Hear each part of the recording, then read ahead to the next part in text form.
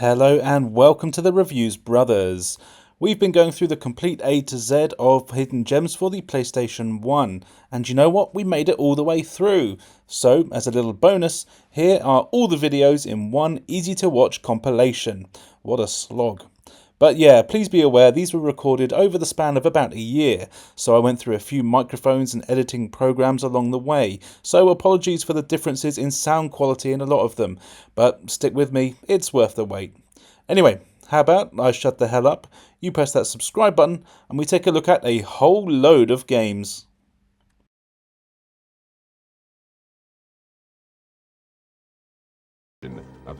Here is Assault Retribution, an action game from Telstar where you choose from two sexy buff marines who have to set out to defeat an alien menace. You can choose from either Macho Man Reno Washington or Sexy Kelly Doyle, both of whom are very good at blasting aliens in the face. Each character has their own set of weapons, but other than that they basically play the same. The weapons here are all pretty good too. You've got your standard blasters, spread shots, rockets, lasers, electricity and flame shots, and they're all fun to use and have different uses against different aliens, of which there are many. You tend to have enemies coming at you constantly, but they're never overwhelming, which is good, as it means there's no slowdown.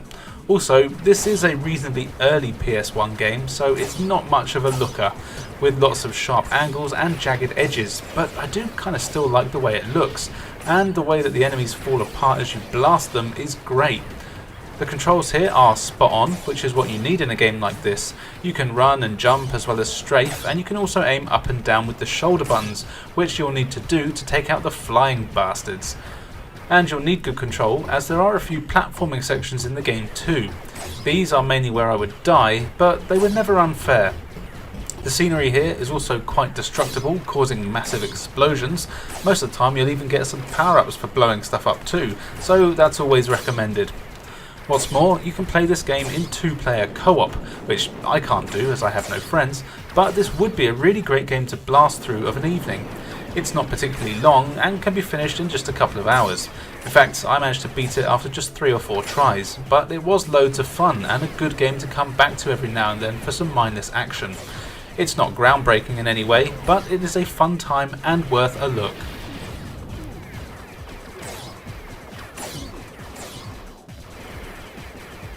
Advanced VG2 is a one-on-one fighting game with a roster made up entirely of sexy female anime women, and I don't see that as a problem at all.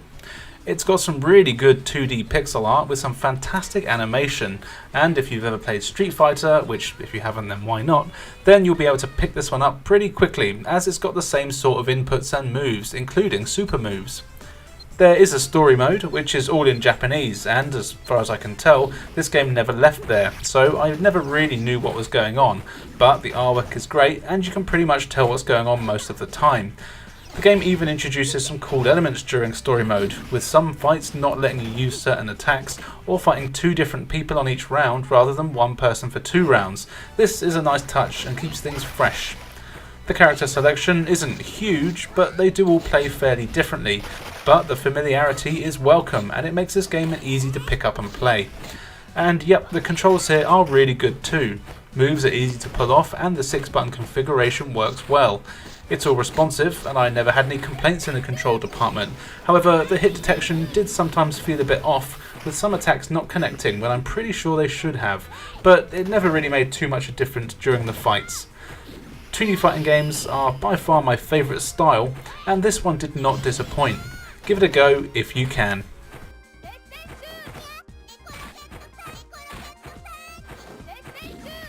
Now this one is called Aconcagua, or something along those lines anyway. It's from Sony themselves, and it's a really cool survival point-and-click adventure game where you play as a number of characters who have survived a plane crash in a snowy mountain and have to discover who caused the crash and bring them to justice. The story really takes the main stage here, and there's some great cutscenes that are terribly acted, but I still like it. The graphics here are fantastic, and actually probably some of the best I've seen on the PS1. You control the action with a cursor. You just point where you want to go and press the circle button. Hover over things to see if you can interact with them or talk to other characters. Throughout the story, you'll meet new people, and everyone has their own abilities, which is a really cool touch. For example, you might meet a survivor that doesn't speak English, so you've got to switch to the rest of your characters to find one that does speak their language. These little touches are really nice. As you'd expect, there's loads of puzzles, most of which centre around using the right character for the right task, as for example one is good at climbing, one is pretty tech savvy, and so on. You can even talk to every character with every other character whenever you like, and they each exchange different items and hints and different conversations to help you on the way. Now, the puzzles here were never particularly that tough, and you do tend to get everything you need pretty much right when you need to use it, but it does keep the game going at a pretty good pace. What's also interesting though is that your characters can die, so they might not all make it to the end. However, from what I can tell, it is possible to keep all of them alive if you play right, and this gives you an option to go back and try again. There are enemies and hazards throughout the game that you need to avoid, and it can get pretty tricky. I really had an absolute blast playing this game, and the story did really keep me playing. I don't think it was released outside of Japan, but now there's a translation that you can get online, and I highly recommend that anyone that likes cinematic style adventures does give this one a play.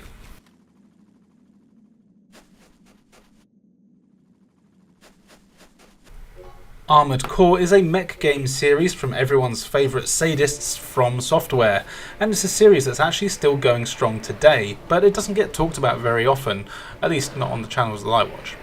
You of course pilot a robo-dude that's packed to the CPUs with weapons, rocket boosters, and presumably wires. You're given a list of missions to embark on that usually involve blowing up a load of stuff, but occasionally you might need to do something like escorting while blowing stuff up, to keep it fresh. Each mission has reward money, which you can then use to buy new parts for your mech, or armoured core as they're called in the game. You can buy everything from new arms, legs and heads to engines, boosters, armour and of course new weapons. Most of these things aren't cheap though, and you'll need to work your butt off if you want to afford everything. And of course, as it's a From Software game, it's not particularly easy to do this. It is a tough game, but it's not unfair. You run around some medium-sized 3D arenas and your weapons will automatically lock onto enemies for you to blast with your lasers or missiles. If you're close enough, you also have a laser sword that you can slash them with for massive damage, but of course you're likely to take a bit of damage yourself when you're doing it. In fact, it's very hard not to take damage here, especially when you first start playing, as strafing, aiming and rocket boosting at the same time is not easy to do, which isn't because of the controls per se. They're not bad, but it's just that you need a different button for every action in the game, so you need about 7 fingers to strafe, aim, jump and shoot all at the same time. Thankfully, you can upgrade your weapons and armour so you can take more of a beating, but be careful as you can't repair at all during the stages. Also, at the end of each mission, you automatically do repair, and you also get all your ammo back, but at a cost which comes out of the reward money automatically. So the more efficient you are in the missions by not taking damage or wasting ammo, the more money you get to keep at the end. I actually really like the way this works and found the game to be pretty damn addictive. This is the first Armored Core game that I've played, but I'll definitely be checking out some of the other of the series to see how much better they get.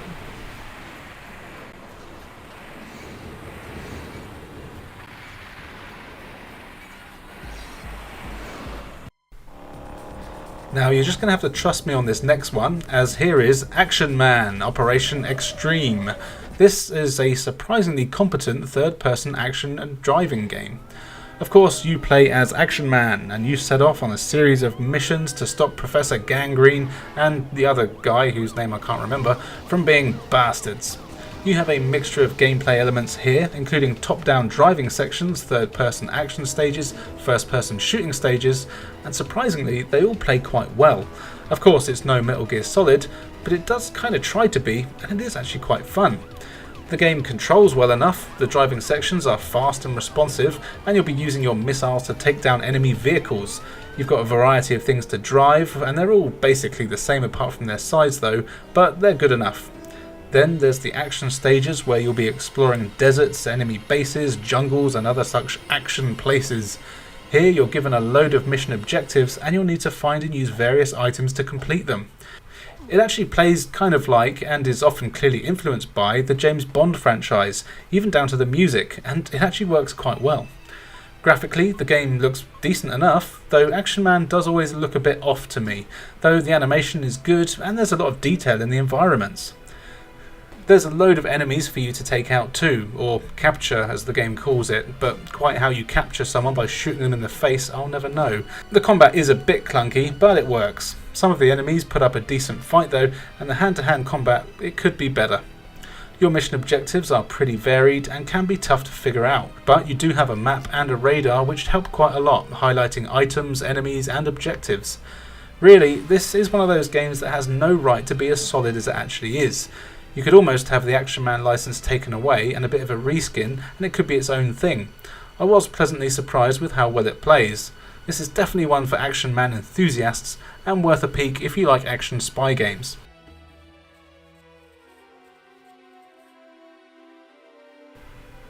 Let's stick with action men and take a look at Agent Armstrong, an action shooter where you play as Agent Armstrong, who has to take on an evil army all by himself. The game has some really cool looking pre-rendered graphics mixed with 3D environments, but it plays more like a 2.5D game. There's some great animation here, and Armstrong controls well, if a little stiff.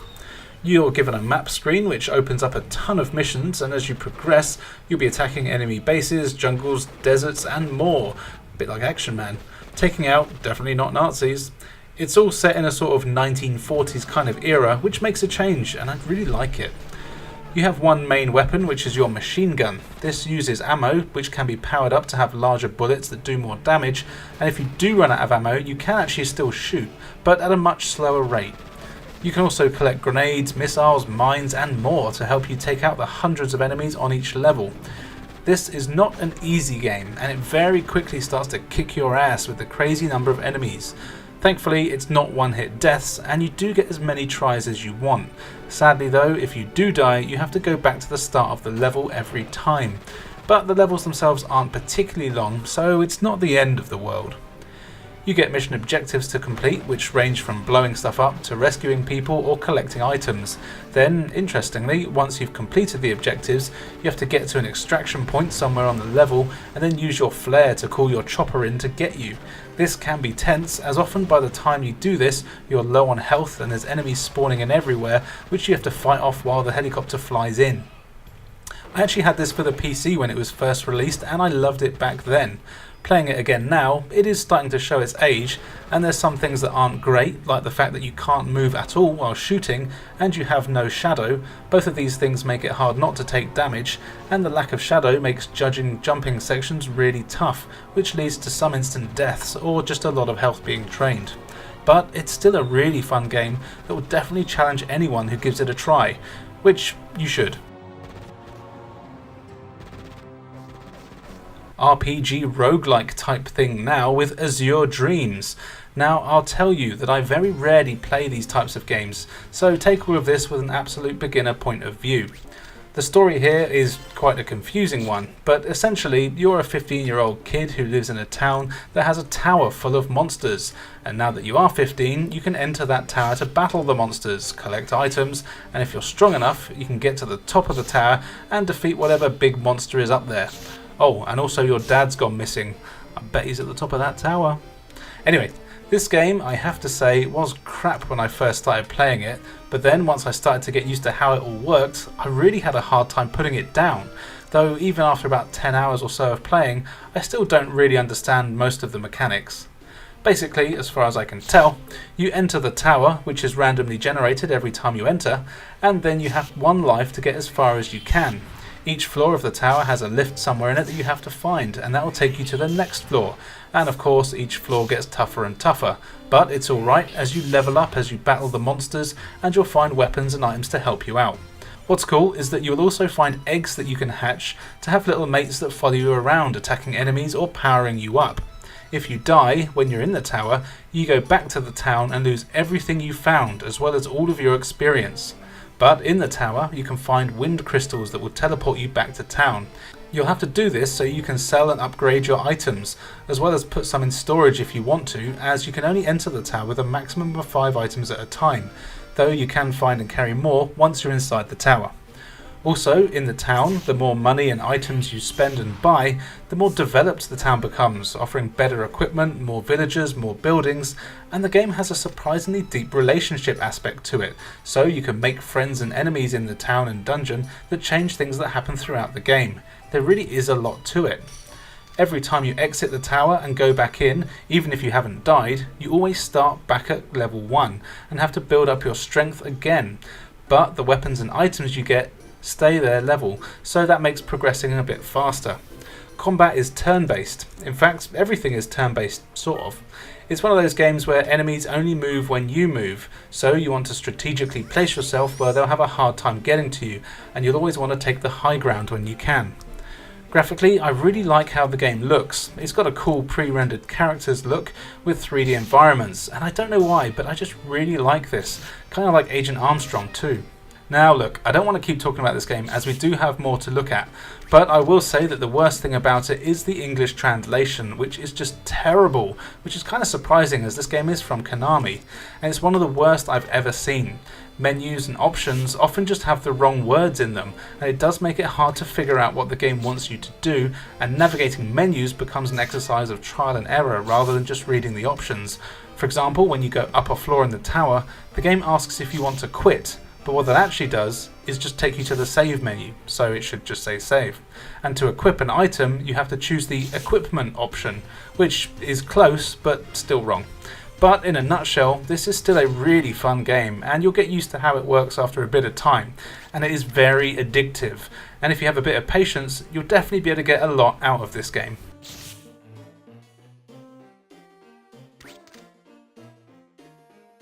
Disney time now with everyone's favourite street rat Aladdin in Aladdin, Nazira's Revenge.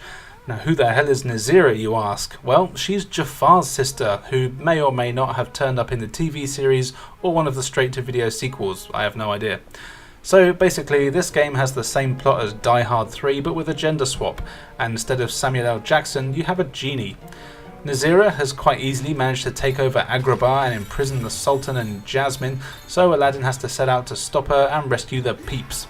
This is all done in a 3D action platform game which has some pretty good graphics that are definitely showing their age, but are still quite charming. You'll be exploring marketplaces, palaces and a host of other magical locations where you spend most of your time hunting for keys or switches to open doors or activate moving platforms that will let you progress. Of course there's loads of enemies for you to deal with too. Thankfully Aladdin can murder them mercilessly with his sword or a slide attack. You also have apples you can throw at enemies to stun them, opening them up for a bit of disembowelment. What's cool is that you can see that the 16-bit Aladdin games clearly influenced this one quite a lot, and it does kind of feel like a sequel to those games and does it pretty damn well. The controls are good, but not perfect. Sometimes the platforming sections can be tricky, thanks to the camera which can be a pain, but for a game that you'd expect to be utter crap, it's pretty damn solid. The music is actually great and really fits, and the voice actors do a decent enough job. You've got Dan Castellaneta as the genie here, which I believe he also was in the TV series and any movies that Robin Williams wasn't around for, and he does a good job. However, there really were times where it sounds like Homer is talking to you about bananas and Abu and not the genie. The levels here are filled with things to collect, mainly coins and gems. Thankfully you don't have to collect them all, but you will get extra lives and access to mini-games in between levels if you do. These will give you extra lives, so sometimes it's worth it.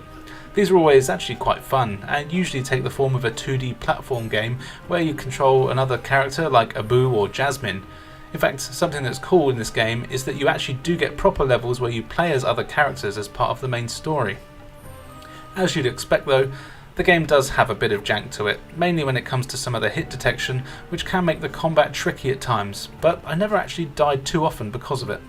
This is another game that really surprised me with how much I liked playing it, and I would recommend giving it a go, which I guess is pretty obvious as it's in this video.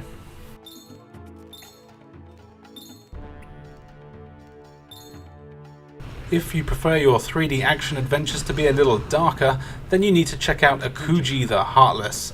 This is a tale of revenge after Akuji and his wife have been murdered, but thanks to the power of voodoo, you get the chance to get out of the underworld, and it turns out that you come from a family of bastards, and the ruler of the underworld hates them. So He makes a deal with you that if you kill and collect enough of their spirits and souls, which some of which have turned into grotesque monsters, then he'll send you back to the land of the living along with the missus.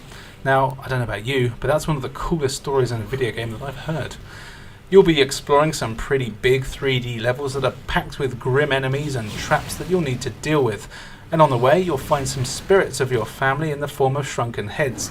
You need to collect enough of these to open up the doors to the main evil family members, which act as the bosses. So essentially, the shrunken heads act like stars in Mario. There's also loads of voodoo spells to collect. These are pretty much your attacks. You've got blades attached to your wrists at all times, which are your main attack, and these work well enough, but the voodoo spells act as your projectiles, and you should really get used to using them. These are actually really cool and range from single shots to rapid fire and massive exploding fireballs. At first I tried to save them and not use them until I needed to, but you soon learn that they're often your best option for dealing with enemies, and they're pretty plentiful in the levels. Also, any spells that you collect in the levels can only be used in that stage, so you don't actually keep them when you finish the level, so yeah, you might as well use them as much as you can. The graphics here are really good with a cool dark look to everything. Thankfully you can actually still see what's going on, but when the camera's not being a dick, which to be fair, it wasn't that often. The character designs are great and the bosses are massive, and most of the animation here is good, apart from your melee attack, which is that weird fast animation that a lot of games of this era had that just looks a bit odd. But this is still a really cool game with a great premise and some tricky gameplay. The camera is a little wonky, and there's some really frustrating platforming sections that are tough because of the camera and some iffy control, but really these are few and far between, and for the most part exploring the levels to find hidden areas with shrunken heads is good fun. This actually was made by the guys that made the Tomb Raider games, and you can kind of see the influence there, but the controls thankfully aren't tank controls, so if you press left, you'll go left. This is well worth adding to your collection. And finally for today, here is Asuka 120% Burning Fest Final, which is the stupidest name of this video. This is another 2D beat 'em up with an all-female lineup, and before you report me to the police, hear me out, as this is another really good fighting game that's more than just sexy women. What is, I guess, a little bit creepy is that it is set at a school, but from the looks of the characters, it's a school for adults, so it's okay. Each character basically represents a different school subject, and their attacks and looks are all based around this. So you've got various sport-looking characters as well as a science character, and actually, come to think of it, the rest of them are sports-based. Once again, you've got some really good 2D sprites which have some fantastic animation, and the control scheme is once again Street Fighter style, so you'll be doing quarter circles and charge attacks in no time, and they all work well.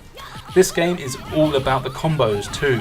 Fights actually last quite a while, with characters having a decent sized health bar, and it was actually common that I'd run out of time before beating my opponent, though this could be because I'm not very good at it. I found with this game that going on the all-out offense was always my best option, and I did find combos with each character that worked really well, and I had a blast to figure out which moves and best playstyle for each of the characters was. I especially like the wrestling woman, whose name I don't know, as all of the text and voices are in Japanese. That's right, this is another one that I don't think left Japan. It's a shame though, as each character has their own story, and it would have been cool to see what was going on. But really, this is one of those games where that really doesn't matter, as the fighting action is solid, and it's only Belt Buckle Bill who cares about the story in a fighting game anyway. But that shouldn't stop you from trying it out, especially as we all know most of us aren't playing these games on the real hardware anyway. So yeah, go find this game and give it a try. I would say that Advanced VG2 is the better game of the two, but this is still a very good time.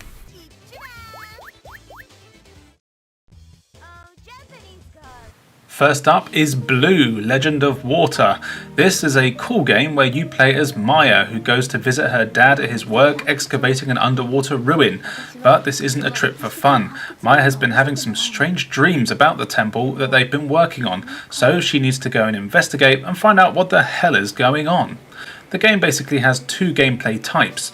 First of all, you're on the base where you can travel between all the rooms and talk to everyone on board. Here you'll get items, clues and maps that help you progress.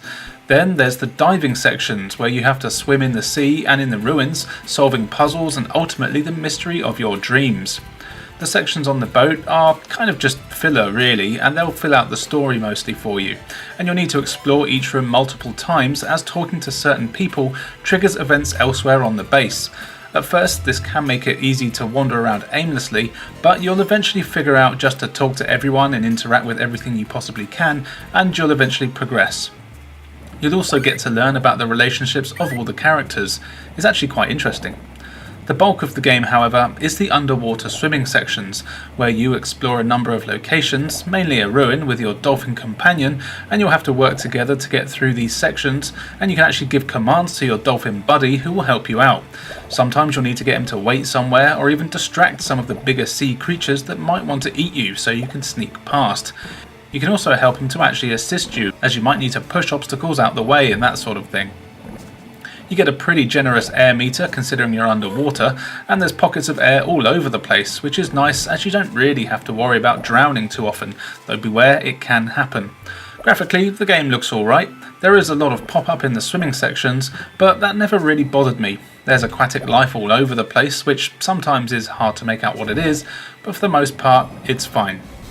The controls here are easy to get the hang of, and everything runs pretty smoothly. It's actually a really cool game that you can put on to have a bit of a relax with, as it's deliberately slow paced and the puzzle solving is perfect for when you want to chill with a game, but it can get a little bit dark in the story. This is definitely one to check out.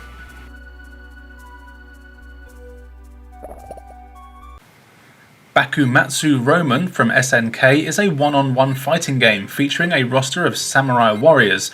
Also, as far as I know, it wasn't released outside of Japan.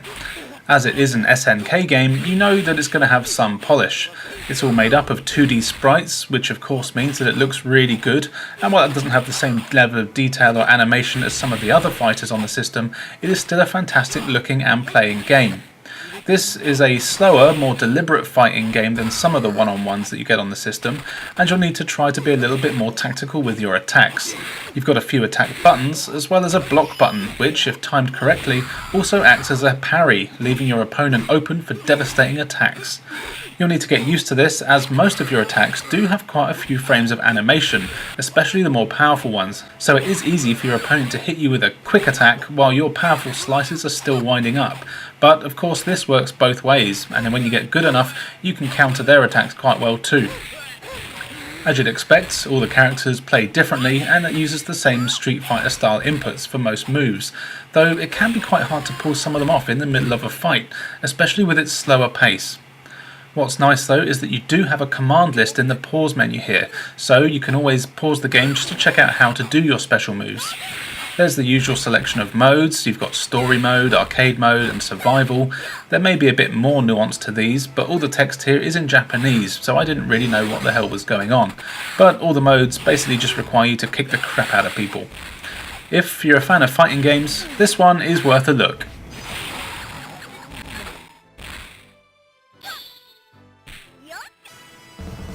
Beyond the Beyond is a stupidly named RPG from Camelot, the creators of the popular Golden Sun Game Boy Advance games. It's a JRPG, so you already know the story. You're a kid who got his first downstairs hair, so naturally you've got to set off to save the land from a bunch of evil bastards. Turns out though that all your friends and older relatives are also famous warriors, and they actually help you out on your quest to take it in turns to punch things. The story here is actually quite interesting, though the cutscenes do drag on a lot of the time and there's a lot of dialogue. Thankfully, the gameplay is actually really fun and kept me wanting to play.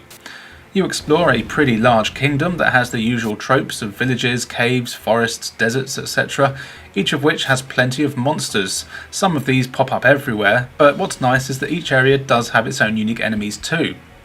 The game is of course full of random battles, and these all look really cool, at least I think so. The sprite work here is great, and all your characters and enemies look decent, and they've got some really cool designs. What's interesting here, and something that actually took me a little while to get used to, is that you only actually control the actions for your main character. The rest of your party just sort of do what they want while you're in battles. This can be annoying, as there are times where you want to heal certain characters with your healer, but just have to sort of hope that they'll do what you want them to. But to be fair, they actually do a decent job of keeping your party alive. Of course, you do have items to do this yourself if you do need to. None of the battles last too long, which is good, as they are pretty frequent, which I didn't really mind here, as it made the grinding a little less repetitive, and I did find that it was always an appropriate level for most of the fights I was in. As it's a turn-based RPG, you can't really fault the controls, as everything is just basically menus. You've got various actions you can choose from in the overworld, but you can just use the triangle button and the game will do the appropriate action that you need to do anyway. It's odd that it isn't the X button, but that's no big deal. So yeah, I mean, if you've ever played a turn-based JRPG, then you basically already know everything about this. It doesn't really do anything new, but it is a solid game with an engaging story, cool characters, and some fun battles.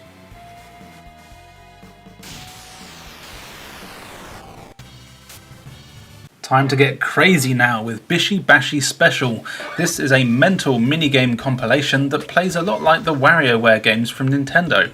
There's no story, instead you just choose a game mode, all of which involve completing a number of minigames, all of which have requirements to progress. If you fail, then you lose a life, lose all your lives, and it's game over, obviously. But man, this is one of the most fun, wacky games I've played on the PlayStation, and is an absolute blast in multiplayer. The minigames are of course the star of the show, and there's an amazing variety of them. You'll be making burger orders for people, jumping through shark-invested water, racing a mini, kung fu fighting, playing Spot the Difference, and so much more. Before each game, you're given the instructions on how to play, so there's never an excuse for you or your friend to say they don't know what the hell is going on. Though actually playing some of the games will be confusing when the first time you try. The controls here are great. Each game tends to use a different setup, and some of them even try to rely on you knowing the colour of the symbols on the controller, which I do not. So I had to keep looking at the controller to find out that X was blue, triangle was green, etc. The graphics here, I really love them, and again, they are a mix of styles and it works well. Most of them are 2D with polygons thrown in here and there, and the sound design here is great as well, and I really love the music. Everything has that crazy Japanese game show style to it, and it just works so damn well. Really, that's kind of all there is to say about those games. It's one of those games that you really need to play, preferably with a friend to experience. But trust me, you'll have a damn good time playing this one.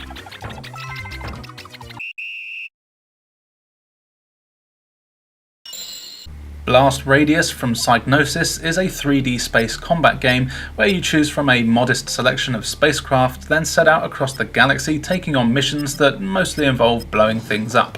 What I quite like about this game is that really that's kind of all the story you get.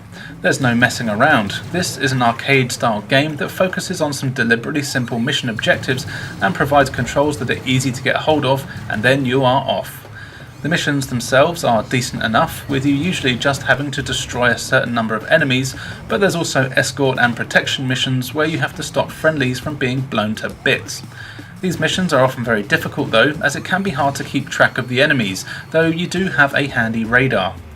Graphically, the game looks pretty decent. All the ships have a good amount of detail on them, and there's some nice lighting effects here and there. Each of the selectable ships have a distinct style to them, as well as your usual array of lasers and missiles, and of course health, power and armor stats. Controlling your ship is easy, as you're always flying around in a 3D environment. You use the shoulder buttons to rotate and the D-pad to change direction. You've also got a few attack buttons for your lasers and missiles. In between missions, you can upgrade your ship with the credits that you earn, and there's even a few really powerful ships that you can unlock. My biggest problem with the game is that I found it quite hard to be consistently hitting enemies. I think that your weapons should fire bullets a bit faster, and you really have to overcompensate with firing ahead of them in order just to hit them. And I did find it almost impossible to hit anything with missiles, so just stopped using them after a while, though they do have one of my all-time favourite sound effects that I'm sure is from the He-Man cartoons. Also, as it's basically all set in space, everything is pretty much black most of the time, and this makes it hard to spot enemies, but once you get used to the radar, and the fact that you have a handy button that locks onto enemies and highlights them, you do kind of get used to it. But this is actually a pretty fun space shooter that isn't particularly complex, and does have some really tough missions very early on, but it is worth a play, especially as the music here is awesome, with a cool techno soundtrack. I'm guessing the incredibly generic name probably meant most people ignored this, but it's definitely not a bad game.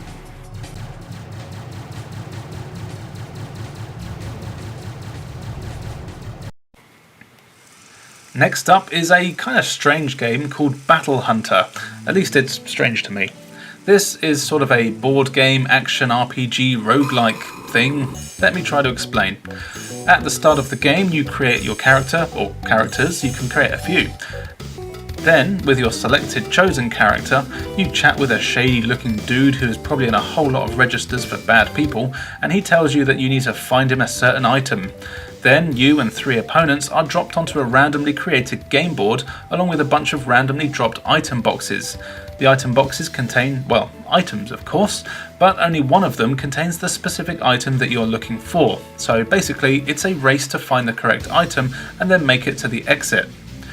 The game is turn-based and each character has their own stats. You've got cards that you use for movement, which kind of act as a dice really. And you also have trap cards that you can put on tiles near you. But be careful, as well as your enemies triggering these, if you forget where they are and try it yourself, you'll also take damage. There are also enemies on each board which you can fight. These enemies are tough, but you do gain experience and level up your characters by fighting them. Of course, you can also battle other treasure hunters in order to steal items from them. Anyone that loses all their HP isn't out though, they're just sent back to the starting point on the map and they lose any items they have. The first few times I played this, I was actually quite confused, but once I got used to how it worked, I had a blast playing it, and it's actually pretty addictive. The graphics are all 2D sprites, and they look fine, though they're not really anything particularly impressive, or anything that would look out of date on a 16-bit system. The controls work fine, as it's basically all menus, so you can't really mess up. Though a few of the menus can be quite confusing, and actually starting the game took me way longer than it needed to, as there's no real explanation of how or where to create characters, though I guess that'd be something that would be in the manual. Playing the game though is really good fun. Be aware that it starts off pretty damn tough though, and you'll need to level up your character in order to get better movement and attack cards, so the more you play, the easier it becomes. And you can of course play this in multiplayer, which if you have a few like-minded friends, can be a whole lot of fun. This is another game that probably got overlooked as it has a boring name and doesn't look all that great, but give it an hour or so and you'll soon be having fun with it. Well worth checking out.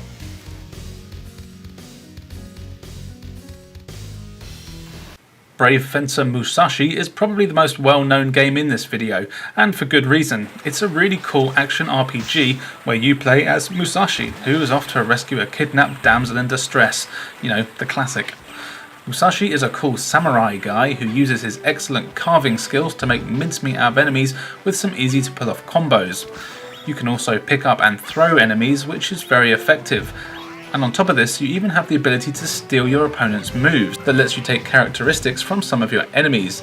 These are really cool, as if there's enemies with guns, you get the ability to shoot. Others let you do things like stun enemies. These powers often become part of the puzzles that you'll be solving, and it's really nice to see the powers actually having a real use other than just murder. The graphics here are good, but nothing really amazing. However, the cool cartoon art style is very appealing, and though the character models are a bit basic, it does work. You get a fixed camera pretty much the whole time, and the game plays in a restricted space for the most part, but again, that just helps keep the game going at a good pace. In between stages, you visit a town or two. These are quite large 3D environments, and actually I found them pretty hard to find my way around thanks to the lack of camera control and the fact that it was all very zoomed in. It was kind of hard to find where I needed to go a lot of the time. But really that doesn't matter too much, as these are mainly where you go to just buy new items and progress the story. When you get to the combat stages, things do get much better, and these stages are a lot of fun. The boss fights here are really good too. They will have weak spots and patterns that you'll need to figure out, just as all classic boss fights should, and even though some of them were quite tough and there were times where the hit detection was questionable, they were always pretty fun, and I wanted to get to the next one. Overall, I had a lot of fun playing this one, and I actually found it hard to put down. This is highly recommended.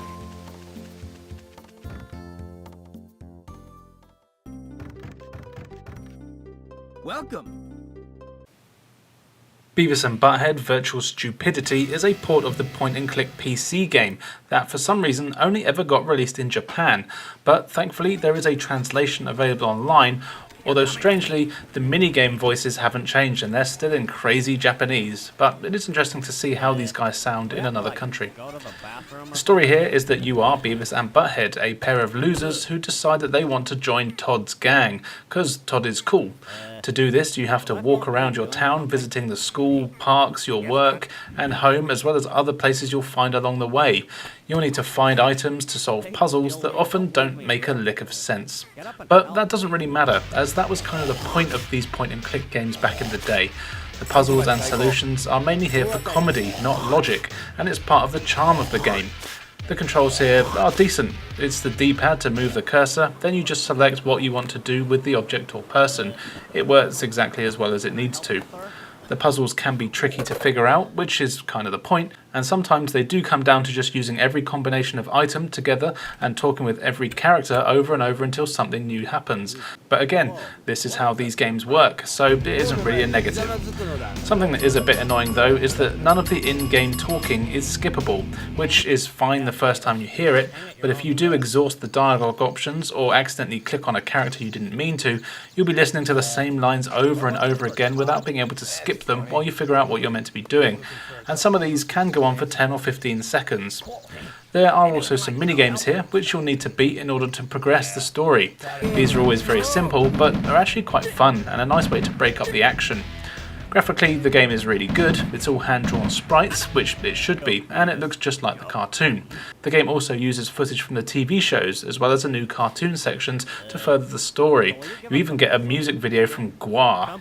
And as a Beavis and Butthead fan, I was very happy with this. The game does have a great sense of humour, and anyone that is a fan of the show will love all the references and jokes in the game.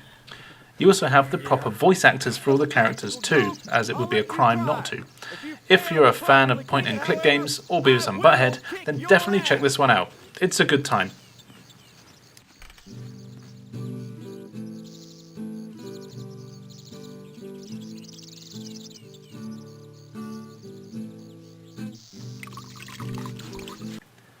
Time for some bugs now, in Bugs Bunny Lost in Time from Infogrames.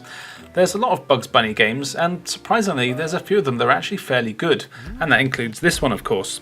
This is a 3D platform game where you control Bugs, who mistakes a time machine for a carrot juice dispenser, which I know, we've all been there. The only way to get back to his normal time is to explore some 3D levels, collecting clocks and eating carrots. The graphics here are a good 3D representation of Bugs and the Looney Tunes world, and the game has some really good animation and cutscenes. You get a variety of worlds all based on different time periods, so you'll be visiting medieval places, prehistoric places, pirate places and more. The levels are all a decent size, and you get a few stages per area that has a certain number of clocks and golden carrots that you'll need, as well as a boss fight of some sort. The clocks are the main thing you need here, and they're often just laying around in hard to find places, but sometimes you do have to complete an objective to get one. Fairly standard 3D platform stuff. Thankfully, Bugs controls well for a 3D platformer on the PS1. You can run, jump, roll and tunnel your way through the levels, defeating enemies and solving the puzzles. It all works well though. Having said that, the jumping can be quite imprecise, and there were quite a few times when I found it hard to judge how far I actually needed to jump, which is odd as you do get a shadow that you can see, and there is also a button that you can press while you're jumping, and it makes you stop dead where you are in the air and start to descend. Once I figured this out, it does actually make it easier, as you can deliberately just over jump and then hit the button when you see your shadow. It still wasn't perfect, but it worked. Thankfully, you have unlimited lives, so if you do die, you just go back to the nearest checkpoint, which can actually be quite far away, so just don't die, silly. Along the way, you'll meet a ton of familiar faces, from Daffy Duck and Elmer Fudd to that witch person who I recognise from loads of Looney Tunes stuff, but I have no idea who she is. These characters usually act as the bosses in the game, though you don't always have to fight them. You often just have to beat them in some kind of mini-game, and I kind of like these, as they're often references to the cartoons. The voice work here is great, and as far as I can tell, it's all the proper voice actors, which is good, and really, aside from the game being a bit easy and not having the best camera, it is a solid 3D platform game that's good fun and just the right length that it doesn't outstay its welcome.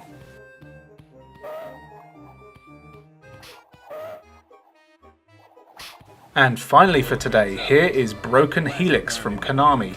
This is a bit of a strange game, but I kinda like it. You play as a soldier bloke who is sent into Area 51, which has been infiltrated by some bastards, and you've got to go in there and rescue the scientists and take out the terrorist menace. Now, the game does sound serious, but it's actually packed with loads of humour, and best of all, your character is voiced by none other than Ash himself, Bruce Campbell, who is constantly spouting out one-liners, some of which are original and some of which are references to his and other people's movies. In fact, there's quite a few pop culture references all over the place here. But don't let the light tone trick you. This is a really tough game. You're initially given 20 minutes to find and defuse some bombs, and this actually took me quite a long time to do, as you have to avoid security cameras, you can't kill scientists, and if you venture too far into the complex, then you'll set off the bombs anyway. If the terrorist leader sees you on any of the cameras, then he'll blow the joint and it's game over. At first, this led to some game overs very quickly, and I really had no idea why, but then I started to pay more attention and I used my weapons and inventory correctly to get a little further every time. You've got the stun gun, which you can use to stun enemies, as well as disable electronics for a short time. You can use these on cameras so they don't see you, and then you have to explore the complex, finding keys and completing tasks like deactivating sentry guns, so again, you can get that little bit further. You also get the usual lot of laser weapons, grenades and rockets to use as well. Later on in the game, you of course meet some aliens, and you can even take control of some of the remote control robots that are found in the complex. You'll need to do this to enter toxic or small areas that a person couldn't normally go. The graphics here are nothing really to shout home about, but they're fine. Standard PS1 stuff really. The controls work well, though it is tank controls, so it can take a while to get used to. Generally though, you don't need to worry about aiming up and down, which is nice. The inventory system can be a pain in the ass to get used to, as no items are used automatically. You've got to make sure that they're selected before you can use them, and often I didn't realise that I'd picked up the item I needed, so I was wandering around for ages not knowing what to do, and didn't realise that I actually had the item I needed anyway. But that's kind of a me problem, I should just pay more attention. Now I did actually have pretty good time with this one. Maybe it's because I'm a huge Bruce Campbell fan, but the game is a good tongue-in-cheek time. Just be warned, it is really tough, mainly due to the time limit and lack of any real direction. But after exploring and playing quite safely, the game can be beaten in about 2 or so hours when you know what you're doing. Definitely stick with it, and you'll have a good time. Groovy.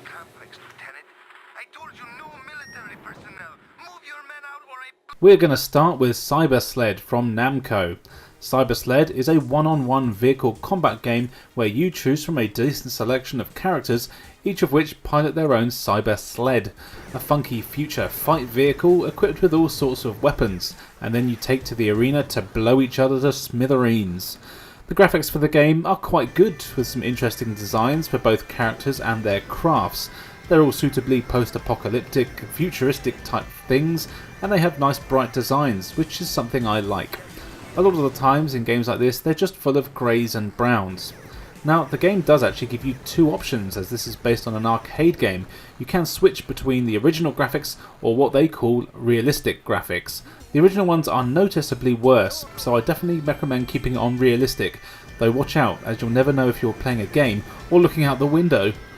Anyway, once you've picked your vehicle, you're dropped in a relatively small arena that is filled with loads of walls that you can use as cover, as well as weapon pickups that you'll need to replenish your missiles and shield.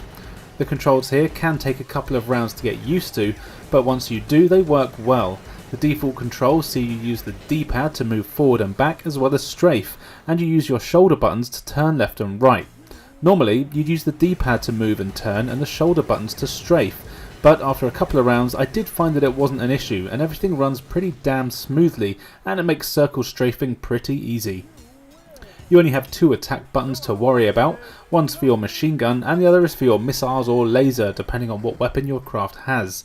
This keeps the combat very simple, which is a good and a bad thing, as it means it's very easy to pick up and play, but at the same time there's actually very little to the combat. Your machine gun has unlimited ammo, but it does overheat, and you have limited ammo for your missiles, which you can lock onto your opponent with, or if your opponent is shooting at you, they'll lock onto you. It is a shame there aren't more weapons to mix things up, though this is a port from the arcade game, which I'm guessing would have been a simple button setup. The battles don't last very long at all, and they can often be less than a minute. The arcade mode just sees you picking a character and blasting through enemies till you get to the boss, and this doesn't take long at all. But your ship gets damaged just as easily as your enemies do, which means that you can be destroyed in just 4 or 5 direct hits from a rocket. This does add some challenge to the game and ensures you try to stay on the move and use the walls as cover. especially as you only get to one try to make it all the way through. You get no extra lives or continues, and you have to try and beat every single enemy in arcade mode. So really it's a good job that the battles are quick, but it can be annoying when you're on the last stage as the AI gets really tough and you don't have time to figure out their patterns or anything like that. Having said that though, this is a lot of fun, and especially in multiplayer, which really is the main focus. I'd actually never heard of this game before, and like many in these videos in this series, it's got a generic name and the screenshots didn't make it look particularly fun, but it is a decent arcade action game that would be perfect for a game night with friends.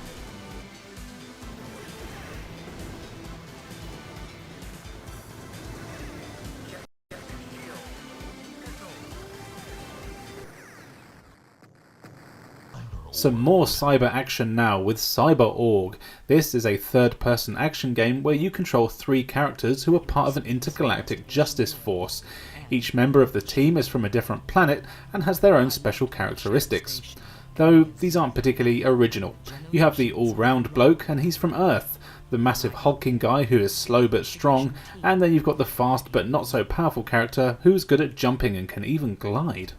There's also a couple of extra non-playable characters, namely a cute monkey thing that's the pilot of your spaceship, and of course the sexy big boob woman, who sadly isn't playable, but she is the leader of the gang. The story is simple enough. You go through various levels dishing out justice to naughty people by murdering them and destroying their stuff. You know, the usual. But doing this is actually a whole lot of fun. Each level sees you running around narrow corridors and some open rooms. All of the while you'll come across a number of enemies, from soldiers to crazy insect-like aliens, all of which need punching in the face. You also find lots of items along the way that will help you, which is where the game gets more interesting, as certain enemies have certain weaknesses and you'll need to equip certain items and powers to make sure you do massive damage. Once you choose your character, you have to complete a full space dungeon with them, which basically consists of finding the exit, and then you can move on to the next one. Something that is kind of annoying here is that you actually have to beat all the levels with all the characters, at least as far as I can tell. Sadly, there doesn't seem to be any English translation of this game, so there might actually be a way, and I just don't know how to do it. Interestingly though, all of the voices are in Japanese, so I'm guessing at some point this was going to be released outside of Japan. I just don't think it ever happened. But anyway, you have to get all of your characters through each level, and between stages you can select between your characters and use them on any of the available levels. So you could just choose one character and see how far you can get in the game with them, and then use the others if you only really need to. Also, when you do replay the stages, apart from some extra enemies appearing, all the objectives remain completed, which is nice, and the map is also revealed as you play, so it will be revealed for any new characters when they enter that stage too. So at least if you do have to do this, it is just a case of running to the exit, and you don't have to worry about completing the objectives that you've already done. Now the graphics here are fantastic. Everything looks really impressive and runs very well, though there is some slowdown when there's a few enemies on screen, but the game has a great use of colour and the character designs are awesome. The controls are also spot on, though the camera can take a while to get used to. You don't control it properly, you can only make it snap to behind you, though this is fine when you get used to it. The combat here is really good. You've got combo attacks as well as character specific specials, and all of it feels really well done. You can lock onto enemies, which I highly recommend doing, as it can make attacking smaller enemies much easier. You'll find computer terminals around the levels too. These do a few things. Some reveal the full map, some open doors, and the rest I have no idea what they do as it's all in Japanese, but I'm sure they're useful. This is also a very addictive game, and one that I've really found hard to put down. Thankfully all the items and menus are in English, so actually playing through this one is very doable even if you don't know Japanese. It's just that you won't be able to get any of the story or intel. This is definitely one I recommend checking out.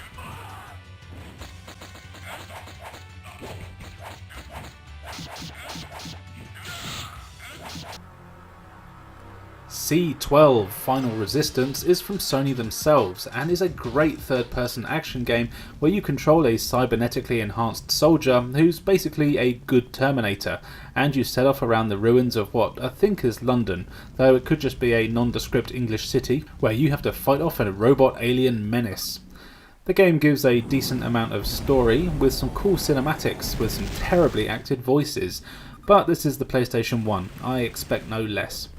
You'll find a few weapons to help you fight the alien bastards. You get your usual machine guns and lasers, as well as a laser sword thing that is pretty damn powerful, but of course it means you have to get up close and personal and risk taking a lot of damage yourself. Thankfully, you can also pick up shields which you activate by holding the triangle button. It took me a while to get used to using this, but trust me, you really should get used to it, as you can't take a ton of hits before snuffing it. But be careful, as the shield can only take so many hits before it runs out. In fact, the combat here is actually pretty tough, and in some areas, even early on in the game, can be very tricky while you get used to locking onto enemies. But it's never really that unfair, as dead enemies do drop health and ammo for you. Also, as you progress, you learn new abilities and you get weapon upgrades that can help you out. What's also cool is that as you're a robo man, you have robo vision, and you can go into first person mode to take out enemies. This also gives you information on your enemies, as well as tells you about objectives and highlights anything interesting that you might see on the screen in front of you. So it's good for finding things like environmental hazards, as well as items that you might have missed. It's kind of like a primitive version of the visor scanning in the Metroid Prime games. Thankfully, there is normally stuff you can take cover behind, and this is recommended when in gunfights. The game looks decent, though it is a victim of the whole everything is brown and grey. Now, I know it's the apocalypse and all that, but some colour would be nice. However, what is here looks good, and it has a lot of detail, which does sometimes come at the expense of frame rate issues, as well as the infamous PlayStation 1 texture warping. The levels are all pretty large, and they'll require you to do a fair amount of exploring. You'll need to find items and keys to open new areas, and you'll get the regular calls from your army mates to give you updates and mission objectives complete.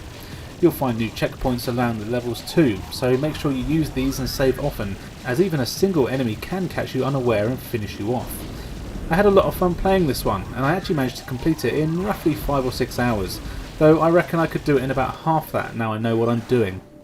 This was a lot of fun to play through, and having it set in England is a nice change, even though it doesn't really feel like England and could really just be anywhere. This is a solid game with good controls, decent graphics, and a solid challenge. Give it a go.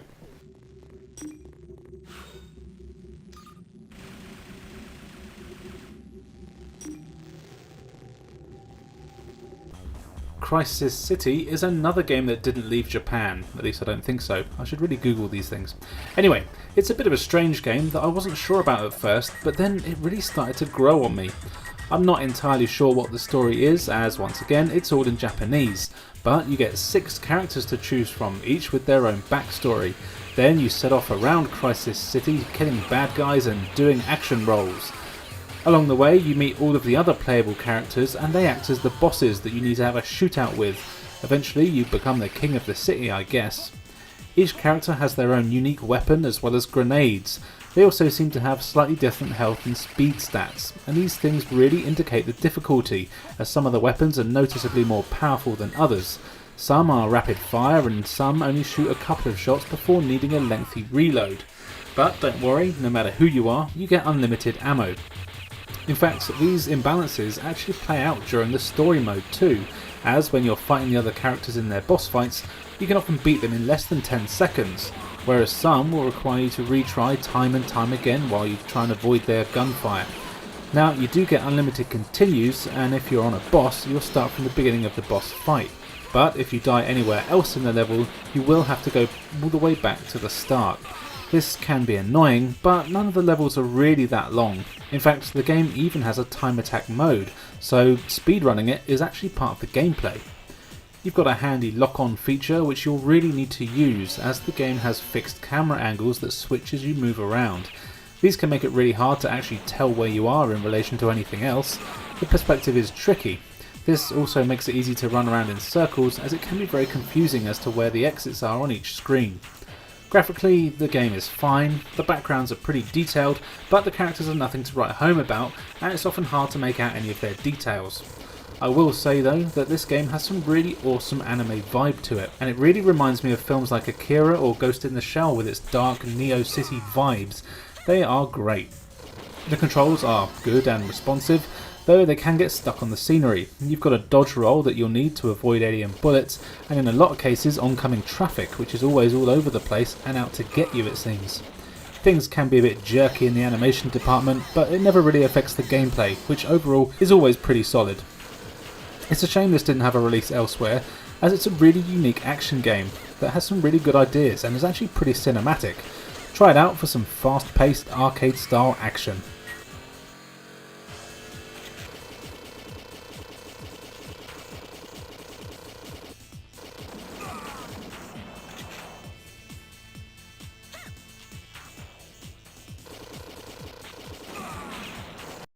As we had 2 cyber games earlier, let's have 2 Crisis games.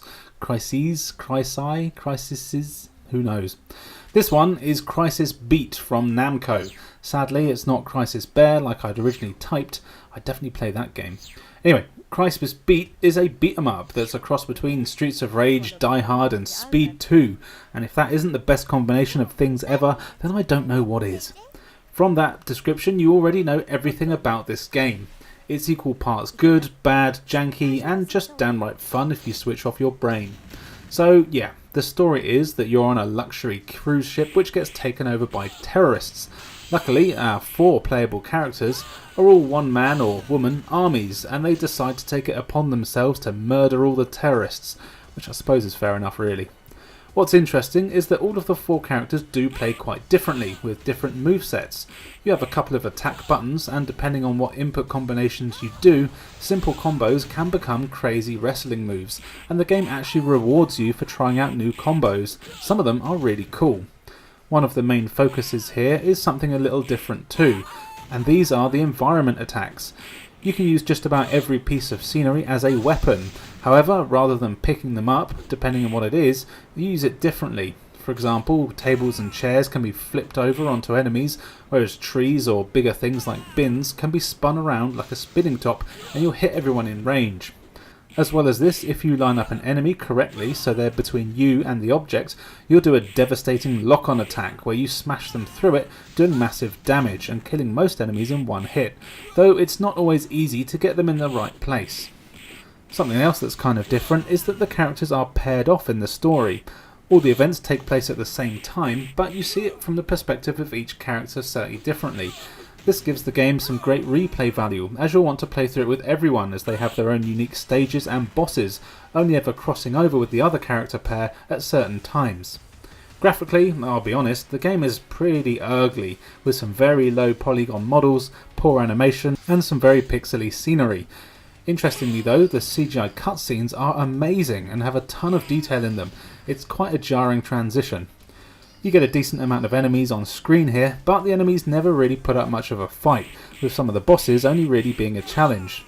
But the combat is loads of fun, and the fact that you can beat the game in about an hour means that you don't really mind. There is a timer on screen, though you can basically ignore it, as you'll always get plenty of time. Overall, this is a fairly standard beat 'em up, but it's got some really cool ideas in it, and never outstays its welcome, as well as the cheesy story that really makes it fun. This is very much a guilty pleasure of mine, and is definitely not a polished game, but the core mechanics are solid, and if you're playing through with a mate, you'll have a pretty good time.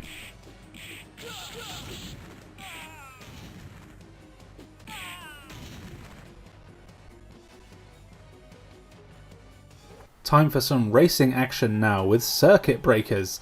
This is quite a strange racing game that takes a bit of time to get used to, but once you do, it is pretty fun. It plays a lot more like games like Micro Machines with a very arcade, small-scale vibe. You choose from a handful of vehicles, of course each of which play slightly differently, and then you get to compete in a bunch of races, with the aim, of course, to get first position in each one. Every time you do get first place, you open up a new track, until eventually there's no more tracks to unlock. But it's not as easy as it sounds. The tracks are full of twists and turns, as well as hazards that can destroy your car, and there's often parts of the track that you can fall off completely. If you do fall or are destroyed, you don't lose though, you just respawn, which is done fairly quickly, but if you do mess up more than a few times, the chances are you're going to lose thanks to the annoyingly good AI that rarely makes a mistake. This can make for some frustrating moments, as the computer racers will speed through the course with ease, meaning if you mess up, which will happen at first, you literally won't see another racer for the entire race. And of course, it does make just overtaking incredibly hard at times, especially as the tracks are very narrow and can barely fit 2 cars down them at the best of times. Something you've probably noticed from the footage, which can add to the frustration, is the strange camera view. It's not fixed behind your vehicle, and it often moves around all over the course to give you a different view of the track while you're racing. This is something that kind of looks cool, but you have no control over it, so when it moves you have to compensate it with the controls, meaning you could be in the middle of turning left only for the camera to move and switches the perspective, so you've actually got to end up turning right. It's kind of annoying. Now I know so far I have pretty much just moaned about the game, but it's on this list. And so actually, despite all of these things, it is actually a fun game to play. The races are short and there aren't really actually that many of them, so the idea is that you'll be playing the same race multiple times to learn the tracks and complete them with the fewest mistakes. Also, the vehicles do come into play, as they're all different shapes and sizes, some of which can suit certain courses more than others, which can be used to your advantage. So for example, if you're the Mini, ironically it's actually the biggest car here, so if you get the lead on a narrow track, all the other cars are going to have a really hard time overtaking you. But like I said earlier, this does work both ways, so watch out. There's power-ups in the game too, but these really do feel like a bit of an afterthought. You get a basic rocket shot, a boost, and there's a few items that make you either grow or shrink. These can come in handy, but are few and far between. Really, they could have removed them altogether and just dumbed down the AI a bit, and it probably would have actually worked out better. But the game has that addictive quality to it. It's got fast loading, which means that losing a race isn't really the end of the world, and it's not a chore to go back in. Also, I found this game has that just one more try quality, where I'd get a little bit better every time I tried a race, so I knew eventually that I'd win, and I did. The graphics here do the job, but they're not anything special.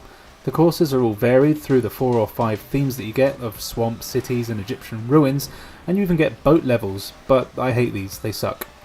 You can play this with up to 4 players, and I think that would be an absolute blast with 3 friends battling it out. It's a tough game and will likely frustrate some people, but I would say give it a try if you can.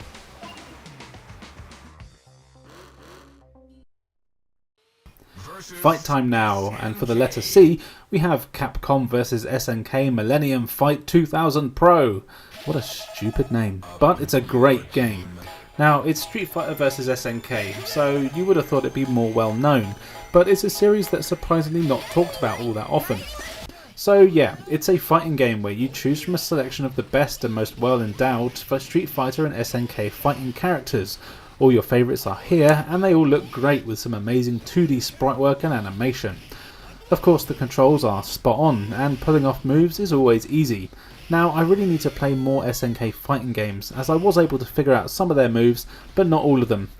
For the most part they are the same as Street Fighter ones, so if you've played those games you'll do well enough here, but there are definitely times where I couldn't get a single move for some of the characters. What's cool here is that you have to choose from a few characters.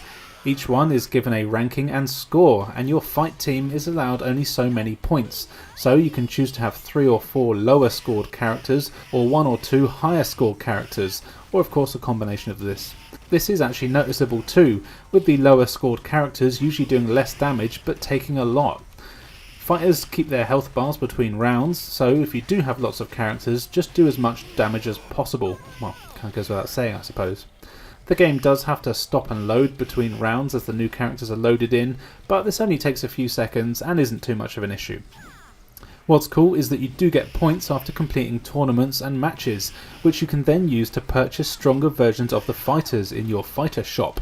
This is a nice touch, and even though the gameplay is so good you won't need an excuse to keep coming back to the game, it is a good reason to keep replaying it. Really, that's kind of all there is to say. It's a fighting game from Capcom and SNK, so you should all know the drill by now. It's very good quality though, and it doesn't get talked about very often. It even has a sequel which I've got for the GameCube, which I really love too. This game is great fun, and it's definitely one that any fighting fan should have in their collection.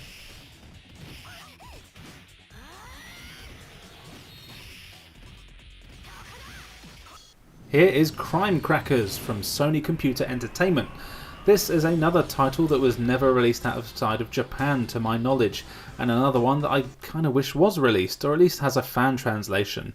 It's a first-person RPG shooter game where you play as the Crime Crackers, a trio of intergalactic space law enforcers that have to stop bastards from being bastards. Hang on, haven't we heard that already in this video? Anyway, this time round you have some anime girls that may or may not be over 18, it's hard to tell with these things, as well as a big space lizard ox thing. You control all of the characters at the same time.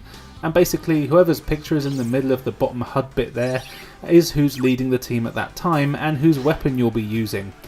They can each pick up and use different weapons and items as you go, so you'll be switching regularly to the more powerful ones. The blonde cat lady, let's call her Barry, uses a scratch attack, which is basically a melee. This is pretty powerful, but it requires you to get up close and personal. The brown haired lady, we'll call her Charles. She has a rapid fire machine gun, which isn't that powerful, but it fires fast, though it does run through ammo like nobody's business. And then there's the Oxman, let's call him Cecilia. He has a powerful but slow laser blast.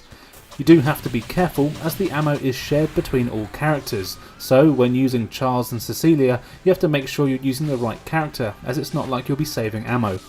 Barry's slash attack doesn't use ammo at all, but like I said before, you'll be taking a lot of damage if you use it, as you do have to get up close. All three of the characters have their own life bar, but if all three die, it's game over. Now, the game looks great with some really cool enemies and animation, but it's also really damn tough. Every level is a narrow corridor filled with enemies, items and some pretty open rooms. Now again, I'm pretty sure I've said that already today. And you'll need to make sure you explore every inch of these to make sure you find all the weapon and health pickups before taking on the crime lord on every stage. The problems here though are that the corridors and rooms are all actually quite small and cramped, so avoiding attacks is very hard. Also, it will definitely take a bit of time to get used to the mechanics here. You walk around in first person obviously, and to attack you press the square button. When you do this, a crosshair will appear on the screen. When this crosshair is on screen, you can't actually move forward or backwards, but you can strafe and turn. So basically you can only circle strafe while attacking, which often is a problem as you're in a narrow corridor where you can't really move at all, so it's almost impossible to avoid taking damage. And the bosses, they all take a ton of hits, and it's bloody hard to avoid their shots, but not impossible, so it is doable. The game really does take a fair bit of practice to get used to, but I would say that it's worth it. The gameplay is smooth and the graphics are really good. Everything is in Japanese, but I didn't have any trouble figuring out what I needed to do, and most of the items are pretty self-explanatory. You'll just have to make up your own story as you go along, unless you speak Japanese. You know the drill. If this looks good to you, give it a go.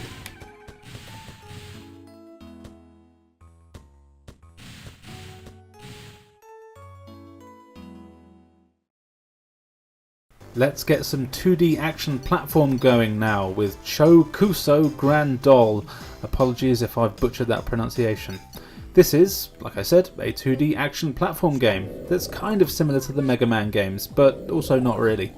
You play, I'm assuming, as the Grand Doll, a schoolgirl who is the usual anime thing of being awkward around boys, and her senpai is kidnapped by an evil sexy woman, so you turn into a super cyber lady to rescue him. It's cute, isn't it? Now, there is actually a lot more story to it than that, as the game is based on an anime and there's a proper reason that you're a super powerful girl, but I can't be bothered to read Wikipedia. The game has some cool 2D sprites and the story is all told through cutscenes that I'm assuming are from the anime. The levels are fairly large, kind of open world stages that you'll need to explore in order to find keys to open doors or power down force fields. Eventually you'll find the boss and then it's a fight to the death. Kill the boss and you steal their power to use from yourself, complete with a cool new costume change, you know, kind of like Mega Man. However, unlike the blue bell end, you can shoot in all 8 directions, which is handy as there's enemies all over the place that you'll be fighting. These range from simple soldiers to crazy flying mechs, and some of them are really hard to take down, though the game does a pretty good job of keeping things fair, with a decent amount of pickups that refill your health, and even make your health bar longer. You can even get screen clearing bombs, which is nice. It's not perfect though, as the controls can be quite floaty and the jumping is very difficult in some sections.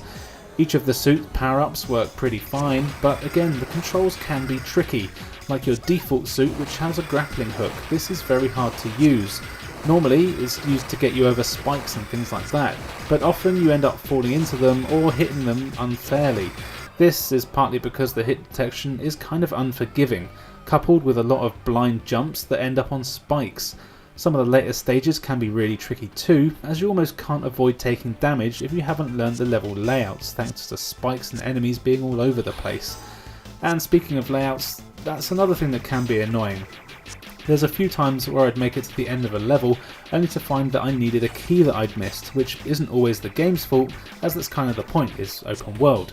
But it meant that there's a lot of backtracking, often past a ton of respawning enemies and traps that are hard not to take damage from, just so I could find the key. But by this time I will have already collected the health power-ups on the level, so can just about make it back to the boss, but with no health. This basically means I'd have to restart the whole level, which is what you have to do when you die, and that's never fun. But here, the levels aren't that huge, and you can often get through them in about 10 minutes or so once you know where you're going. It's just a shame that most of the challenge in the game comes down to wonky hit detection, floaty controls, and confusing level design, which, by the way, there is no map for either. But it is still here, so you know what that means. It's definitely not a bad game, and I did enjoy playing it. If you're a fan of 2D action games, give this one a go. While it's not as good as the Mega Man games by a long shot, it is a nice distraction for the 2 or 3 hours it will take you to beat it.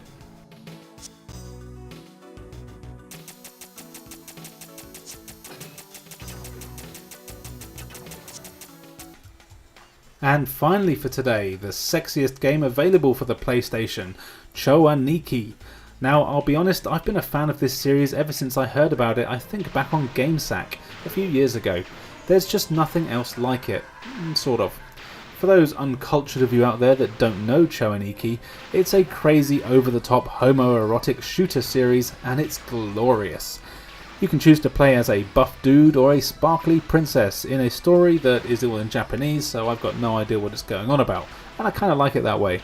And then you set out across some pretty damn tough levels, shooting hordes of muscle-bound men wearing G-strings, doing all kinds of weird things, as well as other strange things like floating heads, men on office chairs, and crazy bald men with AK-47s. The appeal for me here is just how batshit crazy everything is. Nothing makes sense at all. The enemies are all bonkers, and all the bosses are even more crazy. They could be giant frogs, towers of men, or a bloke in a crazy looking sex chair that has another man where his dingaling should be.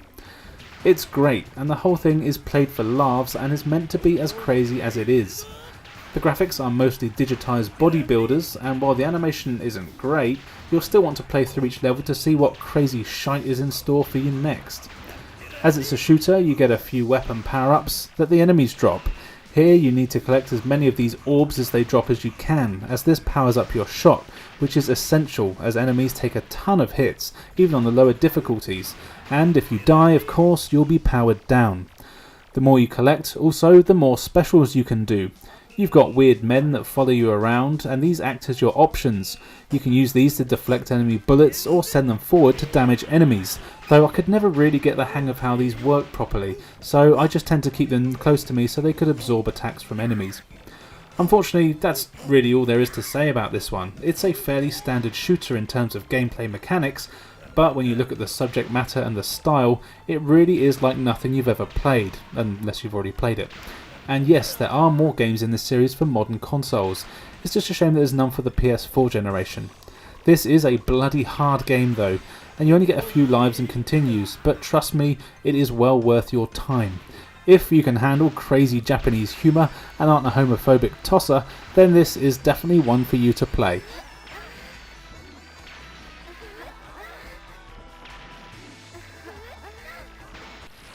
We'll start with what is probably the most well-known game in the video that is still not talked about all that much, and that is Dragon Valor. This is an action game with light RPG elements, and it's got a suitably convoluted story about dragons and dragon slayers. You start the game by killing a dragon, but then it turns out that there's a baby dragon and you go a little soft. You play as the stupidly named Clovis, which sounds more like a brand of butter to me, and you set off across the land killing monsters, raiding caves and dungeons, and ultimately saving stuff. This is a bit of an action RPG, so all the combat is done in real time, and it's actually pretty good. You have a standard 3-combo slash, as well as a jump attack and some ground attacks. These are all very easy to pull off, and you'll need to use a combination of them to take out the pretty wide variety of enemies that come at you from all angles. The graphics here are okay, the character models aren't massively detailed, but they do the job, and they do help to keep everything running pretty smoothly. There is a little bit of slowdown here and there, but nothing too bad. As you progress, you learn new magic, from the usual array of fireballs to healing, and these come in very handy. In fact, healing during levels is almost all done with magic, as there aren't actually a ton of healing items dropped by enemies.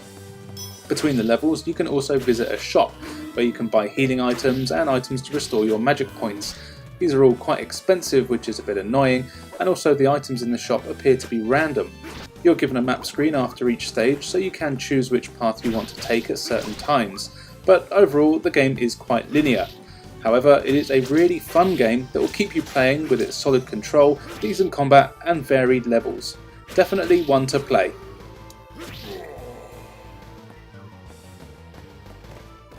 Let's head into the oceans now for Diver's Dream. Now, if you've watched the Hidden Gems Letter B video, you'll know that I have a soft spot for these types of games. It's from Konami, and you are a diver and you head off to a lovely little island in order to find some treasure and ultimately a famous sunken ship that no one else has been able to find. You make some friends along the way and a creepy old guy offers to help you, as well as seemingly try to pimp out his daughter to you, but she's kinda hot, so that's alright. As with most diving games, this is split into two sections. Firstly, when you're on land, and here you can choose from the menus where you want to go, so you'll be heading to the shop to buy equipment, going to your mate's house to talk to him to get more story, as well as save your progress, and you can also go to the antiques shop to sell any treasures you find on your dives. This is all pretty easy, but there are some pretty unimpressive static images, and it would have been nice to have a little bit of movement. You can also go to the harbour, which is where you can choose the location of where you want to dive, with the more exotic places opening up as you play. And of course, the diving is really the main part of the game. You start off with just your speedos and some flippers, which is kind of unprepared for a man on a quest to find a sunken ship. So you do some people some favours by helping them find their lost items and collecting antiques along the way. Swimming can be a bit stiff, but it controls okay. You hold the square button to move forward and press X to pick up items when prompted. You can also hold the circle button to swim faster, but this drains more air and for some reason your health, so this is only to be used in emergencies. You've got a pretty generous air meter, and as you collect more and more items from your dives, these can be sold for money to buy more equipment. You can buy better flippers to let you move faster, wetsuits that help you swim better, oxygen tanks to dive for longer and deeper, and even spear guns. And you'll need the spear guns as there's a lot of underwater bastards that want you dead, including man-eating sharks. I actually really enjoyed going on dives, finding treasure and improving, however there is a ton of grinding to be done, replaying the same areas over and over as you don't get that much money for the items you sell, and everything in the shop is really damn expensive. It took me about 5 dives just to buy the cheapest items. However, as you open up new areas and are able to last longer underwater, you can find better things to buy. Also, I found that the further into the stage you are, the better the items seem to be, so I tended to ignore the first few things I see and then just start grabbing things at the end of the caves as I made my way back, as you do only have a limited number of spaces.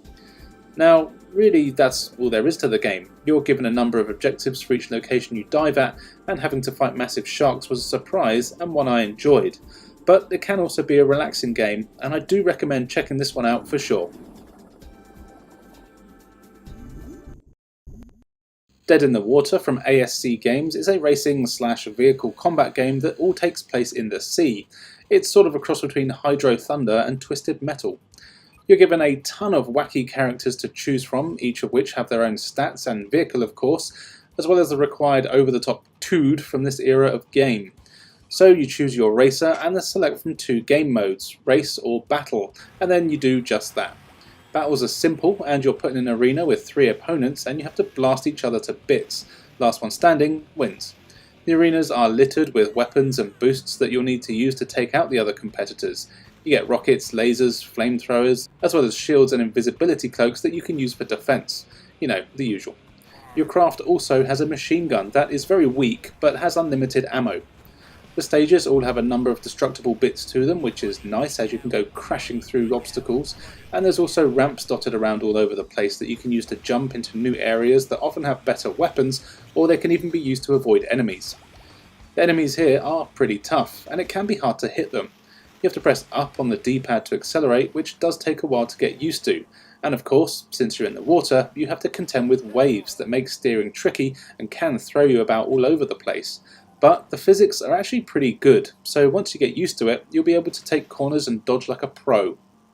You also have the race mode. This has some of the same arenas as well as its own tracks, and is of course a race. There are checkpoints in the levels, but no timer thankfully, so they're just there to help keep you pointed in the right direction. There's still a ton of weapons on the courses, and you can still kill or be killed. But be careful, as if you are destroyed, then that's it. You don't get any respawns. This actually makes the races way harder, as the courses are often more narrow and linear, with everyone always going in the same direction, so it's hard to avoid being shot. But likewise, it does give you more chances to shoot your opponents. The graphics here are pretty good. There's a fair bit of texture warping, but everything moves at a good pace, and the pop-in isn't too bad, though it can be hard to tell which direction you need to turn until the last minute. The sound and music is alright. It's the typical generic rock and punk soundtrack, though I will say that you'll probably get tired of hearing the characters 2 or 3 phases on repeat every few seconds. But it's still a fun game, and while nowhere near as good as Twisted Metal, it is a fun alternative for an evening or two, especially with some friends.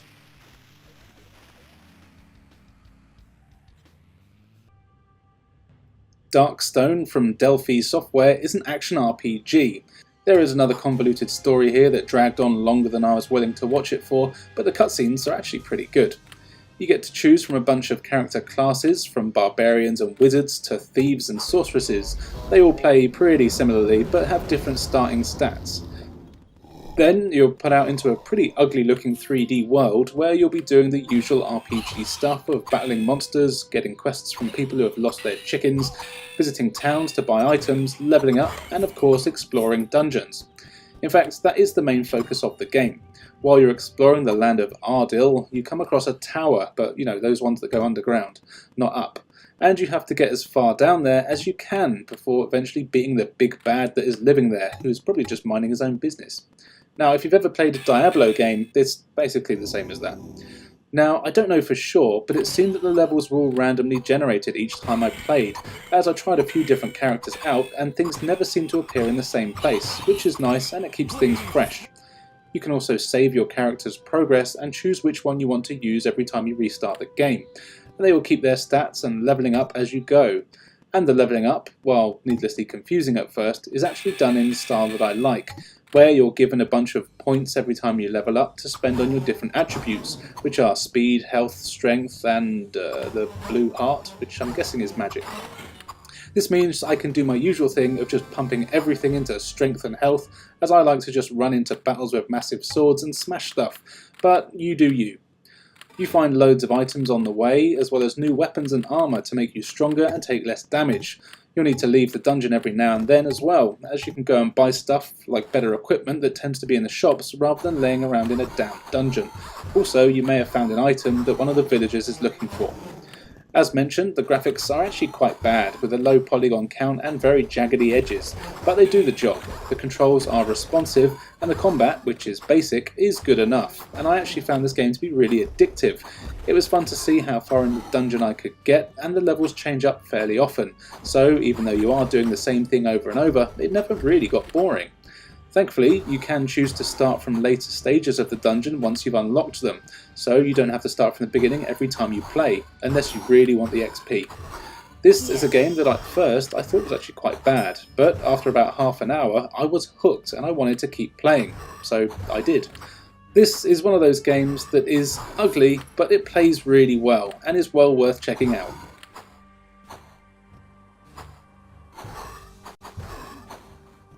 Disruptor is a first-person shooter from Insomniac, the same company that is currently making the amazing Spider-Man games for the PlayStation. And by that I mean the games are amazing, they're not based on the Amazing Spider-Man. You know what I mean.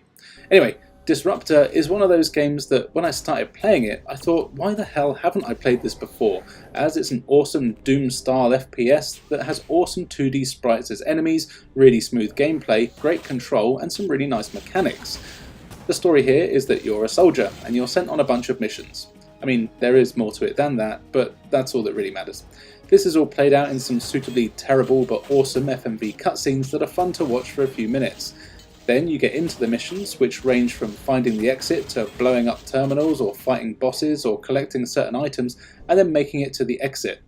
Thankfully, you get a decent selection of weapons to use, from your standard pistol, which is then upgraded to a machine gun, as well as laser guns, shotgun things, rocket launchers, and more. What's cool is that as you progress, you rank up in the army, and you also get new psychic abilities or health improvements. All of these are vital in staying alive. You start with a shock attack that has a relatively short range, but is also really powerful, and one that you'll be constantly using throughout the game. You also get a heal ability, and later even some devastating grenade-like energy bombs. These all use your psychic power, which is indicated in the bottom right of the screen. You actually have another ability called Drain that lets you drain psychic energy from enemies, which you need to collect. This is how you replenish it. It didn't take long for me to realise that you really want to use Drain on pretty much every enemy you see before you kill them, so you always have Psi abilities available. As some levels are pretty short on ammo, and some levels don't give you a weapon at all. Graphically, I really like this game. The 2D sprites all look really good. While some of the enemies are a bit lacking in frames of animation, it does mean that the action is always fast and smooth, just how I like it.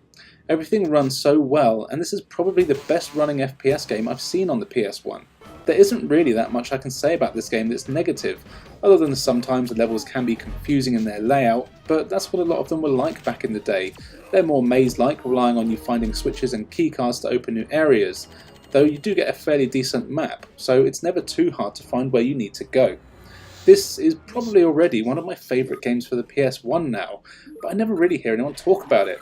I highly recommend adding it to your collection if you haven't got it. Let's head over to Japan now to see some games that we never got over here. This is Devilman from Bandai. You're treated to an awesome intro with demons all fighting and murder each other in a bloody battle. Then we get to modern times and a bunch of Japanese people say a load of stuff that I don't understand, but I'm sure it's very important. Luckily, most of this was skippable. But I found that I was able to get pretty far here without speaking the language, which is good. And there's also a few guides for the game online that you can follow if you do get stuck. Basically, it's a survival horror game, similar to Resident Evil. You start the game exploring a large house that's falling apart, and it turns out to be filled with monsters that you need to avoid and eventually kill one way or another. The game looks really good, with some great looking characters and enemies, and there's a lot of detail on just about everything. There's also plenty of cutscenes here while you're playing, and I really wish I knew what was going on. The controls are decent. You can run and jump here, unlike most survival horror games. You'll need to leap across large gaps in the floor and can even climb in some places. You do have to be careful though, as you have a stamina bar that will eventually run out if you are sprinting everywhere, and then you're open to be eaten. You can also sneak, which you'll need to do quite often, as enemies can hear your footsteps. This is quite an interesting mechanic, as it also means that you need to watch what surfaces you're walking on, as if you're walking on carpets, it's much quieter than it is on the wooden floorboards. This is a really cool thing to add. There's a lot of times in the game where you have to run and hide from enemies in between solving the usual survival horror style puzzles. You'll find maps and items along the way, and you have a generous amount of space in your inventory, which is nice, so plenty of healing and stamina replenishing items can be carried. It can be a little slow to get going, but this could just be me, as I obviously didn't have a full grasp of what I was meant to be doing, but this is a decent survival horror game that would have been even better if I could speak Japanese, but don't worry if you can't, as it is still pretty accessible. Another one never to come out over here is Deep Freeze, an action game that is kind of like Die Hard. You play as a cop and you can choose from your partner, and you're then unleashed into a massive shopping complex skyscraper to take out some terrorists. The game has a really cool arcade feel to it, with simple controls and a generous lock-on system to help take out those pesky terrorists. What's cool is that all the voices here are in English, but the subtitles are Japanese. So this game is very accessible, and as long as you don't skip all the cutscenes, you'll know what's going on. Sadly, all the menus and messages that come through on your PDA are in text form only, so I have no idea if they were giving hints or what. Thankfully, the game is actually easy enough to figure out. You've got a map of the skyscraper and you can see what rooms you need to enter. So I just ran around entering all the rooms I could, killing terrorists and rescuing hostages, and I made some decent progress. The controls are very good. They are tank controls, but that does work in the game, as it has a generous auto lock-on system, as I've said, so as long as you're facing the general direction of an enemy, you'll lock on and just need to hammer the shoot button. You get a few weapons, like a pistol, shotgun and machine gun, and they all have infinite ammo, which is nice. Of course, you want the shotgun for close range, machine gun for groups of enemies, and the pistol is accurate and decent for taking out 1 or 2 enemies efficiently. You also get some sub-weapons like grenades. Before you start your mission, you can choose a partner. These all come with their own personalities and weapon loadouts, and actually they do a decent job of looking after themselves and even having your back. They will actively fight enemies, and thankfully there's no friendly fire, so you don't have to worry about accidentally shooting them in the face. You can give them simple commands too, like asking them to be more or less aggressive, or to wait for you, which can come in handy at various points. Like if there's a ton of enemies and a hostage, you might want to ask them not to shoot, just in case the hostage runs into their line of fire, as the hostages are idiots. The graphics here are good, and all the levels are pre-rendered. Characters are a decent looking model, and everything runs pretty smoothly, and I don't remember getting any slowdown, which was nice.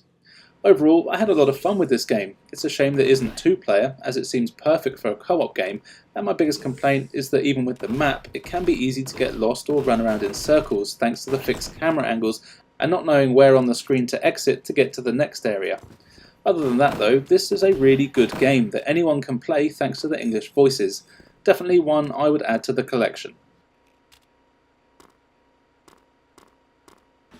Back to the West now for Danger Girl, a sexy third-person action game that's based on a comic book series that's basically a rip-off of Charlie's Angels. Throughout the course of the game, you take control of 3 sexy spies with massive arsenals, completing missions to take down an evil terrorist organisation. The game is split into 12 pretty large levels, and they all have multiple objectives, which are all varied, and it's actually surprising to see just how much variety there is here. 1 minute you're in a jungle destroying ammo caches, the next you're in an oil rig rescuing hostages, and then you're breaking into a museum to steal an artifact. And what's even more surprising is that the game actually plays well. Each of the characters controls the same with tank controls, but you can strafe, duck, jump and roll, and you'll need to do all of these, and it is recommended that you do take cover when possible while fighting enemies, as they do put up a decent fight. You've got a good lock-on ability, which makes taking out enemies at close range pretty easy, and you can also go into an aim mode for more precise firing, but you can't move when you're doing this. But it is good for long-ranged attacks, or when you're in cover, and what's even better is that headshots count here, so you can quickly take out enemies and quietly if you need to do this. There's also quick time events, which are actually quite well done and not overused. The game actually warns you when they're coming up, and they're generally nice looking cutscenes, and thankfully if you do fail, you tend to just lose some health rather than dying completely. The downside though is that these bits did get a bit choppy with the frame rate, which meant that the game didn't always register my inputs, which was annoying. The graphics here are surprisingly good, and of course a lot of detail has gone into the pre-rendered cutscenes and making sure the girls are as jiggly as possible, though sadly there's no jiggle physics in game. Everything does have a lot of detail though, and the levels are massive with not too much pop-in and no fog, which is quite impressive. This does often come at the expense of slowdown though. The large levels are actually one of the downsides to the game though, as checkpoints are few and far between, and if you die, you go back to the start of the level if you haven't found one. This can mean a ton of backtracking, as some of the missions can take up to an hour to beat when you don't know what you're doing. And a few of them have times where you'll run around a corner only to see a hostage who then gets shot in the face and it's mission over, so you've got to be careful. Also, enemies are very good at spotting you before you spot them, and they could be anywhere, above or below you, and they're a pretty good shot. Thankfully, you do have a radar which helps here, and there are health kits all around the levels, so as long as you're a bit cautious, you'll tend to be okay. I actually owned this game for ages after buying it when I first got my PS1, and I have beaten it a couple of times. And while it might look like it's just an excuse to have women with giant knockers bouncing around, this is all kind of played for laughs, and the game here is actually a solid one that is well worth playing. Just remember, it's not an easy game, and amazingly, it's still way better than the Charlie's Angels game we got on the GameCube and PS2. Deuce, Bow, you guys still listening? JC, it's Abby. Where are you? Made famous by Here is Death Trap Dungeon, or sometimes called Ian Livingstone's Death Trap Dungeon. I'm not sure if I'm meant to know who Ian Livingstone is, but I don't, and I don't really care. But he has made a fun game though. The story here is that some evil git has made a dungeon, and if anyone manages to make it to the end, they'll be rewarded with untold riches, but they risk their lives by entering. It's kind of like Saw if Jigsaw accepted volunteers. You can choose from two characters. There's a buff, growly man or a sexy woman. They play fairly similarly, but the bloke is slightly stronger and the woman is slightly faster, but really I found them both fine to play with. You enter the dungeon and have to make your way through a ton of traps, enemies and hazards, and it definitely isn't easy, but it is enjoyable. The game is made by Eidos, who did the original Tomb Raider games, and you can actually really see that here. The controls and level design share a lot of similarities, and even some of the mechanics, like using switches and the platform puzzles here, are familiar, but in a good way. The game looks decent with a very fantasy style to it. There's a lot of varied enemies, from goblins and orcs to giant spiders, and even dinosaurs and robots, and I think the dinosaur might be a callback to Tomb Raider 2. The combat here is fine if a little clunky. You basically hold down the attack button and then press different directions to do different attacks. It works and is actually handy for killing enemies behind you. You'll also find a ton of weapons in the levels to use, like bombs, throwing knives, magic spells, and even some rudimentary guns. These are selected in a menu that isn't that friendly to use, but as they're useful, you should learn how to use them. You can also block enemy attacks, which does come in very handy. Your character moves pretty decently too, and can jump pretty far, and climb some surfaces. It will take a bit of getting used to, but actually getting around the levels is fairly well done, and they seem to have been made to compensate for the controls, often with wide areas rather than tight corridors. The biggest problem though is the camera, which doesn't do a terrible job of keeping up with the action, but could have been a hell of a lot better, often facing the opposite direction to where you need it. But you have no control over the camera. However, you do have a first-person look view that you can use, so I would do this to line myself up with the jump or whatever I was trying to do, and then most of the time it worked, so it's manageable. The levels here are pretty large actually, and I haven't managed to finish the game. I've got to stage 4 and I've easily taken about 5 hours to get here. Of course, now I know where to go and what to do, I will be able to do it a lot quicker, but the levels are big. And it's a tough game, but I really enjoyed playing it, and I'd quite like to see it get a remake, to be honest. It's got a great premise and could easily be made into a really cool co-op game, or one where you're racing to get through the dungeon to get the treasure before your friend. But for now, if you're up for some solo treasure hunting, give this one a try, if you think you're up to the challenge.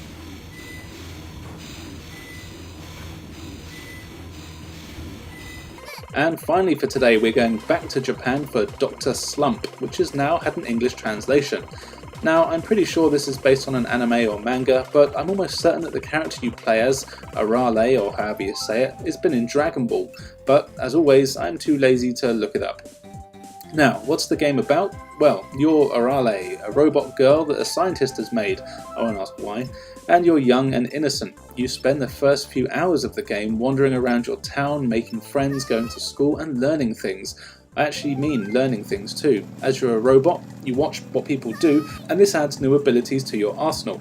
For example, there's one part where you see two kids have a fight, and because of that, you learn how to punch.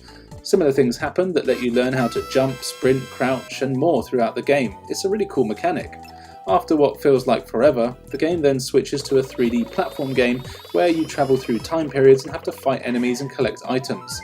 These sections are done really well, and although the camera is a pain every now and then as you have no control over it, exploring and finding all the hidden stuff here is fun. Also, the combat is simple, but it works well, and there's some really cool bosses in here too.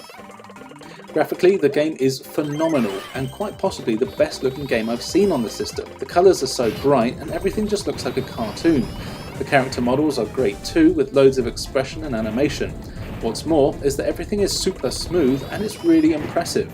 What's cool is that even though the game takes ages to actually get going, the first part where you're exploring the towns is really fun, and the writing is very funny, and you'll really start to get into the story very early on. There's some strange bits that are very Japanese, like finding porn in the school and having the headmaster explain that it's not his is a little bit creepy, but hey, it's all played for laughs, and yeah, it turns out that it actually wasn't his, and it belongs to your mate. All the characters here are actually quite likeable, and they'll often ask you questions or give you puzzles to complete, which often increases your stats if you get them right. As the story progresses, you get all sorts of crazy stuff happening, like mad doctors and aliens showing up, and you'll go from exploring the town to more platforming stage. It does really feel like you're playing a cartoon, and honestly, does it better than a lot of modern games do.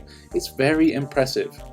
If you don't speak Japanese, you'll need to emulate this one so it's in English, but either way, I really do highly recommend it, as it's an incredibly impressive game that I'd never even heard of until looking for games for this episode.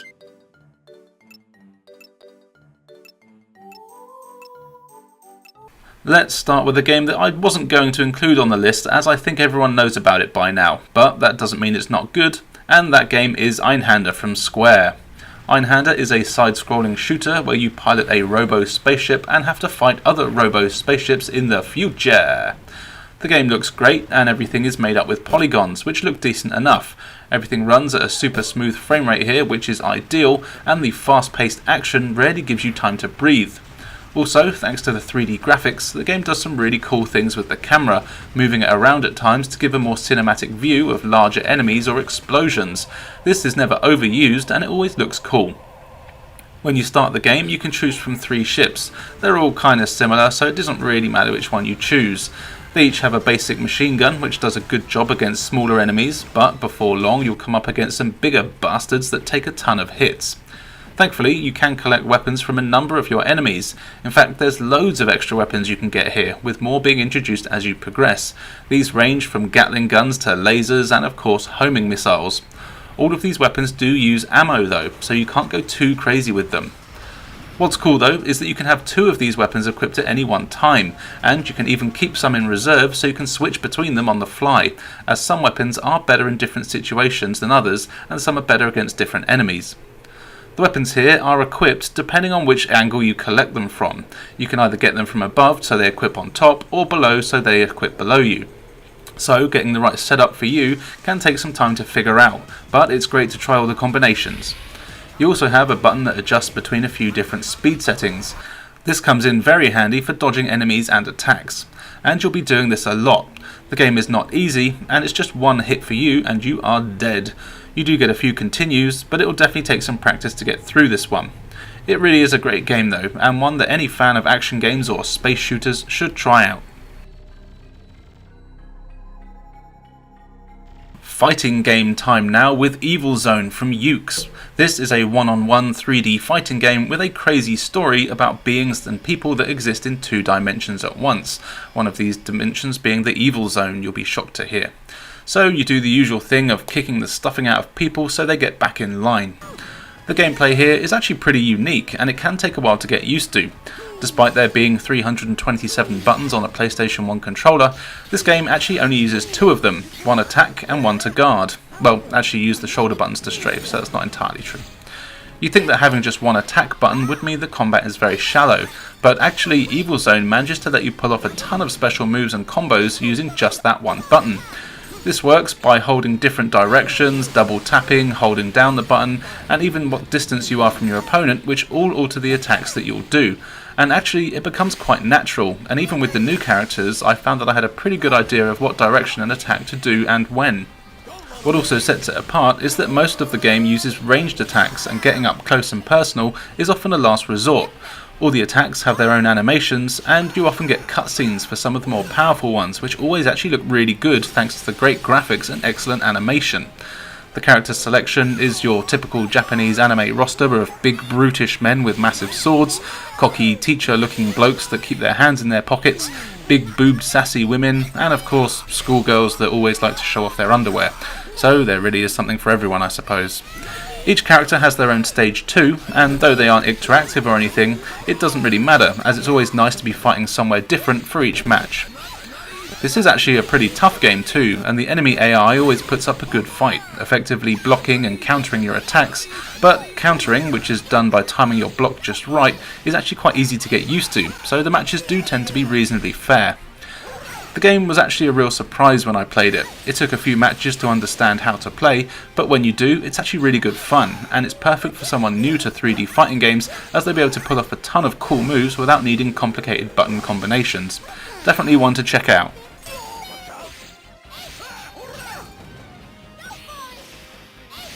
Here is Eternal Eyes from Sunsoft, and it has the honour of being the first strategy RPG that I've ever played, and you know what? Turns out I quite like them. So yeah, this is a strategy RPG with your usual story of a bunch of kids who have to save the world from monsters. This time you're known as an Eternal Eye, and while I don't entirely know what that means really, what I do know is that you have the ability to possess creepy puppets with rings that you find, and these turn them into one of more than 100 monster types that you can then use to take with you on your adventure and battle other monsters. Kinda like Pokemon, but not really. The way this works here is that you collect gems, normally from enemies you've defeated, but some can also be bought in shops. Then you use some of these gems on a blank puppet that you acquire as the story progresses, and depending on the stone you use, you get a different monster. Each monster has their unique attacks, stats, and magic. You have no say as to what monster you're going to actually get, but you do get certain ones depending on the gems that you use, so you can kind of dictate what kind of type you'll get. What's cool here is that it's actually the puppet that levels up and not the monster. This means that if your monster buddy is killed in battle, it just turns back to its puppet form. Then, as long as you don't die yourself and have a few of those gems, you can throw one at the puppet corpse and it immediately turns into a new monster. Or if the current ones you have aren't good against certain enemy types, you can just use a gem and switch it to a new one. This is a really cool premise that got me hooked pretty much straight away. In between battles, you'll be exploring the usual towns, etc., where you can buy new weapons and armour for your main character to make him more powerful. You can also get accessories for your puppet monsters that give them stat boosts and can be equipped before entering any dungeons. The meat of the game are the battles, of course, and these are all turn-based and done on a grid. Depending on your stats and equipment, each of your characters has different movement and ranged attacks. Typically, the slower characters have higher attack power, and so on. You can make 2 actions per character per turn, which usually means move or attack, and you can't do 2 of the same action in one turn, so choose carefully. You also need to take note of the terrain, as if you're too high or low compared to your opponent, you won't be able to hit them. But if you are still in range, then being above your enemy does do extra damage. The battles here are actually a good speed, and though sometimes they would drag on a bit, they always kept me interested, and you level up at a good pace, so you don't have to do a ton of grinding, which is nice. The graphics here are really good 2D sprites with 3D environments, and it all works well. I love the variety in the monsters, and just wish that there was more animation for attacks and magic, as you see a lot of them being reused. The story is good, but the usual overly complex RPG fare with a ton of side characters spouting nonsense a lot of the time is a bit annoying, though luckily you can speed through just most of it. What I like about this one is that everything does move at a good pace, so you don't spend hours at the start of the game with just a sword in your hand in a forest fighting slime. You actually get moving quite quickly, and the game is fun to pick up and play. Well worth a look if you like this sort of stuff.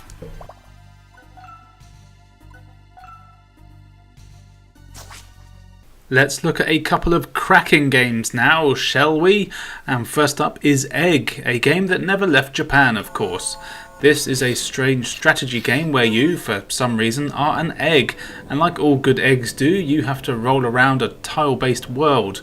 As you roll, you leave a trail of shrubbery behind you. If you manage to make a good enough enclosed space, it fills in and houses and other buildings are made. All the while, you have an opponent egg that's doing the same thing, and every level tasks you with creating more land than your opponent. At least that's what it seems like. Everything is in Japanese, though I didn't have any trouble playing the game and kind of figuring out what I had to do. You can roll over your opponent's land to destroy their stuff, and of course they can do the same to you. Also, as you roll, you build up a meter that lets you set off a number of different things to mess with your opponent. You can create tidal waves and explosions that devastate a load of squares, so you want to use these when you're close to the enemy. But this isn't as easy as you'd think. As you're an egg, you never roll in a straight line. Instead, you go all over the place, and though you can sort of guess how the roll is going to go based on your trajectory and angles, it doesn't always work out the way you'd think, and you can end up going all over the place. However, when you get it right and create a huge landmass, there is a massive amount of satisfaction. Or when you make it into the enemy base and destroy their tower, it just feels good. You can also collide with the other egg, and you do have to be careful though, because eggs are fragile, and you can crack and fall apart if you're too reckless. Gameplay wise, that's really all there is to it. You choose the angle of your roll and do some rolling, but it gets really addictive, and although I do think it could do with being a bit faster, I felt like I had to just keep playing. The graphics here are decent enough, it's all 2D sprites and reminds me a lot of old strategy and sim games for the PC, which I guess it kind of plays like.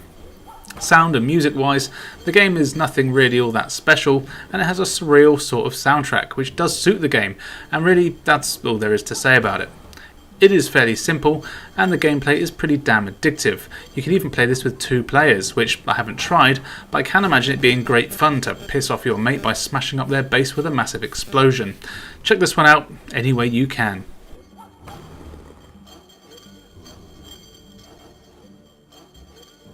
If you prefer your eggs with legs, then you might want to check out Eggs of Steel. Here you play as Charlie, the poorly animated egg, and you've got to stop your factory from being overrun by an evil egg and his robot minions.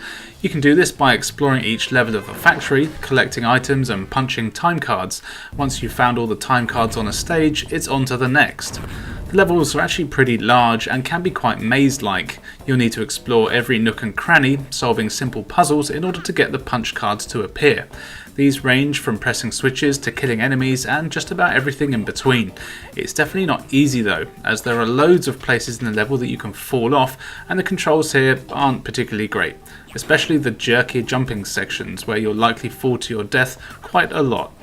This is one of those games where I found myself spending most of my time saying, what the fuck is going on? It's filled with so many random events and crazy videos happening all the time that it's often hard to know what the hell is going on. Charlie can run and jump, which you'll need to do to get around the levels, but you can also throw these nuts that you find to activate switches, and you also have a really awesome roll move that cracks me up with the sound that you make. This roll is much faster than walking, but can be hard to control. You can also attack with your massive wrench, which does a pretty good job of smashing the robot enemies to bits, though the hit detection is pretty poor, so expect to take some damage quite often. The graphics here are not so good. Everything is pre-rendered and kind of looks okay, but the animation is so jerky and awkward it can affect the controls, and there's really no excuse for the poor animation, because games like Donkey Kong Country on the previous generation of consoles did everything so much better. There are huge bonus levels dotted around, which you'll need coins that you collect in the levels to play. These give you extra lives, and you'll need them as the game is pretty damn tough, but mainly thanks to poor design and dodgy control rather than a genuine challenge. There are bosses here, and these are actually quite fun to fight and to figure out their patterns. Something that is really noticeable is that there's a ton of cutscenes here. After just about everything you do, you get one. They're all short, lasting about a minute or so, and they're meant to be funny, but fail just about every time. You know what? They really remind me of those scenes that you get from bowling screens in bowling alleys, where totally random shit just seems to happen that's barely connected to the on-screen action. So, is this really a hidden gem? Well, kind of no, it's actually pretty terrible. But I wanted to include it anyway, as it actually is one of those games that's so bad, it's kind of good. It's one of those ones that I try to get people to play, just so they can experience the craziness like I had to. So yeah, make sure you check this one out.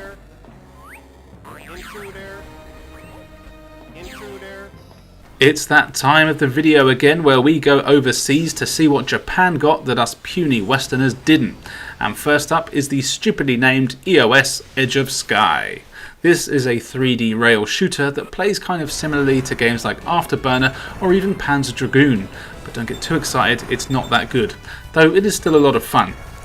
As it's Japanese, you've got a mech craft that can switch between fighter jet form and a mech form. As far as I can tell, there was no difference between them. They have the same weapons and performance. The only real thing that changed was the shape of your aircraft, and because of this I stayed as the fighter jet as it made me a smaller target. Then you fly through a bunch of levels taking out pesky bad guys with your infinite supply of machine gun ammo and homing rockets. Much like Panzer Dragoon, you can lock onto enemies by holding the shoot button and moving your crosshair over them.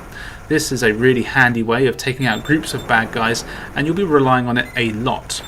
Your machine gun is alright, but the game moves really fast, so being accurate with it is pretty tricky. Also, enemies shoot at you a lot, so you'll want to be constantly moving so you can avoid their bullets. Thankfully, you can take a few hits before you're destroyed, though as far as I can tell there's no way to refill your health in the levels, and you only get one life, and then you have to use a continue. Thankfully, you don't have to replay the whole stage, and there are checkpoints in the levels. The controls here are pretty smooth, and it's all easy to pick up and play. You don't need to know Japanese to enjoy this one. There is of course a story and lots of talking here, so if you do want to figure out what's going on, you might need a bit of a guide. But I settled with just knowing that I'm good and I need to blow up the bad guys. The graphics here are alright, there's nothing mind-blowing.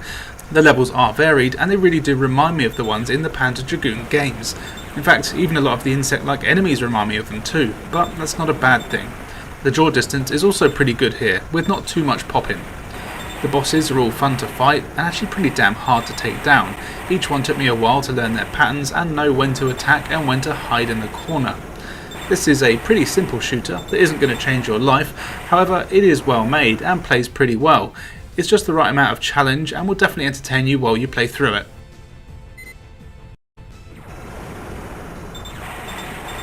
How about a crazy puzzle game now called Inchargo?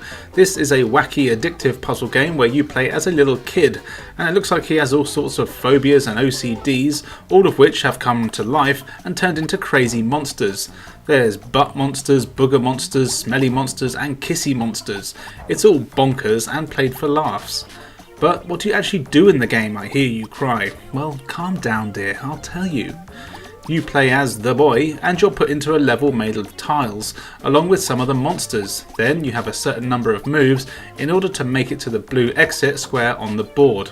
Simple, only after every time you make a move, the monsters then make their move. The thing is that each monster has a different movement pattern that you'll need to accommodate for. So what I mean is, some of the monsters move the opposite to you, so if you move up they move down, you go left they go right. Others will be 90-degree different, meaning that if you move up, they'll go left, you go down, they'll go right. And of course there's a number of combinations of these. The game starts off easy enough with only one or two of the same monster, so it's quite easy to figure out how to get them into dead ends so they can't leave or get you. But pretty soon you'll have a combination of monsters that are all moving in different directions for you to avoid, and boy, it gets tough, especially if you're stupid like me. Also, depending on where you're standing, some tiles are darkened out. If a monster is on a dark tile, they will fall asleep, so they won't move until the spot lights up again. This seems to be done in a line of sight basis, so if you can't see the square, it will turn dark, though I couldn't quite figure it out. You will need to use this though, as some maps are impossible if the monsters aren't asleep for at least a couple of turns. I'll be honest, I really sucked at this game, but I couldn't stop myself from playing. It's really addictive. Each time I tried, I would get a little bit further. It's all 2D sprites here, and looks like it could come from a cartoon. It actually made me think of the Real Monsters game that's available for the SNES or Mega Drive, or Genesis if you're a thick boy. Now go listen to the Secret Levels podcast review of that game to find out more. What I quite like here is that when you're trapped by a monster, you get a cutscene of them doing something gross to you. Now, as a testament to how bad I am at this game, I thought the two of these animations that I got to see were really cool, so I actually tried to get myself killed to see them all, but I'm so bad that I couldn't even figure out how to get myself killed. This is partly because the game won't actually let you walk onto a space with a monster on it, forcing you to move in different directions. This is kind of good as you can't accidentally die, but it did mean I couldn't see all of the animations. The sound and music here are wacky stuff too, and they really suit the game, though the music can get a bit annoying. And you know what, that's about it. It's a pretty simple puzzle game, but it's really damn fun and I highly recommend playing it. This is a good one to play with a group of people, as you can all chip in to help figure out how best to beat the level. Definitely check this one out any way you can.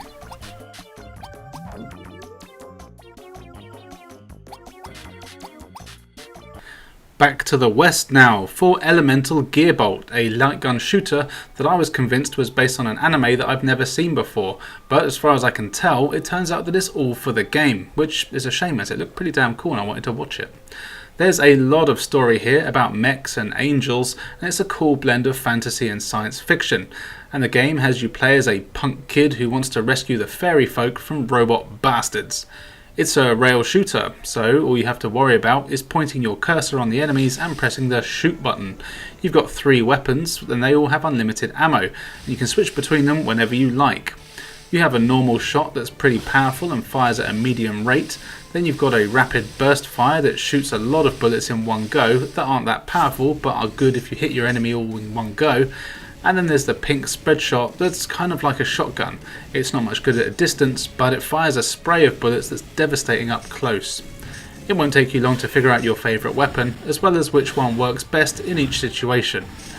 The graphics here are a really good mix of polygons and sprites, and I really love the art style here. The enemies all look great, and the stages are varied and fun. The animation is fantastic, and it all runs at a very smooth pace. Now what's cool here is that you've got three options for controls. You can of course use a light gun if you're lucky enough to have a setup that allows it, or you can use the controller, which works fine but is probably the hardest way to play. Or you can even use the PlayStation mouse, which I wish I knew about before I played, as I actually have one of those. This would have been a great way to play the game and would have made it so much easier. This is not an easy game, you see. There's a ton of enemies after your blood. You do get an indicator letting you know which ones are about to attack, which is great, but getting to them in time to kill them is hard with the controller. Also, they fire a lot of projectiles at you, which you can shoot down, but again, this would be so much easier with a mouse. So I highly recommend using one if you're going to play this and don't have the use of a light gun. Also, on your levels, you'll find fairies. You can rescue these by shooting them to break the barrier that holds them. These are mainly for points, but sometimes they'll drop extra health or power-ups, so it's always worth saving them if you come across them. I've always had a soft spot for light gun games, and this one did not disappoint. It's a lot of fun with some amazing animated cutscenes and some really fun, challenging gameplay. I'm guessing the stupid name didn't do it any favours over here, as I'd never heard of it. Thankfully, Working Designs did a proper translation, and it's a hell of an enjoyable game. Definitely one that I recommend if you like this sort of thing.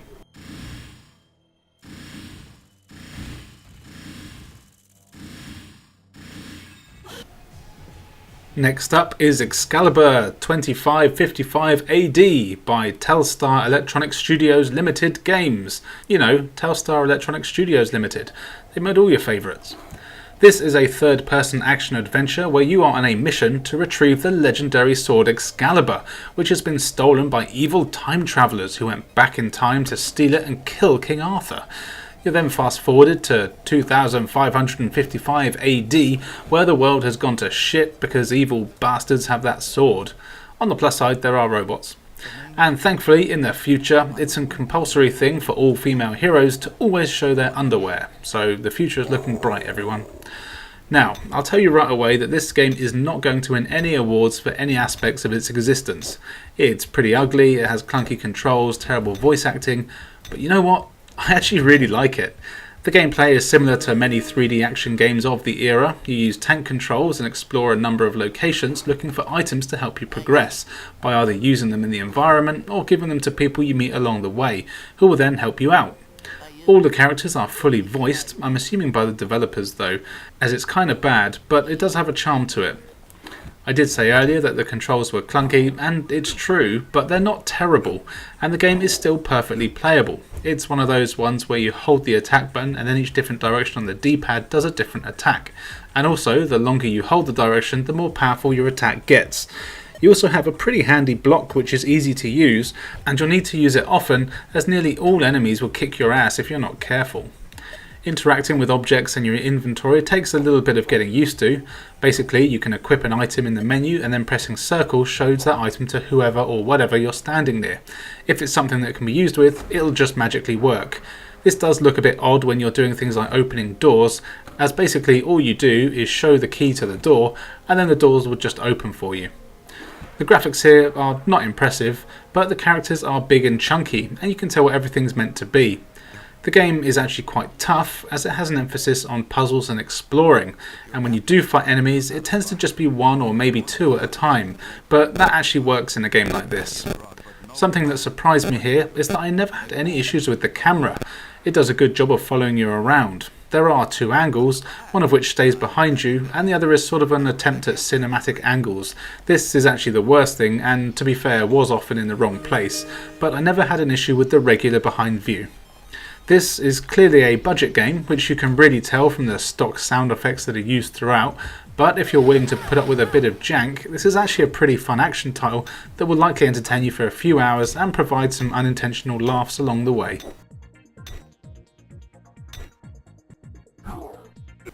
And finally for today, here is Echo Night, a survival horror puzzle game from the Kings of Sadism From Software.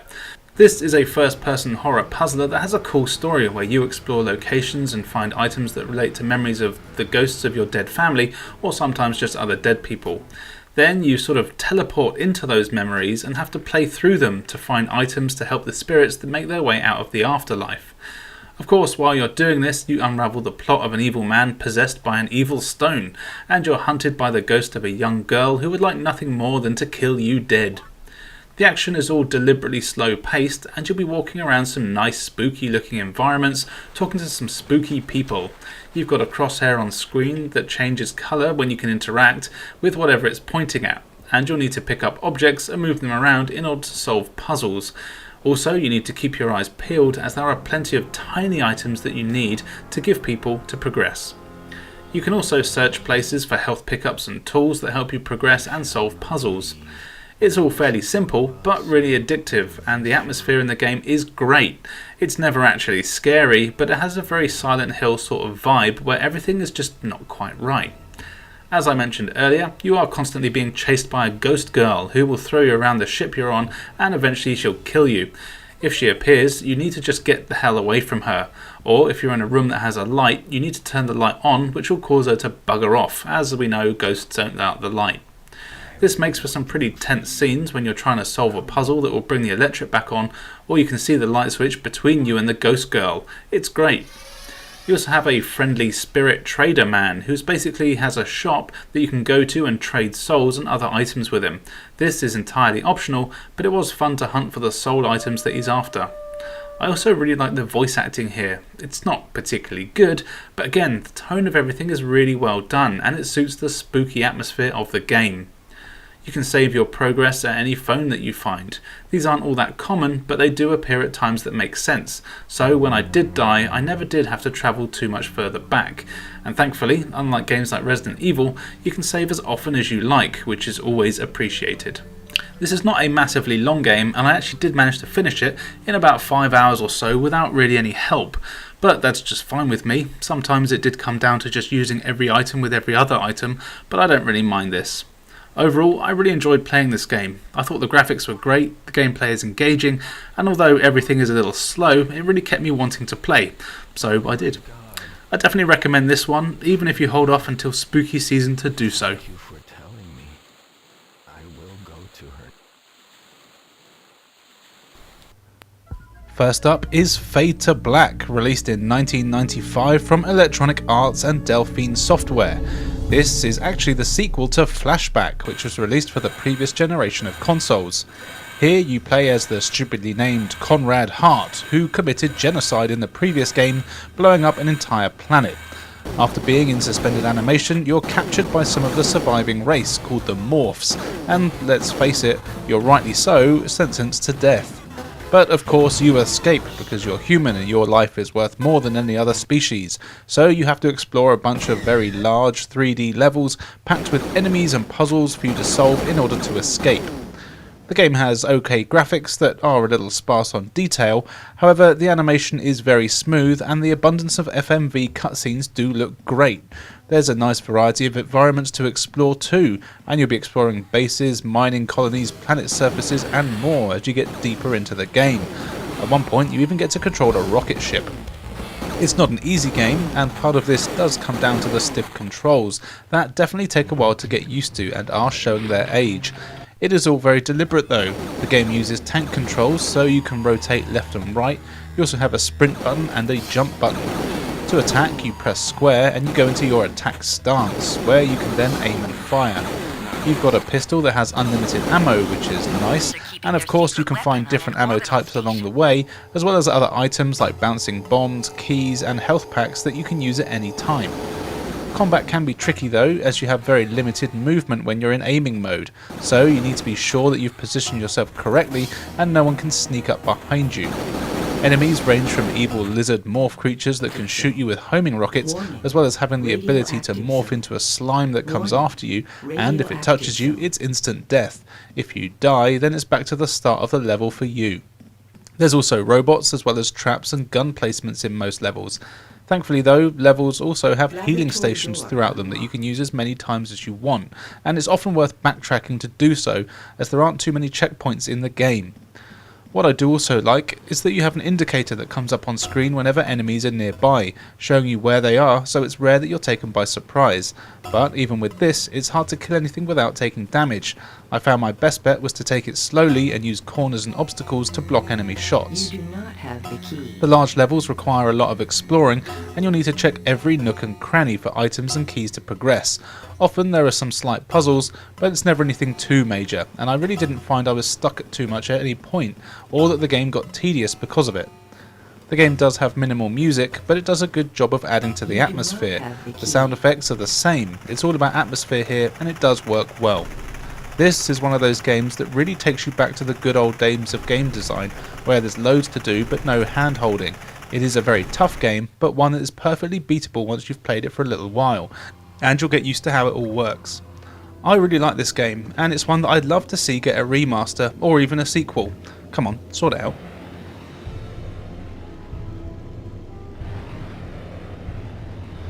Fatal Fury Wild Ambition is an early foray into 3D for the series that was a close contender to the Street Fighter games and from SNK. The game manages to keep the same high quality gameplay of the series as it transitioned into 3D, and while it doesn't hold up quite as well as the 2D versions, it is still a solid fighter. You have a dozen or so characters to choose from, with more being unlocked as you complete the arcade mode. As you'd expect, each character has their own special moves and plays quite differently from one another. The controls here work a little differently to other fighting games you might be familiar with. Here you have 3 attack buttons and a dodge button. The attacks are punch, kick and strong. You can use a combination of all these buttons to pull off new moves, though I will be honest, I did find it pretty hard to get any special attacks to work. Even putting in the usual Street Fighter commands players would recognise didn't work a lot of the time, even though they were supposed to. The timing has to be perfect for these, and button presses must be very accurate. You do get used to it, but there were definitely times when I just didn't bother using special moves, or I'd take a beating because I couldn't get a move to work. But it's still perfectly playable. Graphically, the game looks decent, with some detailed characters and excellent animation. Everyone has their own location to fight in too, which is always nice.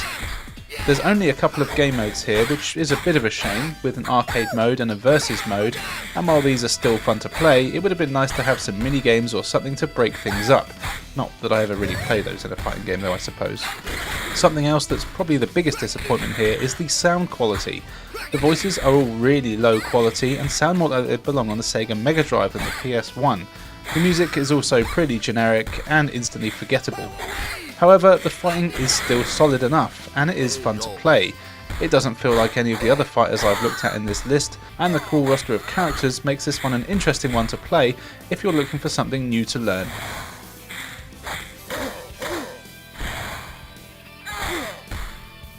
Felony 1179 is a strange game that really surprised me with how much I like it. It's a driving game that reminds me of a cross between Crazy Taxi and the driving sections of the Die Hard trilogy game.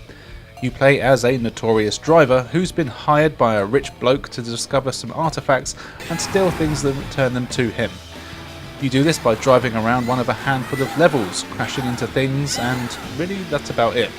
Everything is done to a time limit, and you rack up damage costs as you play. The quicker you do things and the more destruction you cause, the better. You get points for smashing just about everything in the levels, and it's cool to find hidden areas like being able to drive through airports and shopping centres, smashing everything within them. Of course, the levels are littered with traffic and you can smash them too, but watch out as you can wreck your own car, and there's no way to fix it during the game as far as I can tell anyway. What's cool is that there's a ton of other vehicles for you to unlock with all this. This depends on how well you perform in various levels. You've got 4 vehicles to start with: your truck, a sedan, a mini and a Vespa. These all control very differently, and it does actually make a difference which one you use on each level, as something like the mini or Vespa are more suited to the narrow streets of the Paris stage, whereas the larger, faster cars are much better for the more open city and beach stages. It's a very short game, and you'll be able to beat it probably in less than an hour, but that is kind of the point.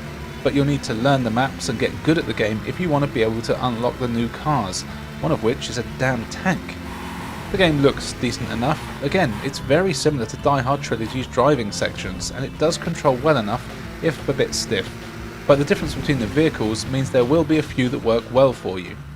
I also really like the fact that it doesn't take itself seriously at all, and seeing the pedestrians running and screaming is always fun, which is a good way to sum up this game. It's just fun.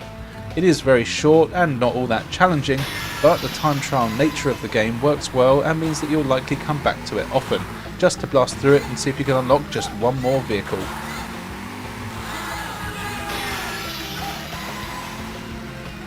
Here is the unfortunately named Finger Flash, a game that was only released in Japan, but you can find English versions out there if you're as edgy as me.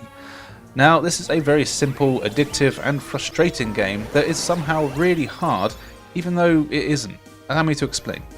Here you choose from one of two characters, but it doesn't matter who you choose, it's just cosmetic. Then you set off down some very narrow pathways where enemies are constantly coming towards you, and you just have to move in front of them and shoot them. Simple, right? Well, not quite. Each enemy is a different colour, and each button on your controller does a different attack, and each enemy can only be killed with a certain attack. For example, the red enemies are killed with the attack from the X button, the blue ones with the square button, and the purple with the circle button. This is simple enough, but if you shoot an enemy with the wrong coloured attack, another enemy will appear in front of them, and if just one enemy gets to the bottom of the screen, then you die and have to restart the level from the beginning. What's cool is that the enemies are often in clusters, and if you shoot the right one, then you get a decent combo and all the enemies are killed. But the game moves very quickly and you need to have amazing reactions to get through it, without pressing the wrong button. If you press triangle, you can freeze everything on screen for a few seconds, but you can only do this 5 times, as indicated by the red blobs at the bottom of the map. This definitely helps, but you'll be panicking a lot while playing this game, so expect to use a lot of continues, which, by the way, are unlimited, which is nice. The controls here are spot on, as you'd expect, so you really only have yourself to blame when you lose. The graphics are all 2D sprites and they look good, but aren't really anything special. The levels do vary and there's a ton of them, but you will see the same stage design for quite a while before it changes up.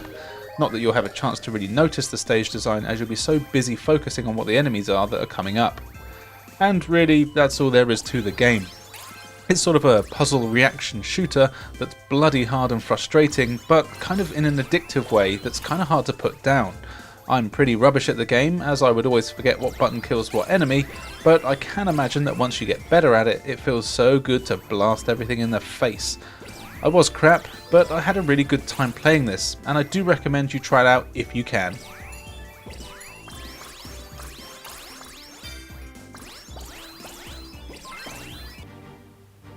Next up is The Fireman 2, the sequel to one of my favourite hidden gems on the Super Nintendo.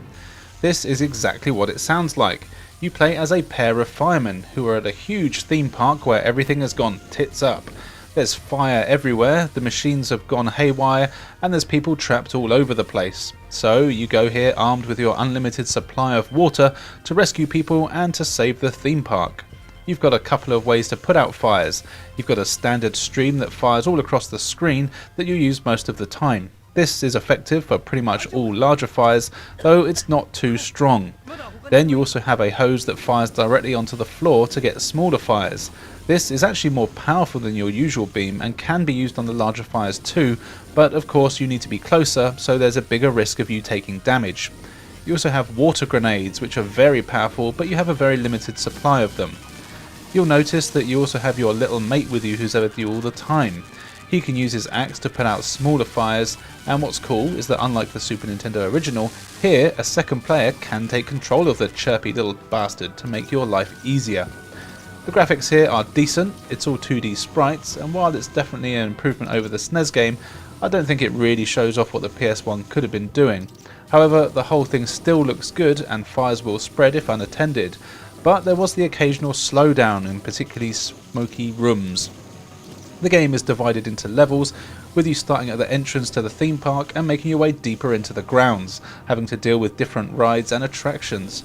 Most of the game just sees you putting out fires, but it never gets tiring, and I often forgot that you have a timer to deal with too, which is a shame, as I did want to explore a lot more than I could. There's bosses in the game as well, in the form of larger fires or machines that are out of control thanks to the fires. These are all fun to fight, and they give the game a real old school feel. There is also a surprising amount of story here too, and sadly all the voices are in Japanese and there's no subtitles. And unfortunately this is another game that never left Japan as far as I know, and there's no translation that I could find. So yeah, if someone could fix that for me, that would be great. I really had an absolute blast playing through this one, and you can still do very well without knowing the language, though sadly I did get stuck at the end of the second or third level after a cutscene where I couldn't exit a room. Now I'm not sure if the game glitched or if I was meant to just do something that I wasn't aware of, because the people speaking were talking in Japanese and I maybe just didn't understand what they told me to do. I do get the feeling that that's what the problem was. However, I definitely will be going back to this to try again. I really like these types of games, and this one is very enjoyable. If you're a fan of the first one, then definitely give this one a go. If you've never played the first one, well, give either of them a go. They're both excellent games.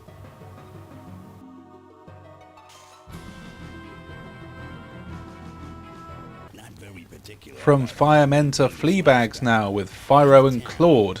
This is an isometric shooter where you play as a pair of anthropomorphic cops, one being an orangutan and the other one is like a wolf rat looking thing. Here you set out to clean up the streets from all the dodgy gang and take down some animal crime lords. It's kind of like if Sam & Max was an action game.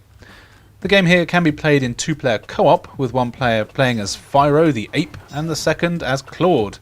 Unfortunately you can't choose who you play as in single player, though there isn't really much difference in the way they play. It's an isometric game with pre-rendered sprites that all look okay but aren't spectacular, and the animation is pretty jerky, but I do kind of like the whole animals in a criminal underworld setting. It kind of reminds me of Meet the Feebles, which is a movie that everyone should watch if you want a crazy ass time. Anyway, you explore a bunch of urban settings, killing enemies with a range of weapons from shotguns and machine guns to homing rockets and grenades. You kill anything that walks, and if you spot any posters with your ugly mugs on the wall, make sure you collect them, because for every 10 you get an extra life, which is nice. The levels in the game aren't particularly long, which is actually a blessing, but they are all quite similar, though they do have a variety of backdrops. But the game never really boils down to much more than run around shooting everything you see. Though, to be fair, that's basically my favourite thing to do in a video game, so I did enjoy doing that. What's cool though is that the game does actually try and mix things up with gallery style shooters and things like that being thrown in every now and then, and they tend to be just at the right time so things don't get too stale. The controls are okay, but certainly not great. You can run and jump, and even have a duck button that lets you avoid enemy attacks. Annoyingly though, there is no strafe option at all, which is really strange in a game like this, and it definitely needs it. It makes avoiding enemy fire really tricky, and the fact that the game does have slightly dodgy hit detection and wonky shooting just exacerbates this. However, there are a few health packs in the levels and plenty of weapons knocking about that will help you kill most things before they kill you. Something to look out for though are the landmines, as they look just like every other item or weapon in the game, except here if you touch them you will die. At first I thought I was meant to pick them up, but no. This can be especially dangerous as you do only get a handful of lives and then it's game over. There's no saves, passwords or even continues, which is pretty annoying and means you'll need to play the game a lot to learn the layouts and enemy placements. The game definitely doesn't take itself seriously though, and has lots of references to other games as well as comics and TV shows, which is cool. There's also a ton of cutscenes, and these are all done pretty well and usually try to be funny with kind of mixed results.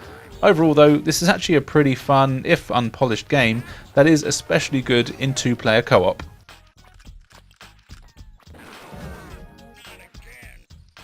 Floating Runner from Zing Entertainment is a cute little 3D platform game where you choose from one of two characters, of which it makes no difference who you choose. You then run about some 3D worlds, mainly consisting of floating platforms, killing enemies, finding treasure and looking for the exit.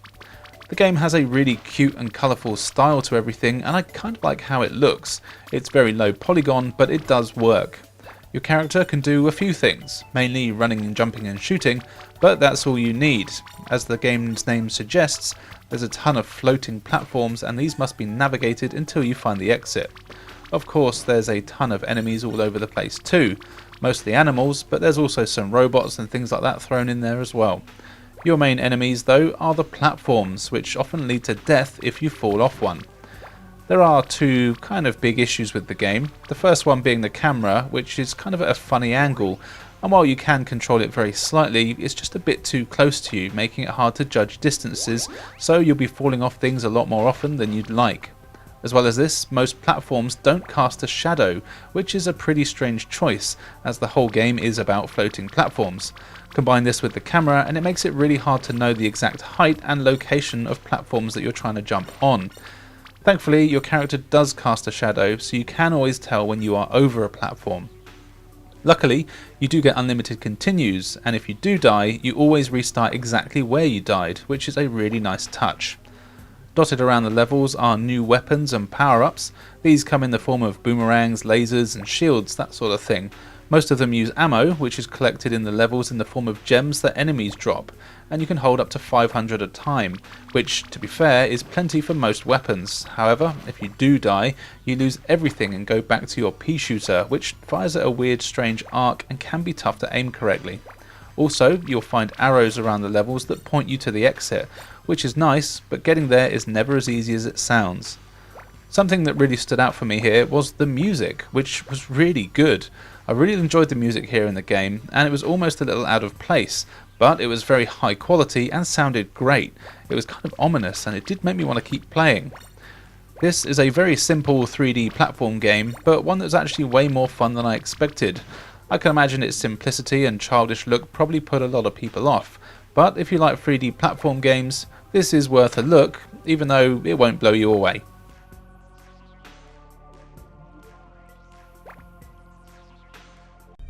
Now here's one for all you truck lovers. It's Ford Truck Mania from Gotham Games, who I believe went on to make games like Project Gotham Racing for the Dreamcast and Xbox 360. This is exactly what it sounds like, a racing game where you control a bunch of manly Ford trucks with some rough, rugged courses to race on. What surprises me here most is that this is actually a pretty good game and not a total pile of crap. The generic name and the fact that it's licensed made me think it was going to be a really cheap rush job with nothing to offer. But actually, while it's by no means the best racing game out there, it's actually a decent one that gave me a few hours of fun. There aren't many trucks to choose from initially, but there's some to unlock as you play. But there's quite a few tracks to race on that range from the farmland to cities and even dirty swamps. It's pretty varied, and the tracks have a good amount of twists and turns, though not really much in the way of shortcuts or interactivity. It is a rather bare bones affair. But all the trucks do control surprisingly well, and the career mode does a good job of keeping you invested. There's some nice little touches in the game too, like a track editor where you can make some funky courses to race your mates on, and there's some details like your truck getting muddier as you go around some of the dirty courses that really surprised me, as I didn't think there'd be much in the way of flair here.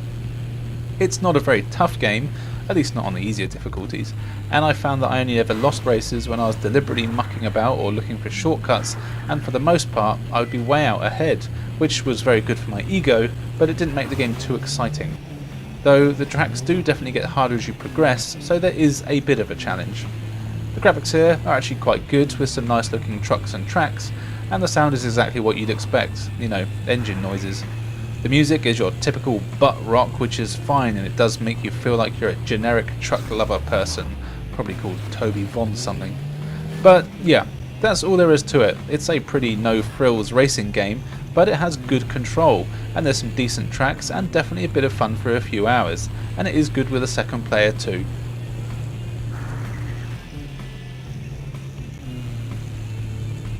Next up is a rhythm game called Friday Night Funkin', which, as far as I can tell, started its life as a flash game on Newgrounds, but somewhere along the line somebody made it compatible with the PS1, or at least with PS1 emulators. There isn't really too much to say about this one. It's one of those games where you get arrows, then they scroll up the screen, and you press the direction when it hits the marker at the top of the screen. You can use either the D-pad or the buttons on the controller, whichever works best for you. Thankfully, the game is quite forgiving with how accurate you need to be, but that doesn't mean it's easy. It's divided into weeks, each of which consist of battles against the computer. There's a bar at the bottom of the screen, and all of the songs start with your opponent going first, essentially showing you the pattern that's coming up, and then you need to copy it in time. It is easier said than done though, and the game gets really tough really quickly, but it's very damn addictive. Every time you hit a correct note, the bar turns green. Miss one and it turns red. Of course, you want to end the level with more green than red, and if you miss too many, then it's game over for you and you have to start again. The main thing here though is the music, and personally I really love it. It's all hip hop, drum and bass sort of instrumentals, and it's great. The characters kind of sing, which is what happens when you hit the notes, and it's a weird high pitched noise that amazingly I didn't find too annoying, which I really kind of like it. The graphics are all very good, it's just 2D sprites and there isn't much in the way of animation, but there doesn't really need to be, and all the characters look really cool and are pretty creative. Racking up good combos gives you high scores, but sadly everything is already unlocked as soon as you start playing the game, so there's really no need to worry about that, or even really completing the levels. But it's still loads of fun to play, and you do get that little bit further every time you do try, which makes you come back again and again. And really, that's about it. It's a very simple game, but it's hella fun and has an awesome soundtrack that I would definitely listen to outside of the game. So it's well worth checking out, and it's easy to find, and it would be a great one on a handheld device that can play PS1 games.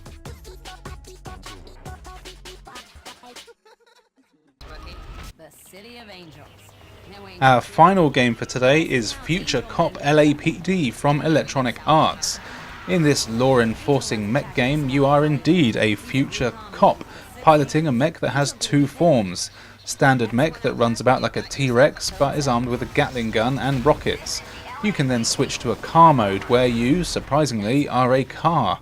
This is much faster but less manoeuvrable than the mech mode, but it does have the same weapons. As you're a cop, and it's the future, you have to go to various areas within the city taking down gangs of criminals and even mutants that are running rampant.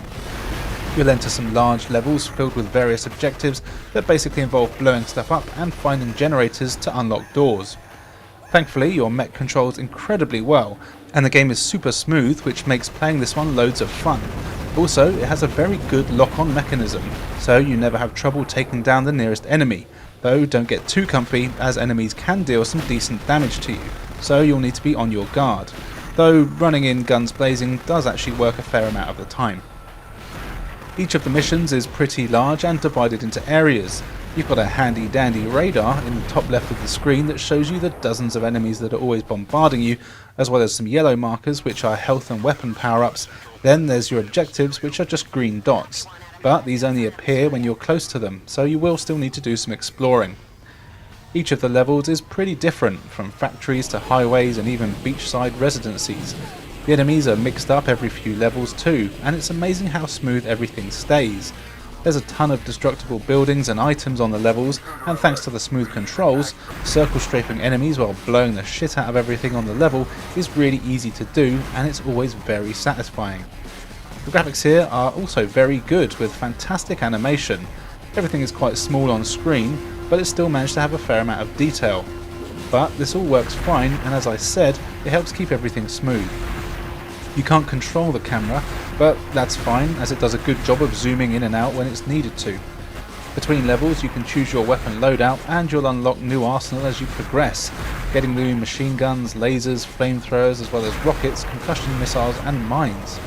Each weapon has its place on the battlefield, so you might need to retry levels a few times with different combinations of weapons to see what works best. For example, the flamethrower is powerful but has limited range, the Gatling gun is weaker but fires faster and has unlimited range. Weapons all have upgrades in the levels too, which make them way more powerful. It's a good idea to save those for when you're taking on the boss of the stage, as they can be pretty tough. There's also some really impressive FMV cutscenes between levels here too, and the whole game just has a lot of polish to it.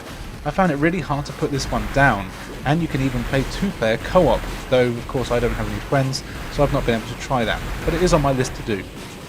Overall, this really is a fantastic game.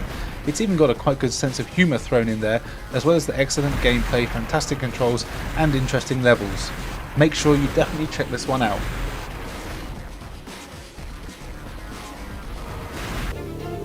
We are going to start with an arcade classic that got a bit of an upgrade, with Gallagher Destination Earth.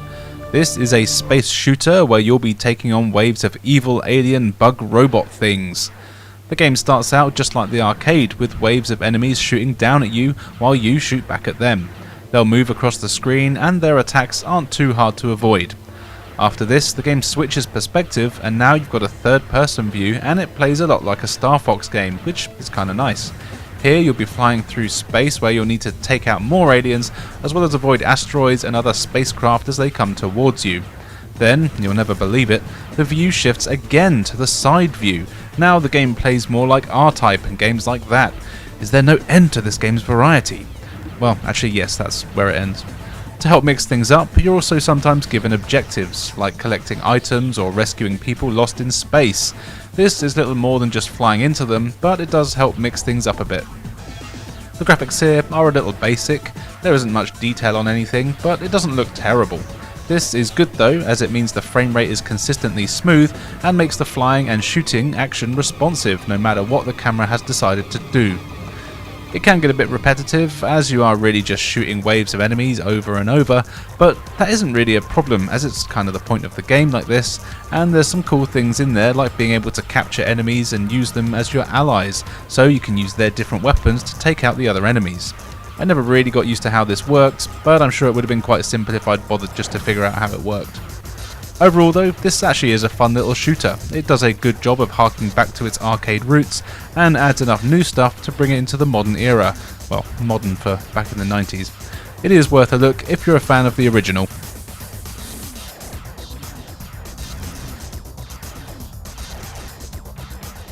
As always, the second game in this video is a fighting game, and this time it's Guilty Gear from Atlas. This is a great 2D fighter where you choose from one of 10 characters, each one known as Gears, and then you go round the world murdering all the ones that you didn't choose to play as with a variety of sharp objects. There is a ton of fantastic pixel art here, and each of the characters is unique and crazy looking. They all animate perfectly, which in turn helps the controls to be responsive and precise. Fighting here is a ton of fun, and I never had any trouble pulling off special moves. In terms of controls, it plays kinda like the Street Fighter games, but not exactly the same. Most moves are done the same as in that game, but they do feel different, and you'll need to play for a bit to get used to how it works. Though at the same time, new players will be able to dive straight in and just use the regular attacks. Something I really like here is that the loading screen reminds you of how to do your special moves, which I thought was a really nice touch and something I'd actually like to see more of in other fighting games. For people who like to learn fighters, there is a fair bit to get involved with here. As well as each character's special moves, you also have a power bar that builds up. This can be used to pull off special powerful attacks, or you can give yourself buffs to do more damage or take less, which is a cool idea. You can also do counter attacks by blocking just at the last minute. This causes the screen to turn red and your opponent is stunned for a second. This is separate to making them dizzy, and they can soon snap out of it though. While they are in this state though, and something I found out the hard way, is that you can perform an instant kill move. In theory, you could do this within the first few seconds of every fight, and even if it is the first round, pulling off one of these moves ends the fight there and then. Obviously they're very tough to do, and I've actually never managed to do it myself, even with a guide. But don't worry, the computer has done it to me enough times to let me know that it's a baller move. I really had a lot of fun with this one, and it's a series that's still going today, so I'll definitely be on the lookout for more to play, as I really love 2D fighting games, and I can imagine the new ones must be absolutely gorgeous to look at and play.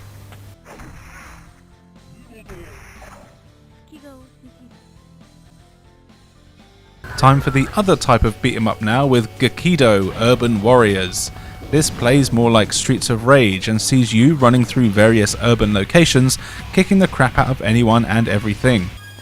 There is a story here which is your usual one of bad gangs, crime bosses and a bunch of cops and vigilantes that have to stop them. What is nice here is that you get 4 characters to choose from, and there's even more to unlock as you play.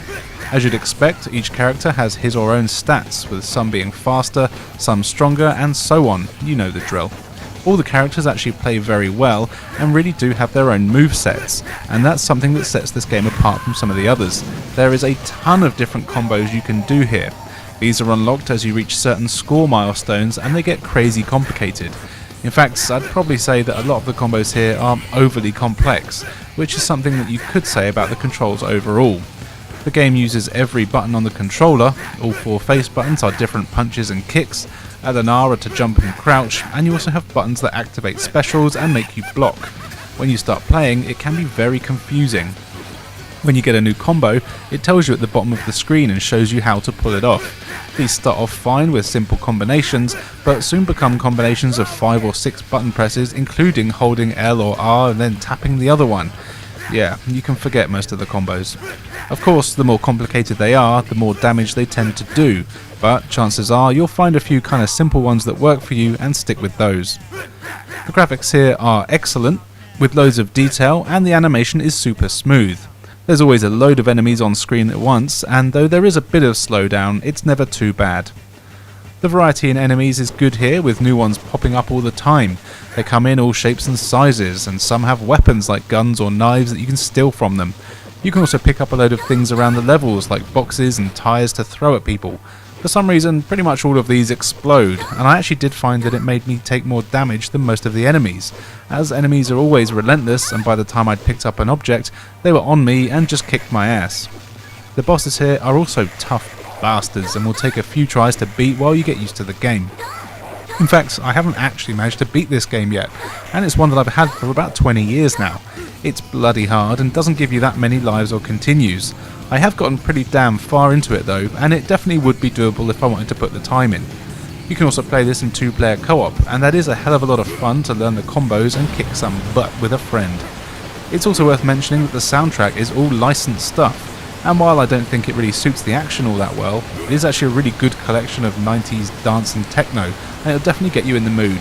Check this one out when you want to punch people in the face.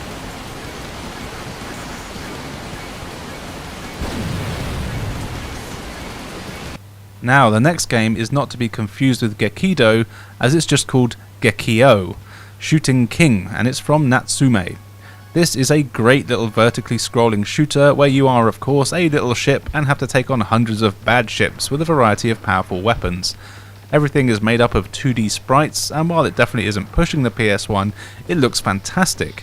There's loads of detail everywhere and everything runs super smooth.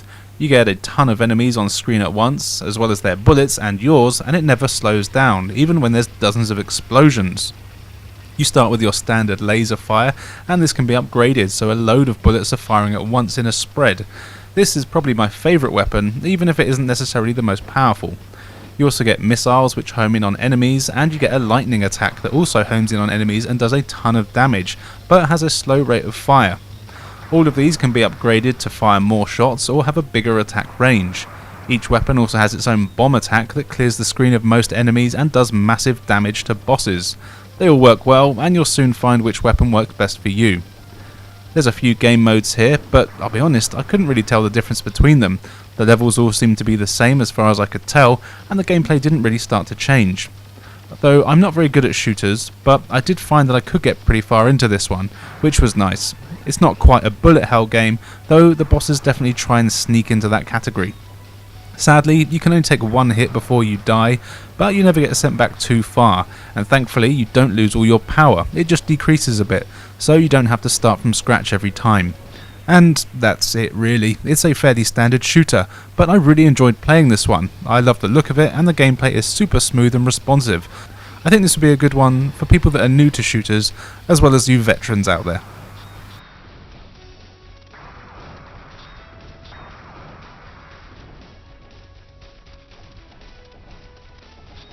G-Police from Psygnosis is another fun futuristic police brutality simulator. It's a 3D action game where you have to enforce the law in a few open world levels, which are pretty big, self-contained city sectors. As always with the future, there's gangs knocking around everywhere causing all sorts of mayhem, so you've got to take them down with extreme prejudice. In this future, the police spend most of their time patrolling in high-powered helicopter things or walking mechs, armed to the teeth with rockets, machine guns and lasers. And it's just as well, as the people causing trouble have some decent hardware of their own.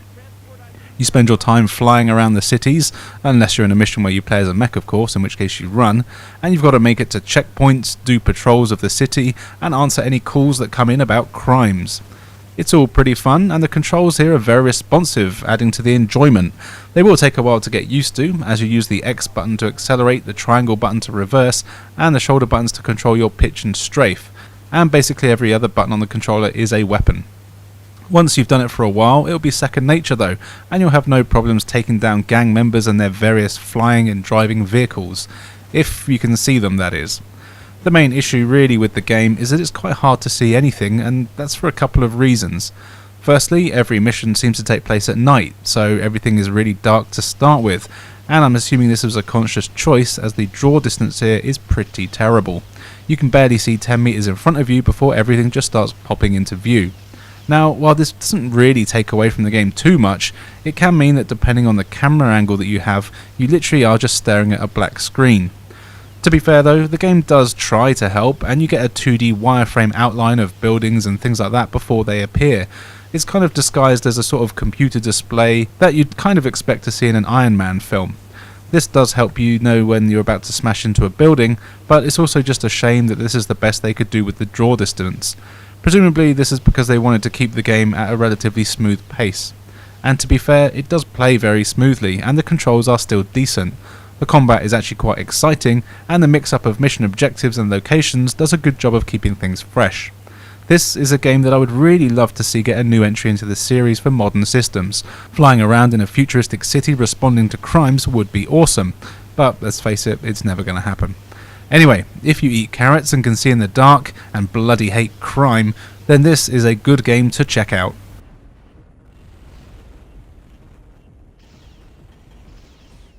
Back in the PS1 days, Tony Hawk was the king of extreme sports, so it's no surprise that other companies, including Sony themselves, tried to capitalise on the craze. And that's why we got Grind Session. This skateboarding game is basically a carbon copy of the Tony Hawk series that does a lot of it quite well, but does lack the polish to really make it a classic. If you've ever played a Tony Hawk game, then you'll be able to jump right in here. The controls are basically exactly the same. You have a jump button as well as buttons for flip tricks, grab tricks and grind. These all work quite well most of the time, but doing tricks is never as responsive as it should be, and equally it's noticeably harder to land after big jumps and spin tricks here. You really have to line up yourself basically perfectly if you want to avoid a face full of half pipe.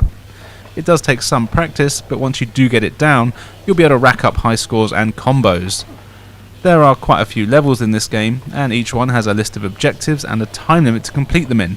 Sounds familiar, doesn't it? These objectives include getting a certain score, skating over certain objects, finding items, and doing certain tricks in certain parts of the level. Yeah, it really does sound familiar, doesn't it? Most of these objectives are reused for most stage, but slightly reskinned, and these levels range from warehouses to streets and of course skate parks. The graphics here are actually pretty good, and it runs very smoothly. The levels do fall in the everything is brown and grey category, but they do have some nice variety, with things like trains and other vehicles to avoid at times. Of course, if you do a trick over one of these, you'll get the big points. Every few levels you take part in a competition where you've got 3 attempts to get the highest score. These are pretty tough actually, and will really test your skills of not falling over, which is a lot easier said than done. Another thing that won't surprise you here is that the game has a licensed soundtrack full of punk, rock and some hip hop. Now I actually quite like the soundtrack here, and some of the songs are the same ones you actually find on the Tony Hawk games, which is kind of funny. I really do try to avoid making too many comparisons when games are kind of similar, but it's very hard to do that with this one, as it really does play like a beta version of Tony Hawk. You already know that it'll never be able to hold a candle to that series, and if you do have them, there's not really any reason to play this. However, that doesn't mean it's a bad game. In fact, it's actually pretty damn fun. The controls aren't quite there, but it's still a very playable game that will give you a few hours of entertainment if you give it a chance.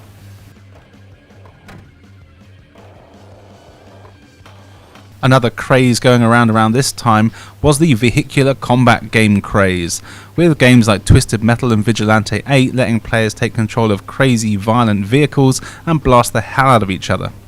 Grudge Warriors is a similar kind of game where you choose from a ton of different teams of crazy characters with extremely 90s designs. These each have their own tank and you need to blow the crap out of everyone else. You're soon flown into some 3D environments where you've got to fight another one of the teams, but as well as just having to kill, you also have objectives on the levels like collecting icons or destroying a certain number of hidden objects on the level. These are usually generators or other electronic looking things, and they are often very well hidden, sometimes annoyingly well hidden. Luckily, all the tanks control well and are pretty nippy, letting you get around the levels quite fast, and you'll need to explore every inch of the stage if you want to find everything you need. Some of the levels took me literally hours to figure out, and sometimes even when I did, I wasn't quite sure how I managed to do it. Or there was times where I managed to fall off a ledge and just happened to land on another ledge that I didn't even know existed that contained an item that I needed. Combat in the game is actually quite good, but not perfect. Each team has their own weapon loadout, and essentially you get a rapid fire shot and a selection of rockets. You can lock onto enemies as well as the automated weapons located around the islands that you're on, or you can manually aim. This can be quite hard to do, so the lock-on is often recommended.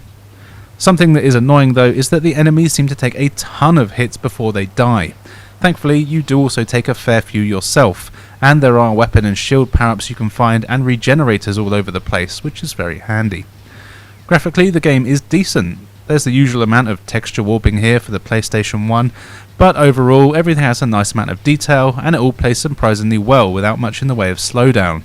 The game can also be played in 2-player, where you go head to head in competing the objectives for the levels. Of course, I have no friends, so I didn't get to try this, but I can imagine it being pretty hectic and quite fun against a mate. If you're into vehicles blowing the crap out of each other, then give this a go. It's a fun time.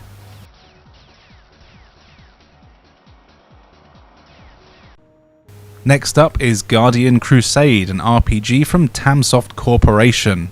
The story here is that a pink Moomin looking thing is dropped from the sky after a bunch of Ridleys and a Stork are all struck by lightning.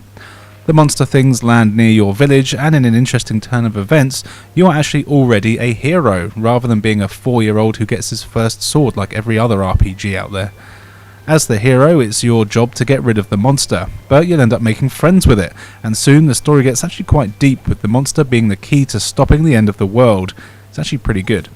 The whole game is made of 3D polygons, which are a bit basic, but do look quite cool. The character designs and enemies especially are all decent, and new ones appear all the time. The combat is all turn-based and could be really seen as an RPG light, as it's not complex at all and would be perfect for someone new to the genre. Like me really, I've never even played a Final Fantasy game. You can choose to attack, defend, use magic or an item, and then you take it in turns with the enemy to slap each other. What's cool is that you can actually see the enemies on the map, so there's no random battles here. You never actually know what monster you are going to fight against though, as they're all just represented by a ghost looking thing, and if you touch one you go into battle and you see how many monsters there really are. Something that I quite like here is that you can tell from the size of the ghost thing how tough the monster's going to be, so the bigger it is the tougher the enemy. So it means if you aren't very strong or don't have any healing items, then you want to avoid the larger sized ghosts. Equally, for the smaller ghosts, which are enemies weaker than you, that you'll likely beat in 1 or 2 hits, they'll actually try to run away from you. This is a really cool touch, and it was a good way to know when you should and shouldn't go into combat. You can also adjust the speed of the battles, so you don't spend loads of time just watching long animations playing out. I really like this, as I'm pretty impatient, and that's why the battle footage that you're seeing here looks a bit strange, because I have it set to the maximum speed. As you progress, you'll explore a load of different areas, including forests, caves, oceans, deserts and ice worlds. You know, the usual places you see in games. Each location has unique enemies, and you'll even find items and treasure chests that contain new weapons and armour to make you more powerful.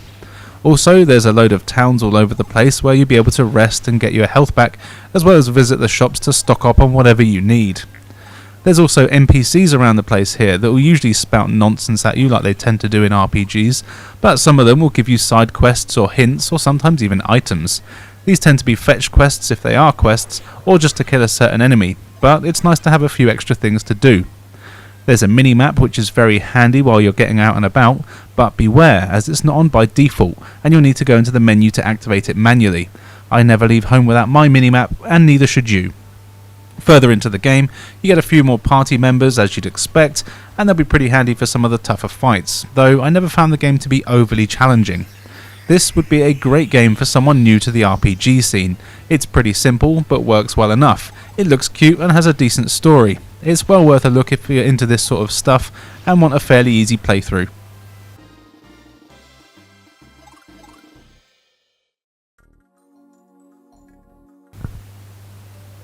Now it's time for what is probably the best game on the PlayStation 1. Gubble!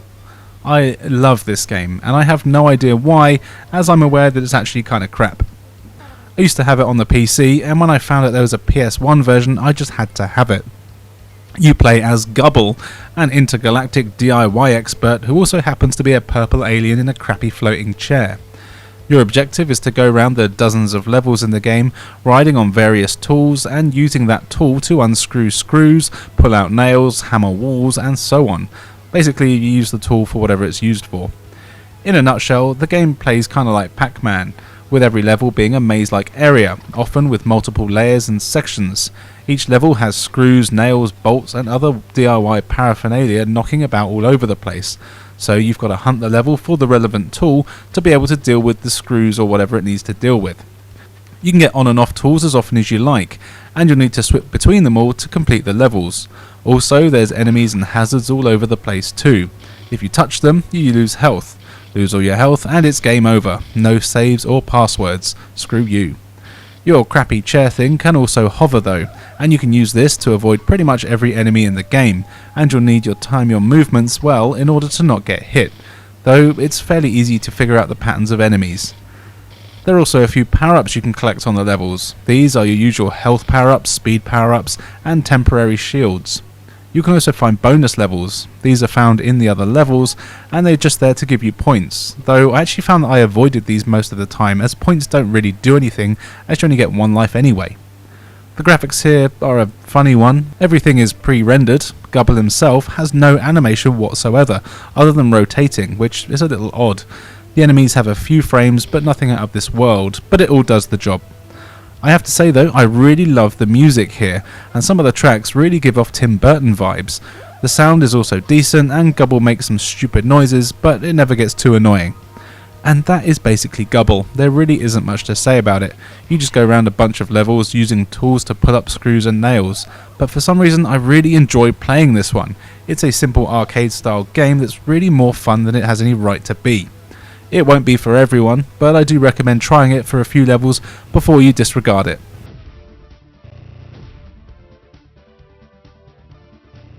And finally for today, here is Gunslinger, the Legend of Jesse James, a light gun shooter set in the Old West.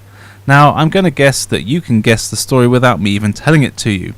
That's right, you are Jesse James, and you're a cowboy, and you gotta kill them varmin outlaws that have done kidnapped your girl. And it's all done in a first-person light gun fashion. The game mechanics taken straight out of the Time Crisis series. Here you go through your usual western-themed levels like saloons, gold mines, cactus-filled levels, towns and bandit camps. You've got your trusty 6-shooter and unlimited ammo, and you have to kill everyone you see. Well, almost everyone. Enemies come in range of varieties. You get your common goons to people with shotguns, molotovs, axes, bows and arrows and so on. As in the Time Crisis games, you can take cover to avoid enemy shots, and then you pop out to take out the enemies.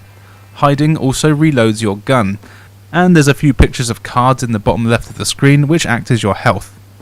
Enemies will be constantly shooting at you, and while there's no indicator to say when you're about to be hit, you can see the enemy bullets, so it's often easy to know roughly when you're about to be shot. Also, enemies come in a few different colours, with some being more accurate than others, and you'll soon learn which ones to avoid or to kill first. What's a little annoying here though is that enemies don't wait to shoot at you when you pop out from cover. They'll just be consistently shooting, meaning there are times when you pop out from behind cover and don't realise that you've just been shot at, so you pop out and the bullet immediately hits your face, and there's not a goddamn thing you can do about it. This can be kind of frustrating. Of course, it didn't help that I was playing the game with the controller rather than an actual light gun, so my reactions weren't as good as they should have been. Something that's kinda handy though is that if you are playing with the controller, you can position your cursor anywhere on the screen while you're in cover and it stays there when you pop out, meaning you can pop out for just a second, get a rough idea of where the enemies are, go back in cover, place the cursor roughly where the enemy is, and then when you come out again, you're pretty much already lined up. Once I realised how to use this properly, the game was much more manageable. The levels here are also timed, so you can't hang around for too long, though generally I didn't ever come close to running out on the timer. Also, there are time pickups on the levels that you can shoot for some precious extra seconds, and you'll also find a generous amount of health packs, and overall, the game is actually quite fair. The graphics here are good, the character models are decent and animate well, the cutscenes are great and have suitably crap voicing acting which is just terrible, but it makes the game unintentionally funny and I very much approve. The soundtrack is great and what you'd expect from a western, with the usual whistles and dramatic yee-haws. It was very enjoyable. I'd never heard of this game before, and I didn't realise it was going to be a light gun game, but I ended up really having a lot of fun with it, and would definitely recommend adding it to your collection, especially if you're a fan of a light gun and you have one handy.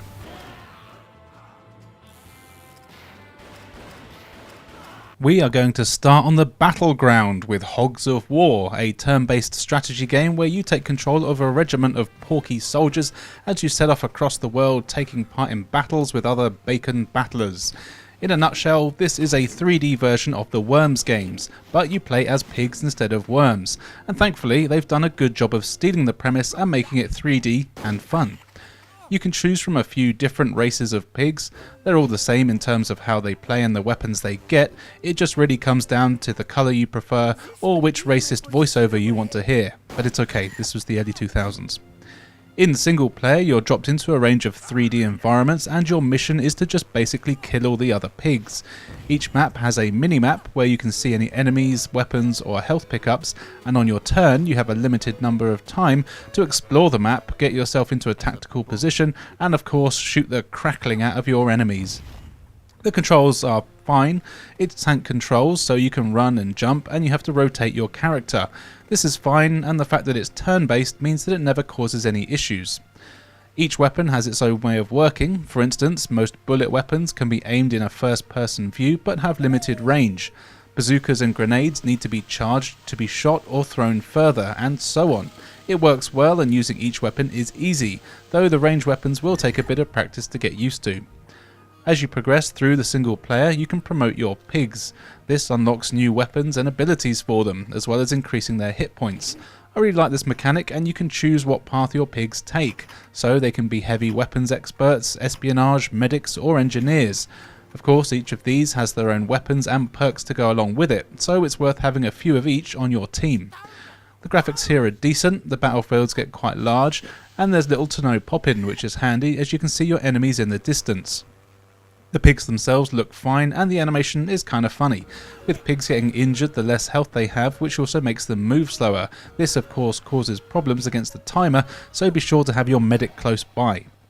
Where the game really shines though is against a friend in multiplayer. It's just so much fun going to war with your mate to see who is the prime cut. This is really a fun game, and it's definitely one that I think everyone should have in their collection, especially if you like playing games with your mates.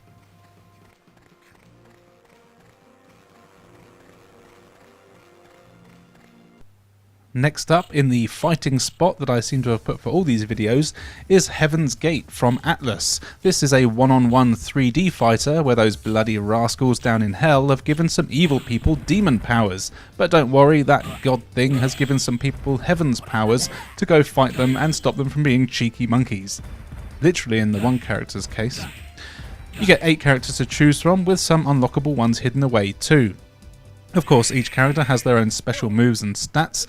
I did find that the special moves here are actually quite hard to pull off though, but I was occasionally able to do it. The characters are all pretty decent looking, and the graphics here are actually really good, with some great animation too.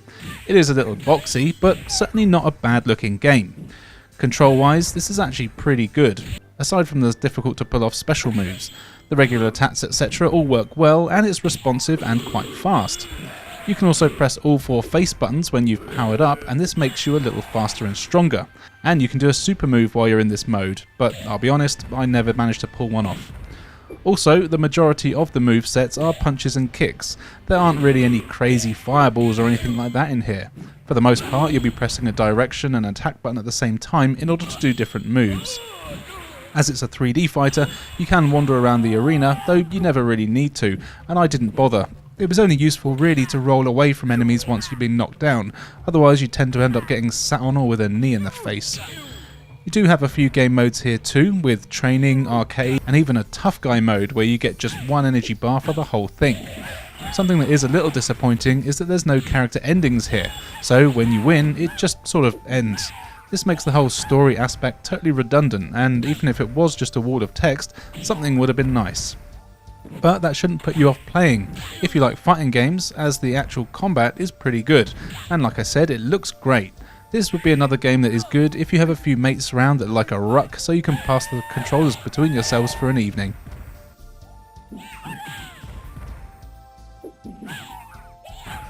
Hard Edge from Sunsoft is an action-adventure game where you play as characters who are infiltrating a tower block and have to save it from terrorists. The game plays a lot like Resident Evil, only with a bigger emphasis on the action and terrorists instead of zombies. Throughout the game you'll be switching between 4 characters, and the game actually switches automatically to show what each one is up to as the story progresses. This is a really nice touch. There are times when there's multiple characters present with only one on screen at the time, and you just have to sort of pretend the other one is there with you. They just show up in cutscenes. Everything here plays quite well actually, as you'd expect. It's tank controls and you can run as well as interact with just about everything in every room. If it's not an item collect, then you're generally given some text about what you're interacting with. This can be a bit annoying as there's no way to speed up or skip the text, so you'll be reading the same thing over and over, and it can take ages for the text to disappear. But there's no way around this, as you need to explore every nook and cranny to find items and keys to progress. The combat here is handled well. Each character gets their own weapons. For example, Michelle starts with a laser knife and you have to just hit the square button to do a combo. It's not very powerful, but it doesn't use ammo and doesn't need to reload. Alex has a pistol that is powerful and has range, but of course it uses ammo and does need to reload, which can leave you in a bind. You'll find other weapons as you progress too. Enemies come in a few varieties like robots, humans and even mutants, and they're all fun to fight, though of course you have to be careful as the tank controls can make aiming a little bit tricky. Graphically the game looks really good with some nice pre-rendered backgrounds and the character models are all great. There's a load of cutscenes which all look very good, though of course the voice acting is pretty damn terrible, just as we like it on the PS1. It's a slow-paced game though, and you'll be backtracking a lot to find new items, keys and things like that to get into new areas you couldn't access before. And though you do get a pretty decent map, this is the kind of game where it's handy to keep notes of rooms and areas you need to go back to. As I'm stupid, I often found an item but then couldn't remember where the hell I needed to go to use it, though smart people like you will likely have less issues with this. I really did enjoy the music here, and it does a great job of matching with the action. It's different if there are enemies around, and it might just be me, but I'm sure it was more mysterious in places of interest that had interactive items or clues. Again, I might be making this up, but if it is right, then that's a great way to give a hint or something that needs to be done, and game developers should use the music more for that sort of thing. I really enjoyed playing this one, and though I haven't finished it yet, I will probably go back to do so, as the story is interesting, the gameplay is fun, if a little stiff, and the graphics are great. Check this one out if you can.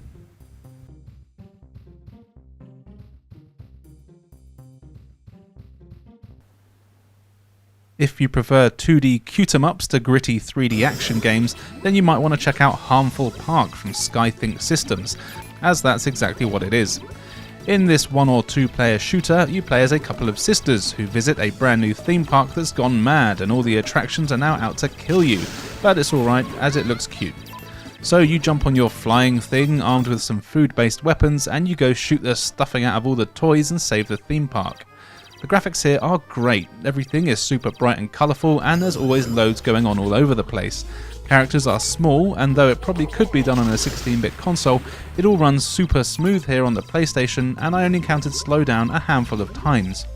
Your flying thing is armed with 4 weapons at a time, and you can switch between them whenever you like.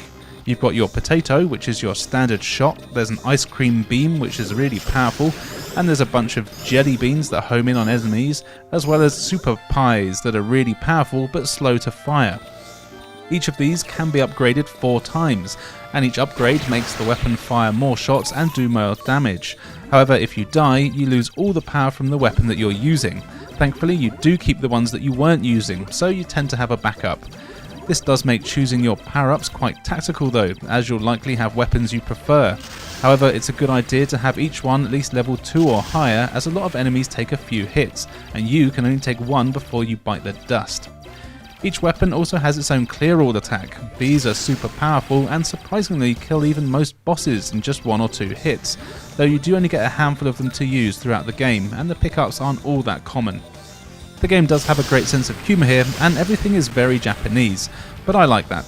Each level did keep me wanting to play to see what happens next, and the solid controls and decent soundtrack didn't hurt either. It's not a massively long game and you actually get unlimited credits, so you'll breeze through the game on your first try, but it's a lot of fun to do so and well worth checking out if you can find it somewhere.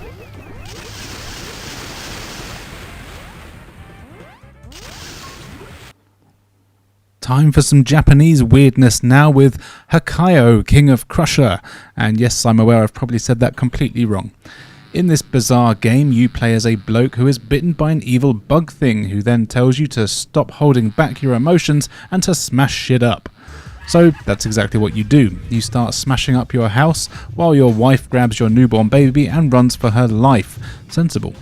You have 3 attack buttons and a jump button. You can punch, kick and headbutt, and your aim is to literally smash everything you can in all the levels.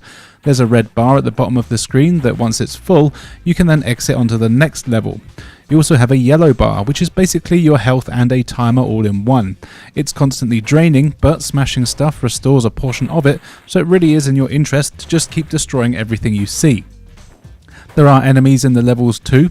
You can't actually hurt them, or at least I couldn't, so you just need to ignore them and attempt to dodge their attacks while destroying whatever you can find.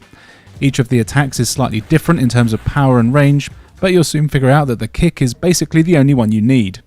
In terms of levels, you visit houses, your office, the streets and other urban areas, and they have what you'd expect in them for you to smash up. You can always tell if something is breakable as it shakes when you hit it, so if you do kick something and it doesn't shake, just ignore it and move on. You also have a mini-map that shows where enemies are and gives a rough idea of where the exit is, which is nice. What's more awesome here is that every few levels you mutate, turning into a bigger and bigger monster, until you're basically a Godzilla-sized monster destroying cities and taking on the army. It's really feckin' cool. Graphically, the game isn't particularly great, as you can see, and to be honest, the controls aren't even that good either, with terrible turning and poor hit detection. Also, the camera just kinda sucks, and it's always way too close to your character, so you can barely see what's going on around you. However, it's just so much fun to play with crazy cutscenes that thankfully someone has translated, and going around smashing stuff up is great fun from start to finish. The game is short and pretty easy, just like Joe's first girlfriend, and it can actually be beaten in about 2 hours, but I highly recommend finding a way to play this, getting some friends on the couch and playing through the game in just one sitting. You'll be laughing all the way through when you aren't screaming at the controls. Herc's Adventure from LucasArts is a little more grounded, but still a wacky fun game.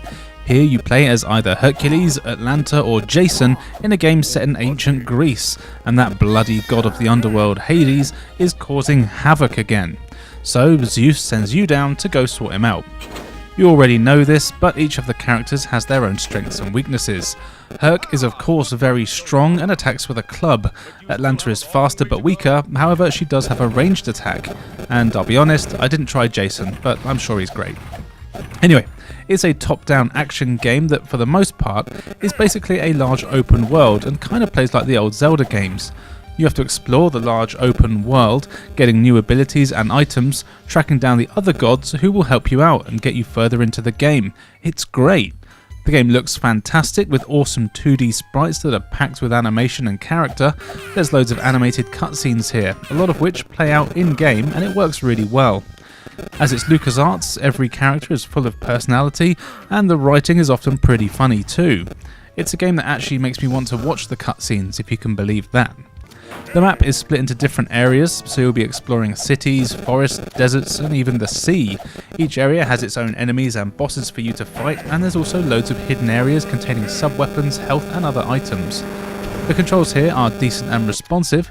You can jump and sprint. Sprinting uses stamina though. Depending on the character, you can also lift most enemies as well as rocks and other large items. Lifting and carrying things also drains your stamina, so don't go crazy. Though this doesn't actually affect too much, it just means you can't lift things up or run. Thankfully, attacking doesn't use stamina, as that would be annoying, and you just have to wait a few seconds for it to recharge. You get a map that gives a rough idea of where you need to go, but the game really does want you to explore a lot. I often found that I was lost for quite a while, and as with most games like this, you'll be doing a lot of backtracking, but later on in the game you do find ways to get around quicker, which is always welcome. You can even play this game in 2-player co-op, which I imagine would be really good fun, except we all know that Belt Buckle will be rubbish at it.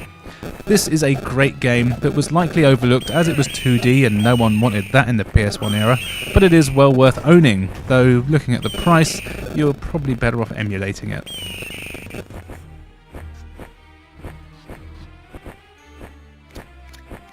Horned Owl is a light gun shooter made by the same people that brought us the awesome Elemental Gearbolt, so make sure you check out the Letter E video for more on that game.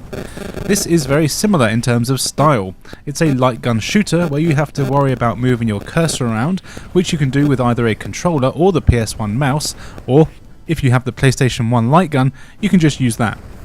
You're part of a law enforcement team who need to stop evil people from being evil, which involves shooting a lot of bad guys.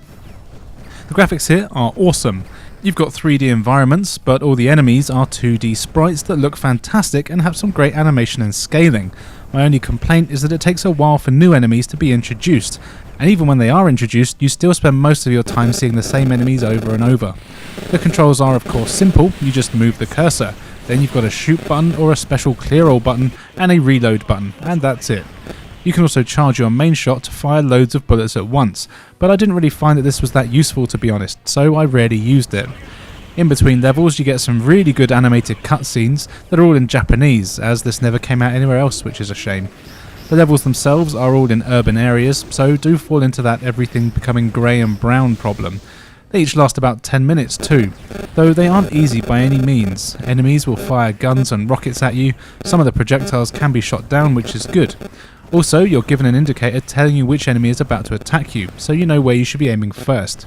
And really, that's all there is to the game. It's an on-rails light gun shooter after all, but it looks great and plays great no matter what method you're using. If you're a fan of this sort of thing, then you definitely want to give it a go.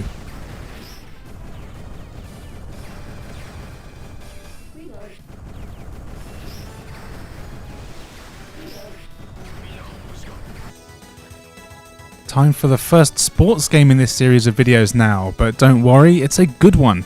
It's Hot Shots Golf 2. Now for some reason, golf games are probably my second favourite sports games to play after football. That's soccer to you thick boys. And this one here is a damn fun one to play. It's golf, so it doesn't really need much of the way of explaining. You have a hole, so use your bats to get the ball in it. What makes this fun to play is the easy pick up and play controls and variety of holes to play on. It's a super simple game. You just choose your direction, angle and power of your shot, then press X to fill a bar. Press it at the top of the bar for power, and then when it comes back down you want to get it as close to the line as you can, as this is how accurately you'll hit the ball. And really that's all there is to the gameplay. You do also have some power shots if you need more distance, but you can't use them that often. And there's also putting when you're close to the hole. It all works well, and while you can easily get going in just a few minutes, it definitely takes practice to get used to how much power you need and the angles you want to go for. The game does let you control the camera, so you can take a look around the course to get a feel for the best route to take. And then when you're putting, you get a grid that shows you the contours of the ground to help with accuracy.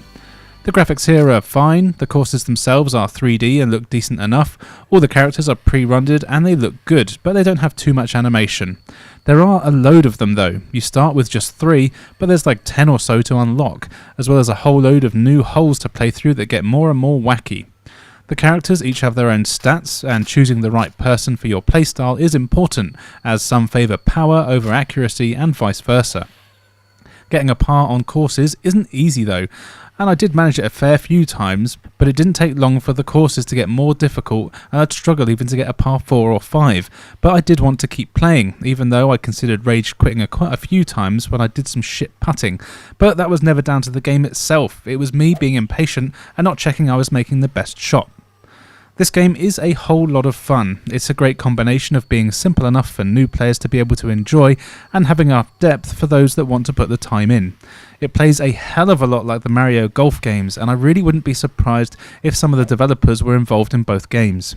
If you like golf or games to play with mates, this is definitely one to check out. Even if you don't like golf, I would say give this a try for a few holes. You might just be surprised.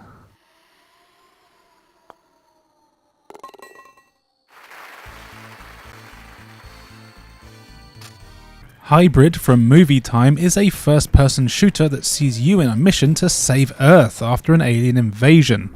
You can choose to play as one of 4 characters, and they each have access to different weapons and special abilities that you'll need to take on the aliens' robot army, as well as a number of human and mutant monsters that want you dead. You'll be exploring a load of quite large, complex levels where you need to find keys to make it to the exit. As with most FPS games of the era, the levels are often quite cryptic as to where you need to go. There's hidden areas and monsters all over the place, and some levels can take a while to get through. The graphics here aren't great. In fact, the game really has a budget feel to it. The controls are stiff, the shooting is kinda slow, and everything is a bit dark, and there's a lot of pop-in. I'll be honest, this isn't really a great game at all, but I really did have some fun playing it, and found it kinda hard to put down, though that could be because I love FPS games. The character portraits you get here are really ugly, and look like the kind of designs a 15-year-old would come up with, though that doesn't really matter as you don't see them during the game. One good thing about the simple graphics though is that there's rarely any slowdown, which is nice, but it can happen if there's a ton of enemies on screen. And speaking of enemies, it's often hard to avoid their attacks. This is due to regular narrow corridors and tight spaces where you don't have space to strafe, and even when you do though, you can usually still take hits and seem to have a massive hitbox. It doesn't help that the controls are sluggish, so strafing takes a second or two for you to get out of the way, and by then you've been shot in the face. But it really does have its positives. The different characters help to mix things up. Even if they do have basically all the same levels, they are actually quite different to play as. Some of them can use magic, and they all have different movement speeds, and the weapons are actually different for each character too. So with one character your gun might shoot slowly but does more damage, whereas others, the same weapon is less powerful but has a faster rate of fire. The story doesn't change depending on who you play as, so this is just a case of using all the characters and seeing which one you prefer. If you can handle a bit of jank and getting stuck on scenery, as well as some very strange voice work and design choices, then this is worth giving it a try. It's not great, but it's definitely not the worst game out there by a long stretch. It's also one of those rare games out there that's actually affordable if you wanted to buy a physical copy too.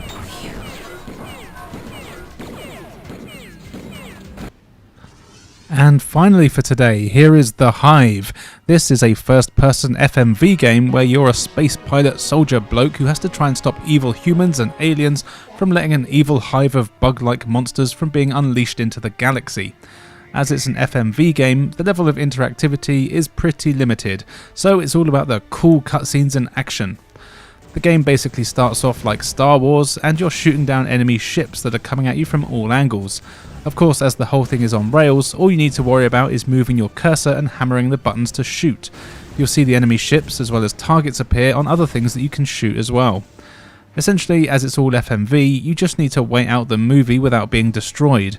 You have a health bar at the bottom of the screen, and thankfully this constantly refills, making these levels actually manageable. The gameplay mixes up quite a lot as you play as well. You'll soon crash land on a frozen planet where you'll need to make an emergency maneuver with your limited fuel in your ship while still being attacked. This part of the game is really tough, and it's all about knowing when the predetermined crash locations are and making sure you press the correct button at the correct time. You'll eventually end up in an enemy base full of enemies, and you can now look up and down, and in some places turn around 360 degrees. Again, you only need to worry about moving your cursor, and your health will continue to regenerate, which makes the game very beatable, but still not entirely easy, especially on some later levels. Graphically, the game has a certain charm to it. I actually really like the look of these old FMV games. They look like really early 90s CGI from bad films, and I'm well aware that it is a bit crap, but it's good crap. Aiming is easy with the D-pad, though it is quite slow and can take a while to get across the screen, and this was before analog, so it's not that precise, but it does have a generous lock-on which can help. But you do have to take into account the fact that your bullets do take a while to get where they're going, so it's not always an instant hit. Dying can actually be quite hard to do here though, especially on the easier difficulty, as you do have regenerating health. Though when you do die, you're always set back to the start of the level, which can be really annoying. There's times within the level that you might get a surprise attack and you just have a second or two to react, kind of like a quick time event. These are fine once you've played the level a few times, but if you don't know that it's there, then you're likely to lose them the first time every time. Thankfully, you do get unlimited continues, which does mean you can get through this game pretty quickly. The story is of course the main focus here, and let's face it, it's a generic B-movie plot at best, though the hammy voice acting and dodgy cutscenes do add to the appeal for me, as I'm a fan of crappy movies. If you like FMV games and Star Wars rip-offs, then maybe give this one a go. It's actually another game that's relatively cheap to buy as well, and will probably entertain you for the hour or two that it takes to get through the story.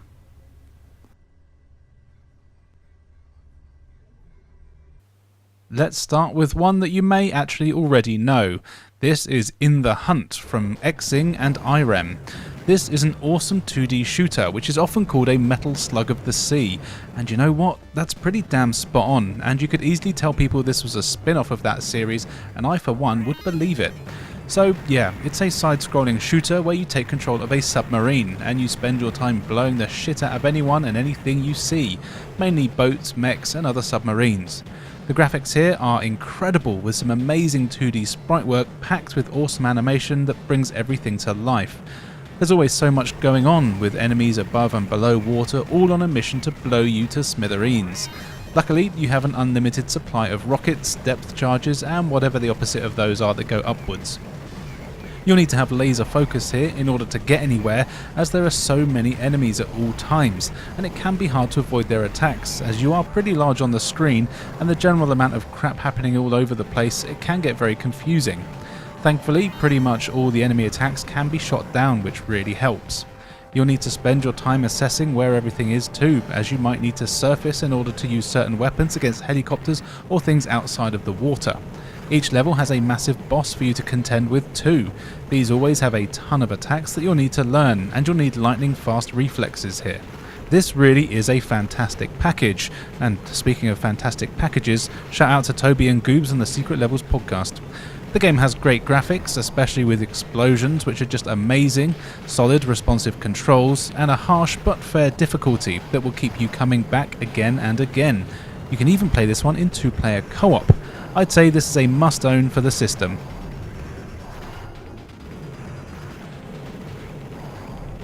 Next is Inuyasha, the Feudal Fairy Tale, and sorry if I got that wrong.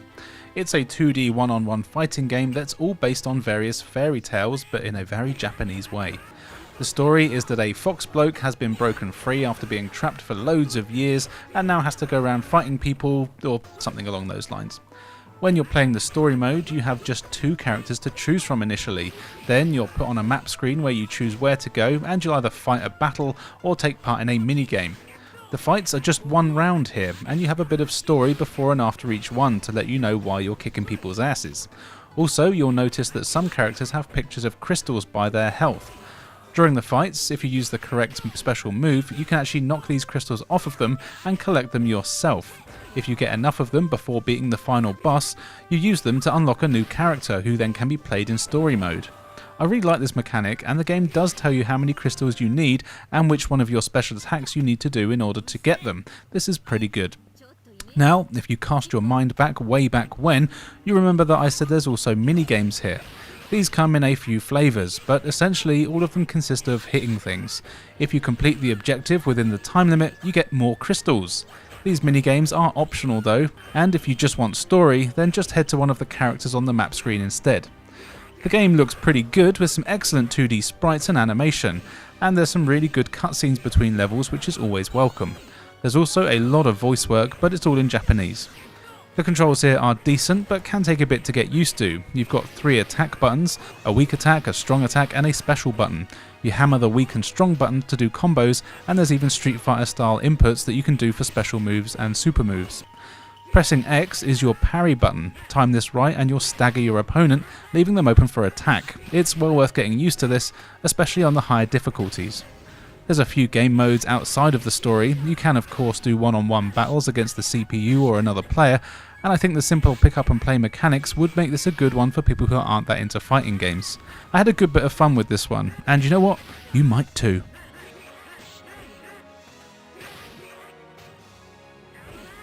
Next up is Imadoki no Vampire Bloody Bride, and this here is one of those visual novel dating sim type games that the kids are playing these days. The story is that you're a dweeby young vampire bloke and it's time for you to go bang some hot human girls and of course suck their blood as well. Now, as this is a visual novel type game, pretty much the whole thing is reading and looking at anime pictures of hot women. Normally, this isn't really my kind of game, and I'll be honest, this one didn't do much to change that, but I know there's a lot of people out there that like them, and I don't know when I'd ever get to talk about a game like this in a video. So I thought, screw it. Which, yes, is in fact the entire aim of this game. You'll wade through a ton of text, which has even been translated, and you'll talk to various girls that you'll meet as the story progresses, trying to bang them. You can also explore the town, and you'll have to travel around to buy gifts and have battles at times when you're brutally murdering innocent people to suck their blood. The game is broken up into days, and you have a limited amount of time in the human world to find the women of your dreams. You can level up and increase your stats every day, which makes you better at talking to girls, and in some cases more appealing to certain ones, and that's kind of the point. You'll need to choose what to go for, and you'll need to find out everything you can about the girls, so you have a better understanding of what personality you need and what type of answers you want to give them when you're talking. It's pretty realistic, to be honest. You also have some hot demon women you can summon to spy on the girls you meet. They'll dig up information on what they've been doing and what they seem to like to help you on your way. Honestly, there's not really much else I have to say about this one. It's a visual novel dating sim. You read a lot and choose from a bunch of options on the menu every now and then. Personally, I didn't find any of the characters particularly great, though I am playing the game with a fan translation as the game never officially left Japan, so some of the conversations are a little bit wonky, but overall they did a pretty good job. If you're into this sort of thing, then you might enjoy it. Otherwise, avoid it like a lump of garlic.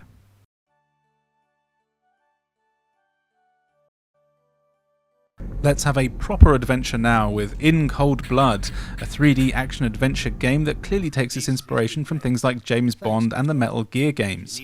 Here you are a British spy infiltrating a foreign base looking for a fellow spy who went in undercover and has gone missing. Of course, there's plenty of twists and turns along the way too. This is actually a really interesting game that has a very good mix of exploration, stealth, action and interacting with other characters in order to find items and solve puzzles. It plays a bit like Resident Evil, with a fixed camera angle and tank controls, but you also have a punch, shoot, crouch, run and interact button, so you can do loads here. Most of the game will see you wanting to use stealth, as ammo is limited and you die in just a few shots, but you can sneak up to enemies and knock them out in just one punch, which is very handy. But if things do go too wrong, you can whip out your gun and fill them with hot lead, thanks to a generous auto-aim system that is very handy. The game looks okay, the backgrounds are all fantastic, but the character models aren't the best, and the animation is a little choppy and jerky in places. It also translates to controls, which are fine and you can work with them, but they're stiff and quite clunky. However, the game is still very playable. You'll meet plenty of characters as you play, and you'll need to have conversations with as many as you can in order to get hints as to where your mates were last seen and how you might be able to get into a new area of the base.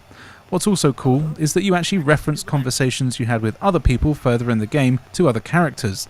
This comes in handy here, as there could be a guard that you need to get by, and you can talk to him and hark back to a conversation you had with someone earlier. It might even just be something about football, or something silly like that, or the fact that someone told you something was broken elsewhere in the game, and it means that person trusts you and lets you in.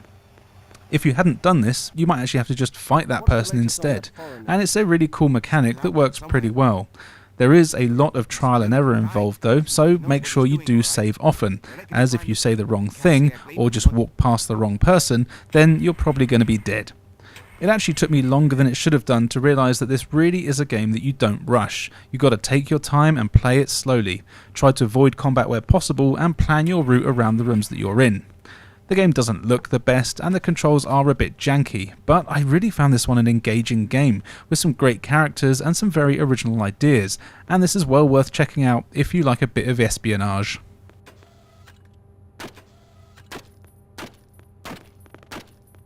Time to get wacky now with Incredible Crisis, which is actually one of my favourite games for the system, and I've owned it for years. This is a very Japanese game, but was released everywhere. You play as the Teneo family who go through an average day, and of course an average day in Japan consists of crumbling workplaces, alien invasions, kaiju, bank robberies and shrinking to the size of an ant, and more of course, which from what I know is the average day in Japan. Every level is essentially its own minigame with its own controls and objectives to complete.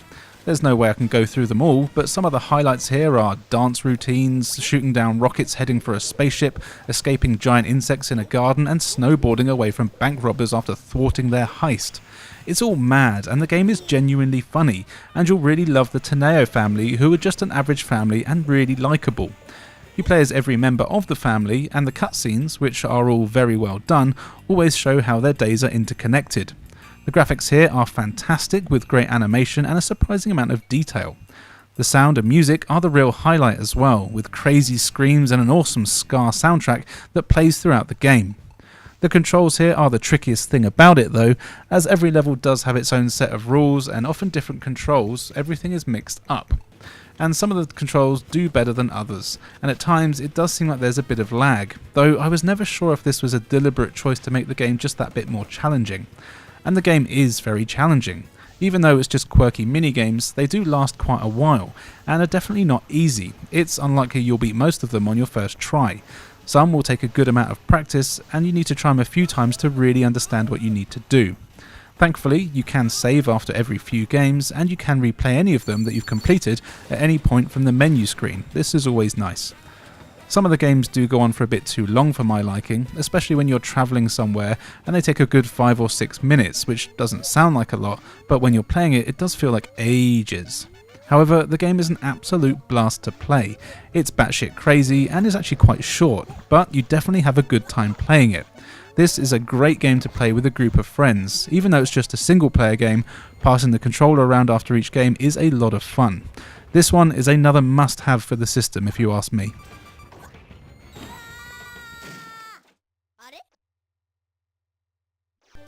Everyone's favourite bumbling robot cop, Inspector Gadget, even got a game on the PlayStation. I was expecting a platform game, but here you get one of those block-pushing puzzle games. That evil bastard, the Claw, has created a bunch of gems. I know, what an asshole. So good old Gadget has to go around a bunch of levels pushing the gems together to get rid of them. For some reason, putting 3 of the same gem next to each other makes them turn into coins, so that's exactly what you do. Though it's not as easy as it sounds. As the levels progress, the gems will get scattered all over the level and often are not close together. Also, you can only push and not pull, so if you make a mistake, you're screwed and you have to restart the level. Thankfully, you do get unlimited tries and you can save your game. Also scattered around the levels are keys and items to use. You'll need the keys to open various doors, which often hide new gems, and there's also weapons you can use to stun the enemies on the levels, of which there are a few. Thankfully, none of them really chase you, they just sort of wander around aimlessly and are more of a nuisance than anything.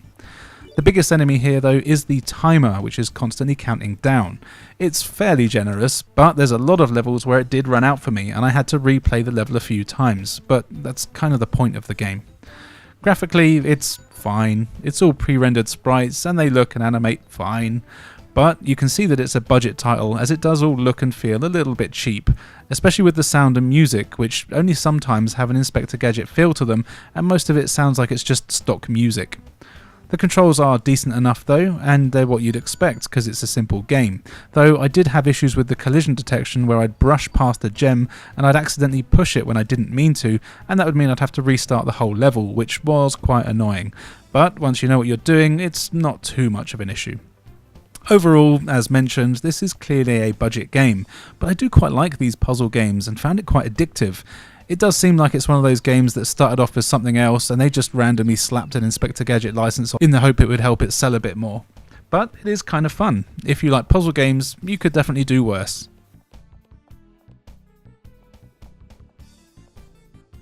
Alien invasion time now with Invasion from Beyond. Here you play as one of a few pilots who have to help save humanity from an invasion from beyond, aliens. You choose from a few ships, each with their own stats and weapons, and then you're set out on a ton of really bloody hard missions where you need to rescue civilians, scientists, and destroy alien invaders, and sometimes even capture them. It's actually quite a tricky game to get into, but once you do, it's a lot of fun. The levels are quite small, but they're packed with objectives to do. Your ship has a nice amount of weapons, and by rescuing scientists, you actually unlock more weapons and abilities, which is a nice way to do it. Between levels you can swap out your equipment too, which is very handy, and it's worth playing around with everything you get. One of the main mechanics here is that your ship has the ability to beam up most things. You mostly use this to rescue civilians, who you then have to take and drop off at a safe zone like a church. Then there's the scientists who you need to take back to your base, and you can even capture alien soldiers that are on the levels, taking them back to your base, and this lets you unlock more tech. It's a really cool idea. As I said, you get a ton of objectives as the levels go on, and none of them are particularly simple. In fact, I had a hard time on pretty much every single level. This is partly because, although your ship controls well enough, it's incredibly fast and can be tricky to shoot down enemies, who will kick your ass, and I could never figure out how to repair my ship either. I'm not actually convinced you can. Thankfully, if you do get shot down, you'll switch to one of the other pilots and carry on the mission. Something that is annoying though is that at times there are things you can do on the level that make you immediately fail the whole mission. For example, in one mission I shot down some aliens I saw, only to find I wasn't meant to shoot them down at that particular moment, and it meant I failed the mission completely and had to restart. All your objectives are radioed in, so make sure you do read them carefully, otherwise you'll be playing a level for 20 minutes only to immediately fail it because you accidentally shot down the wrong thing. I would also recommend fully completing the training and simulation missions to get used to how everything works. Graphically, I really like the way the game looks. It's got a very good B-movie style to it, and everything here is tongue-in-cheek. The music also really suits the game, sounding like something out of a 50s alien film. If you're up for a fun but very challenging game, then definitely check this one out.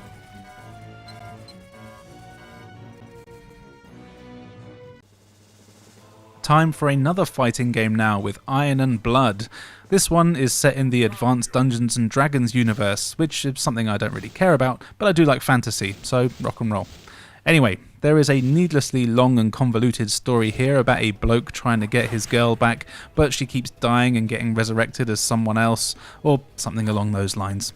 Eventually, the bad bloke recruits some other bad folk, so likewise a group of good guys team up to fight them. The game is mostly played in team battles, and you'll select a number of characters, of which there is a decent selection of humans, orcs, goblins, skeletons and more. You've got warriors, wizards and everything in between.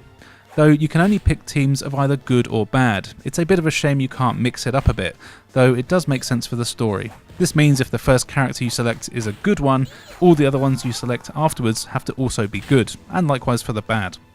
Then you're put in a 3D arena where you fight one-on-one until one of the teams has been totally defeated. And I'll be honest, this game is rough. Actually, it's very rough. But there weren't many games beginning with I, and I didn't want to include an International Superstar Soccer game, even though I actually love that series. Anyway, the graphics here are pretty bad, though not the worst I've seen, but the animation is pretty awful, and everything either is way too fast or way too slow. This makes the combat very tough, as if you use strong attacks, you'll almost always get hit by your opponent with a quick attack, and the weak attacks barely do anything at all. Also, the controls themselves are pretty bad and unresponsive. You've got loads of attack buttons of course, but it's very hard to put combos together, and the special attacks are impossible to pull off. Of course, the computer doesn't have much of an issue in this area, and they're also really tough, blocking almost everything you do. Something that's just a pain is that you don't automatically face your opponents either, so you have to press the shoulder buttons which make you rotate to face them. So if they're behind you, you slowly turn around to face them, and in the meantime they will of course just kick your butt. So yeah, this isn't a good game. I can imagine it being a laugh with some mates round who just want to take the piss out of it, but if you're after a good 3D fighting game, play Evil Zone, which you can find out more about in the Letter E edition of this series, and stay clear of this one. But hey, at least you know it exists now. And actually, you know what? The music here is awesome. So the music for this game is a hidden gem, but the gameplay itself, not so much.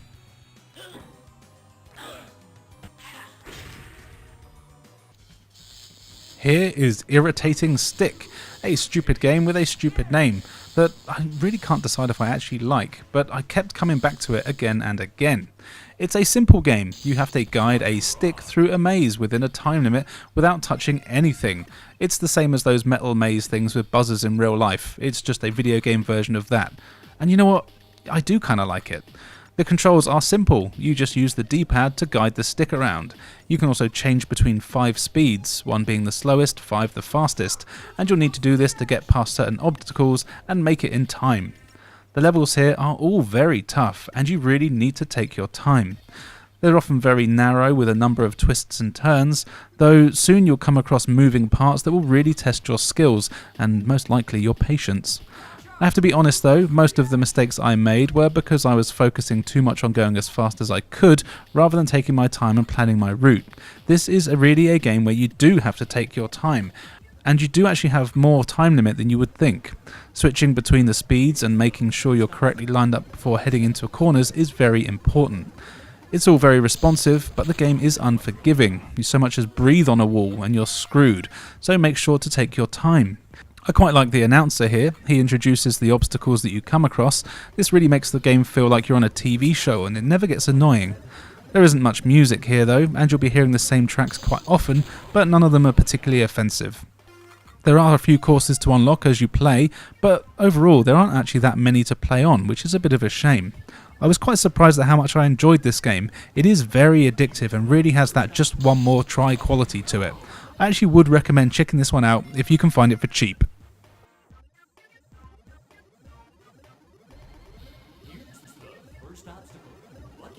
And finally for today, let's get spooky with Iru, which I think translates to They're Here. This is a first-person survival horror game that never left Japan, but thankfully it now has a fan translation so us losers in the West can play it. The whole thing is set in a school, and you're setting up for prom night along with some other teachers and a bunch of students, when suddenly a load of strange stuff starts to happen and people get killed off one by an unseen force, until you do see it. So, of course, you have to explore the school that you're now trapped in, trying to stop whatever's happening, find out what's behind it, and escape with your life. Now, I will warn you that this is a very slow-paced game with a ton of dialogue. A lot of the gameplay involves exploring until you trigger a cutscene, and then everything moves on. Though, of course, you have to find items and solve simple puzzles to unlock new areas and progress.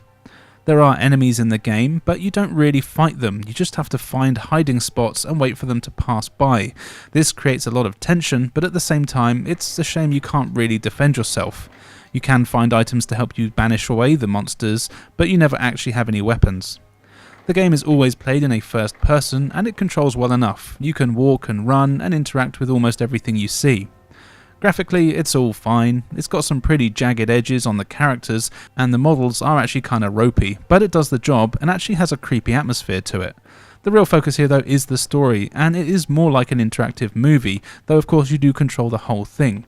If you're okay getting sucked into an interesting story and don't mind a slower paced game, then this is well worth a look. Just be aware that it does take a while to get going, which is annoying for when you're recording footage, and there is a lot of backtracking. Though the school isn't particularly massive, so it's not a huge deal.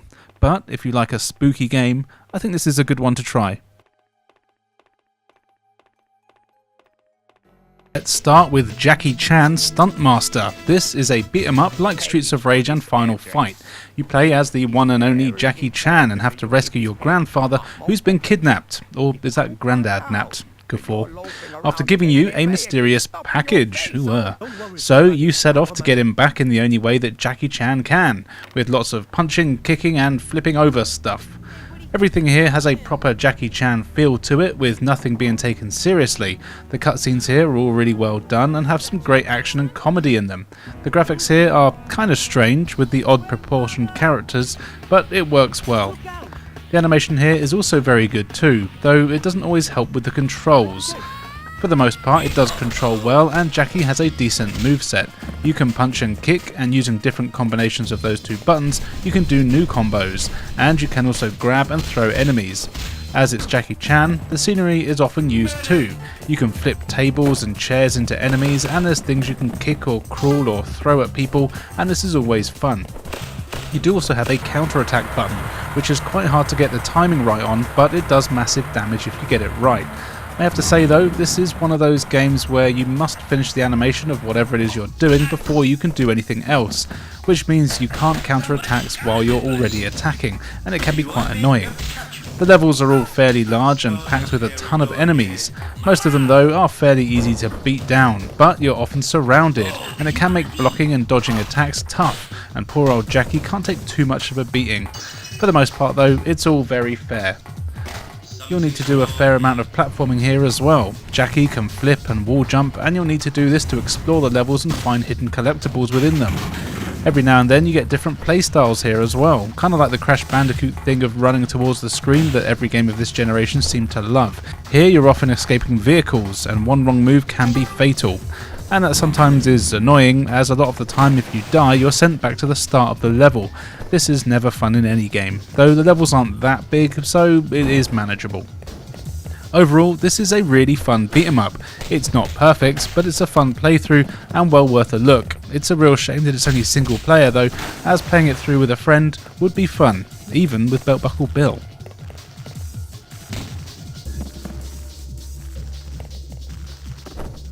The fighting game for letter J is JoJo's Bizarre Adventure from Capcom. This is a one-on-one fighting game that I believe follows the story of a crazy-ass anime series, though I've never seen it, so you never know. And it really is crazy. Like I said, I've never seen it, but if the anime is anything like the game, then it's all about people who fight with their spirit animal partner things, and there's crazy monsters and animals all over the place that want you dead. The game has a few modes. Basically, you get your story and arcade mode. Arcade mode is of course a series of fights, and you choose from a crazy roster of characters and kick the snot out of one another. The story mode, however, is very interesting. You don't actually choose a character here, you play as them all as the story progresses. This is something that I really enjoy in fighting games, as it's forcing you to give all characters a try, rather than being one of those boring losers who just plays as Ken. Yeah, I'm talking about you, Toby. What's even more interesting is that the story has stages where you aren't even fighting. For example, a little way into the game you meet an angry gorilla on a boat. Where else do you meet angry gorillas? And you have to play a gallery shooter style level where you blow him to bits. There's also a game where you have to time button presses correctly to save a girl. It's a great way to break things up and really kept me playing to see what the hell was going to happen next. And of course, as it's a Capcom fighter, the game looks and plays really well. The graphics are all just fantastic 2D sprites with great colour and animation, and the controls are basically just Street Fighter, but not quite. Though I will say I did have a bit of trouble getting used to some of the special moves, though it was never enough to cause a real problem though. This is a really good fighting game that does an excellent job of keeping everything fresh and interesting. Well worth a look.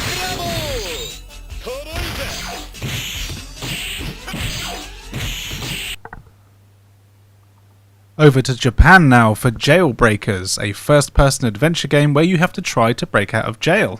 Who'd have thought? It's set in the future, so you've been thrown in the clink for wearing sexy future clothes but not having any jiggle physics. So you have to explore your cell, and you'll quickly find that the door is open, and you'll meet other people that are trying to give you items to get further into the prison so you can help them escape. And I'm assuming they tell you stuff that's useful too, but all the text is in Japanese, which is a little bit annoying. What is interesting though is that all the voice acting is in English, so I'm assuming this was meant to come across the pond at some point, but never did. Unless it just has a different name over here and I haven't found that out. Now, this game is more of a puzzle game than an action game, and you'll spend most of your time exploring similar looking environments, looking for items and clues to help you escape the prison.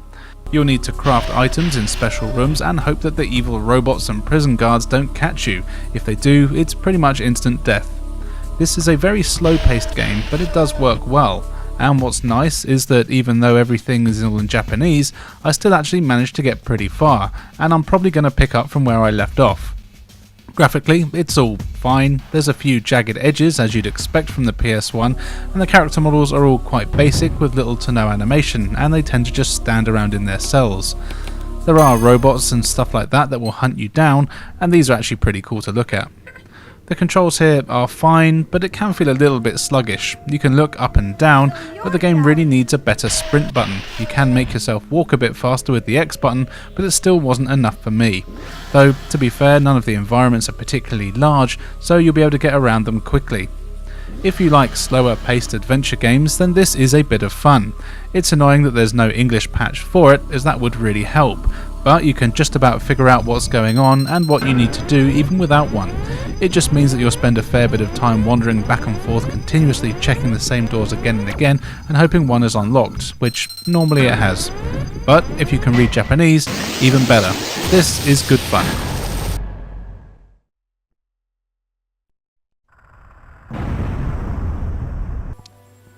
If you want a faster paced 3D adventure, then check out Jersey Devil.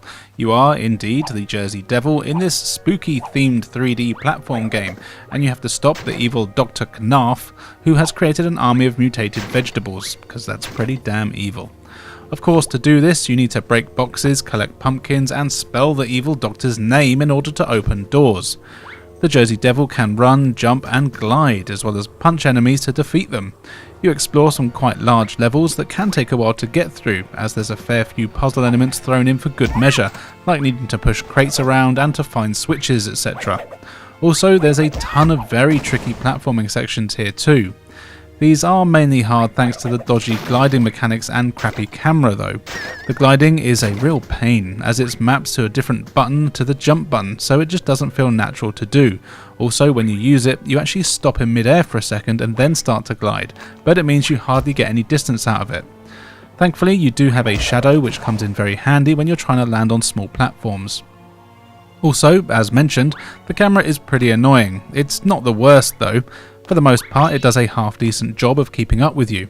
Thankfully, you can control it with the shoulder buttons, but it moves so damn slowly it's infuriating, and I often took damage or fell down a hole that I didn't even know existed because the camera took too long to swing around. This doesn't make the game unplayable though, and in fact, it's actually quite fun. I've always had a soft spot for games with a Halloween or spooky aesthetic, and this one really fits the bill. The controls are fine, other than the gliding, and the graphics are actually pretty good. There's some great animated bits in here too that really help set up the story. While it's by no means the best platforming game on the system, it is a bit of fun and would be great to crack out on Halloween.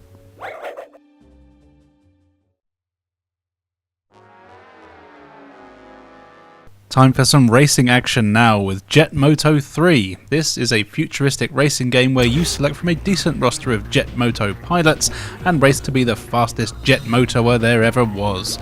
As you'd expect from a game of this era, each character has a ton of tood and are actually quite bland, but that's okay, it's all about the racing. Now, what exactly is a jet moto? Well, it's basically a future jet ski that doesn't need water and it hovers. And boy are they fast and tricky to control when you first get started. You choose from a few game modes, which are your usual championships, arcade modes and time trials. And of course, if you're one of those people that has friends, you can even play this with one of those. Then you choose a cup or course and you set out to race, and it's actually a lot of fun once you've had a little bit of practice. The game's got a really good sense of speed, and at first it can seem very confusing as you fly around all over the place, but it doesn't take long to learn the best way to control your speed and actually turning quite well. So far, I've never come in less than third place in a race, but then don't forget, I am amazing. The courses themselves have a great variety to them, and you'll be racing in cities, canyons, arctic tundras, wet jungles and more.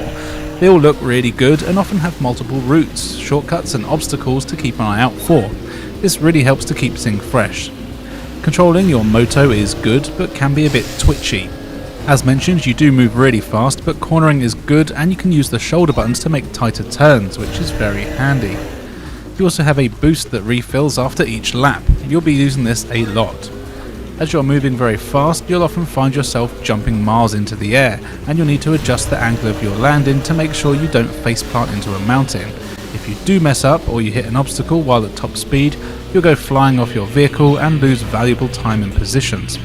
Graphically, I really like how this game looks. There's a ton of variety and detail, and surprisingly there's very little texture warping here, and the game even has a decent draw distance, though there were times on larger open areas where I really didn't know where the hell I was meant to be going.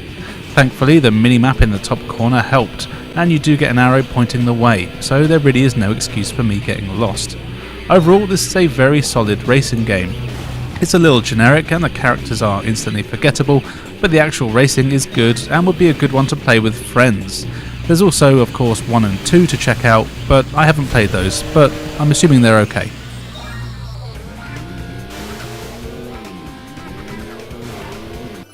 Now it's time for probably the most exciting game here, so make sure you're sitting down for this review.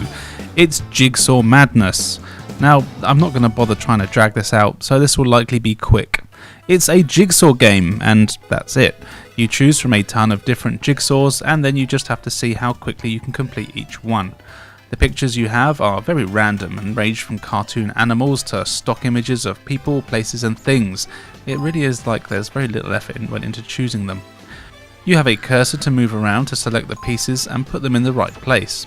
There's a few options that you can play with, letting you choose how many puzzle pieces each picture has, essentially upping the difficulty, though there is no way to fail. This is just a game about relaxing and making puzzles. It's harmless and actually kept me playing longer than I should probably admit. Doing some of the 150 piece puzzles can take quite a while, and once you've completed it, you're told how many times you tried putting things in the wrong place, as well as your time. Sounds like my ex-girlfriend. So you can always go back to each one to get a new record. To make things even trickier, you can even add rotation, so the puzzle pieces might not be facing the right way when you get them. I know, could it get any more exciting?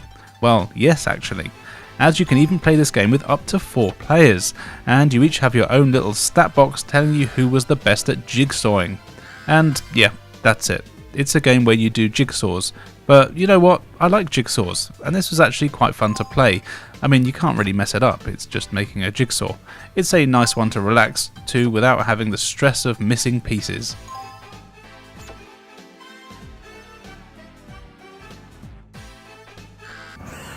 If you prefer demons with your puzzles, then you might be interested in Juggernaut. This is a horror puzzle game where you play as a bloke who is trying to exorcise his girlfriend's literal demons after she gets possessed because you bought her a haunted bottle from an antique shop. That'll teach you if you're trying to be romantic. You do call the clergy to see if they can fix it, but they figure the best thing to do is have you enter her subconscious and explore around there to save her from spinning her head around, vomiting on you, and then fucking herself with a crucifix. So you agree. This is one of those first-person FMV games where you're always shown the directions you can move in, and you just press the direction you want to go. As you're exploring, you'll find items that you'll need to use and combine at the right times in order to solve some pretty damn cryptic puzzles. The graphics in the game are decent enough, almost everything is FMV, and it's kinda creepy at times, partly due to some dodgy character models and animation, but it actually manages to help the atmosphere, the same as the questionable voice acting. You'll explore a fair few locations over the course of the game's 4 discs, and these range from your usual forests and beaches to dilapidated castles and mansions, and generally they get more and more surreal as you get further into the game and your girlfriend's crazy subconscious. When there is something you can interact with, you'll get a cursor on screen, and you'll need to point that or whatever it is you want to interact with, and you'll know if it's something that you can interact with as the cursor starts spinning. You can carry almost every item that you find along your way, and thankfully you have an easy to use inventory system as well as a handy dandy map. Though having said that, it can still be hard to navigate the areas thanks to the predetermined paths that you have to follow, and you need to remember exact routes to get to places. And it is annoying when you're trying to find a door that's right next to you, but you have to take 5 or 6 predetermined steps in certain directions to be able to get to it, rather than just turning around.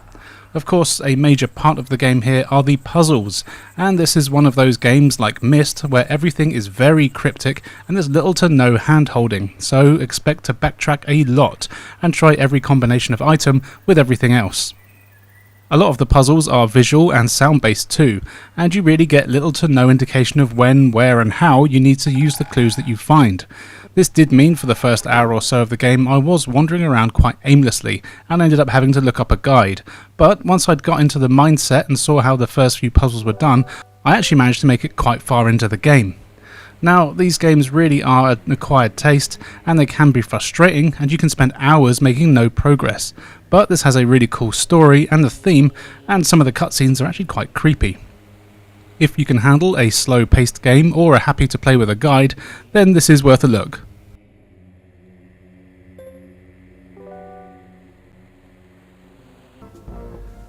One for the kids now with Jumpstart Wildlife Safari Field Trip. Now, I don't know what Jumpstart is, but I'm guessing it's an educational thing. In this here game, you can choose from a couple of characters, which is purely cosmetic, and then you have a bunch of worlds, each of which has their own gameplay. There's even characters to unlock here. You'll be doing some basic platforming while collecting letters to build bridges, counting eggs to return the right ones to the right mama ostriches. You go skiing to find flags, play some sweet tunes on one of those pianos like in the movie Big, and you'll also have to match cats with their giant mamas based on their colour. Can you do that these days? I don't know. Yeah, it's all very basic stuff and it's aimed at very young kids, but surprisingly it actually plays quite well. The controls are decent and the platforming is pretty good. I never had any issues controlling my chosen marsupial in any of the levels. Each world has 3 levels within it, and each one gets ever so slightly trickier, but it won't take anyone, even likely the young people it's aimed at, more than a couple of hours to breeze through and see everything the game has to offer. But the bright colours and the number of animals knocking around for them to look at will likely keep them very entertained, and the fact that you can't really lose here means that they won't get frustrated with the game. Graphically, it's actually alright. Again, it's very basic, but none of the models are particularly bad, and the bright colours and animation will hold some interest. If you've got kids, then this could be a good game to let them play so they can learn some simple alphabet, numbers and other things. But if you're over the age of 5, then this isn't really a bad game, it's just not made for you. Worryingly though, it does play better than some games I've played that aren't aimed at children. Let's count the eggs. 1, 2, 3. Great job! Jupiter Strike is a rail shooter from Acclaim that plays a lot like Star Fox on the Super Nintendo. It's your usual space fighting story. There's a bad group of bastards who are intent on taking over the galaxy, so the best thing to do is send out a lone pilot in a ship to stop them. Your ship has a couple of attacks. You've got your usual laser blaster that does a decent job of taking out most enemies, but it can be tricky to aim. You also have a lock-on shot that can target multiple enemies at once and even homes in on them. This is very handy, but it does need to recharge if you use it too much, though this never takes too long, so it's usually always available when you need it. You'll be flying through your usual space-themed levels, dodging asteroids, coming up against huge ships, navigating space bases, and sometimes even flying above the clouds of planets. The controls here are fine, though your ship does have an awkward momentum to it that makes the precise dodging and attacking trickier than it needs to be. I also found that you move really slowly and have a very noticeable boundary to where you can move. This does also add to the difficulty of the game as it makes it harder to dodge attacks. But the whole thing is manageable, and the game is perfectly playable. And in fact, this is a game that you can actually beat in about an hour or so once you've had a bit of practice. It's quite short. The levels themselves aren't huge, but there are a lot of enemies within them. These are all in the form of other ships and robot-looking things that will always fire lasers and missiles at you. It can sometimes be hard to see these, especially if you're not moving, and they'll fire at them when they're lined up nicely with you, and there's no indication of you actually being hit other than your shield just depleting. And this is one of those games where if you do die, you go back to the start of the level. No checkpoints, nothing. The game looks okay. It's very similar to Star Fox on the SNES, but with better frame rate and a bit more detail. Though I do have to say it doesn't quite control as well as that, which isn't ideal, but it's Acclaim, what do you expect? But none of that makes this a bad game. It can still provide a bit of entertainment. It was a budget game at release, and I've read that it was less than $10 when it was first released in the States, and that's a very good deal. It's a nice short playthrough that's a little slow, but does have some nice boss fights and some surprisingly good music too. If you like space shooters, this should keep you entertained for an hour or so.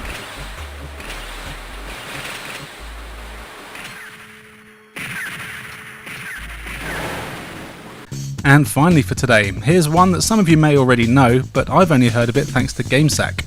This is Jumping Flash, a 3D platform game where you play as a jumping rabbit spaceship thing called a Robbit, which is nice. There is a story here that isn't too important, but basically an evil bloke has started breaking planets into smaller pieces and selling them off as resorts. So you have to hop around them collecting stuff and shooting other stuff, so he stops being a profit-hungry bastard. The game is a very early one for the system, and the main aim was to show off some of the 3D capabilities, and amazingly it actually holds up really well to this day. It's packed with colourful levels that are quite small but work quite well. The things you need to collect are hidden decently in the levels, and they're more designed to be vertical than horizontal, so you'll be doing a lot of jumping. Your Robbit can jump really high and even double jump. The camera automatically adjusts depending on your height to let you see where you're going to land, and thankfully you always have a shadow so you can be accurate. The levels are packed with enemies too, but luckily you have a few weapons that you can use. You've got a laser that has unlimited ammo, and you can pick up missiles, bombs and other items that do massive damage. Once you've gotten all the items you need on a stage, you're told to head to the exit, and then you can go on to the next one. Every few stages you then have a boss. These are actually already fun to fight, and some of them get quite tricky. Controlling the game is easy and it works well. The only thing I didn't really like was having to use the shoulder buttons to aim up and down, but this is pretty common in the PS1 games and I'm getting kinda used to it now. But it never really feels natural. You do get used to it though. The graphics here are good and the levels get pretty crazy and busy later on. There are a few dips in frame rate here and there when it all gets a bit much for the poor old PlayStation, but it's never enough to take away from the gameplay. This is a pretty simple but really fun game that even got a couple of sequels. I haven't tried those out yet, but if they keep this same type of gameplay, then I can imagine they're both pretty fun to play too. Give this a go if you like your 3D platform games.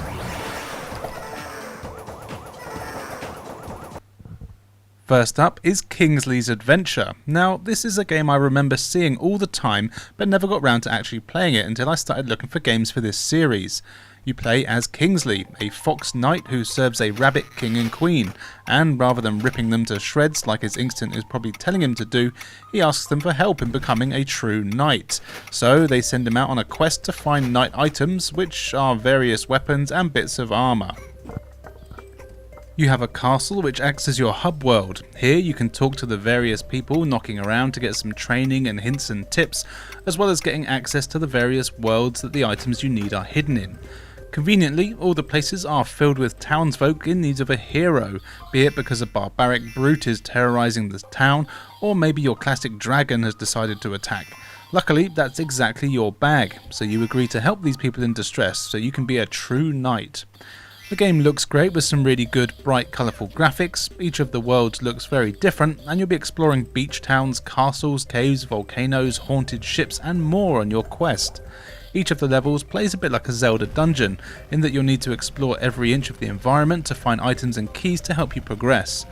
There's also puzzles all over the place that you'll need to solve. Most of these involve killing things or pushing blocks or pulling switches in the right order to make a key appear or a door open. The puzzles are actually pretty good here, and it was nice that there isn't much hand-holding, but the clues you are given are always just enough to help you. Controlling Kingsley is good, but your usual tank controls of the time, so they can be a little bit stiff and clunky. But you can run and jump, and you have a few weapons to use. You start with a sword, but on your way you get axes, crossbows, and a few more. These each have their own use, and of course some are more powerful but slower than others, and the crossbow is quite weak but good for when you're low on health and don't want to be too close and personal, though be careful as it does take ammo. You've got limited camera control here, and that was really the only thing that was a bit annoying for the game, other than the slightly clunky combat that is. But the combat isn't really the focus here, and it's just as well, as I did get a bit of slowdown when there's a few enemies on screen. You can sidestep and block though, so taking out most bad guys or girls is never too much of a pain. I really enjoyed playing this, and it was definitely not as easy as I thought it was going to be. This is well worth a look if you like a Zelda style adventure.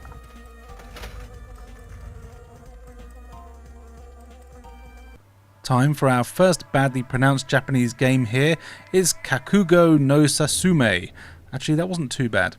This is a one-on-one fighting game based on an anime, of course, and as far as I can tell, evil monsters have appeared, so you pick from a bunch of wacky characters to go and punch the other ones in the face until you're the only one standing. The gameplay is your standard 3D fighting fare. You have a few attack buttons, a special button, and some dodge buttons. Doing different combos, and these does in fact do a few different combos, and it's actually pretty easy to pick up and play. The attacks you do vary slightly depending on what direction you're pressing on the control pad at the time, and it's fun figuring out what combinations string together to do better combos. It's also nice having a dedicated special button so you don't have to worry about complicated inputs. Graphically, the game isn't great, the character models are very blocky and the animation is a little stiff, but it works and the combat does flow enough for you to be able to string a few combos together.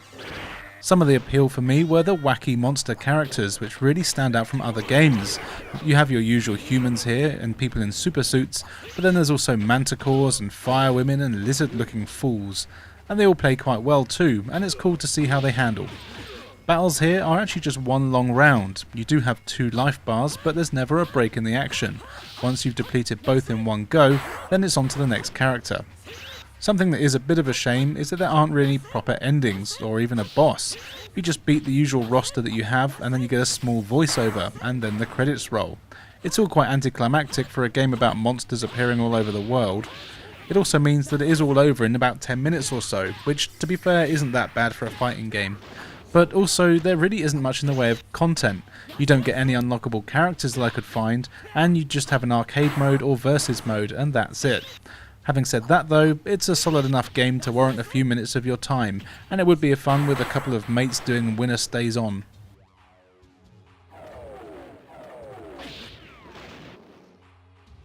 Let's stay in Japan now with Kaigetsu Girl high tension comical action game The Rapid Angel. Gotta love these Japanese names when they're translated. This is a 2D side-scrolling action game where you choose from one of 3 characters, who I presume are the Rapid Angels, and then you watch some cutscenes that look like they're about to turn into hentai at any minute, but sadly never do, and then you're off running from left to right fighting a load of evil bastards that are causing trouble. Sadly, I have no real idea what the actual story is, as everything is all in Japanese. but you'll go through villages, forests, canyons, and even train rides on your quest that involves a whole lot of ass kicking. You've got 3 characters to choose from, and they actually all play quite differently. One is the all-rounder and is pretty quick and has some good attacks. One has a sword, so does more damage, but of course is a bit slower. And the last one is really weak, but uses projectiles, so you can attack from a distance.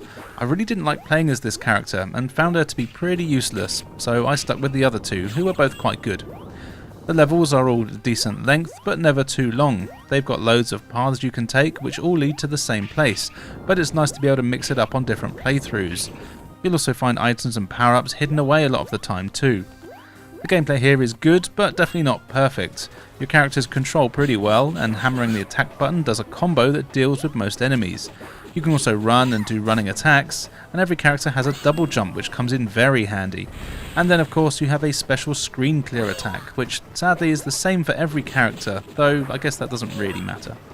The enemies range from normal people to flying jellyfish and even crazy mutants and robots, as well as even zombies when you progress.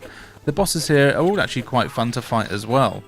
The game starts out quite easy, but does get challenging as the enemies and attack patterns get more unpredictable. Also, what didn't really help with the difficulty was that no matter who you are, your attack range is actually really short. Well, I guess not for the projectile woman, but she's crap. You almost have to be standing inside an enemy to hurt them. It is kind of annoying to start with, but you do kind of get used to it, and it is quite manageable. In fact, I did find this game quite addictive, and though I haven't actually managed to complete it as of yet, because you only get a few lives and continues, I definitely will be going back to see if I can beat it. It seems like a fairly short game, at least I hope it is, as there's no saves or passwords. Graphically, it's really nothing special, and actually looks like it should be more at home on a 16-bit console. But as I'm not a graphics whore, I don't really care, as the game is fun to play and it's a nice one to check out if you like old platform games.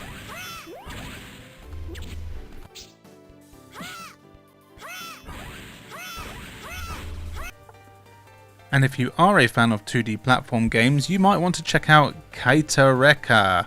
Now, to me this looks like another game based on an anime, but I don't know for sure. Here you choose from one of 3 cats, each of which is armed to the teeth, and you get to side-scroll your way through some pretty long stages taking down evil robot cats. I get the feeling that you are actually also a robot cat yourself, but you just look more like a regular one. Anyway, the game is basically a side-scrolling shooter along the lines of Contra, with cats. But in fact it reminds me more of Alien Hominid. But sadly, while the game is fun, it's nowhere near as good as either of those games.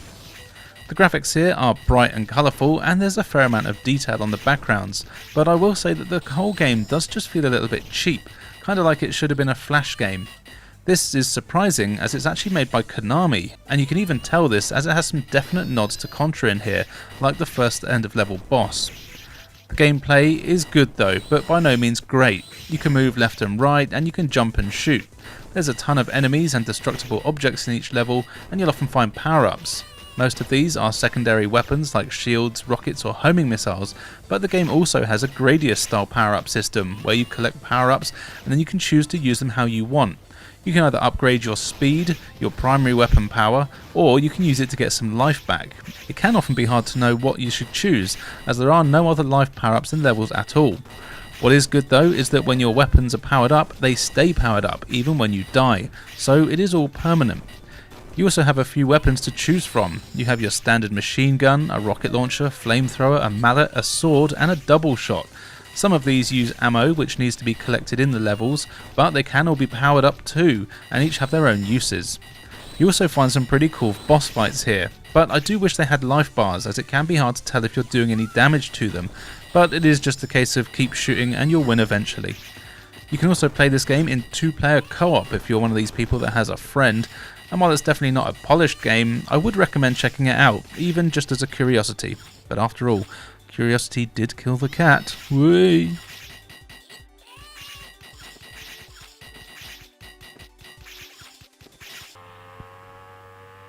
Kamen Rider V3, or is it Kamen Rider? I'm going to go with Kamen. Is a cinematic fighting game based on the Kamen Rider series that sadly I've never seen, but I think I'd quite like it.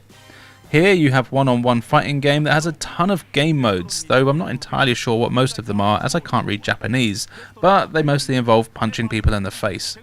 As you can see, the series is very much like Power Rangers, so you have a ton of crazy characters to choose from and fight against here, and the game is a load of fun to play.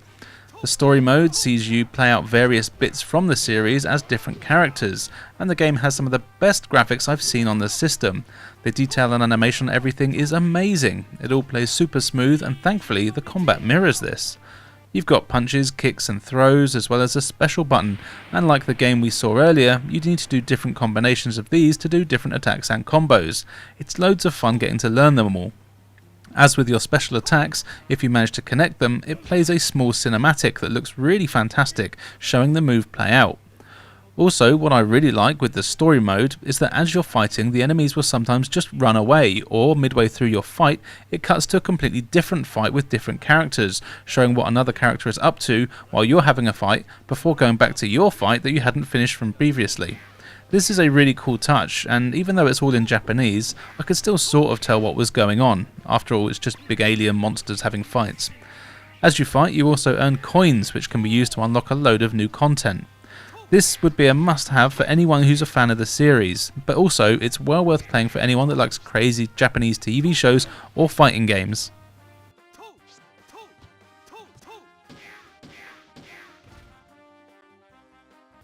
And our last game from Japan is Kyulin. Sorry if I said that wrong.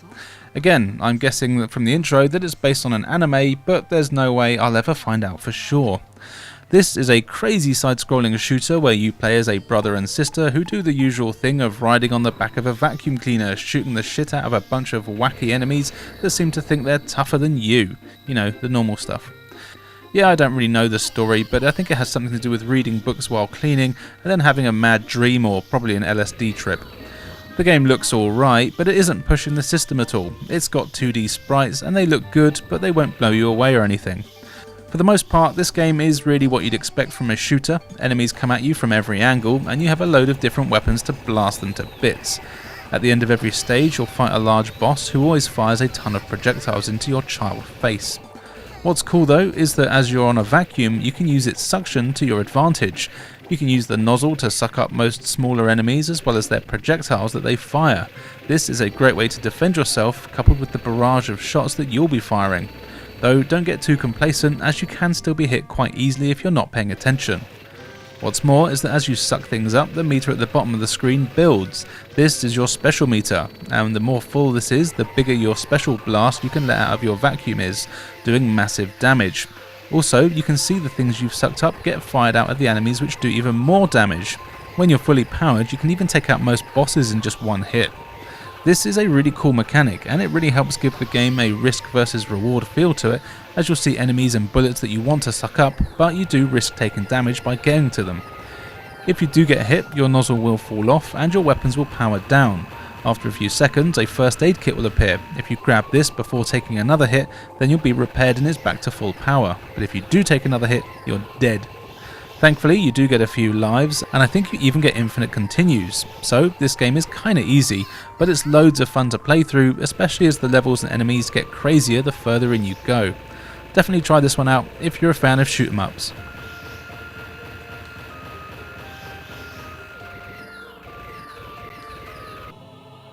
Back to the West now with games that I can pronounce, and here is, oh for goodness sake, Kaigero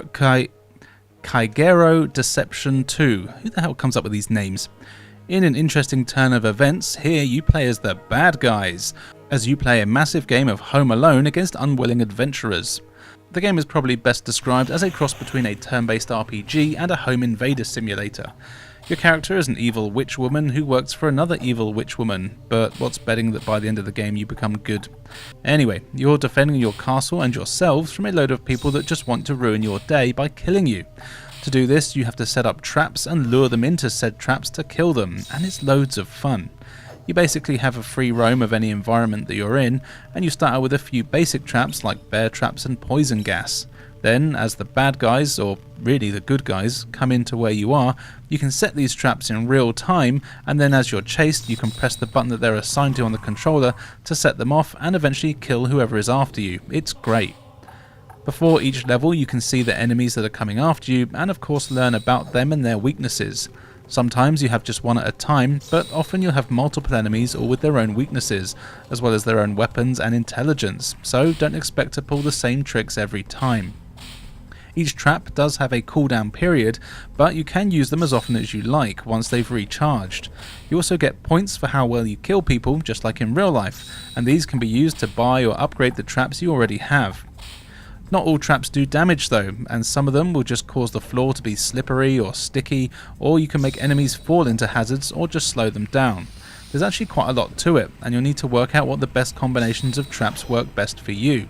And speaking of combinations, that's really what you want to do. Place the traps in a way that you can use all of them in succession, dealing massive damage.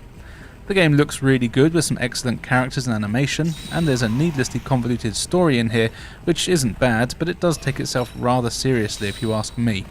I really had a blast playing this one. It is a bit of a slower paced game with loads of ways to kill people, it's often unintentionally funny, and it's well worth a look.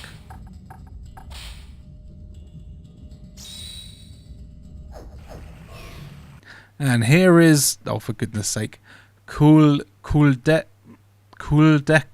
Flippin' heck. There is a reason your stupid games don't sell, it's because you give them stupid names. Here is Kudelka. This is a strategy RPG where you take control of a psychic woman who is drawn to a mysterious mansion. When she gets there, she meets an injured bloke who's been hunting monsters and is all but dead.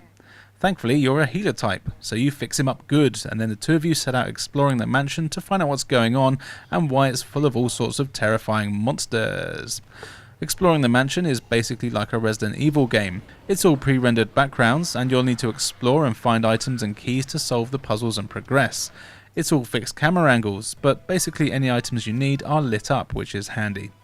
Of course, this can cause some issues in getting lost, as there were times where I didn't realise I could walk in a certain direction, or I couldn't see a door that was hidden in a dodgy angle. But the battles here, which are the main thing, are all turn-based and in 3D.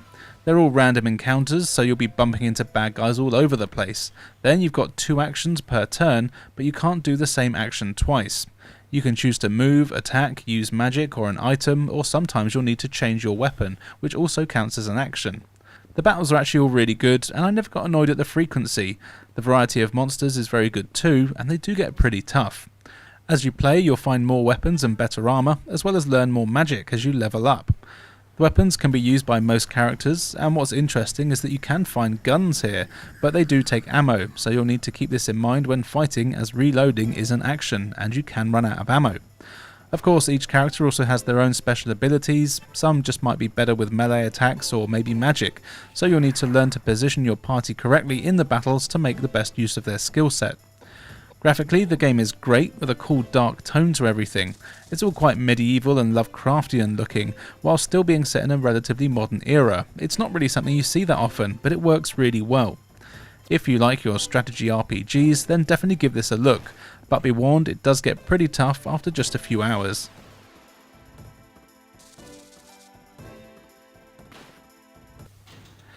KK&D, or should I say Crush, Kill and Destroy 2 Crossfire, with a K of course, is a cheerily named real-time strategy game like Command & Conquer, where 3 races are recovering from a nuclear war and of course wants to be the one to rule the planet, or what's left of it anyway. You have the survivors, who were hiding underground when all this stuff happened, and so they've come back up to the surface and want to reclaim their planet. Then there's the evolved, who were on the surface the whole time, so they've mutated, and as such use mutated wildlife as their units, which, to be honest, is pretty damn cool. And then there's the Series 9, who are basically robot things that started out as farming robots, but decided to take on the world instead. No matter who you choose, the gameplay is basically the same.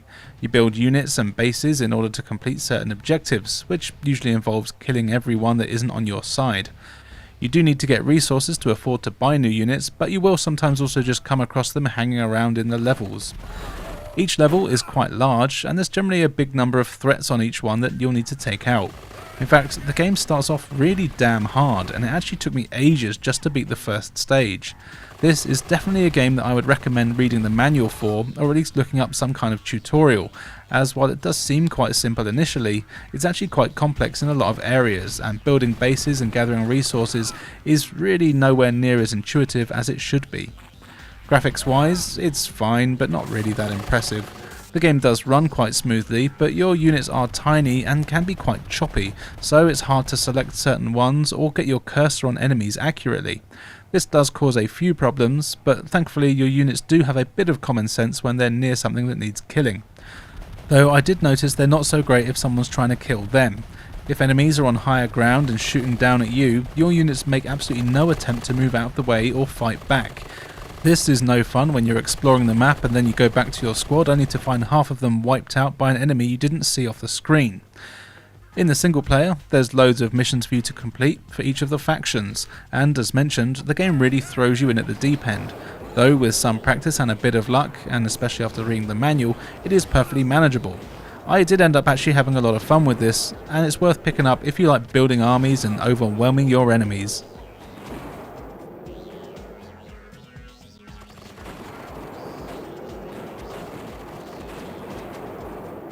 And finally for today, we're going back to Japan for Kagen Soku Gunbike, Speed Power Gunbike.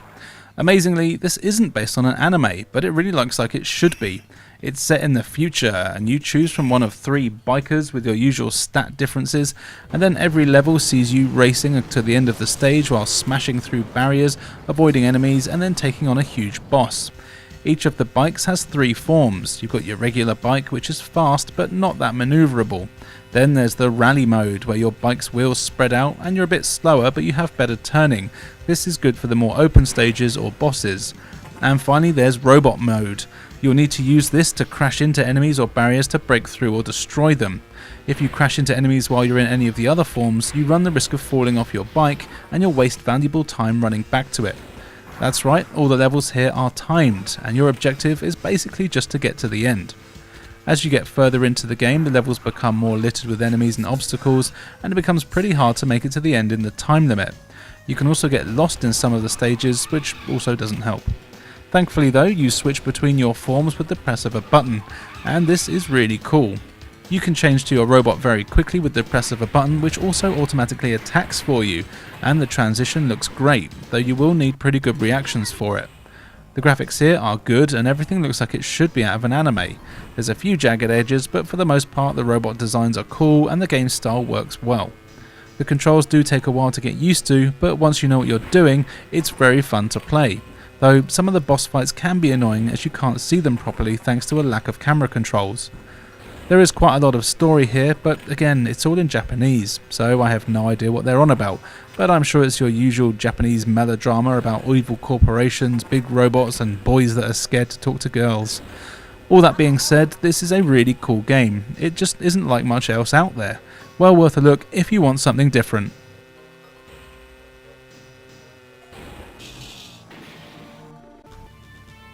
First up is Lone Soldier, a game that was one of the first PlayStation 1 games I ever played, which may explain why I still think it's great, despite, the game itself. It's a third-person game where you take control of some guy probably called Soldier Militaryson. He's a buff commando who is in fact the lone soldier sent out to gun down waves of enemies who are no doubt up to all sorts of bad stuff. The levels are kinda similar to how Crash Bandicoot works, with narrow corridor style levels filled with enemies like soldiers, tanks, drug dealers and even aliens. But this time, instead of spinning them away like Brian Eno, you use a variety of automatic weapons, rocket launchers, flamethrowers and grenades. Your default weapon is an Uzi, and that does a good enough job of getting rid of most enemies. It's got unlimited ammo and can be fired in bursts. The other weapons all have limited ammo, and you can carry as many of them as you like at one time, which is nice, and you just switch between them with the square button. And you'll actually find that certain weapons are best in certain situations, thanks to their difference in range and power. Graphics wise, this game is not going to win any awards. It all looks quite basic and very blocky. You can really tell it's an early game for the system. This applies to the music and sounds too, but there's something kind of charming about it that I still quite like. Again, it could be the nostalgia goggles, but I really do enjoy playing this game. The enemies themselves are pretty dumb. They just tend to stand in one place shooting at you, and a lot of the time you have no option but to soak up the damage they're dishing out, as there's very few places for you to take cover. You can walk and run, and that's about it. There's no jump or crouch here. Also, one glaring omission is that you can't strafe at all. The shoulder buttons do let you do precise aiming to the left and right, and each shoulder button is a different speed. These are handy for getting pesky enemies that are hiding behind trees, but the fact that there's no strafe is all just a bit crazy. Other than that though, the controls are fine, and the game really just boils down to walking in a straight line and killing everything you see. There's a few health and ammo power-ups that are airdropped in, and you do get a few lives, and you can even save your game, so it's perfectly beatable. I'm well aware this isn't going to win any awards, but I have a real soft spot for the game, and I still genuinely enjoy coming back to it and blasting through a few levels.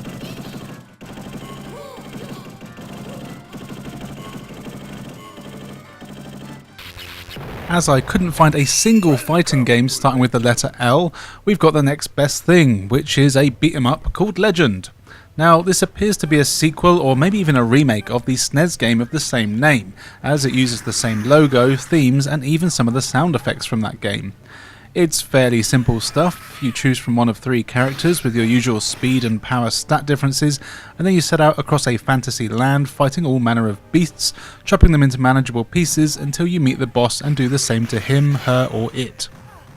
You always start with a weapon, but along the way you'll find loads of chests that will contain your usual health, coins and magic potions, but you'll also find weapons like axes, swords, daggers and staffs. These can all be picked up and used by all characters. What's interesting is that the weapons have a health bar of their own and they'll eventually break, which is probably where Zelda got its inspiration from. Thankfully, all the characters here are pretty handy with their feet and fists, so you can still kick the crap out of enemies without a blade, unlike Link. In fact, kicking is mapped to a different button here, so if your weapon is about to break and you want to save it for a stronger enemy, you can just kick everyone to death until you feel an enemy is worthy of having an axe to the face. You also have magic that you can use here. All the characters do use the same spells, which is a bit of a shame, but they are quite effective. You've got a fire spell, an ice spell, and even a spell that turns everyone into frogs. These are all useful and do good damage, each needing a different amount of magic potions to pull off. But what is annoying is the needlessly complicated pattern it is to use them. To do a spell, you have to hold R1 and R2 and then press a combination on the controller. So to use the frog spell, you hold R1 and R2 and then you press X circle X while holding them. This is very cumbersome and doesn't even always work every time. It meant that I really didn't use the magic nearly as often as I needed to because it took too long and I'd often get hit before I finished doing the input. It doesn't help that you have to be standing still while doing all this. In fact, the controls in general are a little sluggish, but this is more down to some slow animations than the game not being responsive. It is easy to be hit by enemies while you're in the middle of swinging your sword slowly. Thanks to this, I like to play as Tara, the female character, who is the fastest one.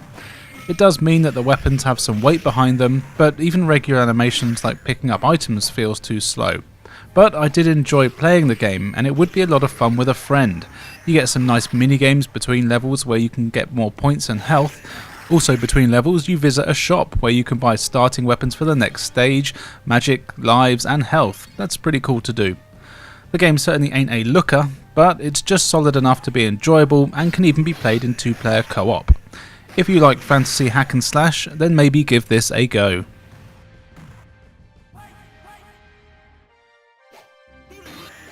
If you want more of this sort of thing, you might want to check out Lucifer Ring.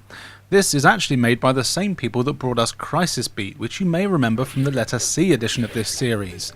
You can really tell as it plays and looks very similarly to that game. Here, you play as Nash, a warrior who doesn't know how to hold a sword properly, and you've got to defeat a bunch of demons, though I'm not exactly sure why, as the whole thing is in Japanese and as far as I know never got a release elsewhere. But that's alright, as you'll be exploring forests, caves, temples and the bowels of hell, taking on a huge amount of demons and massive bosses like dragons and minotaurs. The combat is simple. You have a weak and strong attack button, as well as a jump button. You can also do magic, though unlike the Legend game we just looked at, here you just need to press triangle. That's more like it. Something I really like here is the variety in enemies, and the fact that most of them are specific to the stage you're on. So in the forest there'll be evil trees, in the caves you'll find trolls, and in the temples there's even statues among the usual bats, harpies and more. Even though the combat is very simple, it feels decent, and thankfully the hit detection is very good. This is another relatively early PS1 game, so as you can see it doesn't look that great, but still manages to have some cool designs for enemies and a nice variety in stages. You'll find elemental upgrades for your weapon, which is a nice touch. You can add fire, electricity or ice to your weapon, and this affects its power and the magic you use, which is pretty cool. It's not a very tough game though, and I actually played through it in just over 2 hours. But there is some replay value here, as the levels often have multiple paths to take as well as hidden areas to find. Unfortunately though, it's only single player, and while it is still fun to play, and of course I don't have any friends anyway, but it would be a fun one to play with a mate.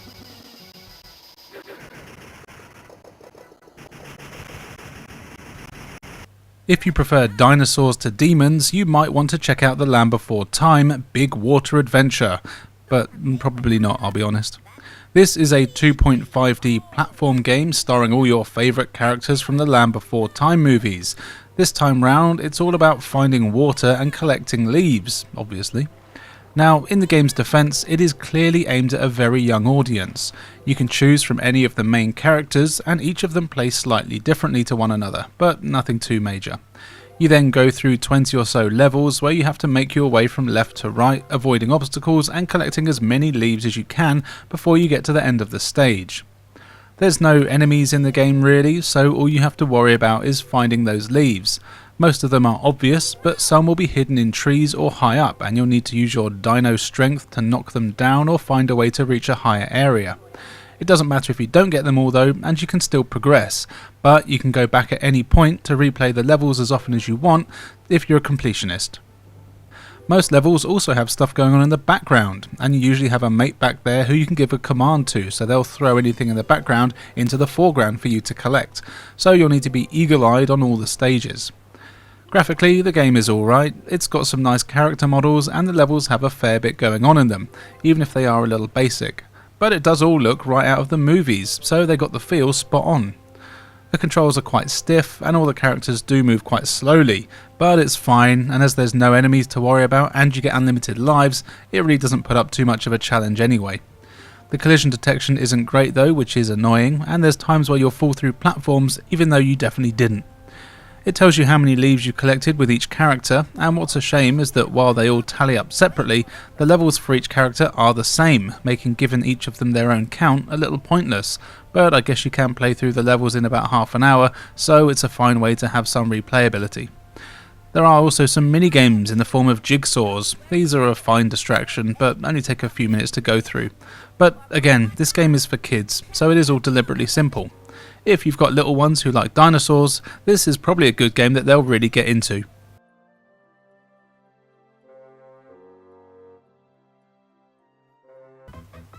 Lego Racers came along at the time where Mario Kart was making every company and their mother want to have a bash at a kart racer, and it's a pretty solid first attempt. You have a handful of races to choose from, as well as a few cups. Of course, as you complete the cups, you unlock new races and tracks to compete on. What's cool is that each cup has a specific racer attached to it, and they're the ones that you need to beat in the overall standings in order to unlock them. At the start of the cup, they'll give you some suitable smack talk to make sure you want to leave them in your dust. The game looks decent with some cool races, and the stages aren't particularly Lego though, looking more like just a standard cartoon kart racing track, but with the odd Lego thing dotted around here and there so you don't forget that it is a Lego game. But that's fine, and they all look good, with an impressive draw distance actually, and you rarely see any pop-up. As it's a kart racer, you'll also find weapons on the tracks. These come in the usual array of projectiles, oil slicks, boosts and shields, all indicated by a different colour block. What's cool is that if you get a white block, it upgrades the weapon, and each one can be upgraded multiple times by collecting more white blocks. But you do have to be careful, as if you accidentally collect a different colour block, you will swap weapon. However, it does keep the same upgrade level. This is annoying though when you're about to fully power up the boost and then accidentally pick up a shield, which seems to be in abundance here. Also, the weapons are random. They're always in the same place, but when someone collects one, the one that replaces it might not be the same as it was before, so you've got to be extra careful when you're behind someone who's just collected one. The important thing about racing games though are the controls, and here they're good but not great. Turning is quite stiff, no matter what character you play as, and it's difficult to make precise turns. You can power slide, which I recommend getting used to very quickly, but I did find that I would crash into walls a lot here, especially when boosting. However, it doesn't take too long to get used to how it works, and I was able to win most races with relative ease. Not always though, as there were times where the computer races would just rocket in front right from the start, and then I wouldn't see them again for the rest of the race, and just as a dot on the map, miles ahead of me. I don't think there's any rubber banding here, and the computer characters don't seem to make many mistakes, so if you do mess up a few times on the track, it can be very hard to catch up. But after 3 or 4 races, you figure it all out, and it becomes a lot of fun. Something that I've realised I didn't even touch on, as I'm an idiot, is the build a car feature. You can actually make your own vehicle, which is a great touch, and from what I've seen, it has a surprisingly in-depth create mode to make a cool car and even a character to race as. Overall, this is a decent package, and while it will never take Mario or even Crash Bandicoot off the top spot, it's worth a look if you're a fan of kart racers.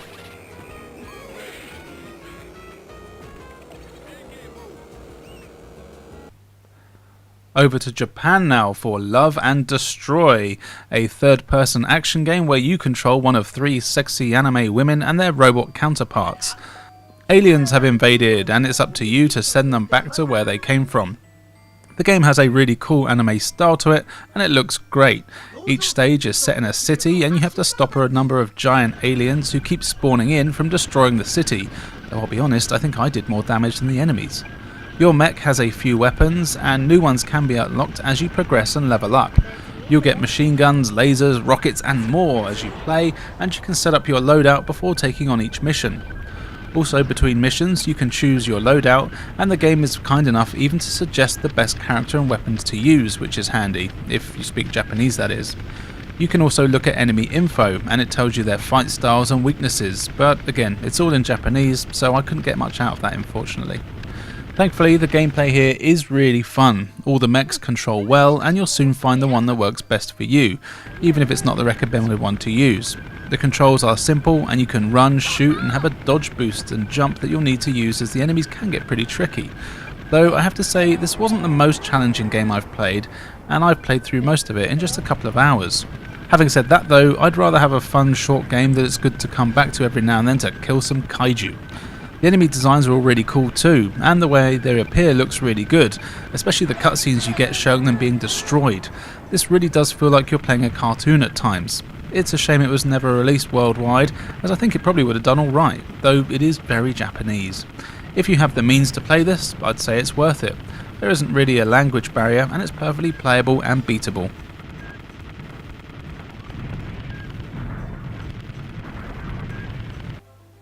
Lucky Luke is a 3D action puzzle game based on the long-running cartoon and comic series similar to Asterix, but in the Wild West. Here you are Lucky Luke, a cowboy sheriff, and you've got outlaws to get rid of. Of course, it's not that simple, and your adventure will see you exploring a variety of your usual Wild West locations, finding and collecting items to use and deliver to other characters to progress. Now, right off the bat, this game looks fantastic. It has some amazing cartoony graphics filled with colour and detail, and it's definitely up there with some of the best looking games that I've seen on the system. It also has some really good voice work and sound effects. Most characters speak, and they even bothered to make their mouths move on the characters, which isn't common at all in games of this time. A hell of a lot of details has gone into the game that they must have known wasn't going to be a blockbuster. Anyway, there's a few gameplay styles. You've got your main 3D exploration parts where you're exploring, looking for items and things that you'll need to solve simple puzzles. Then you've got the action stages where the game basically turns into a gallery shooter where you have to take cover and control a crosshair to take out enemies. To reload your 6-shooter, you just have to hide behind cover, kind of like Time Crisis. The controls here aren't perfect when you're exploring, and it's a bit strange that you don't have any kind of jump or anything like that. But then again, the game is designed not to need any of this. It just doesn't feel right that I can't jump over small walls that are blocking my path. You also have no control over the camera, but again, you never really need it, but there are times when there's hazards that appear out of nowhere and you can take some damage, but just keep an eye out for the hats that are littered in the levels as they replenish your health. This is very much a slower paced game, but it works well, and interacting with all the crazy characters you encounter is always enjoyable. And even though the action scenes are pretty basic, it works well and kind of suits the tone of the game. There is a bit of slowdown here and there, but it doesn't do anything to take away from the gameplay, and overall this is a really cool adventure that's quite different to most games out there, plus it really does just look fantastic. Well worth a go if you can find it.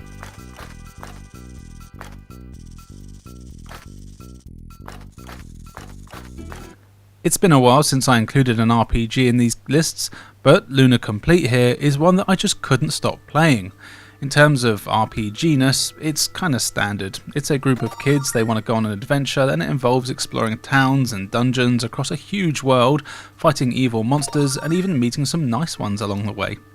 Now, the story here is actually quite interesting, and it's all told with some really good FMV sequences with an awesome anime style. This is a working designs translation, so there's a lot of toilet humour in here, but it actually helps the game not feel too up its own arse. Anyway, you play as Alex, and you go treasure hunting with your sort of sister Luna and your mate Ramus. Turns out that you want to find some diamonds that are actually dragon shit, which is explained by an actual dragon who's disgusted that you want all of his crap to sell, literally. Anyway, of course all sorts of other things happen along the way, and it turns out it's your destiny to find these other dragons, blah blah blah. The game looks pretty good with an excellent art style. It does all look 16-bit, and I have a feeling that this did start out on the SNES but then got a conversion and upgrade on the PS1 with the added cutscenes and voices and some nice graphical effects, though I might be wrong and I never bother with any research here. It's all just opinions, bebe. So yeah, you do the usual thing of exploring places and fighting enemies in some turn-based battles. Something I really like here is that the game features an AI mode for battles, so you can actually let the computer do all the hard work for you. While this isn't always the best option, it is certainly handy against weaker monsters. It can be alright against stronger monsters, but there's times where they don't always target the correct ones, and you'd spend ages kicking the crap out of enemies that aren't really a threat, while the big guy just kicks the hell out of me. However, I did actually find that by watching the AI mode, it gave me some good ideas on the best way to use each character and their spells. Of course, you'll also need to visit towns between dungeons where you'll be able to buy new weapons and armour to boost your stats, and you'll need plenty of healing and reviving items to make sure you can survive some of the longer journeys. The gameplay here is all pretty fast paced too, and it does help the game immensely. It only takes about 10 minutes and you're already fighting enemies. This is not one of those games that takes forever just to get going. You will need to do a fair bit of grinding though, as it doesn't take long for enemies to get pretty tough, but as the battles are all quite quick, it can be done automatically. This isn't really a problem. I had a hard time putting this one down, and it comes on a few discs, so it's a hefty one to get through, but if you're a fan of RPGs, this is not one to ignore.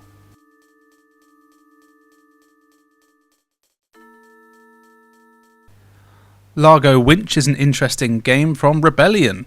It's based on a comic book turned TV show turned movie, and it's basically a budget Batman / James Bond sort of spy affair thing where a billionaire hero, the stupidly named Largo Winch, apologies to anyone called Largo out there, goes out doing crime fighting stuff like stopping terrorists, defusing bombs and taking out dictators with the use of guns and gadgets. It's a third-person action-adventure, and you go through a bunch of quite large complicated missions fighting thugs, hiding in shadows, finding clues, hacking computers, and solving other puzzles to stop an evil terrorist group. Each level has multiple objectives, and you're regularly updated on these as you play, though you aren't really given any clear direction as to what you actually need to do with half the stuff, which is kind of the norm for games of this era, but it does make for some frustrating moments. Largo has a fairly decent moveset on him. You can run, jump, climb, fight, shoot, hack, and you'll need to normally do all of these skills in every level as they're littered with enemies and locked passageways. For the most part, the control is okay, but it is a bit sluggish. It's one of those games where you have to wait for all the animations to finish before you can start the next one, which can make combat tricky as you can't block while attacking, and some of your punches and kicks do take a while to actually pull off. That's where the stealth comes in though, as there is a big emphasis on sneaking around, as you can't take too much of a beating. Also, you have a knockout blow that you can do if you sneak up on enemies, though be careful as they will get back up after a few minutes. Also, there's quite a few missions where he explicitly says he doesn't want to kill anyone, so you've got to make sure you just knock people out instead. As you're exploring the levels, you'll find the items that you need to use at various times. Thankfully, the game is smart enough just to use them when they're needed, rather than needing to specifically select it every time from any kind of menu. Similarly, hacking is just a case of pressing the X button and waiting for a timer to fill up. This is fine though, and it means that you just have to focus on timing it so a guard won't catch you in the act. Graphically, the game is alright, the locations look nice, but there's a fair bit of pop-in, making it hard to remember where you've been and to navigate them levels. The character models are all a bit blocky with some jaggies, but overall it's basically a game of the time. The main problem with the game though is what I mentioned earlier, and that's the lack of any direction, especially as a lot of levels have a time section that's sprung on you every now and then. For example, in one mission I had to catch a plane and I only had 40 seconds to get to it with no direction as to where it actually was. This took me a hell of a long time to actually figure out. Another had me walk into a room only to be told there was a bomb. I had 1 minute to find the bomb and defuse it. Turns out the bomb wasn't even in the room that I was looking in, but it made it sound like it was. Now, I'll be honest, this game is actually quite rough, but you can really see some good ideas in here, and while I wouldn't say it was ahead of the time or anything like that, it certainly was trying to be a very in-depth game of espionage, which should be applauded. Overall, if you can handle some pretty bad design choices, slow control, and a hell of a lot of trial and error, then this actually isn't the worst game you could play. It's certainly one I never hear people talk about, though maybe that's for a reason.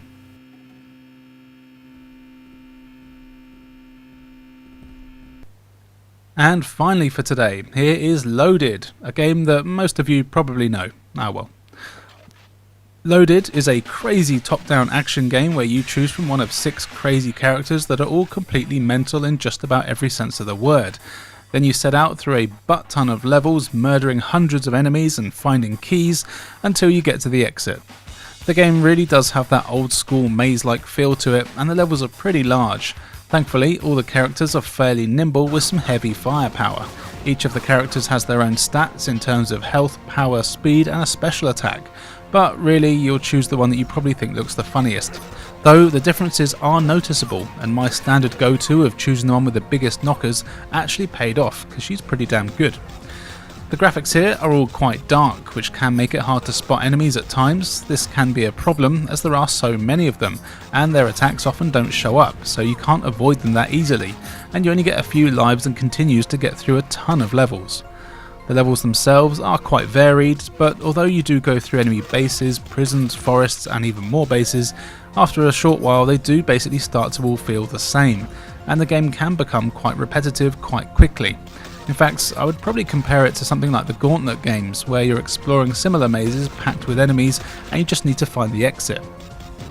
Luckily there is a fairly decent amount of variety in enemies, but most of the time you won't notice this as you just keep firing and blowing everyone to bits without really looking at what they are. In terms of weapons, each character has their own signature weapon. This can be upgraded by finding boxes as you play. When you die, you drop the boxes, and you do have a chance to get them back again before they disappear, which is nice. You also have a screen clearing special, each of which works slightly different depending on your character. I do recommend giving it a go with each of the characters to see which one you prefer, as you'll definitely find a favourite. It would have been nice to have a few different weapons in here though, rather than just making your one weapon more powerful, but it's not the end of the world. The levels are also packed with secrets. They're usually found by blowing up walls to reveal hidden paths and rooms filled with coins, which are just for points unfortunately, but you'll often also find extra lives, weapon power-ups and health. All these are definitely needed though, as the game is pretty damn tough, mainly as it's hard to avoid enemy attacks, though you will soon learn to strafe around enemies, something that is essential if you want to stay alive. All the characters are pre-rendered and it looks alright, with some fun looking gore splattering all over the place and some actually pretty cool lighting effects. The sound is your standard screams and gunshots, but the music here is an awesome techno soundtrack that really suits the action, and you can actually use the CD as an audio CD to listen to it outside of the game. I love it when people do this. This game is best played in 2-player co-op, though if you're like me and have no friends, it is still fun to play on your own if you don't have much time but want to kill hundreds of people. Something that really sucks about it though is that there's no save or password, or not that I could find at least, and the game takes about 4 hours to play. That's a hell of an ask from the developers. However, even though it does get repetitive, it is still a blast while it lasts.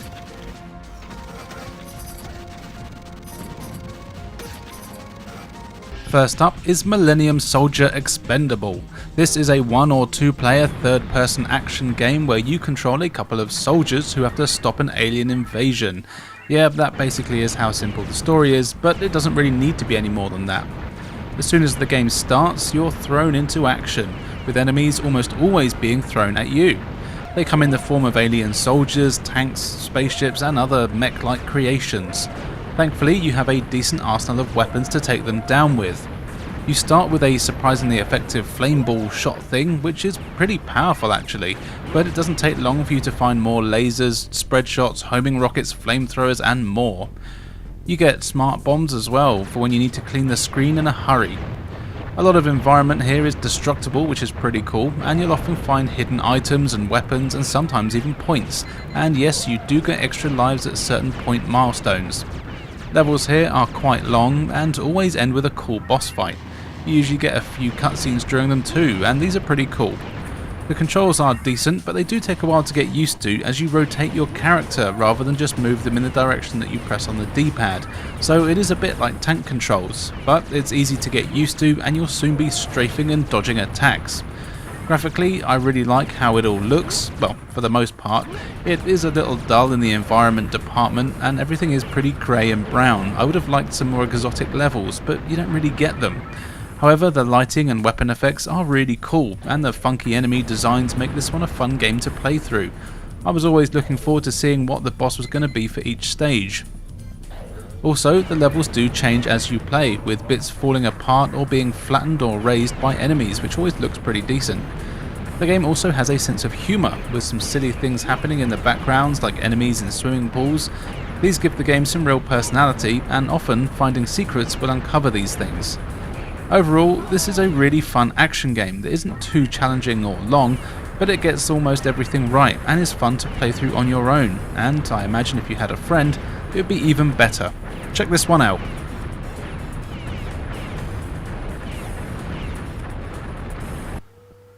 Time to butcher a name now with Mizuki Shigeru no Yokai Batuden, which is a crazy Japanese 3D fighting game, which, yeah, as you can tell, it never left Japan, so I don't really know what the hell is going on here. But from the looks of it, you choose from a roster of Japanese folk monsters and then battle it out, eventually coming up against a female Dracula and then Death himself. The cast of characters are definitely the stars of the show here, with ghost women, evil weasels, strange baby men things, ogres, cyclops and strange birdmen. As you know, each one of these has their own stats, fighting styles and special moves. It's a 3D fighter, but everything is played on a 2D plane, so you can't dodge left or right, and I actually tend to prefer this as I'm not massively into 3D fighters. The gameplay isn't necessarily the best here, but it is very playable. The attacks are all actually responsive, and the special moves are surprisingly easy to pull off using Street Fighter style inputs. This means it is easy to pick up and play. Button mashing does actually do quite well here too. The enemy AI here isn't that tough though, and I did find that I could cheese my way through most of the matches with just a few attacks, until you get to the final boss, who then just kick the crap out of me. The graphics have a bit of a strange charm to them. It's not that much of a looker, but I do really love the weird style and bizarre characters. It does make them stand out from any other fighter. But as it sometimes is the case with dodgy 3D fighters, the animation can be quite jerky and the hitboxes and detection aren't perfect. But as I said before, it's still very playable and actually quite enjoyable. This would be a great game to play with your friends of an evening, just to see the wacky characters beating the shit out of one another.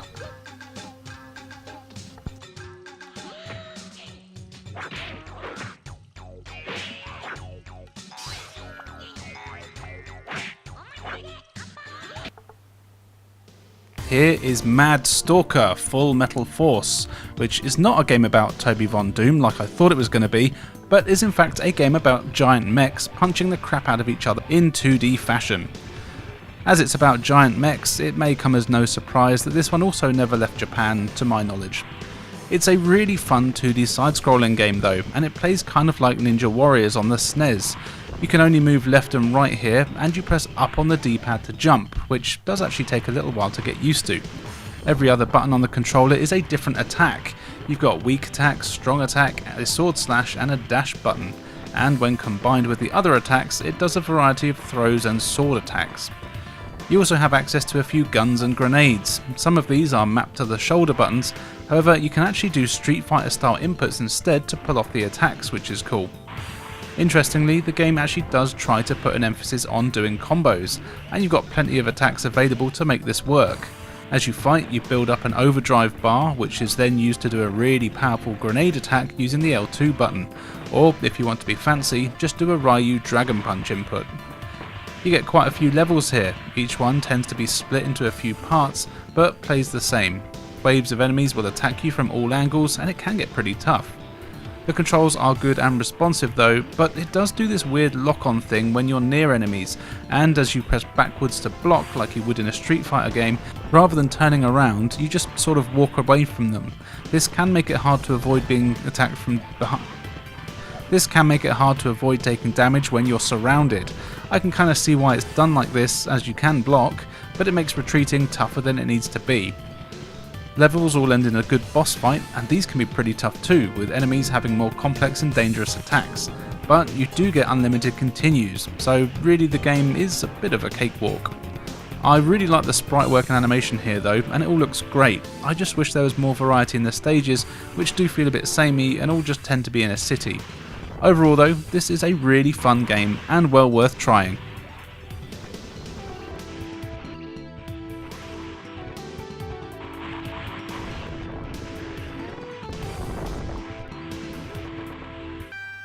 Now, here is a more modern game for the PlayStation, Magic Castle. Well, actually it's a game that was made back in the 90s but was never picked up and released. Sony had this thing called Net Eurosi that let hobbyists create their own games for the PS1 for release. This is one such game, and it was properly released in 2020, so not that new, but you know what I mean. It's a dungeon crawler game for up to 4 players at once. You can choose to play as either a fighter, knight, archer or mage. Each character has his or her own speed and attack stats, as well as a number of spells and equipment available to them. The story goes that an evil bloke turned all the money in a castle into monsters, but when you kill those monsters it turns back to regular old dollar bills, yo. So the greedy adventurers explore the castle to get rich or die trying, and you will die a lot. Everything here is randomly generated, so no playthroughs are the same. Though after a few tries you will see the same assets being used over and over, but in different locations of course. It can be strange, and it does also mean that you'll find weird things like staircases that literally go nowhere and things like that. Each level is packed with rooms and enemies though, and you'll need to fight. Partly as you want to get the money, but also because one of the enemies has a key to the next floor. This does tend to be the biggest monster you can find, but not always. So it is in your interest to kill everything you see. Thankfully, when you find the key, you just have to whack it a few times to move on to the next floor. But if you haven't finished treasure hunting, then you can just carry on doing that, and the key will stay where you found it. Enemies don't respawn, which is great. You'll find more powerful weapons and armour as you play, and you'll need this as the enemies are all tougher than they look, though this is partly down to some dodgy hit detection and slow attacks. I tried all the characters, and for me, the Knight and Mage were the best ones, thanks to their power and spells available. You'll also level up as you play, letting you do more damage and take a few more hits, but it is still quite easy to die. The controls are simple, you move around and have an attack, jump and magic button. The shoulder buttons go through your inventory, letting you quickly use potions and items in real time, no need for menus here. The game looks cool with nice 3D dungeons and 2D pre-rendered sprites for everything else. It really does have a cool style to it, and it made me want to see what enemies appear later in the game. My main issues with the game though, other than the dodgy hit detection, are the lack of camera controls. It does try to swing around and be useful, but doesn't do the best job, often leading to missing an item or walking into an enemy by mistake. But the most annoying thing is just how slow all the characters move. Even the fighter and archer, who are meant to be the fastest of the 4, move really slowly, and just walking across a room can feel like it takes forever. Though really these are only minor gripes, and this is a really fun game to play. It's very challenging, but take your time and you'll be able to get through it. It's available to download now for free, and it's well worth doing so.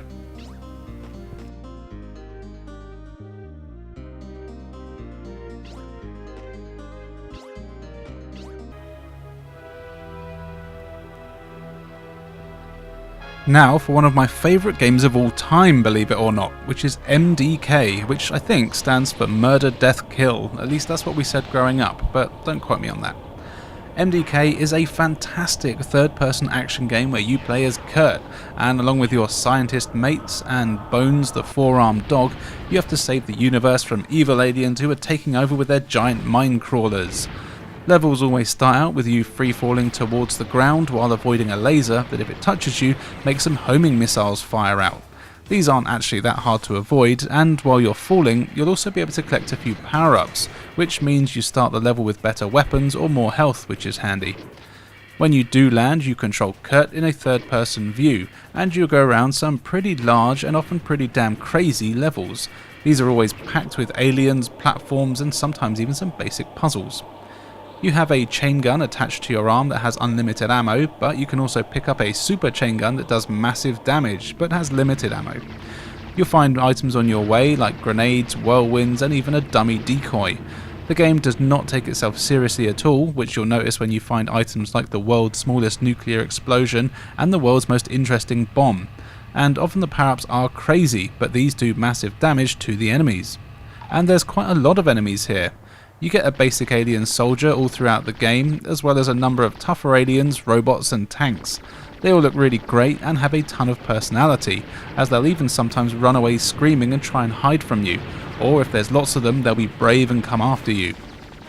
The larger enemies do a lot of damage, but are often quite slow, but you can see enemy health bars, which is nice. And each of the bosses is really fun to fight, and they all have a different tactic you need to use. What also helps is that you have a really cool sniper mode, which you can do by pressing the select button. Here you can zoom in and out on enemies and kill most of them in just one headshot. You get a lot of different ammo types here too, from homing shots to rockets, mortars, and even an airstrike where Bones the dog flies in and ruins everyone's day. The sniper mode is well used, and it's often required for puzzles or killing bosses. The game also has a ton of platforming in it, and you have to have what is one of the coolest looking parachutes ever as part of your standard kit, but yeah, just ignore the physics behind it. Holding the jump button makes it appear, and you'll be able to slowly glide down, getting you across larger jumps or surviving the surprisingly common huge chasms that you have to go down. Graphically, the game is good, though not as good as the PC version, which is what I grew up with and still own to this day. Your character is pre-rendered and looks awesome with some great animation, though a lot of them have been taken out for this PlayStation version, which is a shame. Everything else is made of polygons and looks very good, though it does have that PS1 texture warping, and sometimes you can see characters and items behind walls, but this is rare and doesn't really affect gameplay. Each of the levels here is massive and has the cool boss fight at the end, and the variety really is great, as you'll often do stuff like snowboarding, commandeering enemy ships, and even some on-rails levels, and even a bit of luge. Every level adds something new, and they're just great fun to explore, despite being quite linear. There's secrets and Easter eggs all over the place to find as well though. I really can't get enough of this game, and ended up playing it for hours just to get this footage. It's made by the same people that made Earthworm Jim, and you can really tell, as there's even a few references to him hidden in the game, which is really cool.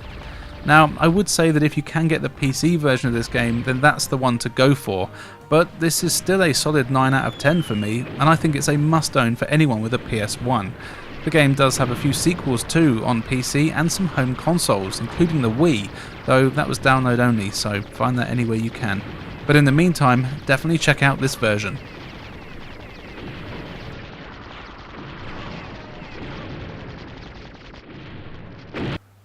Next up is Machine Hunter, a top-down action game that really reminds me of the Loaded games, which you may remember from the previous video in the series. You play as a machine hunter, a long-haired dude with a funky purple pajama outfit, and you're sent to various planets to rescue hostages and of course kill anyone or anything that gets in your way. But what's cool here is that you have the ability to take over any robot enemy that you come across, and there's a good few of them. You've got to battle the robots with your wimpy pistols, but when you start to see them spark, just walk up to the robot and you'll transfer into it. This not only restores your health, but also gives you all the abilities of the robot you've taken over. This is a really cool game function, and you'll need to swap between robots quite often.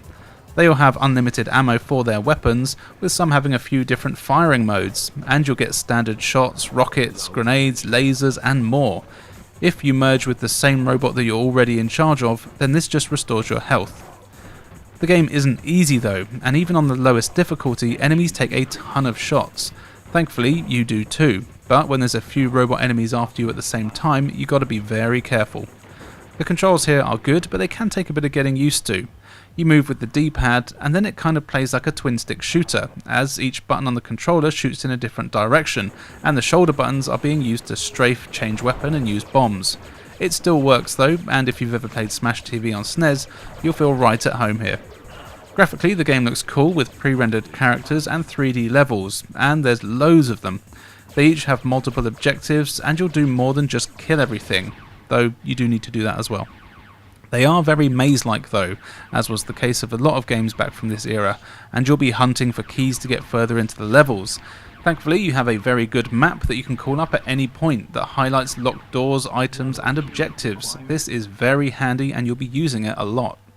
I did find that the levels were all quite similar though, and I did often get lost as they are pretty big, though I never really got annoyed with this as moving around the levels is just good fun. I really expected this not to be a very good game, so I was surprised when I realised I'd be playing for nearly 3 hours and was having a blast.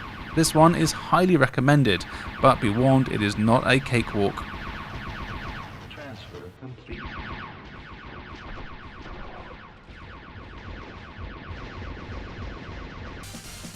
If you're desperate for a shooter starting with the letter M, then you might want to check out Mobile Light Force. The first thing that you'll note about this game is the amazing mobile phone levels of misleading cover and intro art for the game, showing basically Charlie's Angels fighting robots on foot, but then you press start and you choose from an anime witch, a bloke with a jetpack, a woman on a cloud, and an old man in an aeroplane. Mobile game manufacturers would be so proud. So you choose your character, and yeah, of course, each one plays slightly differently with different speeds and weapons, and then you're thrust into an overhead shooter that, despite the lies, plays really well. The graphics here are great with some really good 2D sprites. I'm a big fan of the designs on the enemies, and the levels all look good and have loads going on in them. Sometimes this actually can be very distracting though, and I did actually die a few times because I was busy looking at something going on in the level rather than paying attention to the bullets heading for my stupid face. As you kill the enemies, you'll find power-ups to make your weapon stronger, and you'll soon be firing loads of lasers or spells all over the screen that home in on enemies. Levels here end in big boss fights. These can become quite bullet hell-like, with dozens of bullets coming at you all at once. Thankfully, the hit detection is very good, and I never felt that I died unfairly. What's interesting is that while all the characters have the same levels, they're played in different orders depending on who you are. This doesn't really affect anything in the game, but it's a nice way to make sure that you aren't playing the same few levels over and over while you get used to the game.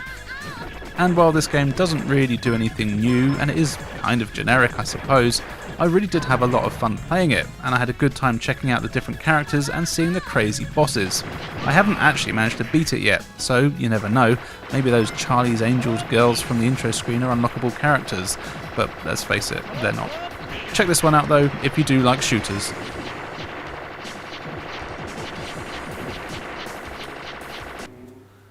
Time for a very strange game now with Manic Game Girl. This is a 3D action game which, I'll be honest, I don't really understand as it was only released in Korea, but it has since had a Spanish translation, so I was able to put some of the story together. Now, from what I can tell, you play as a girl who is studying at uni and likes video games.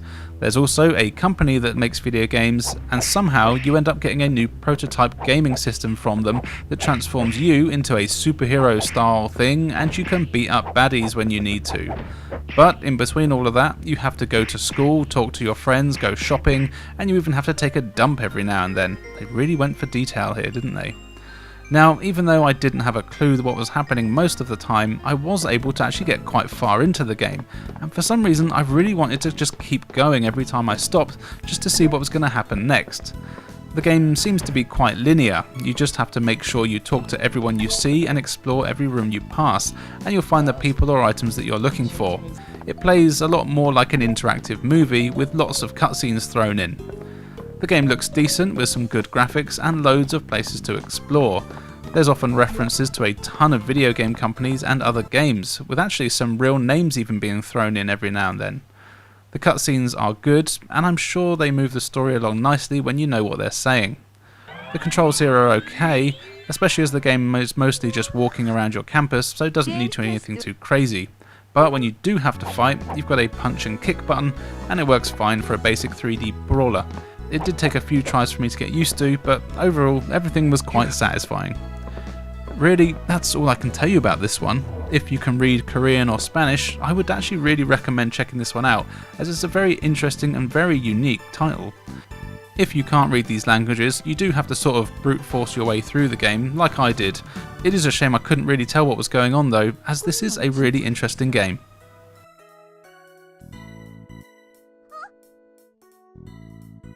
Now for a game that I can understand. This is Martian Gothic Unification. It's a really cool survival horror game where you control 3 characters at once as they explore a Mars base after crash landing on it. Of course, it turns out everyone here is dead and you've got to find out what happened and try to escape with your life. This is very much a Resident Evil clone, but it's one that's been done very well and in a lot of ways is way ahead of its time. All the characters are 3D models and they look good, even though there is some dodgy animation, especially when running. The environments are all pre-rendered and they look decent too. You've got your standard tank controls here, and these are fine, but not as responsive as I would have liked, though it never caused me any issues.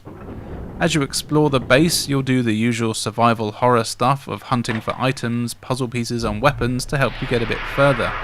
You've got quite a limited inventory here, though actually saying that, it is kind of generous compared to games like Resident Evil. But what's cool is that any lockers, boxes or things that you might come across that let you store items, you can put anything you like in them. So it's very easy to chop and change what you're carrying, though of course the game doesn't just let you drop items where you stand. What's cool though is that you can control 3 characters. They each have their own inventory and they can pick up any items that anyone else has left behind in these various spaces in the bases. There's also certain item chutes in the level that let you put an item in it, and then you can switch to another character and find the item chute somewhere else on the base, and you can send the item to that character no matter where they are. This is a really cool way of sharing weapons and items, and you'll definitely need to do this, as things like keys and health need to be passed between each other. Something else I like here is that you get an icon appear on the screen whenever you can interact with something, which means that you don't have to press X constantly to try and figure it out. Then you're given a selection of various actions you can do with whatever you're interacting with. This is handy and it kind of gives you hints as to when you might need to combine items, as you're only given certain options when you can use them for puzzles or things like that.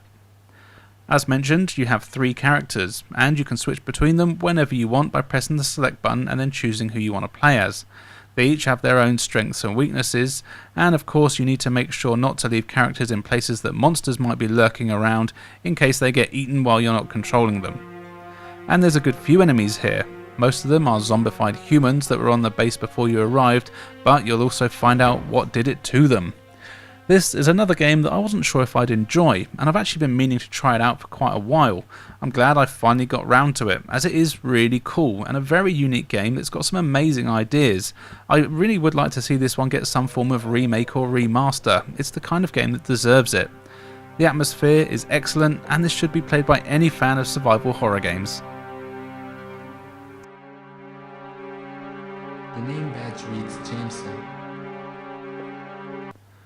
And finally for today, here is Mizerna Falls, and I'm not entirely sure what to class this as, but I guess you'd best call it a 3D adventure mystery game thing. And it really gives off Twin Peaks vibes and even seems like a weird PS1 version of the cult classic Deadly Premonition.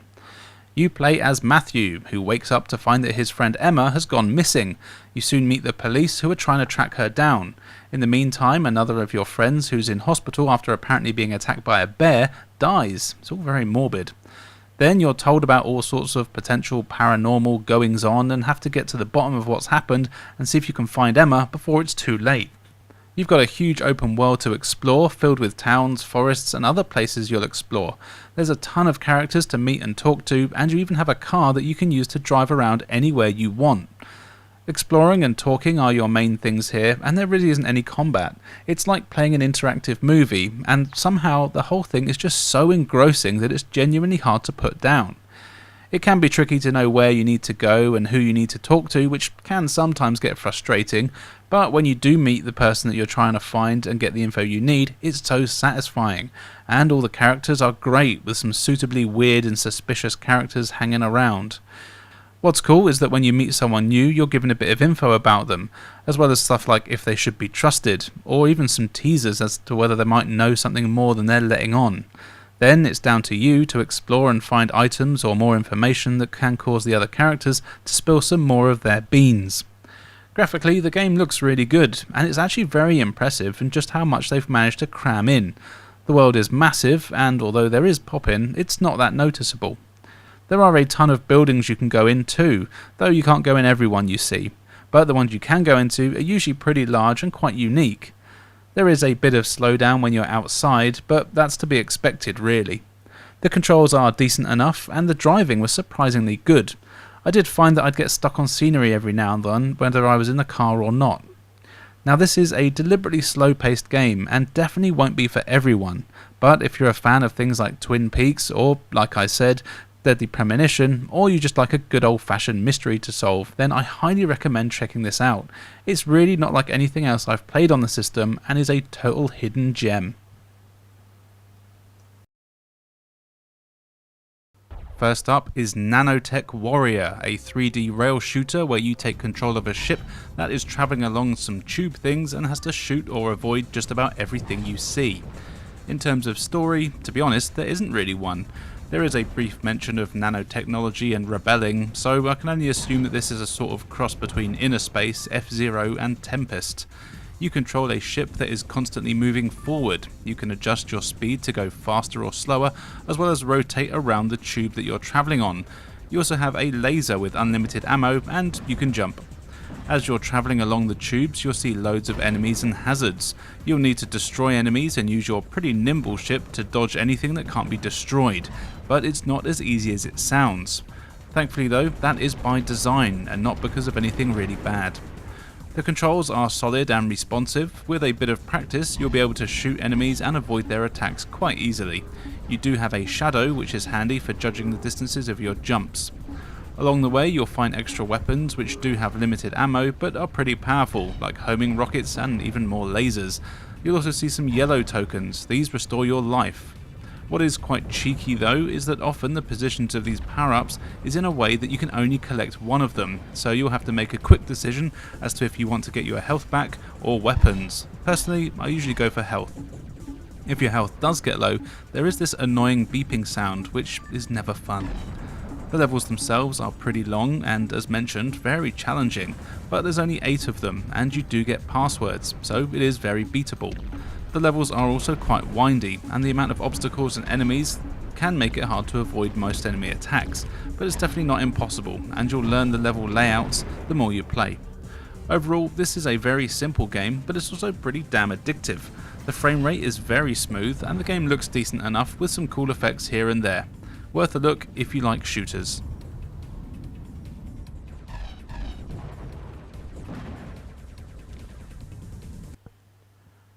Here is Ninpu Sentai Hurinken, a Japanese-only release that I clearly can't pronounce. It's based on the Ninpu Sentai series, I believe. Now, I've never seen that series, but it seems to be one of the ones that Power Rangers is based off of, with a trio of teens doing weird Japanese stuff and fighting monsters, in what I'm assuming is a weekly show. And man, you know what? I really had fun playing this game. You can play the story mode, and at the start of each scene you're asked if you want to play single or co-op. Then you choose 2 out of the 3 characters. One is who you control, and the other will be either player 2, or if not, the computer will control them for you. Then you fight some pretty generic putty men, who I know aren't putty men, but you know what I mean. Now, the gameplay is a mixture of one-on-one fighters like Street Fighter and games like Streets of Rage, and it works really well. You'll often have multiple enemies to fight, and the controls do a great job of letting you automatically target the right enemy. I never had any issues with the combat. You've got a strong and medium attack, as well as a jump button. You can do basic combos by hammering the same attack button over and over again, and you can also do Street Fighter style inputs in order to do special moves. As you fight, you build up a special meter at the bottom of the screen. This has 3 levels, each one being more powerful as it builds up. To use these, all you have to do is press the triangle button and you'll rush towards the enemies. If you make contact, you get a cutscene showing off your moves, which are all different for every character, and they look really cool. And the fact that the game has some awesome graphics and animation really add to this. You'll soon fight a boss, and in true Power Rangers or Super Sentai fashion, once they're on the ropes, the evil woman person will come along and make them grow to the size of a skyscraper. But don't worry, as you team up with the rest of your squad and get your mechs out to do battle. These parts are really fun and they look super cool, though unfortunately they are always pretty much the same. The giant enemy boss will always throw objects or projectiles at you. Just hit them back into the enemy and that will stun the enemy, and then you can charge in and the game goes into a first person mode where you can pummel them with your robo fists or swords. Like before, you get a special bar and you can unleash 3 devastating specials that do a ton of damage, and if you do get the power bar all the way to the top, you'll basically finish the enemy off. Something that I really like is that the game switches between gameplay footage and footage from the shows to show off the special moves, and it works really well, not requiring any loading or anything like that, so it doesn't ever take you out of the gameplay. You also get a ton of cutscenes here, which I don't understand, but they all look great. The game also mixes up the gameplay quite a lot, and not every level plays the same, as you even get things like gallery shooter style levels thrown in here. These are really fun to play, and I kept wanting to see what happens next.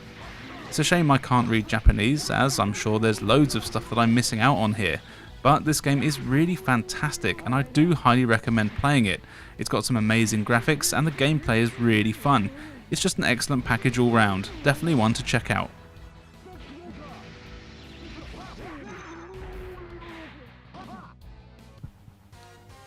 If you like more traditional beat 'em ups, you might want to check out Neketsu Oyaku, another game that I can't pronounce.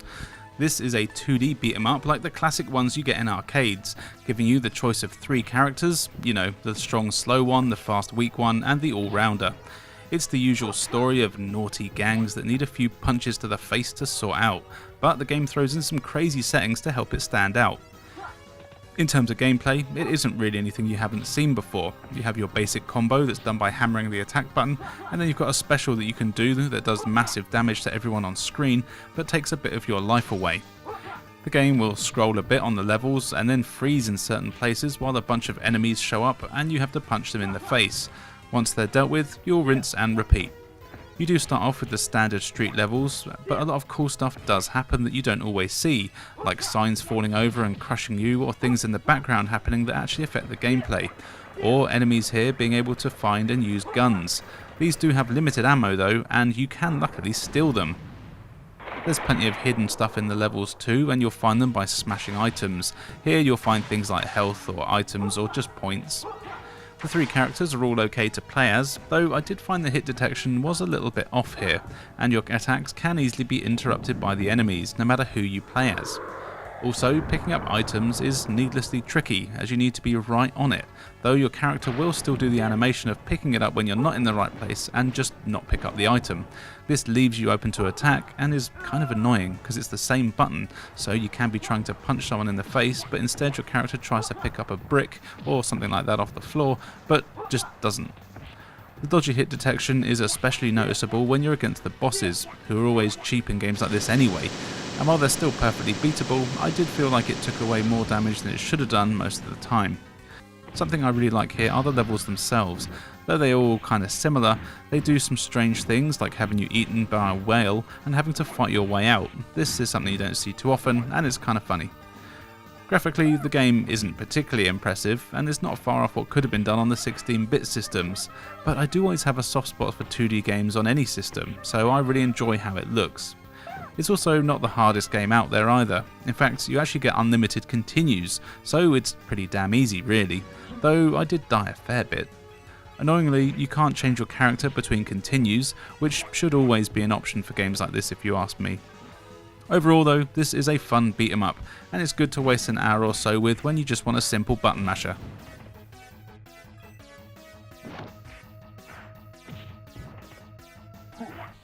Here is NBA Jam Tournament Edition. Now, this might seem like an odd choice as everyone knows about the NBA Jam games, but for me, I always associated it with the 16-bit consoles, and I didn't actually realise this was available for the PS1.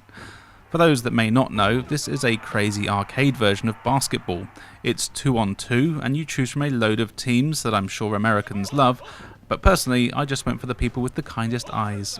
Then you head to the court when you'll be tossing balls into nets to score points. The gameplay here is just loads of fun though, and the simple 2-button plus a run button controls do wonders in letting you get stuck in quickly. You can do crazy slam dunks with ease, and everything is just so fast paced that it makes you want to keep coming back for more. Graphics wise, I really like the simple cartoony style, as it means the game is always running at high speed. The characters are all caricatures of their real life counterparts, but it suits the mad gameplay on offer here. Also, the announcer is just awesome and never gets annoying when screaming about people being on fire. It can be a tough game though, and I have always found in this series that it can be a case of whoever gets the points first tends to be in the lead for the whole game. Tackling and stealing the ball is very tough to do, partly because you have to line yourself up properly with the opponents, which is difficult, and also partly because everything is moving so damn fast all the time that you barely have any time to react. Of course, the computer opponents don't have this problem and are very good at stealing the ball, the points, and probably your woman. Still, I did manage to get some nice 3-pointers, and I did win about as many games as I lost. And I don't really think that games are that fun if you win every time you play, so the challenge is welcome. I do think that it could have benefited from being a bit further zoomed out though, so you could see more of the court. Where this game really shines though is in multiplayer, and here you can play it with up to 4 friends. Well, with up to 3 friends I suppose, as you'd be the 4th person, as long as you've got the multi-tap as well. And it's where you have the most fun. It never gets old, and this is one of those games you can play for hours and just never get bored. If you haven't played an NBA Jam game before, then this is a very good place to start. If you like arcade sports titles and games that are easy for anyone to play and enjoy, then this is one to add to the collection.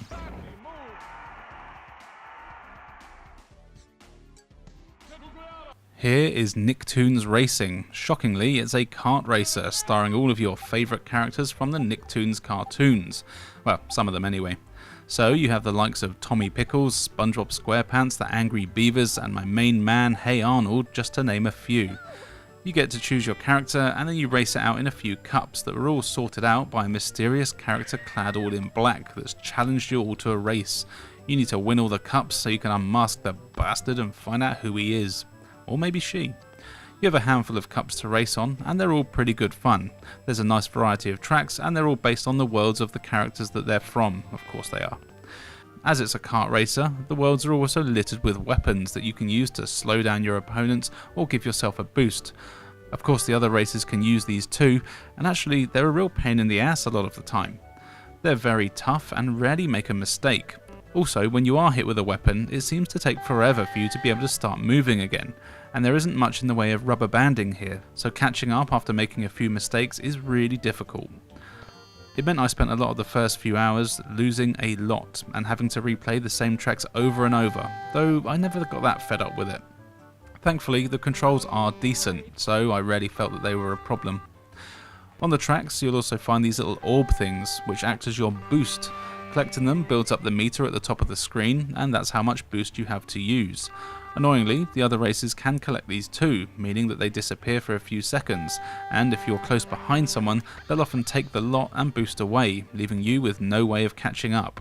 Graphically, the game is alright, the characters all look okay, but a little weird as a lot of cartoon characters do when they make the jump to 3D for the first time. But it's not terrible, and the bright colours and interesting track designs help keep everything interesting. There's a few characters and tracks you can unlock here too. This is all done by finishing the cups in first place on various difficulties, and it does of course add to the replay value. It's always fun to play a game like this with friends as well, and it's got a good multiplayer. This is definitely not a bad kart racer, especially if you're a fan of the characters, but it is tricky to recommend for younger people as the difficulty might cause some rage quitting, unless I just sucked at it, which could be the case.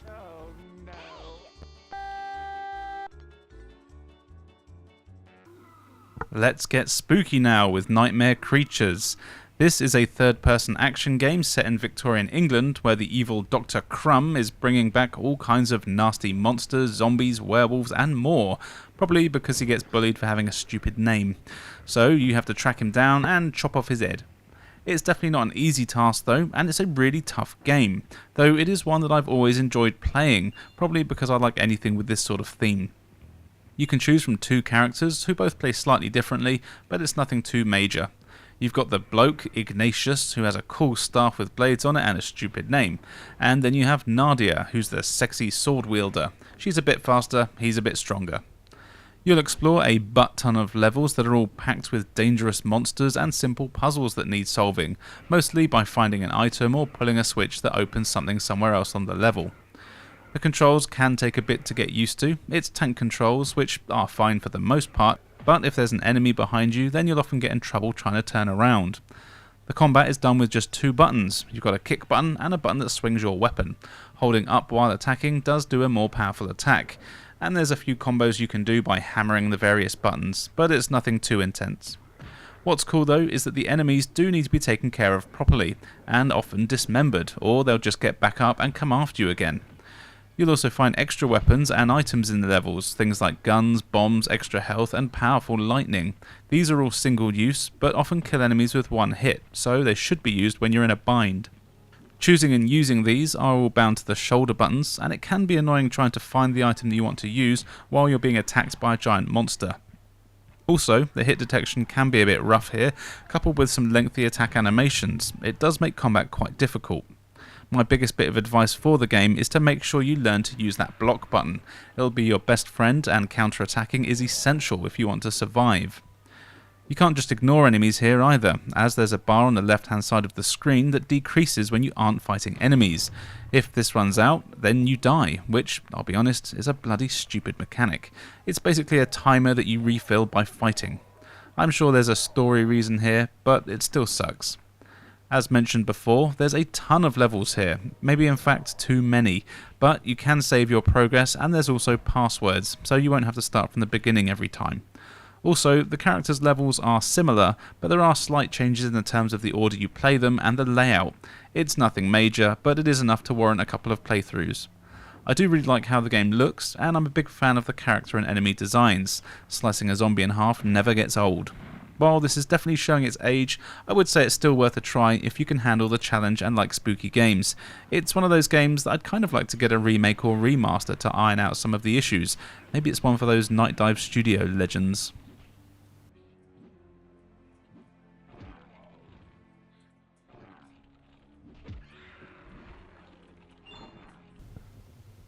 Ninja Shadow of Darkness is a cool 3D action game where you are, of course, a ninja, and everyone loves ninjas.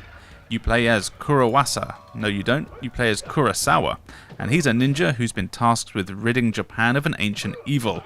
And that's all you really need to know as you explore some pretty damn large 3D levels that are packed with enemies, monsters, and traps all trying to stop you. The game plays mostly like a 3D brawler. You'll explore the stage and then get stuck in one place until all the enemies have been defeated. Enemies come in a wide variety, from standard ninjas to axe-wielding maniacs, giant crabs, evil fish, magicians, and more. Thankfully, as you're a ninja, you've got a few ways to fend off the bastards. You've got a punch and kick combos that you can do by spamming the buttons. These work well enough against most enemies, though it can be tough to line yourself up with the bad guys, and I do kind of wish that you could attack a bit faster, as you can be hit between your attacks. You also have an unlimited supply of ninja stars you can throw. These don't really do much damage, but they're more used for stunning enemies, so you can either get away from them or get in close to attack without them hurting you. As well as this, you'll find chests all over the place that have items and money in them. The items are for things like bombs and traps that you can lay for enemies, and you can use the money in between levels to buy new items and restore lives and health. And this is a handy thing, as the game is a lot harder than I thought it was going to be, but it's not an unfair challenge. There's always a ton of enemies around, and they do take quite a few hits to take down most of the time. It is easy to get surrounded, so, much like Nightmare Creatures, make sure you get used to using the block button, as it's a must if you want to survive. You have to be careful on the levels themselves though, as they're full of traps that will do you in pretty quickly.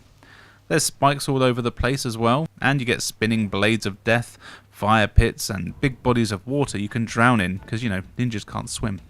These are often coupled with some platforming sections which can get quite tricky, though I did always enjoy the challenge. Thankfully, the controls are decent and responsive enough, so you'll be able to get through after a bit of practice. The levels themselves are pretty large, and it can take more than half an hour to beat some of them. They're all quite varied though, and packed with hidden areas where you'll find other health power-ups and more weapons. It was always fun to explore these levels to try and track down as many as I could. It also looks decent, with some nice characters and animations, and overall it's just a solid package. It's definitely not really going to blow you away, but if you're after some solid ninja action, this is a great one to throw in every now and then.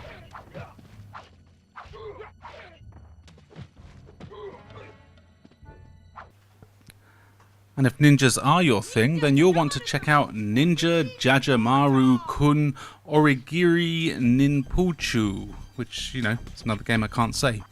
It's a cool 3D platform game where you are a ninja, doing ninja things like fighting evil ninjas and sorcerers while collecting things. Now, this actually plays more like a vertical shooter with platforming elements. You are always facing forwards and will follow some narrow corridors filled with enemies and things to collect. You can fire ninja stars as your main attack, and you can throw 2 at a time. But if you attack before those 2 have disappeared, or when you're close to an enemy, you'll do a sword slash, so you're never unable to defend yourself, though it still can be easy to die, so don't get too cocky. You can also jump on enemies, but this just stuns them and doesn't kill them. The graphics here are bright and colourful, and I really like the style. It also runs really smoothly, and I never experienced any slowdown. While the game mainly just wants you to run forwards, you will want to look around a bit, as you can find scrolls that power you up. This can be either to make your weapon larger or more powerful, or sometimes you change colour, though I never really knew what this actually did. You can also find ninja magic that clears most of the enemies off screen. This can be very handy as the levels do get challenging. There's a ton of hidden areas too, and you'll need to look around using the shoulder buttons to find clues like cracks in walls that are secret doors, or sometimes there's platforms above you just out of sight and you'll need to do some climbing to get there. This is usually where you find the best power-ups, like turning into a giant invincible frog for some reason, as well as points and extra lives. The controls here are very good. You move forward and back as well as sidestep, but you can use the shoulder buttons to look around left and right, which, as I mentioned, is what you'll need to do to find a lot of hidden stuff. You can't actually turn left or right, which is kind of weird and takes a while to get used to, but you can always shoot in the direction you're facing, so it is possible not to fire straight ahead. The goal of most levels is just to get to the end of the stage and jump on a little platform you find, but eventually you'll meet the boss of the world, and actually these are kind of easy to kill. All of the ones that I fought took only about 3 or 4 hits to put down, and they had very basic patterns that weren't hard to figure out at all. Which was a bit of a shame, but it did make me feel like a tough guy, or as much as you can when you're playing a cute ninja game anyway. This is a lot of fun. Check it out any way you can.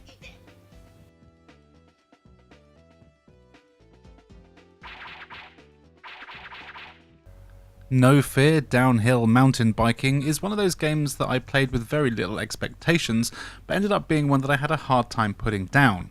It's a pretty simple game. You choose from a roster of biker dudes and dudettes.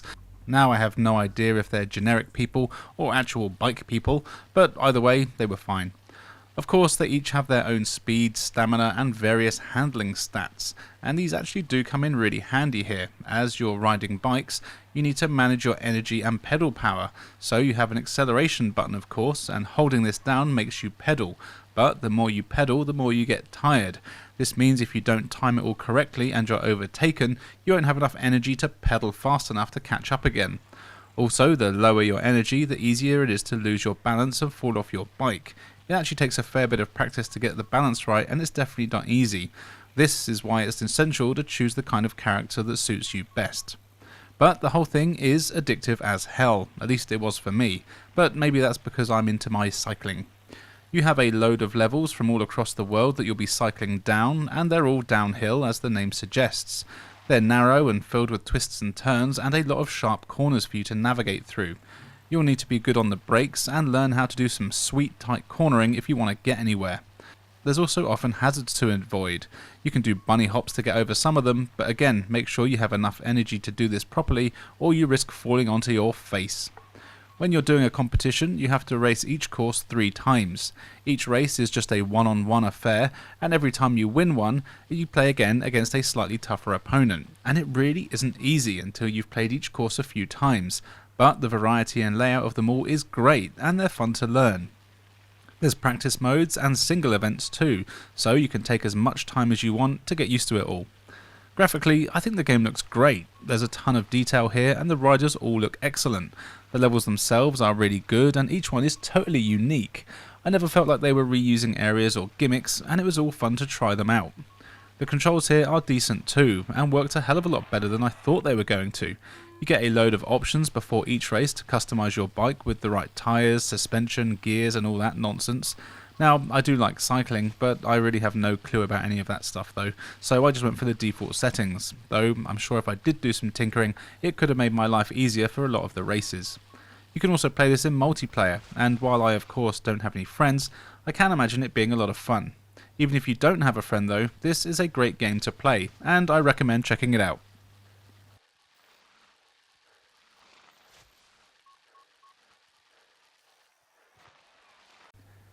And finally for today, here is Nuclear Strike, a late entry into the popular Strike series that started on the Super Nintendo and Mega Drive, or Genesis if that's how you choose to live your life. I haven't said that in a while. Hey Toby.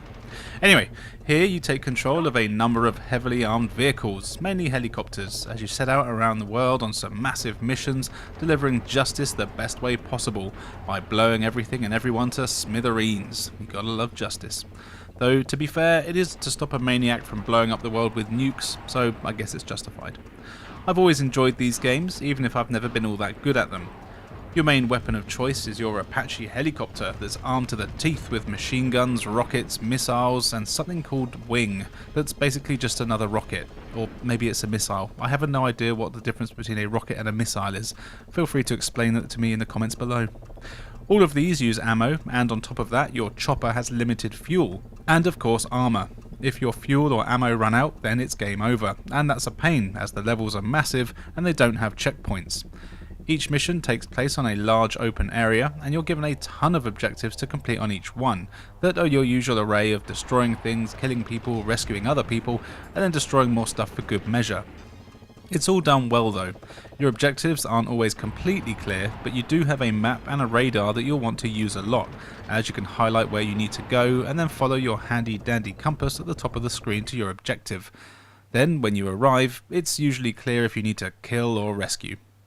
What I really like is that the map and radar also show all available pickups on the level, and at all times, so if you are running low on fuel, ammo or armour, just load up the map and turn on the indicators for these things, and you can make sure you're prepared and stocked up for your next objective. And you really want to make sure you do this, as it is a tricky game to start with. Controlling your vehicles is actually really good. The choppers especially feel great to manoeuvre, and you can do some really cool circle strafing around enemies to avoid their rockets, or are they missiles? Collecting items is also easy but risky too. You have to hover over them. Then a winch automatically comes down from your chopper like a big old ball bag, and you can attach it to the pickup or even the person that you're rescuing, and then it automatically brings it up to your craft. Of course, if there are enemies around, they'll shoot the shit out of you while you're positioning yourself. Also, all the pickups can be destroyed if you're not careful, so if you see ammo or armour, don't go in guns blazing or you'll destroy it all before you get the chance to pick it up. On certain missions, you can change between vehicles by locating a designated swap area. This is rarely required to complete the mission, but it is cool to have the option to be different vehicles if you want to, like hovercrafts or other cars. It's a nice way to mix things up. Graphically, I think the game's very good, though there is quite a lot of slowdown when you're in combat. It's never enough not to be playable, but it can make dodging tough thanks to slowdown and control lag. I do actually quite like the cutscenes here as well, as they're that crappy live action stuff that you get in a lot of games of this era, and they're always charming and awful in equal measure. This is not an easy game, and it's one that you need to take a bit more slowly and methodically if you want to get through even the first mission. And while it can be a little confusing and rough around the edges, I would say it is well worth playing. First up is ODT, which stands for Or Die Trying. This is a third-person action-adventure game where you choose from one of 5 characters, who of course each have their own stats to do with strength, armour, speed, weapon prowess, and even magic, or spirit in the case of the game here. The story goes that you're a bunch of ragtag ruffian pirate types, but aren't actually that bad, and your hover ship thing crash lands on a strange alien land. You have limited supplies, including oxygen, and you need to find parts to repair your ship so you can escape, or die trying. Once you've chosen your character, you'll be exploring a pretty huge, extremely dangerous, quite open world, where you'll need to fight off monsters while finding what you need to survive. Getting around the world is decent, but it takes a while to get used to. Each area is only small, but often has multiple exits leading to different areas, and you'll need to do a lot of exploring here. There are arrows on each of the exits, which is handy as it means you can explore each part that you're in without accidentally crossing into the next one. There's plenty of enemies in the levels too, with ugly lizard men, aliens, and strange bat-like creatures that are all out for blood and want to generally make your life a misery. Controlling your character is a bit hit and miss. It is pretty stiff, but thankfully you aren't useless, being able to run, jump and climb all over the place. Something I could never get used to was climbing down things though. I would just sort of fall off and hammer the grab button and hope for the best. Sometimes it worked, sometimes it didn't.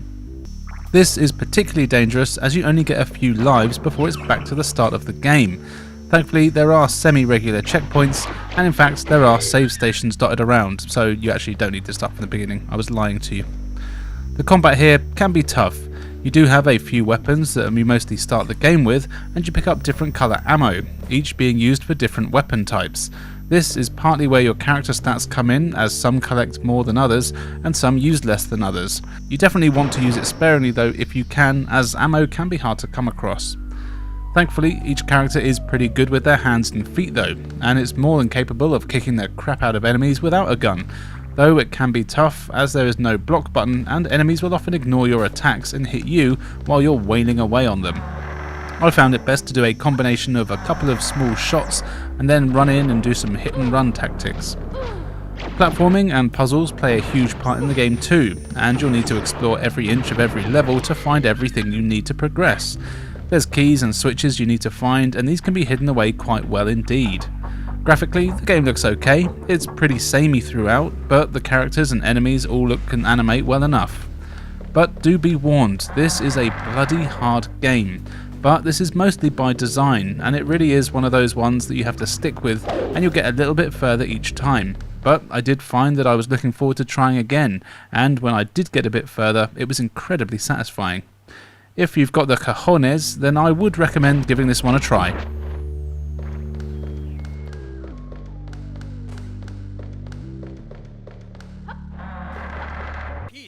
Fighting game time now with One Piece Grand Battle 2. This is based on the anime that I have no interest in, but that doesn't mean it won't be a good game.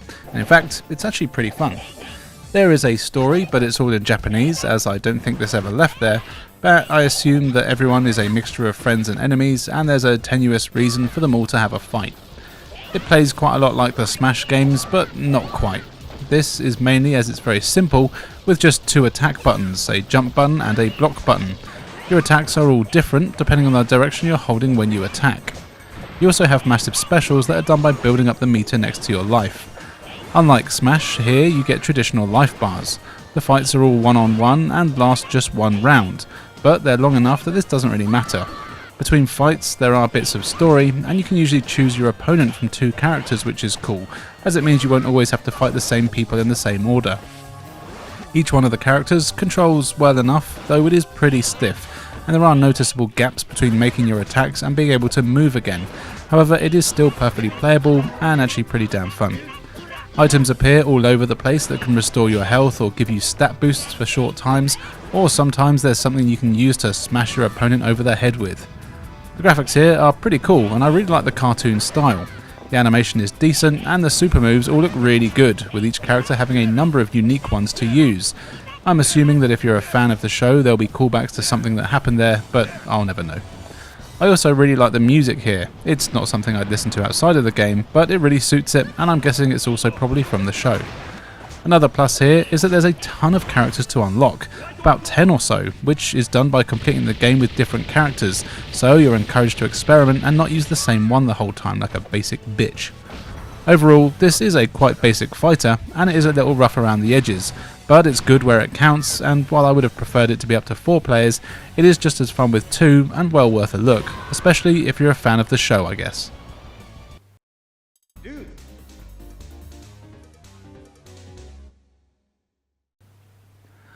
Omega Assault is one of those generic sounding games that is, in fact, generic, in just about every way, but it was clearly a budget game, so it can be forgiven. You get very little in the way of, well, just about anything here. There's no intro or story, there's barely even a title screen, but from the looks of it, evil mechs are attacking, so you gotta get rid. This is a very basic rail shooter, though actually it's more of a gallery shooter. You just control the cursor on the screen by pointing it at the enemies and press the attack button. You've actually got 3 weapons you can use. You've got a machine gun that has unlimited ammo but is pretty weak. There's a laser gun that's quite powerful but quickly overheats and takes a while to cool down. And then there's the rockets, which are devastating but you can only use them a handful of times on each level. and each level does play the same. You're in various cities and waves of robots will appear. All you have to do is shoot them all and you move on to the next. Do this for about an hour and you beat the game. The controls here are fine. I mean, it's just moving a cursor. Thankfully, they didn't manage to mess that up too badly. You can also move up, down, left and right a bit, and you'll need to do this to avoid enemy attacks, and you see the sneaky ones that are off screen. Enemies will also sometimes drop power-ups like points or health. You'll need to shoot these in order to collect them, as like most games like this. Graphically, the game is okay. It's basic, but it does the job. Something I don't like is the massive red blob in the middle of the screen that serves absolutely no purpose at all. It just confuses things. There's times where I'd forget that that's not where I'm supposed to be aiming, and I forgot about the green cursor, which is the one you want to pay attention to and actually control. Also, the amount of stuff on your HUD is just stupid, and it's literally there for show. It's just a graphic. None of it is animated or even does anything. It's literally just there to fill up space. There's also no music here at all, and the sounds are basically what you'd expect. Alarms, bullets and explosions. The thing is that this is exactly what you should expect from a budget game. It doesn't do anything that will blow your mind, but at the same time it's actually not a bad game. It's perfectly playable, and it's fine as a mindless shooter that you can beat in about an hour. If you like arcade style shooters, to be honest, this will probably entertain you for long enough.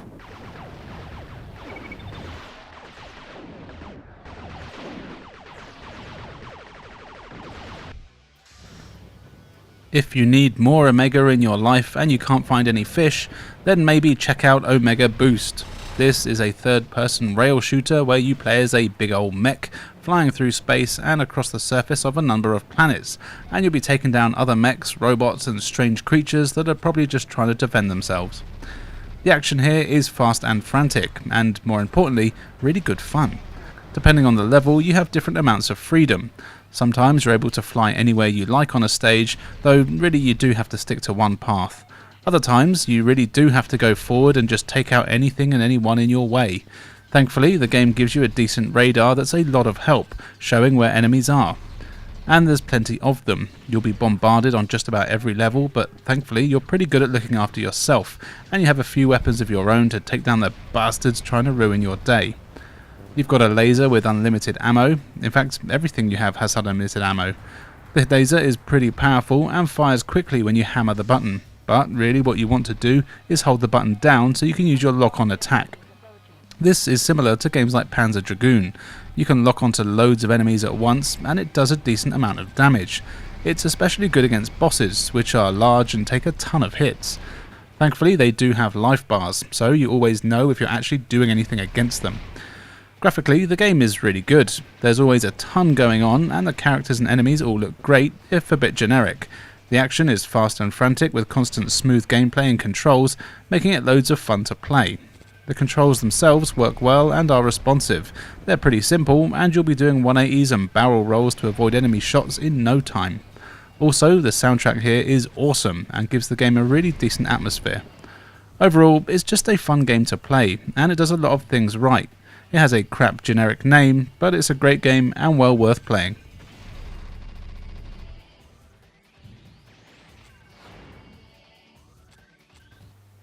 Off-World Interceptor is a strange game, as it's a driving game, but it's also more similar to a rail shooter, as once you start moving forward, you can never go back, and you can only rotate the screen left or right.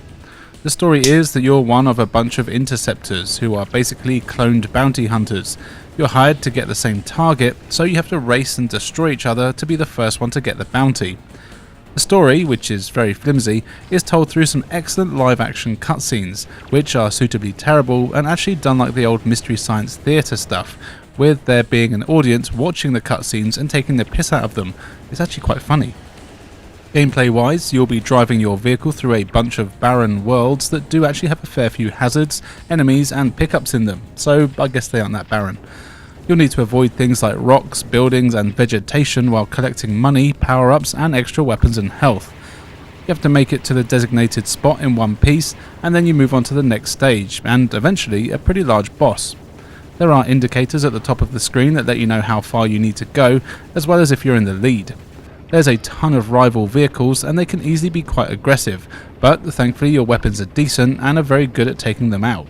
Also, between levels you can upgrade your power, armour and even buy new vehicles. But everything does cost a ton of money, so it takes a while to save up even for basic things, but it is well worth the upgrades. In fact, this game really reminds me of the rock and roll racing games for the 16-bit consoles, but it's nothing to do with those. But if you told me it's a sequel, I probably would have believed you. As mentioned before, even though this is a driving game, you can only move forward, left or right, which does really feel strange at first, but once you're used to it, it's a lot of fun. It's annoying at times not being able to go back and get the item that you just missed by inches, and they're often placed in a way that you have to choose which item you really want to get first. Graphically, I think the game looks really good. It's all pre-rendered cards on 3D worlds, and I have a real soft spot for this sort of thing. All the vehicles look excellent, and the worlds are all varied. The draw distance isn't the best, but it's enough, and you do get a radar showing upcoming power-ups and enemies, which is nice. I also really like the music here. There's some cool themes that fit the action. The controls are decent, if a little twitchy, especially when going uphill, but it's easy to get used to, and you'll be collecting items and shooting enemies in no time. If you're a fan of arcade-style games, this is a great one to play. I thought it was going to be a bit crappy, but I really enjoyed my time with it.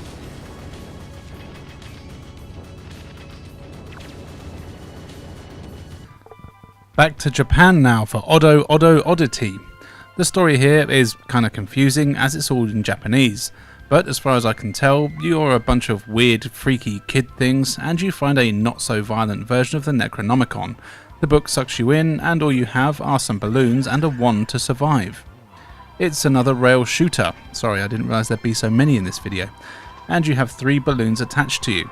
As they are balloons, you're constantly falling down, but you can use the D-pad to move in all directions, so you can make yourself fly back up, but you've got to look out for momentum. Also, you've got to watch out for the wind, as some of the levels get quite blowy and will play havoc with your controls, forcing you to change your tactics as a ton of enemies will come at you, and often you lose control of your character as the wind decides to screw you over just at the wrong time. There's loads of enemies here, and some of them will fire things at you, some just fly towards you, and as well as this, you've got to avoid any scenery. If anything touches you, you lose a balloon. Lose all 3 and it's back to the start of the level for you. You do have a wand you can use to smash enemies in the face with to kill them, but this is hard to use, and it's actually quite difficult to judge the distance of where enemies actually are. The game is kind of generous with the hit detection, but I did actually tend to avoid attacking where I could, as most of the time it wouldn't end well for me. Also, you can only swing your wand a limited number of times. You'll need to collect the medallion things that you find on the levels to use it more. These act as your ammo. You also have a boost that you can use to help dodge things, and this also uses medallion power, which kinda sucks, but you do quickly learn to use them sparingly. You can get extra balloons, but they are rare, and it is annoying, as if you die, or really when you die, you'll go back to the start of the level, which is pretty long, and there's no checkpoints, and you do move pretty damn slowly. You can start from the beginning of any world that you've completed though, but lose all your lives, and you've got to start from the beginning of that world every time.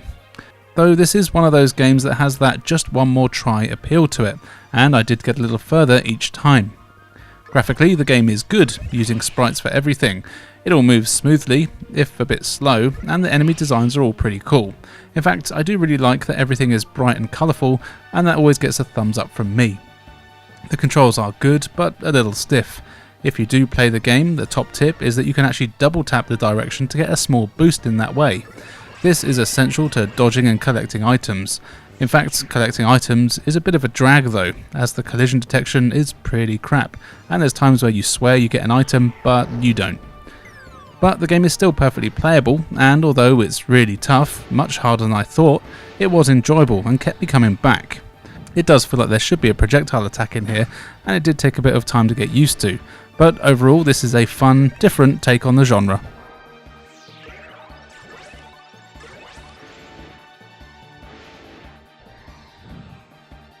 Here is One, a third-person action game where you take control of a gruff-voiced bloke who's been experimented on, but then he escapes, armed to the teeth, and goes on a mission to take down the evil corporation that made him the awesome killing machine that he is.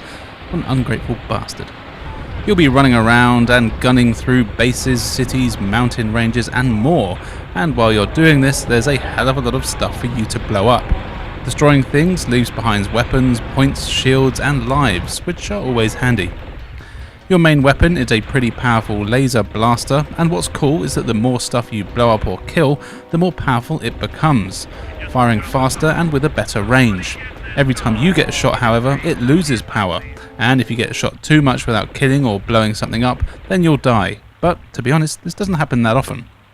You do also get other weapons like rockets, homing missiles and a flamethrower, but these have limited ammo, though it won't stop you from going mental with them, as every weapon here is really fun to use and they do a ton of damage. And it's just as well, as there's a ton of enemies all over the place, in the form of enemy soldiers, helicopters, tanks and other various robot looking things. To be fair, none of them are that hard to kill, and this often includes the bosses. Your main enemy here is likely to be the platforming, which can be really tough, though this is mainly down to the fixed camera that is often in the wrong place, not giving you a good view of where you need to go. Pretty much every time I did die is because I fell off something, rather than because I was shot by someone. Thankfully, there are plenty of checkpoints and you do tend to get a fair few lives. Graphically, this game is excellent, with a cool cyberpunk aesthetic to it.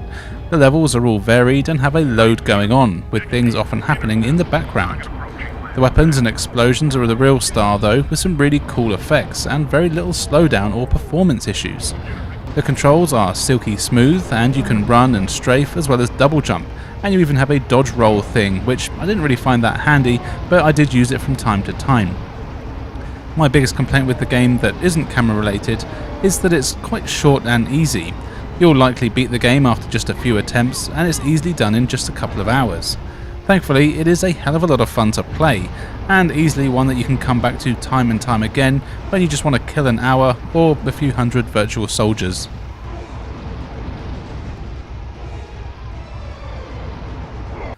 What's that? You want a racing game? Well, here you go. It's Option Tuning Car Battle 2, a Japan-only game where you do some of that there racing. All the text is in Japanese, so I can't really tell what's going on most of the time, but the important thing to know is that you can choose from a pretty impressive range of cars and then race on a pretty impressive range of tracks. There are a few options, like doing single races to practice the courses, doing time trials, or races against a single opponent. And of course there's a challenge mode, which is where you need to go in order to unlock even more courses, cars, and of course things to tune up your car with. As you might have guessed from the name of the game, there is a big focus on tweaking your car to make it perform better, and exactly how you like it. In fact, the amount of tinkering you can do is actually pretty damn impressive. You can tune the handling, suspension, grip, tyres, engines, and everything in between. Sadly for me, I know nothing about cars, so I just made it up and hoped for the best. This had varying results, and sometimes I'd be speeding around with some awesome handling, but most of the time I'd have crap acceleration and the car would handle like a U-boat. But then again, for people that know what everything means, and I guess that are able to read Japanese, I'm sure they'd be able to do this much better. Also, as mentioned, you'll unlock better cars with much better stats as well as more parts to use in order to make things better as you play. The racing itself is good, the courses are all quite long and have some tricky twists and turns, and you do get a nice selection of places to race in, though some of them did feel a bit samey. You only ever race one other person at a time, and you can choose who your rival is, though most of them are pretty damn hard to beat no matter who you choose.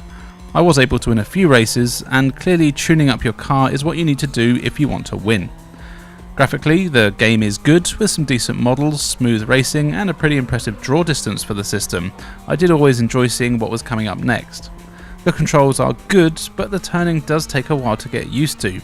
I feel like this is one of those games that's best played with a steering wheel, as it's more of a sim, but I don't have one of those, so couldn't. And really, that's all there is to it. It's a pretty standard racing sim. Personally, I've always preferred the more arcade-style races, as I just have no interest in tuning up cars. But if you like that sort of business and can navigate the language, this is probably worth a look.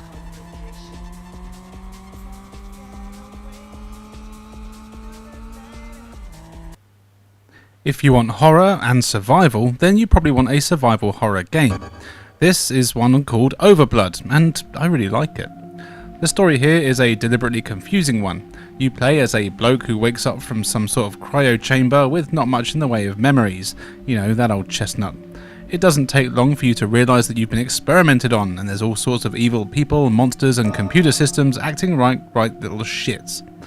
Your main prerogative is to get a cure for your strange blood condition that's been inflicted upon you and escape before you're eaten, poisoned or crooned to death.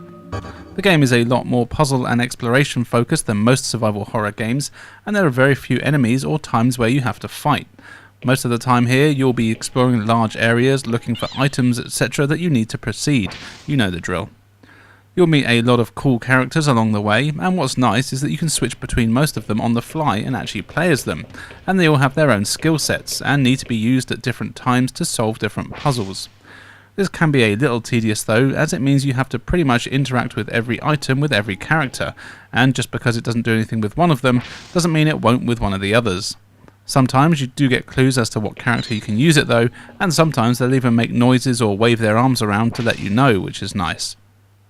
On the rare occasion that you do need to fight, the controls can be a little clunky. I did wonder if this is why they focused on more puzzles, but it works fine, and you can punch enemies to death most of the time.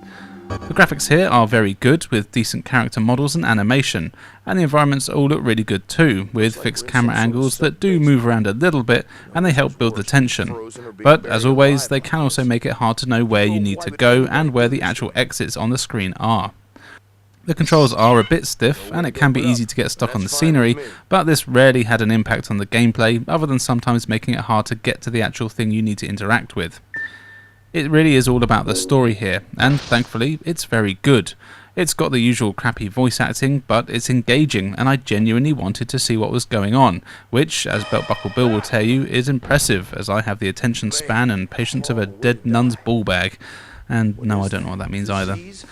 I highly recommend playing this game, especially if you're a fan of a slower paced, more puzzle focused mystery.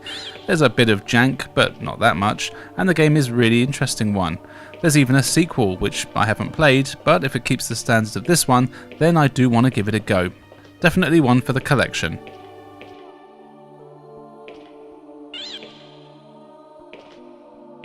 And finally for today, here is Overboard, a sort of pirate game where you control a pirate ship as you sail the 7 seas, which are more like conveniently made obstacle courses, collecting treasure, blasting the 7 bells of hell out of other ships, traps, turrets and buildings, all in the name of Yar.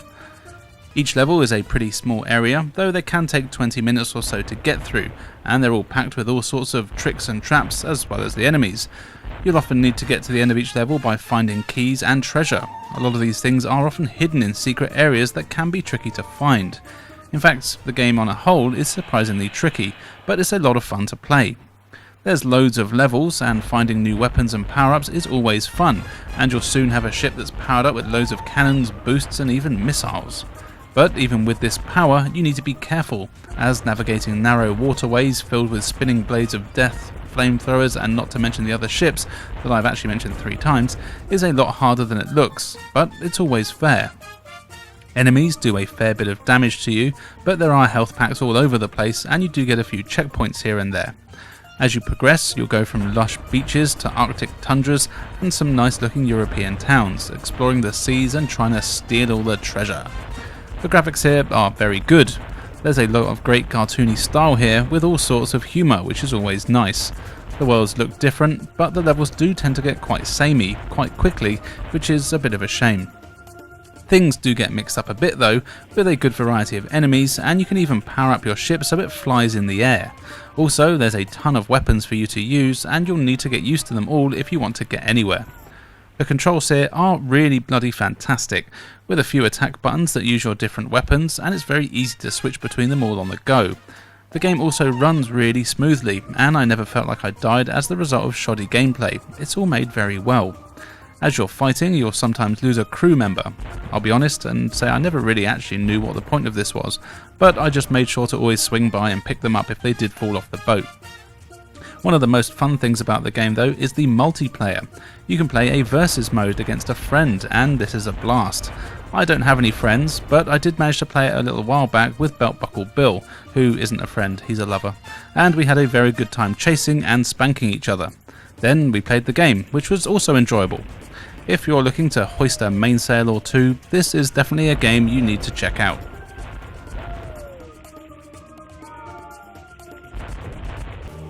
Let's start with Fix the Adventure with a P. It's a 3D platform game where you play as Fix, a strange pink cat alien thing that the designers clearly thought was a cute mascot character, but in reality is in fact a thing of nightmares. The story here is that Fix was minding his or her own business one day and accidentally swallowed a magic magnet thing, which turned out to be a prized possession of an alien race. And so you have to do some platforming to do whatever it is they were going on about that made no sense. While the story is utter nonsense, the gameplay is actually quite interesting and challenging, but in a good way. As you've swallowed a magnet thing, it's made you have magnet powers. You can switch between south and north, which I'm guessing relate to the magnetic poles. Each one is represented by a colour, and of course anything that is the opposite colour will be attracted to you, just like women to me on a Friday night. And anything opposite will be repelled, which is actually more like women on a Friday night. This means you'll be constantly switching between the two, which is easily done with the press of a button, in order to collect gems, which after you get enough will give you an extra life. Also, you need to be the correct polarity in order to defeat certain enemies. Luckily, they do have a letter above their head telling you what they are, so you know you need to be the opposite. This does make it sound kind of easy, but it really isn't. Your attack is a short-range projectile, so you need to be kind of close to enemies, and remember, while you're the opposite, you'll be constantly attracted towards each other, and the closer you get, the faster enemies will get closer to you. So it's not so bad when there's one or two enemies, but any more than that, and it's very hard to swap polarities and avoid them at the same time. But this does work surprisingly well. As well as this, you'll find polarity bubbles, and here you need to use momentum and polarity switches in order to fling yourself large distances in order to get across gaps or to high ledges. This can take a while to get used to, but it's actually pretty fun when you get used to it. There's a decent amount of levels, and each world ends with a fun boss fight, where you'll need to figure out how to beat them. This is always appreciated. Graphically, the game is decent, Fix looks fine, but I don't think I'll ever like his stupid design. The levels and enemies are all good though, and they look a slightly more serious version of Mario games. The controls are decent, and it's easy to do what you need to. Every button on the controller is used, which is kind of OTT if you ask me, but it's nice to have everything do something. Though it does mean you have no control over the camera, and while it's generally not too bad, it will often be in the wrong place, and most annoyingly for me, it seemed a bit too low, which meant I couldn't quite see the edges of ledges, which not only rhymes, but it was also quite annoying as I'd plummet to my death, and it was because the camera was rubbish, not me. Having said that though, I found this to be a surprisingly good game that I didn't really have much expectation for, but it really is one that I would recommend checking out.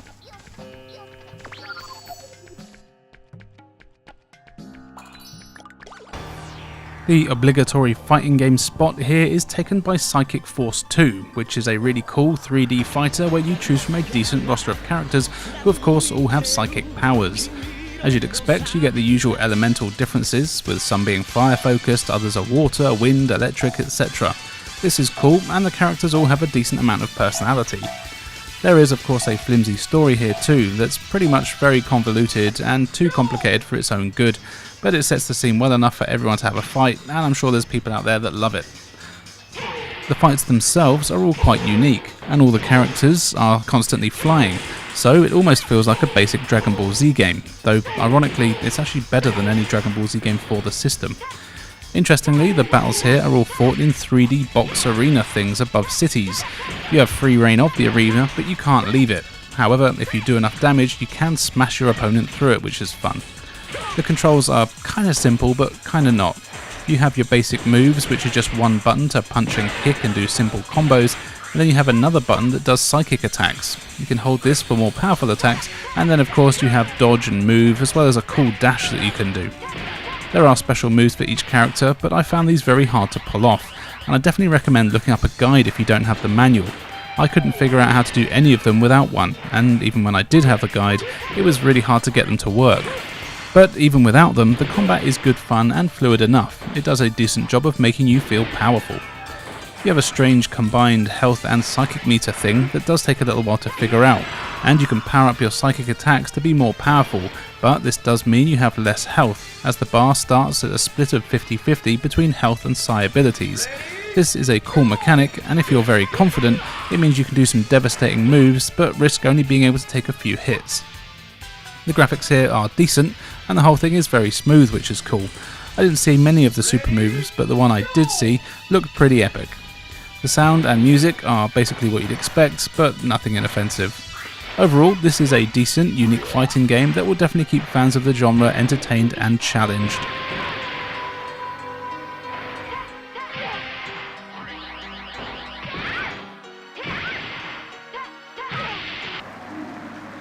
If you want to carry on punching people in the face, The Perfect Weapon might just be the game for you. Now, this is definitely not going to be everyone's cup of tea, as really it's crap. But it's so crap that it's kind of good. You play as The Perfect Weapon. I mean, that's not his actual name, but it is what he is. You are a martial arts expert, as shown in one of the best opening intros to any game, and you are for some reason captured by alien things and taken to a strange, deadly planet where you must fight for your life against hostile wildlife while looking for items to help you navigate the barren world and get back home. You'll be exploring a large 3D world with a fixed camera. As with most games like this, it can make it hard to get around and to see exactly where you can and can't go at any point. Thankfully, you do have a map that fills up as you explore, which can give you an indication of where you need to go. You'll need to do a lot of jumping to get around too, as there's gaps all over the place, but thankfully the game is actually quite generous and doesn't let you jump off ledges. If it did, that would just plain suck. Of course, being the perfect weapon, you'll need to fight your way out of most situations here, and when it works, it's actually kind of fun. When it works. There are a number of enemies all the time, and when they are nearby, you go into combat mode, and this is where it can be confusing, as every button on the controller becomes a different attack. You've got a button for each limb, a jump, a crouch, and a block, and you'll need to get used to being able to do combinations of all of these, as some enemies are small, like the wolves, and you'll need to crouch to attack them. And often enemies come at you in groups, so being able to duck, dodge, dive, and the other Ds that I can't remember at this point is very important. But it can be a bit slow and clunky to respond. You'll need to learn to do everything just a little bit earlier than you actually want to do it.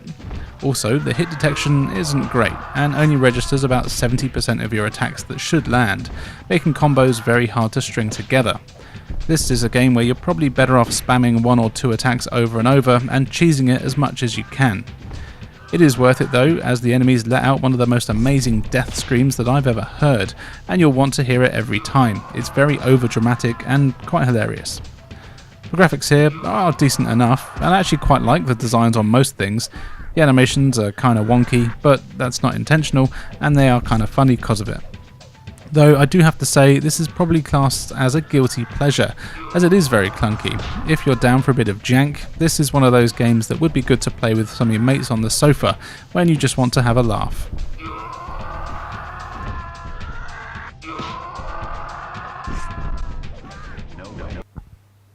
If you prefer shooting aliens to punching them awkwardly in the face, then check out Phil Soma. This is a shooter with a story that you just couldn't make up.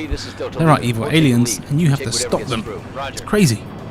The game actually has a few different playstyles and does a great job of mixing things up. You set out in your spaceship to do some shooting in space before the aliens do their thing and infect people with a strange poison thing that they have. You start off with vertically scrolling levels where you'll fight off tons of enemy ships, all the while avoiding asteroids and other hazards that can't be destroyed. This can be tricky as your ship is quite large on the screen, though it is kind of forgiving with the hit detection. Not long in, you go behind a ship view where the game plays the same, just from a different angle, kind of like a Star Fox game, and you can move up and down of course. Then eventually you'll go to a side view, and you know what to expect from a side-on shooter by now, so I don't need to tell you. All of the different playstyles are done well though, and what's cool is that the game transitions between them with an almost seamless cutscene, which is a really nice touch. In fact, the game does a really good job of keeping you in the loop with the story as you're constantly getting radio updates from your squad mates. But unlike modern games where they're telling you how to play the game and to solve puzzles that you've only been on for 3.5 seconds, instead here they're just telling you updates on the mission and things that are going on outside of the battlefield, and actually does a good job of making you feel like you are part of a much bigger battle. But the battles you're in are still great though, with a ton of enemies and some huge bosses to fight. You get 3 weapons that you can switch between on the fly, and you can probably guess what they are. You've got your standard laser shot which fires a few rounds, then you have the single laser that does massive damage but is slow to fire, and then there's a pink laser thing which is slower but more powerful, the usual suit of weapons. These can be powered up individually, but you'll lose power if you die of course, and you'll also lose all your progress in that level if you die, which is what I dislike most about the game.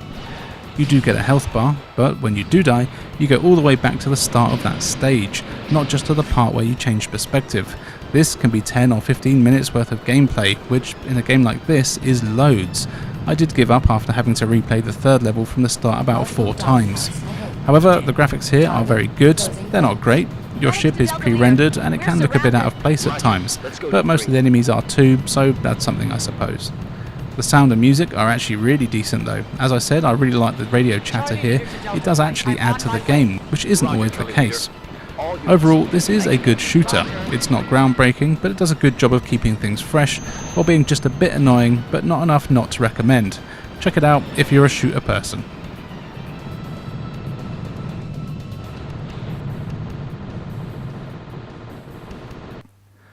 Let's head over to Japan now for Puli-Ra-La, cause why not? Puli-Ru-La is a side-scrolling beat-em-up set in a strange cartoon land that looks kinda like Dickens had a steampunk phase. I can't really tell what the story is, but from the looks of things, some sort of evil wizard turned the animals into monsters, or maybe trapped the animals in the monsters, as well as making some of the once friendly villagers into bastards. Not everyone was affected though, and you get a magical stick and set out to smack the monsters on the head and turn them back into normal people or animals. The gameplay here is very simple, as with all these beat 'em ups. You can move around the screen hammering the attack button whenever an enemy gets close to you. You can jump, and you do have a magic attack or two. The levels aren't too long, and there's only 6 of them. However, they do get more and more wacky as you play, with crazy stuff happening all over the place like giant sexy legs coming out of buildings, which is great, and it makes you want to see what's coming up next. The enemies are also really good, with a decent variety of crazy designs all over the place, and you don't tend to see too many of the same enemy on each level. The bosses are also really good to see, as they're pretty much all mental, one of which being a questionably sensitive tribesman who literally attacks you with his dick. Now you don't see that every day, probably for a good reason. The graphics here are really good, with awesome 2D sprites that really remind me of Studio Ghibli. It's a slightly muted colour palette and I like it a lot. The animation is excellent and everything just looks so nice and clean. The sound effects can be a little annoying here. Unlike most games like this, you don't have any combos. You just tend to hit people on the head with your magic wand thing, and pretty much that's all you do. And every time you do, your character makes an annoying noise, but it's not that bad, and you do learn to tune it out. The magic you have is pretty cool, and works in a similar way to the Golden Axe games, in that the higher your magic bar, you get slightly different magic. Sometimes animals will run from off screen to help you, sometimes a pink blob thing will appear and kick some ass, and sometimes a strange man in his pants comes out of a microwave and body slams enemies.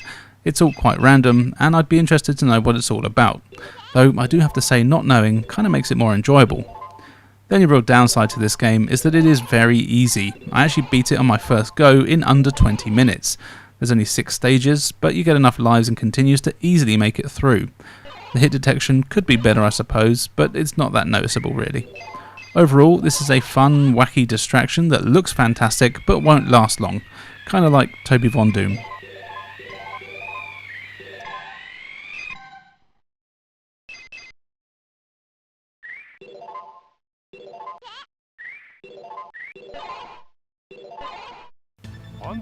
Here is Panzer Bandit, another game not to leave Japan.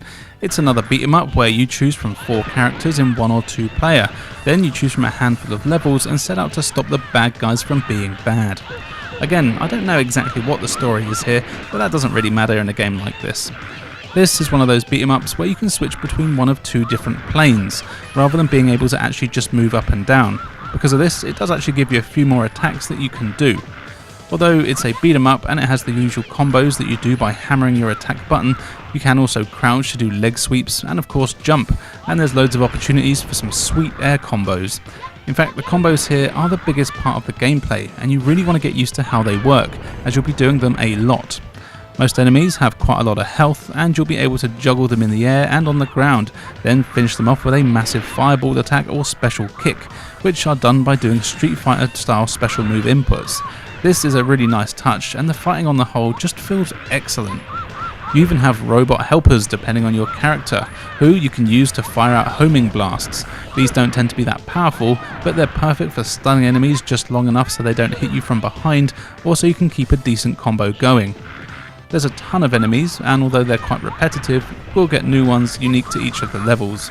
They all look really good too, with some 2D sprites and some excellent animation. It's got a really cool anime style, and it all moves very smoothly with some excellent animation.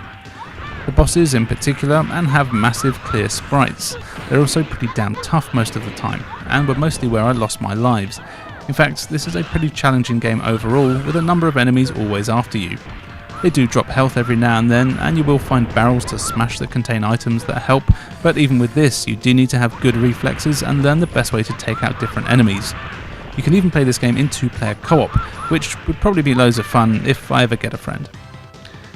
Each of the characters plays quite differently to each other too, which is a nice touch, and you really do have to get used to how each of them work, as specials and combos are very different between them, as is their power and speed of course. You'll soon find your favourite character, but sadly you can't change character between continues, which is usually what I prefer in a game like this, so I can try them all out with having to restart the game every time. But it's not the end of the world, as this one is so fun you won't mind playing it a few times. This is another one I would highly recommend for some frantic action.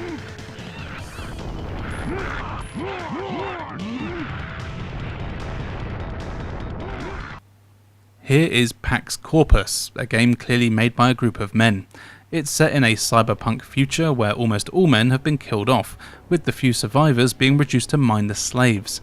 Population control is now done by cloning, and they only make new women, and of course it's controlled by an evil corporation that you have to stop. Gameplay consists of exploring large 3D worlds, fighting enemies, completing objectives, and making your way further into the inner workings of the company so you can take them down. The game tries to have a semi-realistic sort of layout, with you needing to find and kill or knock out the right people in order to get their access to the new areas. As with most games like this, it's easier said than done, and you'll spend a lot of time wandering around looking for an item or room that maybe you've missed. Your character, Kaylee or Carly, has a few ways to defend herself. Mainly you'll be shooting people with your pistol, which does have limited ammo, but you can also just hit people upside the head with it, and if you can get in close you do have a few other melee attacks, which is handy as most enemies are pretty slow and pretty much all of them are dumb as a bag of spanners, so you can just run up to them most of the time and start punching them in the face and they won't have time to react. In fact, this is probably the best way to go about it, as most of the time your weapons are hard to aim and kinda slow to use. Though you do find chips, as in computer chips, not delicious potato snacks, and these give you upgrades that you can use to get better with different weapons. Graphically, the game isn't particularly great, but it's also not the worst I've seen on the system. The character models and animations are quite ropey, but the environments aren't bad, and the draw distance is fine. Though as it's a cyberpunk themed game, everything is pretty grey and brown, but with some future looking stuff here and there. The controls aren't as bad as I was expecting, though they're not that great either. It's pretty clunky, but you do manage to do everything you need to.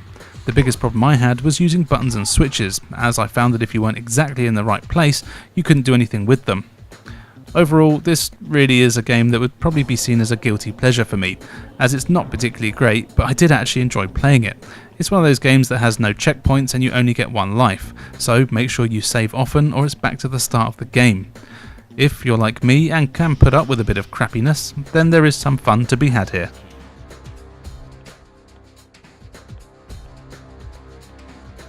Project Overkill is an isometric action game that is full of guns, guts and gratuitous violence. The story goes that 4 mercenaries have been hired to take down some evil humans called Viscarians, who are doing your usual bad person stuff. I do have to stipulate that they are humans, as some of the characters that you play as are not. Each of the 4 mercenaries you control has their own weapons, speed, strength and the other usual stats, though I did find that although the weapons are technically different, they basically all played the same, and it's only really the melee that made any difference. You walk around some quite large levels, and your main objective is to kill as many people as you can before you get to the exit. Thankfully, killing people is a lot of fun, though it is also quite clunky at times. Your standard machine gun does decent damage, and you'll be blowing people's heads off on a regular basis. You also have a laser gun, which is slower but more powerful, and you'll get a few grenades and explosives that do a great job of turning people to mush. All weapons do use ammo though, so be careful. You do have a melee attack that is pretty powerful as well, and it sees you crushing people's heads with the butt of your gun, which is both awesome and just quite violent. Enemies are all over the place, and they actually are pretty tough themselves, taking a few shots to put down, especially in later missions. You'll need to conserve your ammo where possible, or get used to using that melee. As with a lot of games of this type, you'll be exploring some pretty large levels looking for keys and switches to open doors, and you'll need to find the teleporter at the end of each level, which is your real objective, though sometimes you do need to destroy certain things or find an item. And speaking of items, there's actually quite a few on each level, mostly ammo and health, which to be fair is really what you're going to need, but something to keep in mind is that a lot of these are hidden quite cleverly against walls that you won't see unless you go too close to that wall, at which point it turns transparent so you can still see your character and what's behind it. This is where I found most of the ammo and health. When I figured that out, I was pretty much always equipped. The graphics here are really good. I've got a soft spot for games like this, and it reminds me of things like Crusader No Remorse or Bedlam on the DOS. The pre-rendered sprites all look really good, and the characters animate well enough. There's a half-decent variety of enemies here too. While most of them are human, there are also monsters and aliens thrown in for you to take down, and of course some pretty huge bosses. This is a very tough game though, especially as the attacking controls are a little strange. It works that you move the D-pad, and each of the 4 face buttons shoots in a different direction, but not quite. So for example, you can't walk in one direction and shoot in the opposite direction. It's only at slight angles of the direction that you're walking in, and it can make hitting enemies tough, and I could never really get used to what buttons I needed to press to shoot in the right angle, though I guess if you play carefully, you can still make it through. The sounds here are great, your weapons sound very powerful, and the screams and squishy noises that come from enemies are excellent.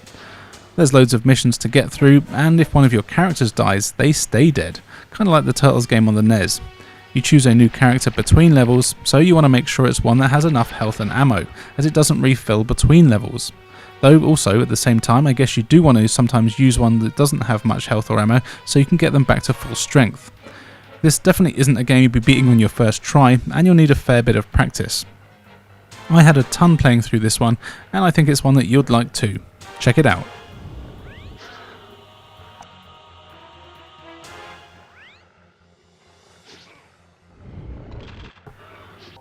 The Pink Panther Pinkadelic Pursuit is a surprise in the fact that it's the kind of game that you'd expect to be rubbish, but actually it's genuinely quite good. You play as the Pink Panther of course, and you have to explore a large house which acts as your hub world. Each room takes you somewhere different, from big boats to Egypt to the lair of crazy killer plants. On each level there's an item that you need to find and bring back to the house. Though, of course, levels are packed with enemies and they get pretty damn large, meaning you're doing a lot of exploring to find whatever it is that you're after.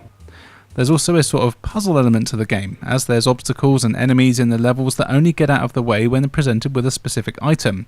For example, in one stage you need to get rid of a dog, so you have to find a bone elsewhere on the level and give it to the dog.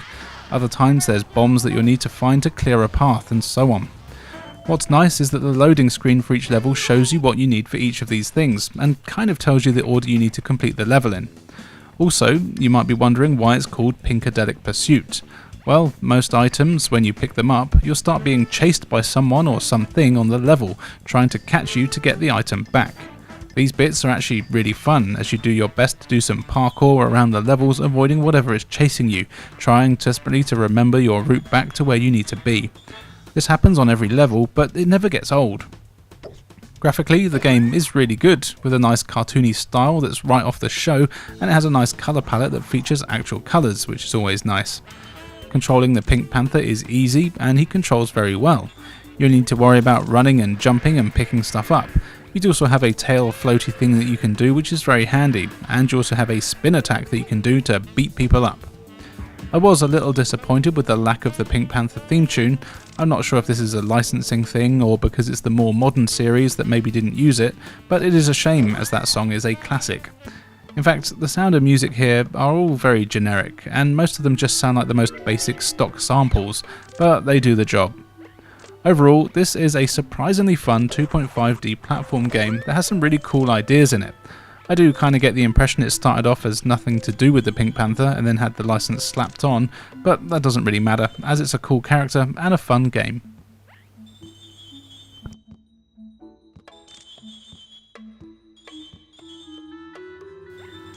And finally for today, here is Planet Laika, a very strange game. It's an adventure game starring a whole bunch of furries who are from Earth, by the way. They've just made it to Mars after it gets messed up. Your team is sent to planet Mars, which is already inhabited by some other people, well, furries, who are from Earth, and you need to see how they're doing and to check that it's all okay to get more people to live there. But all is definitely not as it seems, as soon after landing you and the whole team start having strange visions about their fears, childhoods and deepest secrets. It's actually kind of creepy, and it's meant to be too.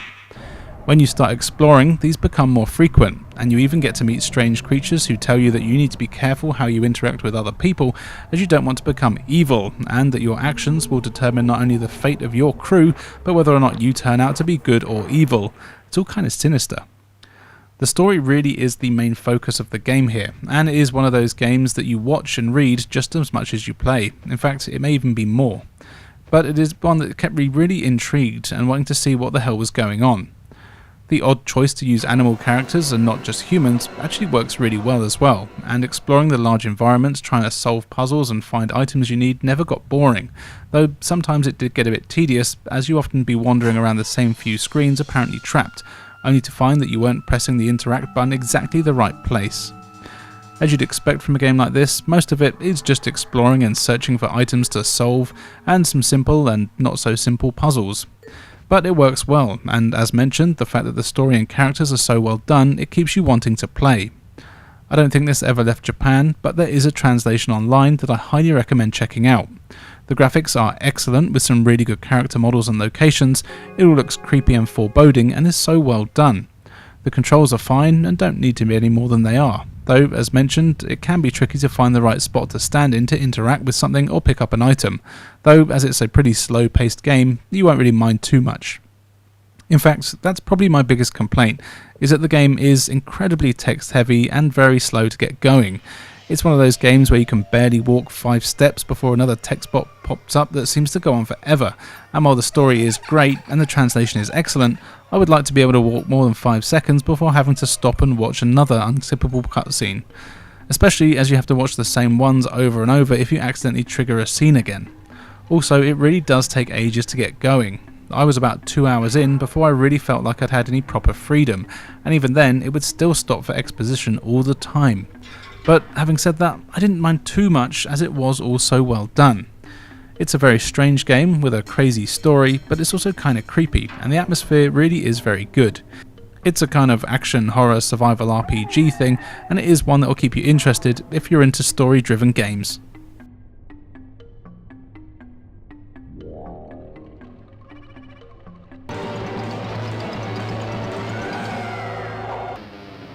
First up is a remake of the arcade classic Q*bert.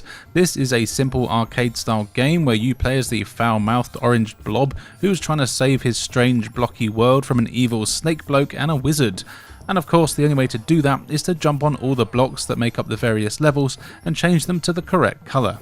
Once you've done that, it's on to the next level. They have tried to flesh out the story with some cutscenes, and while they are actually quite amusing to watch, the game clearly doesn't take itself seriously, and there isn't really any need to follow the plot, but that's a good thing. However, they can be fun to watch, with Q*bert being an angry little orange blob. You have a few game modes here, but they're all basically the same. There's arcade mode, which is just a series of levels that get progressively more difficult, and then there's the story mode, in which you have a series of levels but they get progressively more difficult, except here they're divided up into worlds and get progressively more difficult. As you probably know, the levels are just cubes of various colours, and by jumping on them they'll change to a different colour. You need to jump on them all to make them the same colour. But of course it's not that simple, as there's lots of enemies that are constantly appearing on the stages. Some of them have a set pattern that you need to learn, others will chase you, and others just move around randomly. You need some good reflexes to avoid a lot of them. Also, you can jump off the edges of the world here, so you do want to take your time where possible. There is a timer, but it's pretty generous and will likely never be an issue. You'll also see various power-ups in the levels, mainly extra lives, but you also get shields which you can activate whenever you want, giving yourself a nice bit of invincibility. These even carry over to new levels, which is nice. There's also some blocks that give you extra points, and some that you can only jump on a certain number of times before they disappear, meaning you have less options for navigating the level. It's all pretty simple, but surprisingly addictive. The graphics are decent and cartoony, if a little basic, but the animated cutscenes are fun. The sound effects are decent, with Q*bert spouting his trademark nonsense all the time. The music kinda sucks though, and it's very drony, repetitive stuff that you'll instantly forget. I was actually really surprised at how much I genuinely enjoyed playing this one, and I would actually recommend it for fans of the arcade game and anyone who likes a bit of platform action.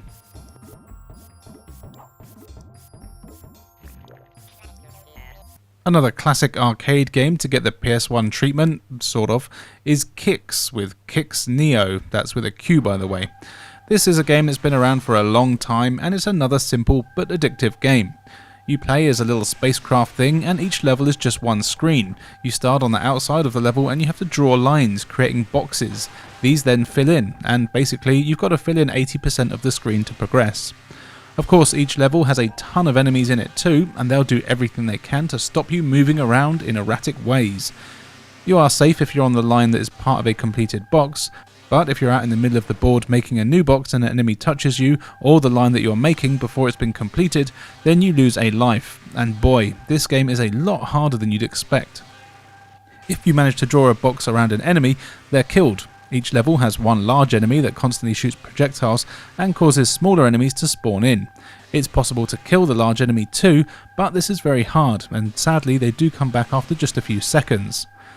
There's also blocks on every level. If you draw around these, you get various power-ups. Sometimes it's just points, but sometimes you'll freeze enemies or get speed boosts. These things are all very handy, though it is hard to get them. Graphically, the game is not actually very good at all. It is all 2D sprites, but they could easily have been done on any of the 16-bit consoles, and there isn't really much in the way of detail or animation anywhere. There's no cutscenes, and it's just very basic. Now, I'm sure that this is just a port of the arcade game, but you would have thought they'd put a few changes in here. The sound and music are also kind of annoying. Well, there isn't really any music at all, and in terms of sound, you get an annoying buzz and high-pitched drone when you're moving around, and not a lot else. The controls are decent enough, but I have actually played a few versions of this sort of game, and here, like in the others, you have to hold a button in order to draw your line. In every other version I've played though, if you let go of the button, you automatically go back to the start of the line in your safe zone. But that doesn't happen in this version. If you let go of the button, you just stop drawing and stay where you are. This is very annoying and makes dodging enemies really hard. Thankfully, you do get unlimited continues. And really that's all there is to the game. It's an incredibly simple one, and while I actually wouldn't say it's a bad game, it's just not a particularly great version of it, and there's no reason to play this over any other version of the game. I'm not sure what part the Neo is, but it's got it in the title. If you're a fan of this game already, then you'll like it of course, but it's not really one I'd recommend, though it is one of the few games that starts with a Q, so I kinda had to include it.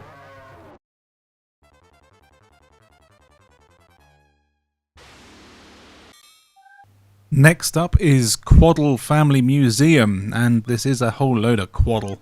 This is one of those edutainment FMV games that your mother warned you about, so I won't spend that much time talking about it. There is a flimsy story here that something in a museum has gone missing and you have to get it back. Of course, to do this you have to explore the museum looking for clues and solving puzzles which give you more clues that let you into various places. As it's an educational title, you'll also do some good old-fashioned learning at the same time. The gameplay consists of watching incredibly slow, drawn-out cutscenes of annoying children, then you point a cursor at various things and it will change if you can either move there or interact with whatever it is you're pointing at. Or you'll get an arrow if you can move into a new room.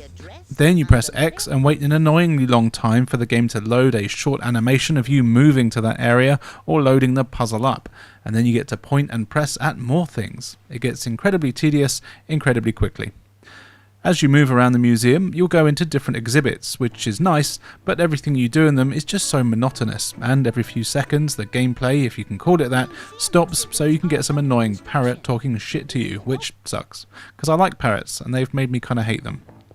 The puzzles in the game aren't even that hard either, and yeah, I know they're ones for kids, and they're ones that you can't actually fail, so you just get sort of one of those not quite try again messages, because of course you can't possibly tell kids that they're wrong and stupid and need to be smarter.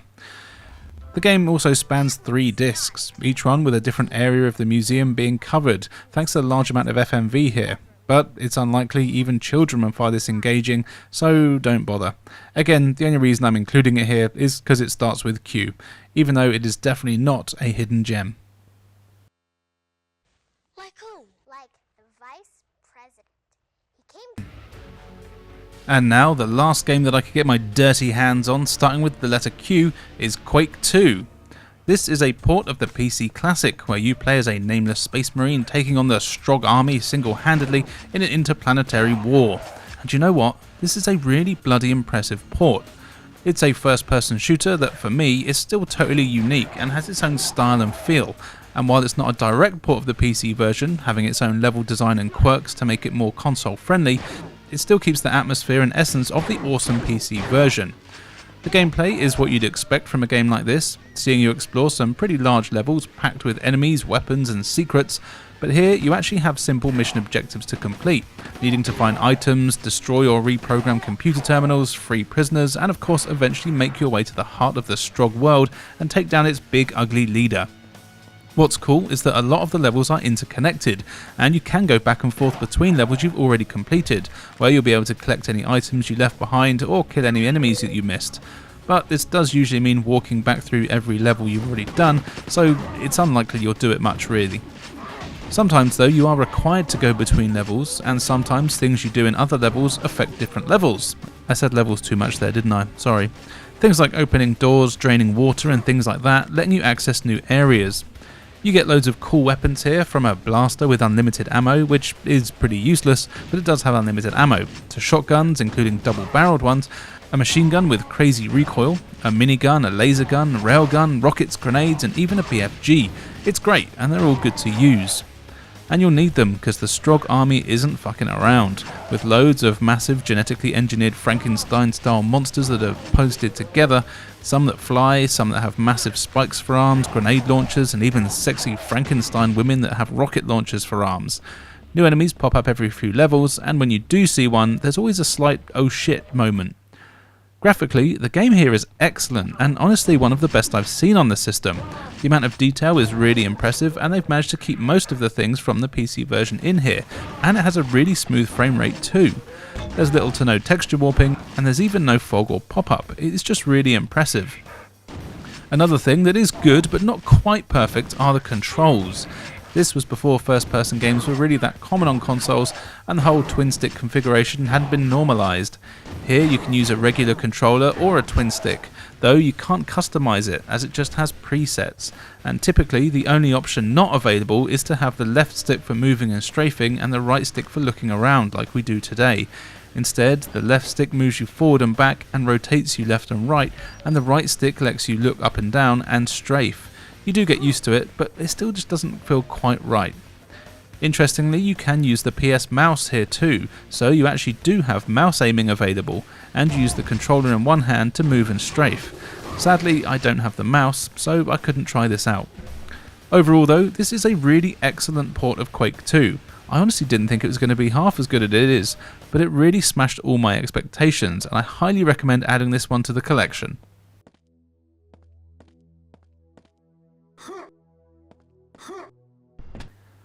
Right, that's all the ones starting with Q, so now time for some that just happen to have Q in the title. Starting with Aqua GT, a racing game set on the water of course. This one is all about the speedboats, so you'll be doing some speeding and some boating. You have your usual options here: championships, time trials, single races and multiplayer. You get to choose from a decent selection of crafts and tracks to race on, or championships, and it's off you go. Then of course there's plenty of extra crafts and tracks you can unlock as you play, with some of them being really overpowered. Is that what you say in racing games? Are they overpowered? I don't know. The variety in courses is nice. They're all based on real world cities, but of course have taken some creative liberties, but you will still see famous landmarks of places like London, which is always nice. Though there's no floating Johnnies in the Thames, so it's not very realistic. What's cool here is that before each race you do a qualifying lap, just by yourself, and depending on your time you have different starting position. This is a good way to get yourself used to the track and means that you aren't going in blind every time. Something else that is good though is that you can actually just skip this entirely in the pause menu, so if it's not your first time playing you don't have to do the qualifier, though you will always start in last position if you do skip it. But to be honest, this doesn't really matter too much, because it's not that much of a problem, as the tracks are reasonably long and thankfully for a game like this, quite wide. Often in games like this I find myself crashing into the sides a lot, but that wasn't the case here. In fact, the controls are pretty damn good. The water physics play a big part, though you never really get any crazy waves that throw you off course, which is a bit of a shame, as it would have been cool to and made it more challenging and realistic, as there isn't much disturbance caused from the other races either. Not that this is an easy game though, and the AI do usually mess up every now and then, but for the most part they're very efficient and actually hot on your heels as you're racing. Graphically, I think this game's really good. The water is decent, but can look a bit like a giant blanket at times, as there's no transparencies, but the draw distance is good and there's a lot of detail. The music here is super quiet, which is a bit of a shame, well, if you're lazy like me and can't be asked to change the volume levels that is, as the sound of the motor drowns out pretty much everything the whole time. Though, to be fair, the music is kind of generic techno stuff that most racing games of this era had and won't exactly blow you away anyway. This is one of those games that I really didn't have much in the way of hopes for. It's got a generic name and looks like kind of a generic racer, but actually it's a solid game, and if you're into this sort of thing, you'll likely enjoy it, especially with the amount there is to unlock and keep you coming back for.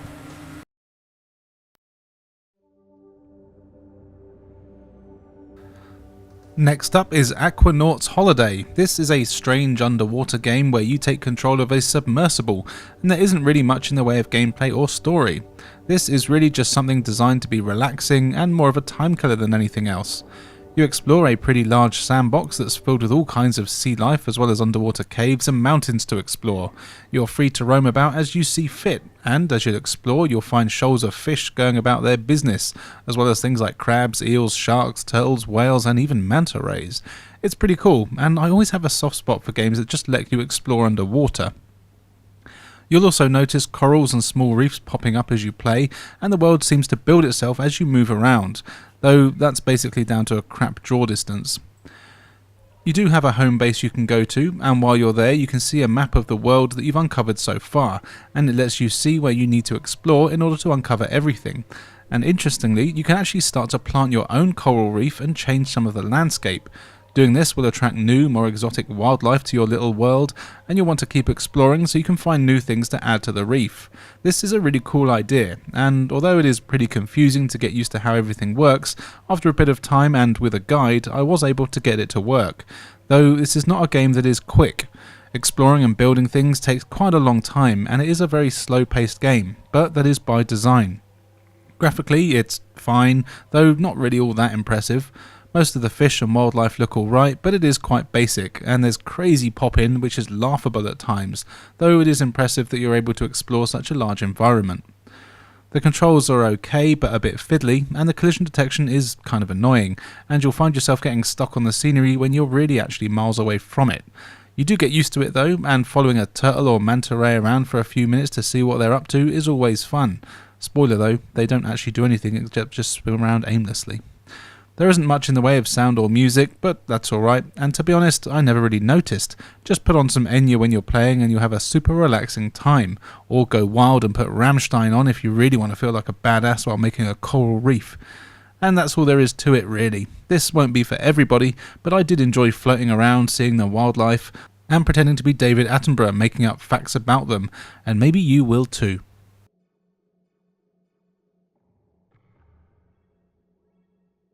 If you want more racing action, then maybe ATV Quad Power Racing is what you need. It's a surprisingly fun racing game where you take an all-terrain vehicle across a number of courses, choosing from a ton of different races, each with their own height and weight, which basically affects how the bike controls.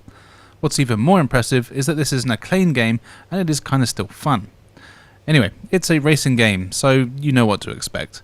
But here, having the quad bikes does actually make a difference to the gameplay, as they're designed to go on all surfaces, so it's rare that anything slows you down, with the exception of water, which can cause issues. And the levels really reflect this, and they're all incredibly hilly, with jumps all over the place and large hills popping up around every corner where you can't even see what's past them. I kinda like this thing, and it does mean that there's a fact that you're on an ATV makes a difference. The ATVs also control very differently to usual racing games, with a lot tighter turning, fast acceleration, and the fact that you can drive just about anywhere you want. So can all of your opponents, of course, and they do a decent job of being annoying.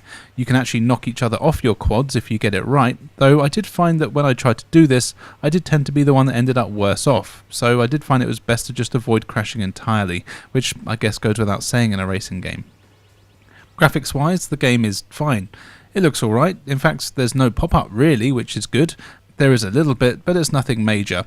The characters do have a strange skinny acclaimed style that they seem to go for, but it is quite high res for the system, though this does often come at the expense of some frame rate issues when 2 or more racers are on the screen, but it doesn't happen all the time though. My biggest gripe with the game is that the tracks go on for a really long time, with all of them having laps that last 3 or 4 minutes, which to me is just crazy long. Of course, there are times when this turns out to be a blessing after I crash and I need time to catch up, but it also meant that I would get bored and make silly mistakes a lot of the time. There are shortcuts and different routes that you can take on most tracks, which is cool, and while it might not sound like a lot, a 60-minute race every time does start to be noticeable quite quickly. However, this is not a bad game, it's pretty generic, but it's still kind of fun.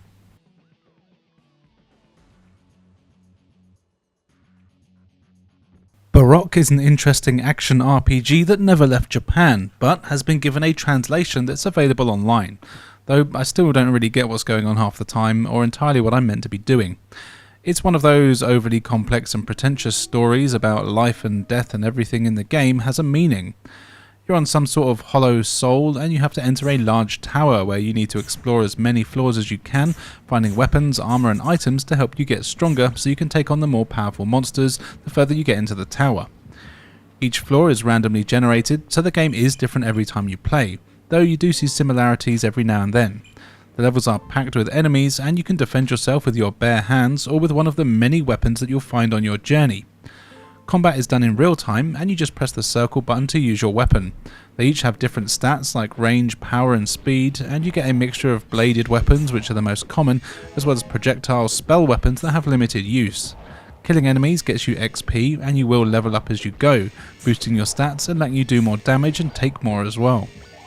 You'll also find food and other items that give you health or other stat boosts, or even doing things like distracting enemies so you can run past them, or should I say slowly walk past them, or you can get a few sneaky hits in before they turn around and hit you back. You can also replenish your health just by walking around and not being hit, which is nice, but it does take a while, so you can't rely on it. If you do die, you have to restart the game from the beginning. You lose all of your progress and items. Thankfully, it is one of those games where you can find an exit and teleport to a strange hub world, where there's a load of strange people that you can talk to who will hold on to items and things for you. So if you do die on your next playthrough, you can go see them first and start off with some half-decent equipment, making progress early quite easy. Though you do have to be picky, as the bloke that does this can only hold 5 items. If you don't die, you can save your progress, which is excellent news, I'm sure you'll agree. The graphics here are pretty cool. It's all 3D environments and 2D enemies, but the designs on them and all the characters here are crazy, and I always wanted to see what I'd come across on the higher floors. It is a shame that the game has a beige colour palette, as I do like some colour with my games. The sound and music is actually kind of annoying. It's all a strange chanting sort of soundtrack, and it does fit the game, but it can grate on the ears quite quickly.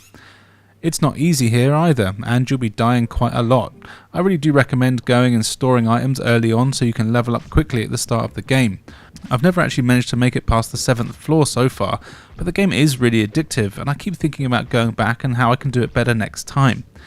If you can deal with strange stories and vague symbolism, kind of like Dark Souls, as well as some slow-paced action, this is actually a really good fun game to try out.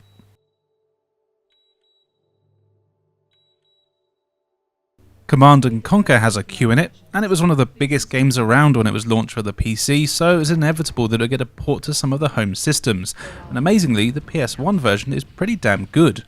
In case you don't know, it's a real-time strategy game where you take control of either the GDI or Nod armies, one being good, one being not so good. Then you set out across the world completing missions and taking territories. You'll need to build your base and kit it out with a number of different buildings that are required to generate money, power, soldier units, tanks and more. You won't have access to all your troops straight away, and you get more and more as you progress, but something that I never get bored of is building stupidly large troops of soldiers and tanks and sending them into enemy bases to blow it to bits. But it's rarely ever that simple, and in fact the game is pretty damn hard. The missions do mix it up quite a lot, with some requiring you to kill all enemies, some see you needing to send your engineers in to secretly take over enemy buildings, and sometimes you'll need to harvest Tiberium for money, and so on. By far the hardest missions for me though are the ones where you're given a limited number of troops and you have no way of getting more, and you've got to complete your objectives with a very limited resource. I suck at these levels. The variety in troops is great, and they cost different amounts, and some will take longer to build than others. You can only build one at a time per building though, so you do want to make sure you build more than one barracks so you can train multiple units at once. This goes for tanks and other things too. In between levels you get some great FMV cutscenes that are cheesy, and I'm sure some of them weren't present in the PC version.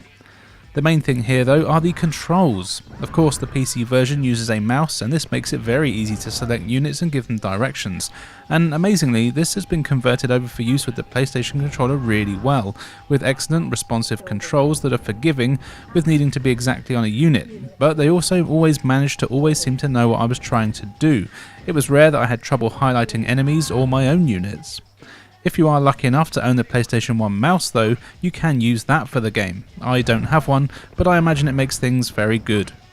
I've never beaten any Command & Conquer game, despite owning it for PC, N64 and PlayStation for years, but it's always a game that I never get bored of playing and I'll likely keep coming back to again and again. I was very surprised at how well the PS1 version turned out, with excellent graphics and sound and some really solid gameplay. It's definitely recommended.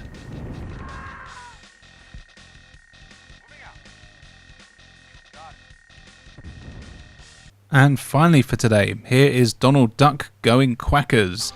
Now, like Mickey Mouse, Donald actually has a pretty good track record when it comes to video games, and this is no exception. It's a 3D platform game where you take Donald through a handful of levels, each with their own sub-levels and bosses. There's a story about a teleporter that's all gone wild, and you need to go rescue Daisy, and of course look for teddy bears while you're at it.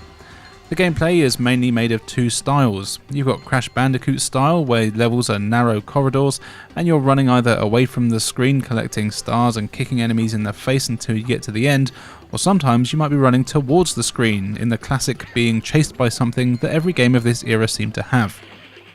The second gameplay mode is a side-on 2.5D platform affair, where you're moving from left to right doing your usual platform stuff.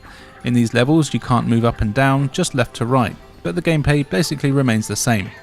Thankfully, both styles are well made and work well. The levels do a decent job of mixing things up, although they can feel a little bit samey in some places. They are always fun to play though.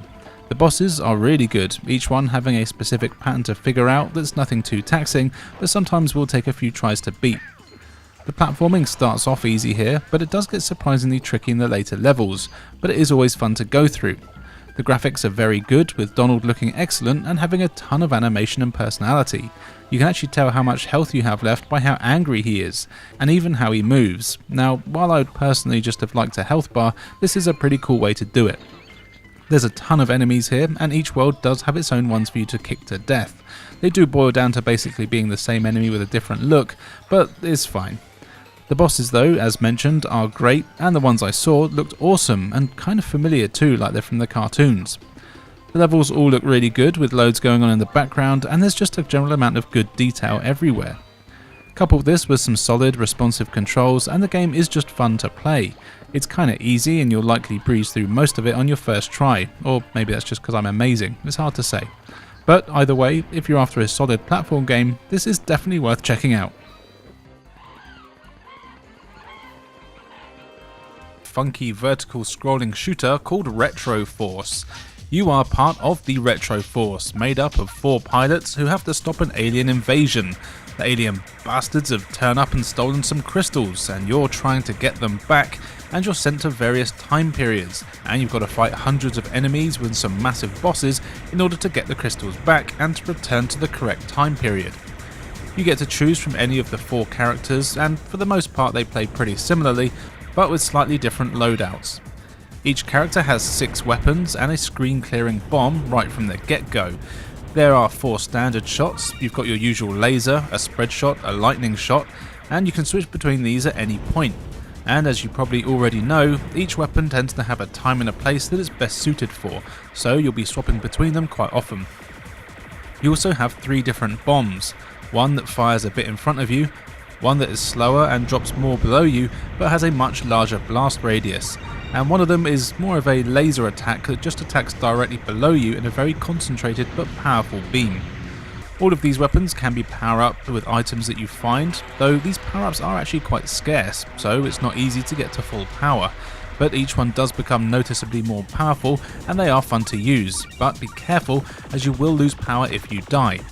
Which you will, as there are a ton of enemies all over the place here, and they do take a few shots to take down. You'll have to have your wits about you to know if you should be using your bombs or lasers, as they're mapped to different buttons.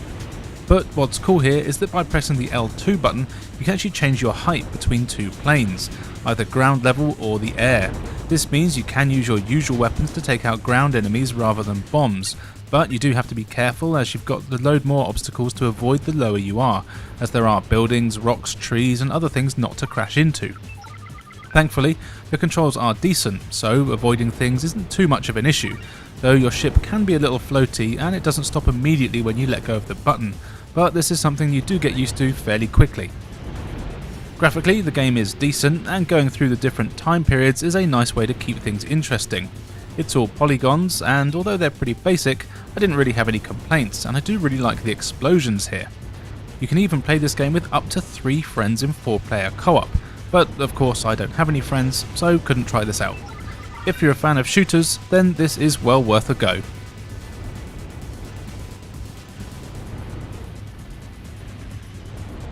Fighting game time now with Rakugaki Showtime. This is a very unique arena fighter from Square Enix, or actually just Enix back then I think. This, like I said, is very unique in just about every way. I couldn't really tell what the story, if there really is one, was here, but you get to choose from a handful of characters with a ton more left available to unlock. What's cool is that the characters are a mixture of original ones as well as ones that I recognise from various other games, including Cloud from Final Fantasy and one of those kids from the Mischief Makers game on the N64. I'm sure many of you will probably recognise more of the characters, but I'm not all that familiar with Square games as I'm not much of an RPG person, or should I say Enix. The gameplay here is also very unique, which, while it's pretty simple, is actually incredibly addictive. Each fight takes place in a large square arena, one that will usually have loads of obstacles and items in it, as well as you and sometimes 5 or 6 opponents at once. You only have one attack button, which you use to punch or do a jumping attack, but there's not really anything in the way of combos or anything like that. Your attack just tends to knock enemies away. The main focus here is picking up pretty much anything you see, including the enemies themselves, and throwing them into each other. Different things you pick up will do different things. Some things just do damage, other things explode, and some things create gravity-changing bubbles, and some will even launch you right into the air, and so on. It's always easy to aim your throws, and one of the main things you'll want to get are the yellow faces that appear. Throwing these into enemies makes them change expression, until the face starts to flash. Once the smiley faces are flashing, just pick it up and you'll unleash a massive special attack. These are awesome, and each character has a few different unique specials, though I couldn't really tell if you have a choice as to which one is used, or if it's random. Either way, they always look very powerful and can defeat enemies in just one blast, along with a really cool looking replay. Graphically, the game is awesome. I like everything here, and the way it looks like it's made out of paper is so unique and interesting. The animation is jerky, but that's deliberate, and the gameplay is still super smooth. Seeing all the familiar characters here as if they've been drawn by kids is just cool, and it's a good thing to have here. The controls, as mentioned, are simple. You've only got a couple of throw buttons, a jump button and an attack button. You can move the camera around with the shoulder buttons too, and it's all very responsive and fast moving, just as it should be. There are a few game modes, but you'll want to spend most of it in the main tournament mode, if that's even what it's called. Here you'll fight a series of progressively tougher battles that do actually get pretty damn tough, and you'll start to unlock those extra characters. There are of course multiplayer modes too, which I can imagine would be a blast if you weren't like me and had someone to play them with. But even if you don't have a friend, this is still a really fun game to play on your own, and one that is well worth checking out.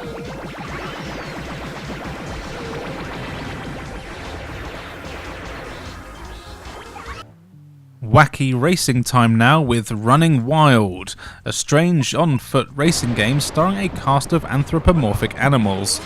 There's nothing complicated here, you just choose from a number of animals from rabbits and pandas to zebras and elephants, and even some unlockables like a T-Rex. As you know, each character has their own stats in terms of speed, turning, acceleration and weight, which affects how they all handle. You choose your character and then choose if you want to do a circuit, which is basically a case of racing all the tracks and seeing if you can win them all, a time trial, single race or challenge. In challenge mode, each of the tracks have their own boss character, who is much faster and harder to beat than usual racers, but if you do win that circuit, you will unlock them as a playable character. Sadly here, and probably the worst thing about the game, is that there's not many tracks at all. You only get a handful and that's it, and they're all available from the start, and you'll have seen everything there is in about the first hour of playing. But the tracks do have a nice variety.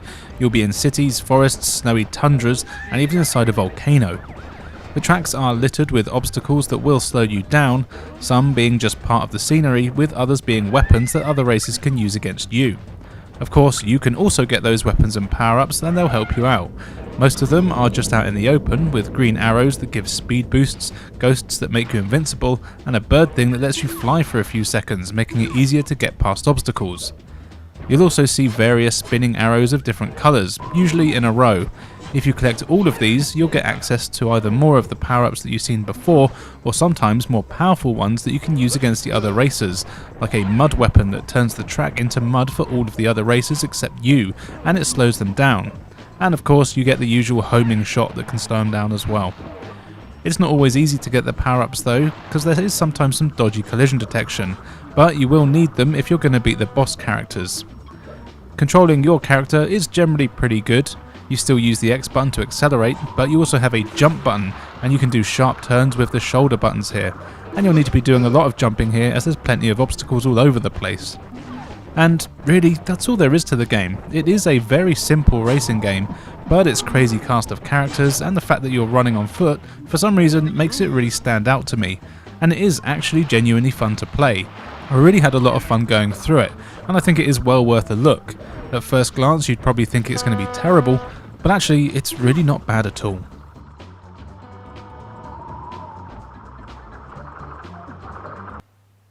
If robbing the rich and giving to the poor is your kind of thing, then you might want to check out Robin Hood the Siege from classic budget developer Phoenix.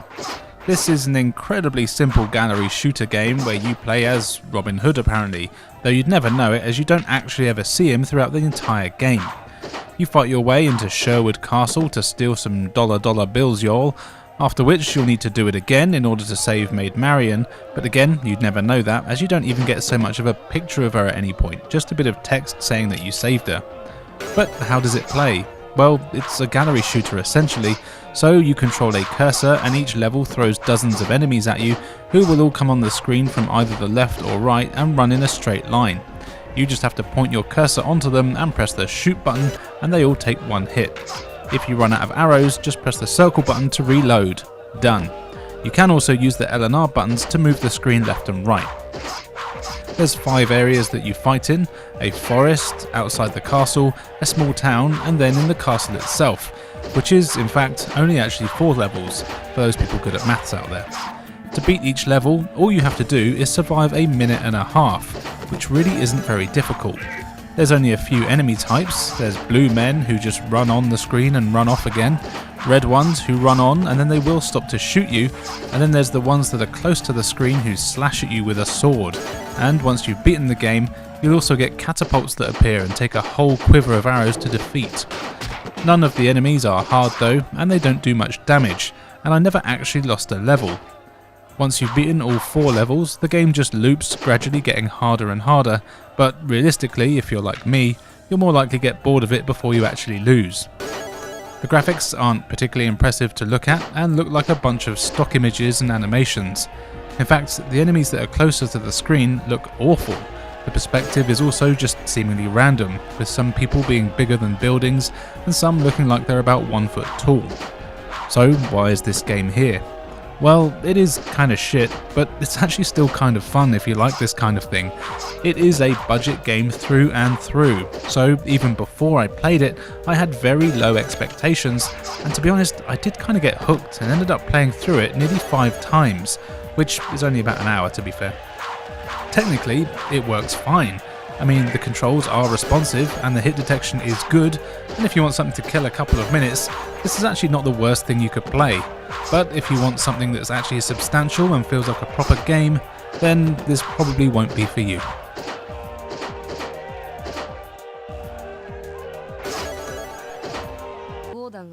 Japan time now with Remote Control Dandy, which has very kindly been given a fan translation that you can find on the World Wide Web. This is a very unique game that is part visual novel. Well, actually it's not really, it just has loads of really long cutscenes that you can't skip. But when you get past those, you control a huge skyscraper sized mech and have to complete various missions like getting rid of bombs and of course fighting other large mechs.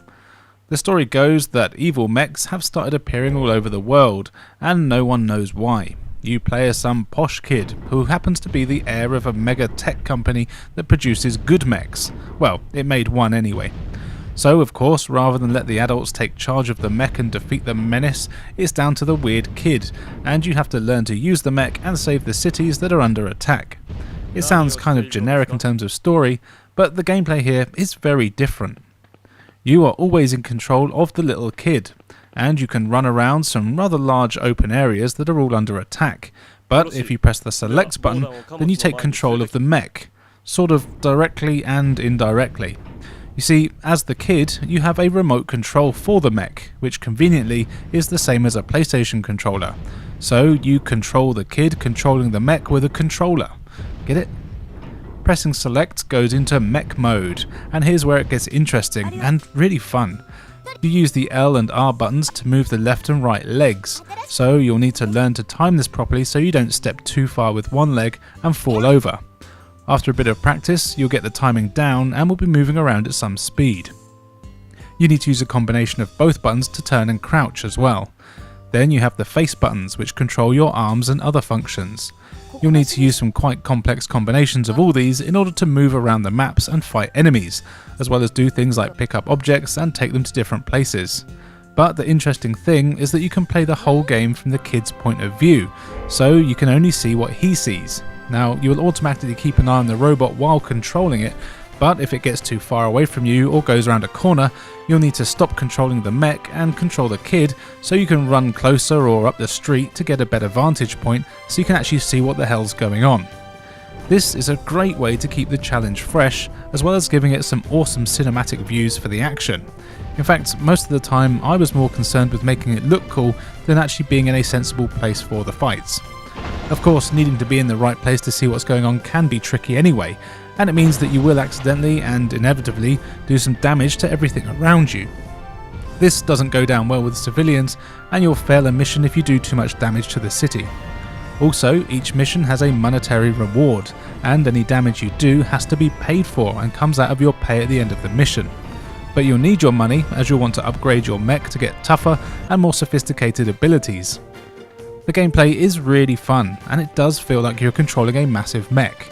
The graphics are great too. Now, be prepared though, as there are a lot of cutscenes here, and while you can speed the text up, you can't skip any of it, so it takes more than a few minutes to get through most sections before you get to the action, and the game is very slow to start with a ton of tutorials, which is something I always hate, but this game kind of does need it because of the way it plays. There are also some really nice environments, and the robots do all look cool with fun animation. Also, the draw distance in the cities is really impressive and you can see for miles, well, for a PS1 anyway.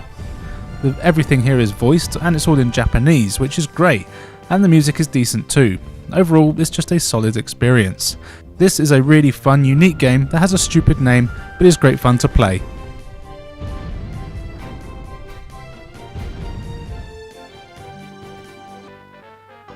And speaking of remote control things, here is RC Stuntcopter, which is an RC Stuntcopter simulation from Titus. Yeah, those guys. The premise for this game is incredibly simple, and there is no story. You are controlling a stuntcopter and you're given various objectives on each level, and the faster you do them, the better the medal you get. Of course, the goal is just to get a lot of gold. The missions range from flying through various checkpoints, popping balloons by flying into them, completing slaloms, or even shooting things with your stupid gun. There's quite a few missions here, and the game is incredibly challenging. The main challenge comes from the controls, which I guess are deliberately complex, and I assume accurate as to how you'd control a real RC copter. You use the left analog stick to change your height as well as turn left and right, and you use the right stick to change your pitch and angle, so of course you need to use a combination of both sticks to move around. Kind of like a first-person shooter, but way more complicated than that. Now, for me, this game reminds me of things like Octodad or Goat Simulator, or that running one where it's really hard to control your limbs, and that's kind of the whole point. The missions on paper are very simple, but you'll be spending a good few hours getting used to how it all plays, and I'll be honest, I still really don't understand how to properly turn, though I do think that anyone has a real one of these will probably find that it's quite accurate. Graphically, the game is actually decent, though it's pretty simple. It's bright and colourful, and there's little to no popping, as the areas you're in are all pretty small. There isn't much in the way of sound, it's just whirring and some ambient noises, though you do have a commentator who's always speaking on every level. I do have mixed feelings about this guy, as he's constantly telling you what you do need to do, but like every 5 seconds he repeats himself, and he will insult you when you're shit, which for me was often. But he is sometimes quite handy for letting you know what you should be doing and kind of giving you hints as to what you need to do. The music that is here is good, though there's not a lot of it. As you play, you'll unlock new copters to play as. These all control differently, and I'm assuming some are better than others at certain things, but I'll be honest, I sucked with all of them, and basically always had to use the training wheel things. Overall, this is quite a simple simulation game, but I did have fun with it. It's equal parts frustrating and fun, as it will take a long time to get good at, but the few times I did manage to complete missions properly, I felt like a badass. Check this one out if you have the patience. Okay, you're at the edge of the level. Head back to the middle. Now, if you've always wanted to play Red Dead Redemption and Sekiro, but only have enough money for one of them and can't decide which one you want, then you might want to just buy Rising Zan Samurai Cowboy instead. This is an awesome action game where you play as the samurai cowboy in a world that is part Wild West, part feudal Japan, and all totally awesome. The story is basically what you probably expect. You go back to your town to find that some evil bandits have taken it over, so you set out to kick their heads in and restore justice as any good samurai cowboy would do. But of course here the outlaws are all ninjas, sumos and other questionable Japanese stereotypes. You'll be exploring some really cool levels that have a great mix of Japanese and Western influences, from Wild West towns to saloons that are decorated in Japanese style to trains that are also decorated the same way. These are all packed with character and cool details, and as well as enemies of course, and the combat here is really fun, if a little stiff. You've got 2 weapons, your 6-shooter and your samurai sword, and you're pretty damn good with both. Your gun has unlimited ammo and of course attacks from a distance. You can lock onto enemies to shoot them, but they can and often will block your attacks, so it isn't as easy as you'd think. Also, when you're shooting you can't move, so you're open to most attacks. Your main weapon though will be your sword, and you've got a standard combo that you do by hammering the attack button, but by double tapping a direction and then pressing the attack button, you'll do a special slash, which does loads of damage but uses some of your blue energy. But don't worry, as this recharges over time. You can also press triangle to go into a frenzy mode where your speed and power are dramatically increased, and you also get an awesome funky song to go along with it. The enemies come in a load of varieties and they're all fun to fight. Each one has their own strategies to defeat, and you'll need to learn to dodge and block with the shoulder buttons, but I never once got tired of the combat, and especially loved fighting the dozens of bosses throughout the game. There's just so much personality here. The game does not take itself seriously at all, and the script is full of actually funny jokes.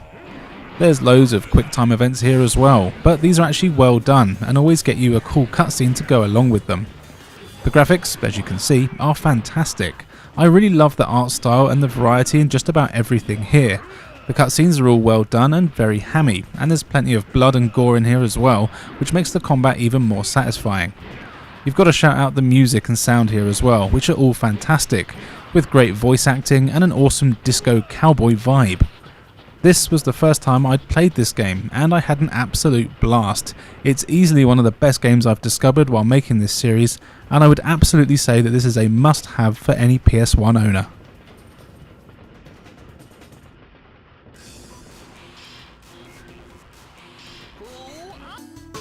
And if swords are your thing, then you might want to check out Ronin Blade, also known as Soul of the Samurai.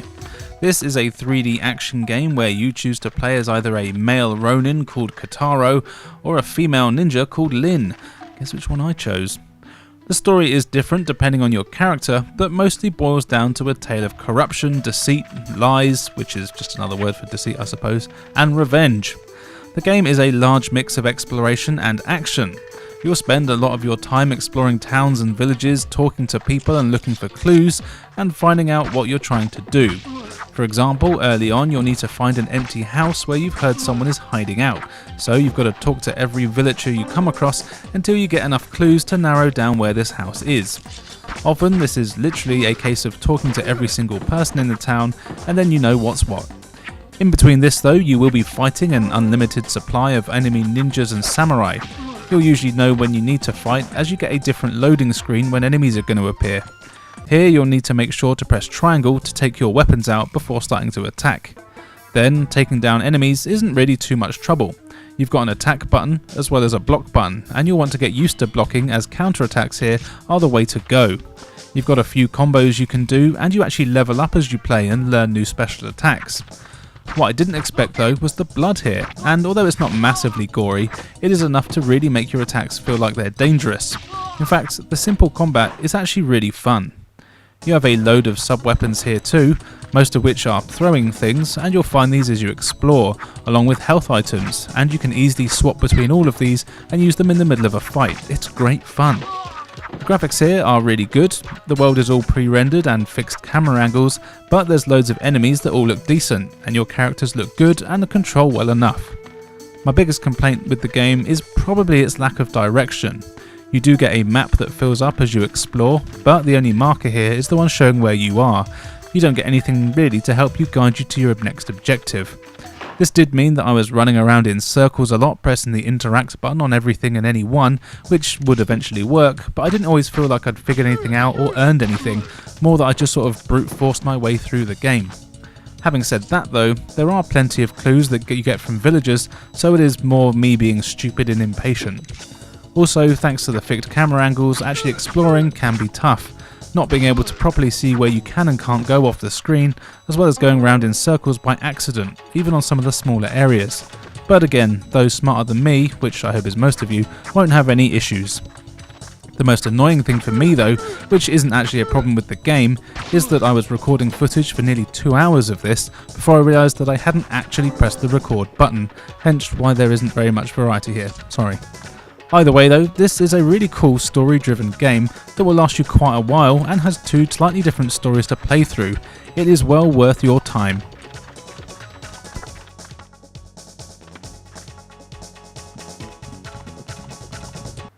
Racing action now with Roll Cage Stage 2, the sequel to Roll Cage of course.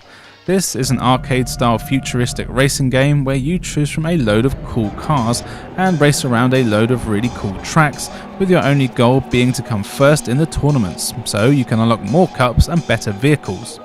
So yeah, it is pretty much a simple racing game on paper, but that's actually how I like them, and you know what, this is a really damn fun game, and that's all that really matters. The cars are all quite similar in terms of how they look, having a flat body and large wheels, but this is for a good reason. Most of the tracks are full of loops and tunnels, and most of the time you don't have to worry about crashing into walls, as you can just drive up them. You'll often need to do this as there's loads of power-ups and boost plates literally all over the levels, so you want to get up some speed, then make your way up to the ceiling so you can get the boost pads up there. It's so much fun, and it means that it doesn't matter if you fall over, as you always land with your wheels up. As mentioned, there's also a load of weapons, and in fact most cars have their own unique loadouts, as well as the usual racing game stats of speed and handling. This really does make a difference to the vehicle you choose, and you'll soon find a weapon set that suits you, and a vehicle you prefer, and the weapons can often make up for vehicle shortcomings. For example, there are some slower vehicles that have better homing weapons, so you can attack the other racers easier in order to slow them down and catch up. What's also interesting here is that in the tournaments, you get points for attacking other racers as well as depending on your finishing position. So there's times where you don't actually come first in the race, but because you shot more enemies than the other ones, you still get more points. This is a really cool mechanic, and it means that even if you're having a bad race, as long as you can shoot the crap out of your opponents, you actually still have a chance of winning it. I really like the graphics here. There's loads of varied tracks, which is always welcome, and they do all look good with plenty of detail. The draw distance is very good too, and I never had any issues seeing what was coming up. They have enough weapons and boosts all over the place for you, and the game gets pretty damn fast, and I never had any frame rate issues either, which is awesome. Some tracks are very short, lasting only a minute or so, but they were always fun to race on, and though I will admit some of them are a bit samey with the usual neon looking dark skylines, I did find that this one was hard to put down, and I always wanted to keep playing. Of course, this would be another great game with mates if you have any, which I don't, but I would like to give this a go against some friends. If you're a fan of racing games, this is definitely one you want to check out.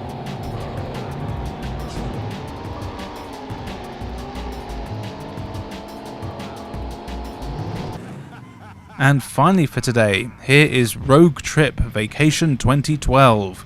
Set in the futuristic year of 2012, Rogue Trip is a cross between Crazy Taxi and Twisted Metal, interestingly before either one was a thing. There's not really a story here, but the gist is that you choose from an awesome array of crazy characters who are basically all futuristic taxi drivers slash travel agents all in one. This is the year 2012 after all. Your job is to find and pick up a single tourist, of which there is always one per level. Once you've got the tourist, you'll start to make money right there and then there's landmarks on each level that you need to drive them to and park up on just at the right angle so they can take a photo and give you even more money. Then you move on to the next landmark until the tourist has a picture of each one. Once that's done, then you just have to blow up the rest of your competition and move on to the next location. Of course, this is a competitive market, so if you have the tourist, everyone will be out to get you, and if you're destroyed, then you'll lose the tourist and have to wait to respawn so you can blow up whoever has picked them up and now is taking them around. There's also weapons that, if you are hit with them, you will automatically lose the tourist without even blowing up. Each vehicle has the usual speed and handling stats, as well as their own powerful special move. And of course there are loads of weapons that anyone can get, like homing rockets, machine guns, and even meteor strikes. The game is suitably wacky with a great frantic feel to it, and the levels are large enough to not feel cramped and overbearing, and also the enemy AI is just right that you have enough breathing space, and you can get the tourist back when you need to. You also get a radar, which is essential as it shows you all enemies, as well as tourists and photo opportunity locations. You'll spend a lot of time looking at it. There's also weapon and health replenishing sites in the levels which you have to drive through to use, but these cost money, so don't go crazy with them. The graphics here are very good, but they're not amazing. It is an early game and you can see that, though it looks more than good enough, with a nice draw distance and a steady frame rate. The characters are all that late 90s exaggerated features sort of design, and I kinda like it. And I like that all the vehicles are clear homages to things like The Simpsons, Ghostbusters and Mad Max. There aren't a huge amount of levels here, which is a shame, and I would have liked more stuff to unlock, but what's here is definitely enough and it will keep you entertained. And as I said too many times in this video, this would be a good one to play with friends. Maybe I should buy a friend. If you like Crazy Taxi or Twisted Metal, I reckon you'll love this.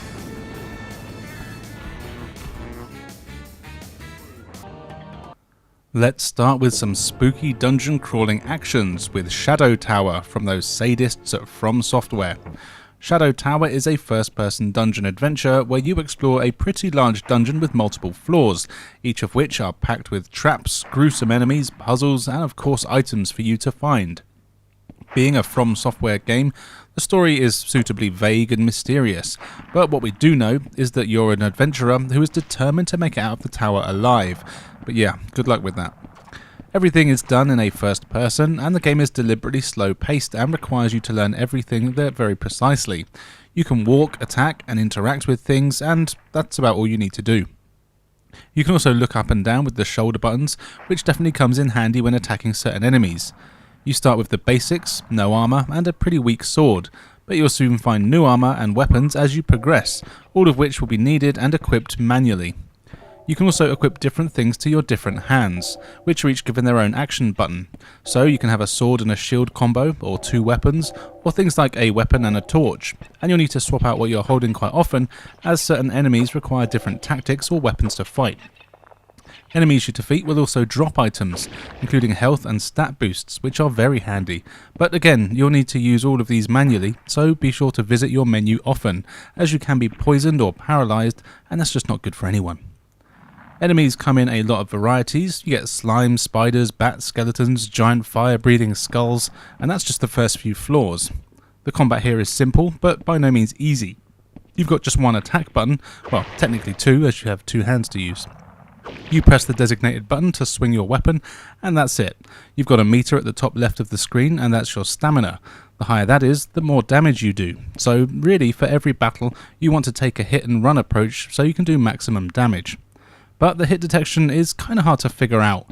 Weapons have different ranges, and it can often be hard to hit smaller enemies unless you get it exactly right. Also, weapons, armor and shields all have durability stats and will break after a few hits. Exploring the levels can also be tough, with loads of hidden passages, dead ends and samey looking corridors. Unfortunately, there's no maps here, so you have to learn the layout, which I'm kind of rubbish at. Graphically, I really like the way it looks. There's cool looking monsters and weapons, though I do wish the tower itself was a bit more interesting rather than just a lot of grey and brown corridors, but I guess that's what towers look like. This is not an easy game, and you'll need some patience to get into it, but once you do, it is a lot of fun, but it's one of those games that I don't think I'll ever manage to beat.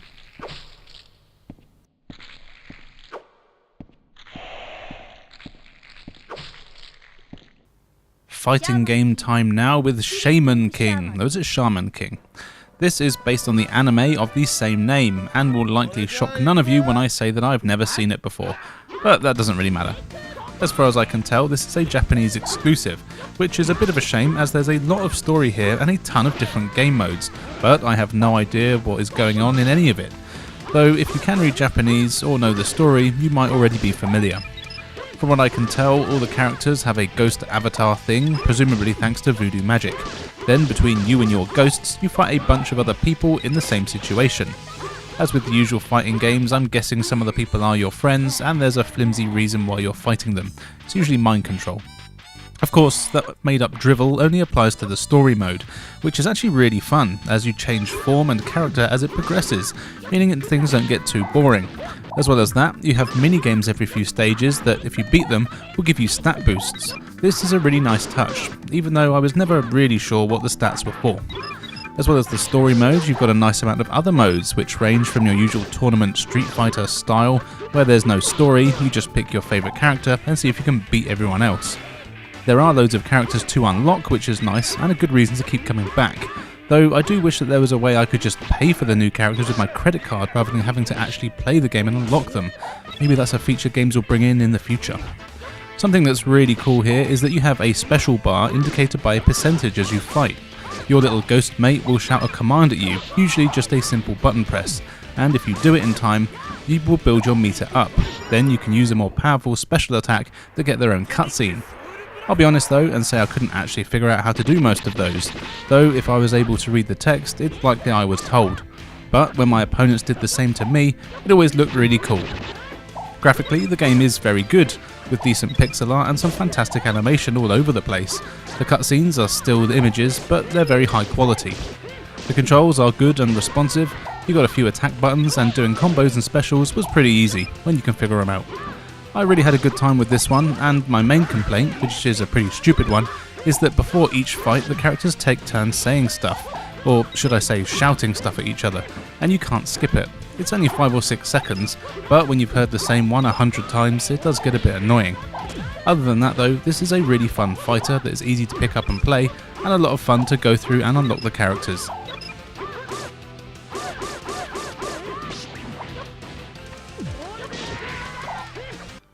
Silent Bomber is an awesome 3D action game and is actually one of my favourite games for the system, so I had to include it here.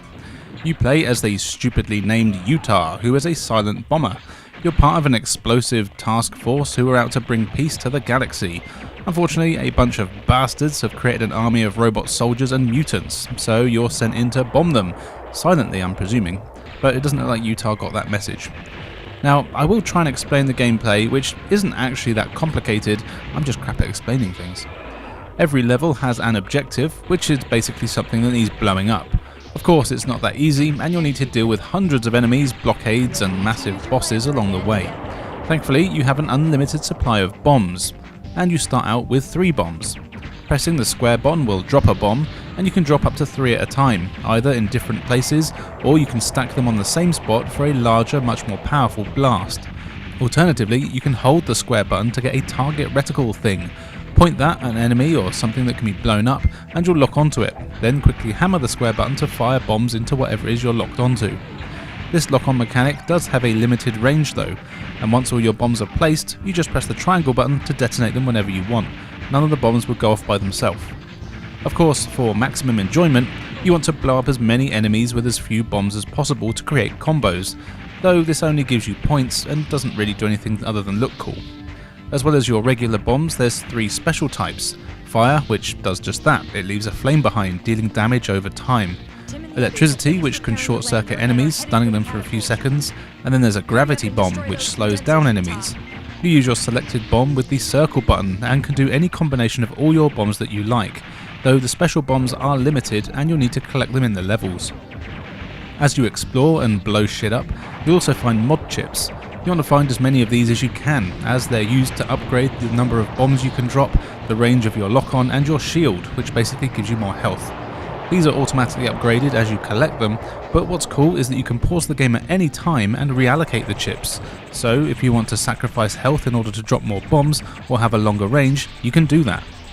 This is actually something that you will want to do as well, as there's times when there'll be flying enemies that are really far away, so you'll need to long range to be able to take them down. Other times you'll just need to be able to tank your way through areas, so we'll need to pump everything into shield and bombs and just rely on close range attacks. It's really cool and fun to figure out. Graphically, the game isn't really the best, but it looks good, and more importantly, is very smooth. The frame rate can dip a bit, but it's not too much and it never affects the gameplay. Most of what you see are robots and they do get a bit samey. Also, the environments are all mostly grey and brown, but the explosions are awesome. The controls here are great and incredibly responsive, and after a few minutes you'll be used to how it all works and blowing things up is easy. I really could rave about this game for ages, but all I'll say is that it's a really awesome action game that I wish I could get a remaster, or even a sequel. I would say this is a must-have for any PS1 owner, and if you want a full review of it, make sure you check out a friend of the channel Keith Gasper's review in his awesome Main Quest podcast. As always, link in the description below.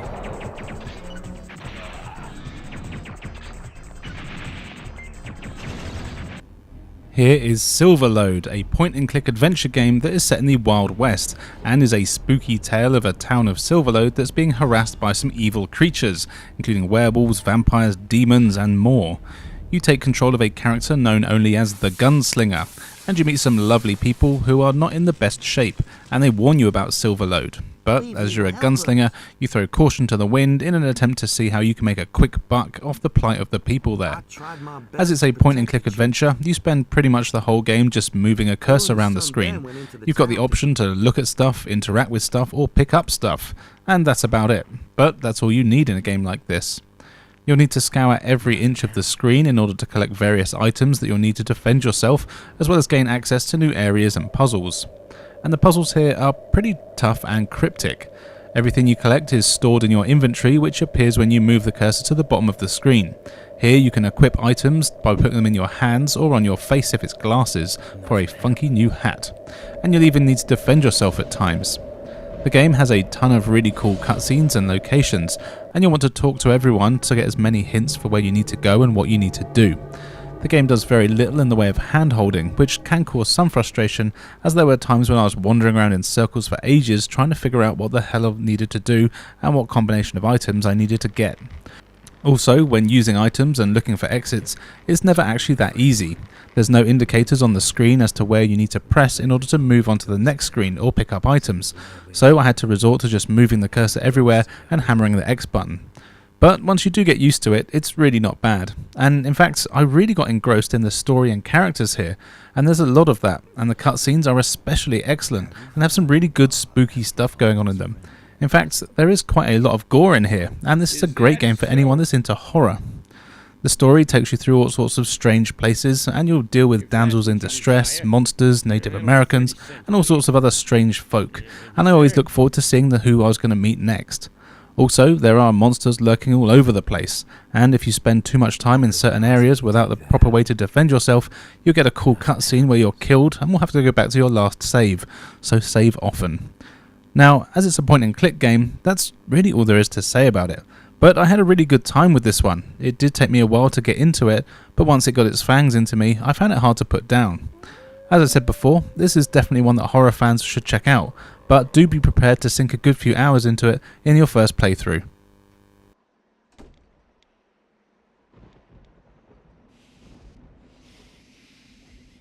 Skull Monkeys might be the most well-known game here, as it does feature in pretty much every PS1 Hidden Gems video, so it's not particularly hidden anymore, but it's so good that it deserves the attention. This is a side-scrolling platform game where everything has been made out of claymation. There's a crazy, nonsensical story here where the evil Clog has been banished to a planet populated by skull monkeys. He ends up becoming their leader, and so Clayman, the character you play as, is sent in to stop his evil tirade. To do this, you explore a load of large levels that are packed with tricky platforming sections, as well as loads of enemies and a bunch of things you can collect. Most of what you'll find are clay balls. Collect 100 of them and you'll get an extra life. And you'll need them, as this is a pretty damn hard game. But it's just so fun to play that it'll likely keep you hanging around so you can see what crazy boss or cutscene is coming up next. You'll be taking on loads of the skull monkeys as well as strange insect looking things, and the variety in enemies is pretty good. You can jump on most but not all enemies to kill them, and this is actually something I had a lot of trouble with, which I'm not sure why, as the controls here are excellent, but I did find that jumping on enemies was much harder than it probably should have been. Thankfully, you do get a few other ways to attack enemies, though these are limited. You can find a green bullet thing that shoots ahead of you, as well as a hand bird thing that homes in on enemies, and of course a hamster shield where hamsters surround you and kill everything that touches you for a few hits. As well as this, you can collect a cool power-up that creates a green version of you, and you control this extra version until either the timer runs out or you get hit. If you manage to survive the full duration and when the timer runs out, then you get to carry on from where you managed to get to. But if you get hit during this time, rather than die, you just go back to where you first created the green version of yourself. This is a really cool mechanic and at least gives you a way to see what's coming up, even if you don't last the whole time. The levels here are packed with secrets, and you'll find lots of them all over the place. As well as this, you can access bonus levels that give you a load of extra lives and power-ups, and also have some of the best music in the game. Of course, we have to talk about the graphics, which are just incredible. The claymation here is incredible, I've said incredible twice there, sorry, and everything is super smooth and responsive. The cutscenes in particular are excellent and genuinely funny. The humour here is great and is made by a few of the people that worked on Earthworm Jim games, and it really shows here. Also, as I mentioned, the music is excellent, with a great mix of being silly but still pretty catchy. Overall, this is just a really fun, well-made platform game that is a decent challenge but always fair, and more importantly, always fun. Highly recommended.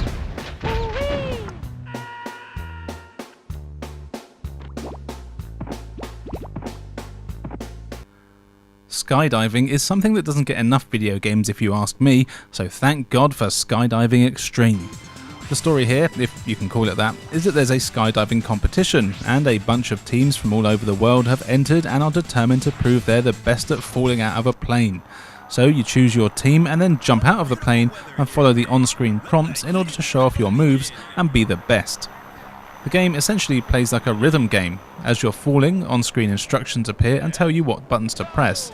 These can be confusing at first as they look like arrows showing Street Fighter style special moves, but you don't need to do them like this. They are actually just showing you the order that you need to press the button, with the arrowhead being the last input. So if it's an arrow in the shape of a 4, for example, you just need to press down, up, left, right. Simple. Except the inputs do get very complicated, and you'll soon see green boxes and purple boxes. The green boxes have to be done on the D-pad, and the purple ones use the buttons. It does get complicated and frantic, but in a good way. Also, you only have a certain amount of time to put in the commands, otherwise you'll miss your opportunity. If you mess up, then you lose control and have to recover, which takes valuable seconds and causes you to fall faster.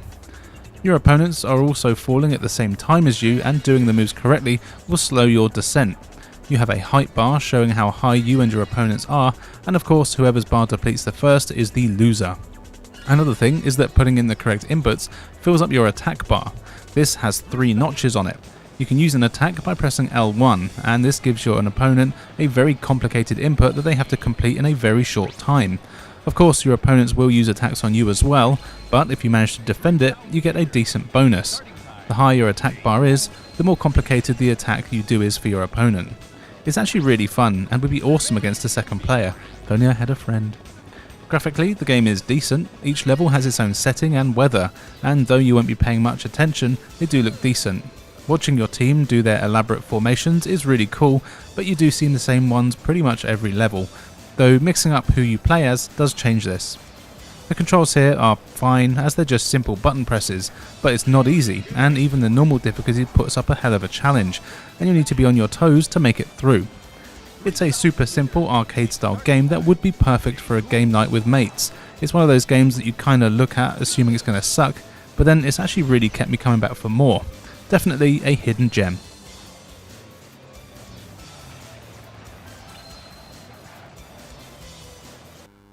Soul Divide is an interesting blend of side-scrolling shooter and hack-and-slash gameplay. It's a port from an arcade game, I believe, and what's cool is that you can play the original mode or the sexy new arcade mode that's exclusive to consoles, and I totally got that the wrong way round. It's your standard fantasy story here. Evil wizards and monsters are being a bunch of bastards, so a trio of good fantasy types set out to battle the waves of minions and save the day.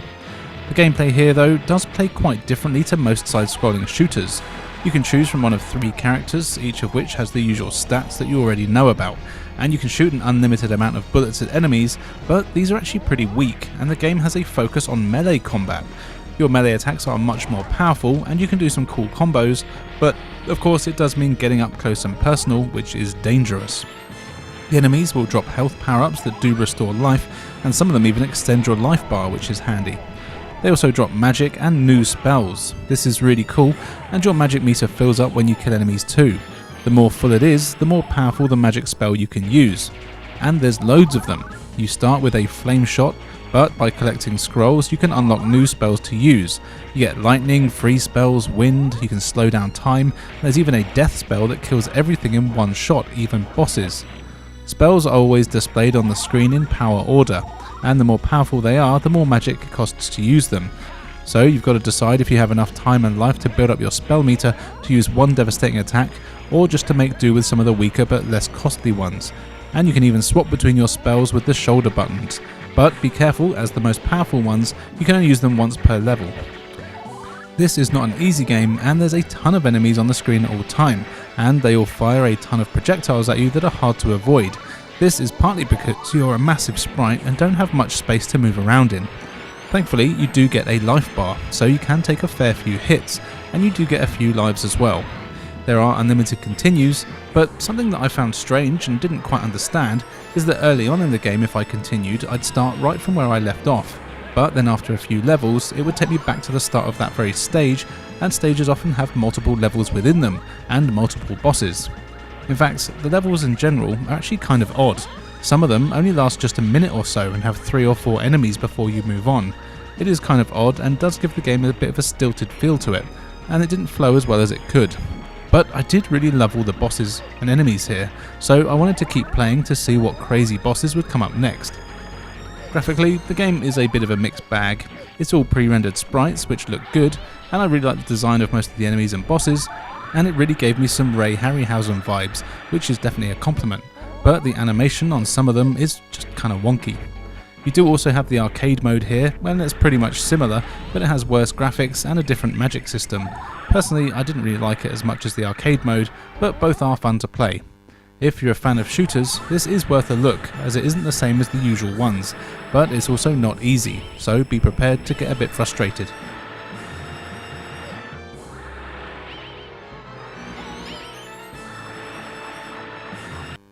Sorcerer's Maze is a cool game that I'm sure could also be in the running for most misleading box art and title. My initial thoughts were that this was going to be an RPG dungeon crawler, so imagine my surprise when I started playing and a cute version of Breakout is actually what I got, featuring exactly 0 mazes and just a bunch of furries, presumably with magic powers, which I guess classes them as sorcerers. But being the stand-up guy I am, I carried on playing the game and actually it turned out to be pretty fun. So yeah, it's just Breakout, or Arkanoid style game where you control a cat thing at the bottom of the screen and have to bounce a ball into some blocks to break them. Get rid of all the blocks and it's on to the next level. As you break the blocks, you'll sometimes find power-ups. There's a few to get, which range from changing the size of your paddle to making your ball controllable for a while, or making it move faster, or maybe even make it smash through multiple blocks in one go. There's even lasers you can get, and one power-up that makes your ball massive, taking up most of the screen. These power-ups come in very handy, and you'll want to make sure you get as many as possible. Some blocks take more than one hit to break, so being powered up is always what you want. As you play, you earn money. This can be used between levels to start the next one with various power-ups. Of course, the best power-ups cost a ton of money, so you'll need to save up for a few levels before you can buy them. I really like this idea, and it makes progressing kind of easy. There are multiple worlds, and each one has a boss at the end. These have specific things you need to do in order to beat them, like hitting them at a certain time or in a certain weak spot. The bosses can't hurt you directly, but will usually fire out projectiles that change how your balls move and make it harder to keep track of them. Of course, as you progress, the levels do get more complicated as well, with more narrow areas you need to stick your balls in, or unbreakable blocks, or ones that take forever to break. But it's all very addictive, and you can save your progress in the game so you don't have to start from the beginning every time. It is a pretty easy game though, and I actually found it kind of hard not to beat a level on my first try, though that might be because I'm a super gamer and just amazing. The graphics here are fine, it's all 2D sprites and they look decent enough, though it's nothing special. There are some strange still images at the end of each world, which are about as exciting as it gets. The controls are simple and there's no complaints there, after all you just move left and right and occasionally press the X button. Overall, this is a fun little game that isn't really anything special, but it does what it sets out to do pretty well. I just have no idea how they decided on the title or box art. I'm going to assume it's called something else overseas.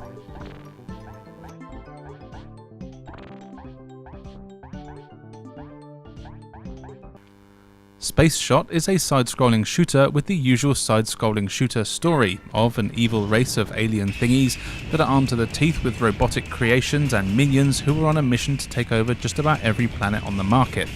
Thankfully, you are part of a crack team of elite space shooty peeps, and you have to do the usual thing of taking them out and giving them a good seeing to. As you can probably tell from the basic title, this is a budget game. But like with a lot of budget titles, it may well not be the best, and it doesn't have the most bells and whistles or innovation of top tier games, but it's actually a solid experience that will certainly keep you entertained while it lasts, and this is a pretty good example of that. You get some pretty ugly cutscenes to start the story up, and there is a certain charm to them though, and the game definitely doesn't take itself seriously, it's made up like a B movie. Then you get into the shooting bits, and well, you already know what to expect. You control your ship around the screen, shooting down enemies while doing your best to survive. Your ship always fires 3 shots, one is always straight ahead and the other 2 are depending on where your little option thingies are at the time. Your options are always there, and while you're shooting they stay in one place. To get them to move you just need to stop shooting and move forward or back, then they'll rotate around you, and when they're one you want them, then you start shooting again and they'll lock in place. This lets you shoot enemies ahead and behind, as well as pretty much at any angle that you need to, which is nice. What's interesting here is that you also have missiles that are pretty powerful, and you get an unlimited supply of them. To use them, you hold the square button and a lock-on indicator appears, kind of similar to Silent Bomber actually. Then you'll automatically lock onto any enemies that are within the lock range of radius, firing a barrage of rockets at them and doing massive damage. What's interesting is that the range and spread of this all depends on where your options are, meaning you can have a narrow but long range, which is great for targeting single enemies, or if your options are wide apart, then you'll be able to cover nearly the whole screen from top to bottom, but the actual range of it is only just a few feet ahead of you. It can take a while to get used to, and you'll want to do it as much as possible, as the missiles do a lot of damage, and your regular space shot, although it's quite good, isn't as powerful, especially against bosses. Levels are packed with enemies of course, and they'll shoot a ton of things at you, which can be hard to dodge.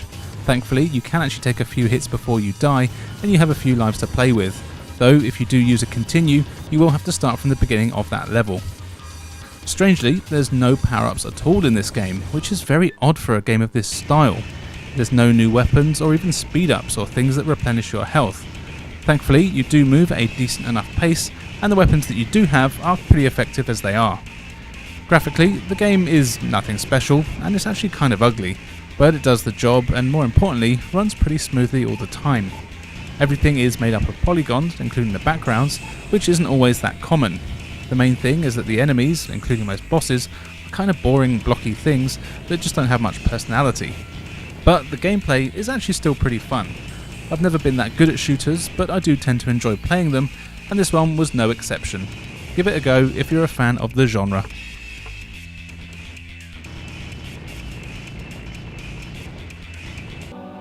And finally for today, here is Spriggan. This is a third-person action game that never left Japan, likely because it was based on a manga of the same name that probably wouldn't have been particularly popular over here, but it is a shame as the game is a good one. You play as Tatsuki, a kid who's been recruited to be a Spriggan warrior agent thing, and you work for a crazy agency that's in the middle of a war with a bunch of evildoers who have some ties to ancient civilizations. So you'll be fighting off hordes of humans, as well as loads of crazy monsters from ancient times that want to eat your face. The game is a good mix of platforming, puzzle solving and action. The puzzles tend to be a case of finding items or keys to progress, but it's done well, and often getting the keys is the hard part, requiring you to do some tricky platforming or pushing stuff around, or of course just killing everything you see. The combat is well done, but can be a bit clunky. You've got a weak attack and a strong attack, and you can chain together combos, as well as doing jump attacks. If you're running, you can also do a powerful flip kick, which are very slow but do a decent amount of damage.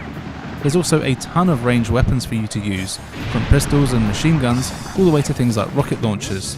These are of course a lot more powerful and able to kill most regular enemies in just a few shots, but of course they have limited ammo, so you can't always rely on using them.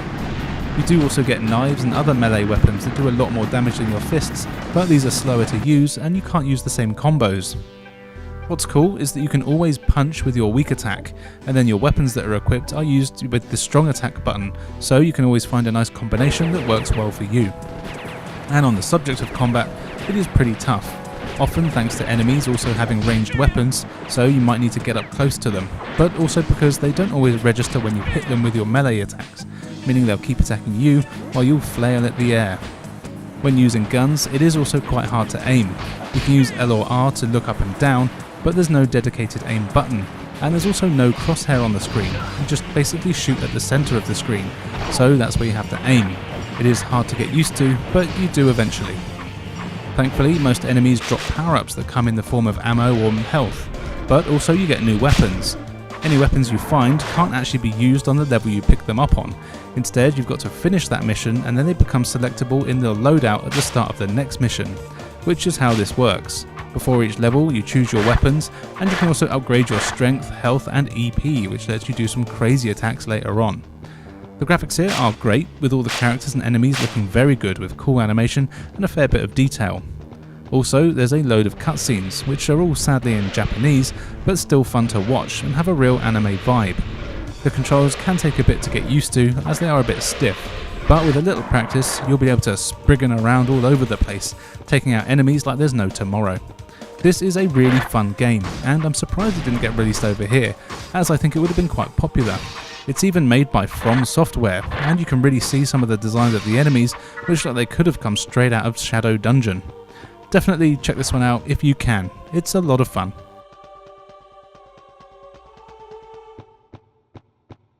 Virus.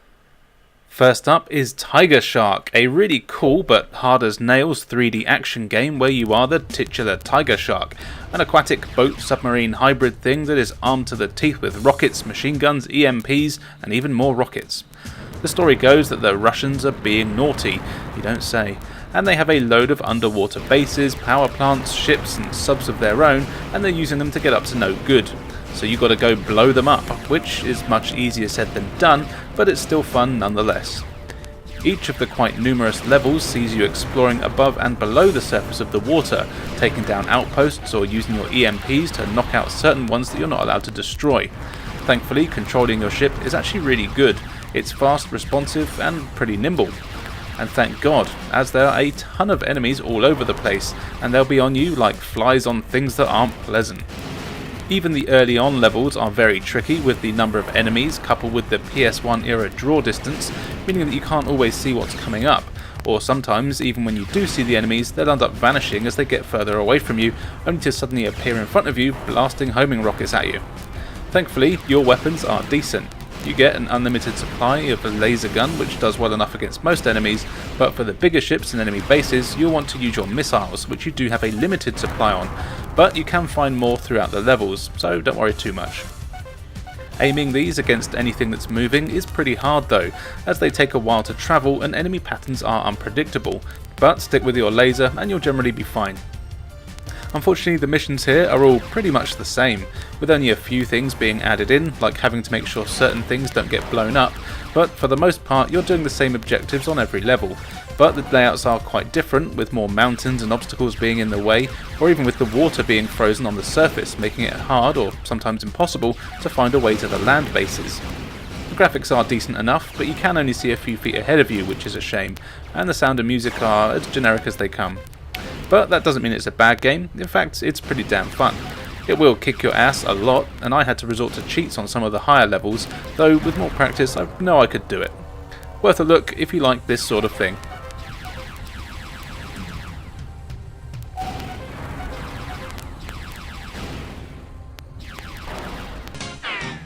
Fighting time now with a game that I'm going to butcher the name of, which is Toki Denshu Angel Eyes.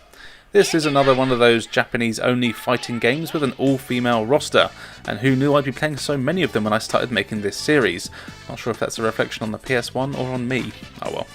So yeah, it's a fighting game, and it has a story, but I've really got no idea what it's going on about, but it seems to be about a bunch of schoolgirls, businesswomen and androids that all want to have a scrap, and thankfully most of them have massive bouncy boobs, so that makes it all okay.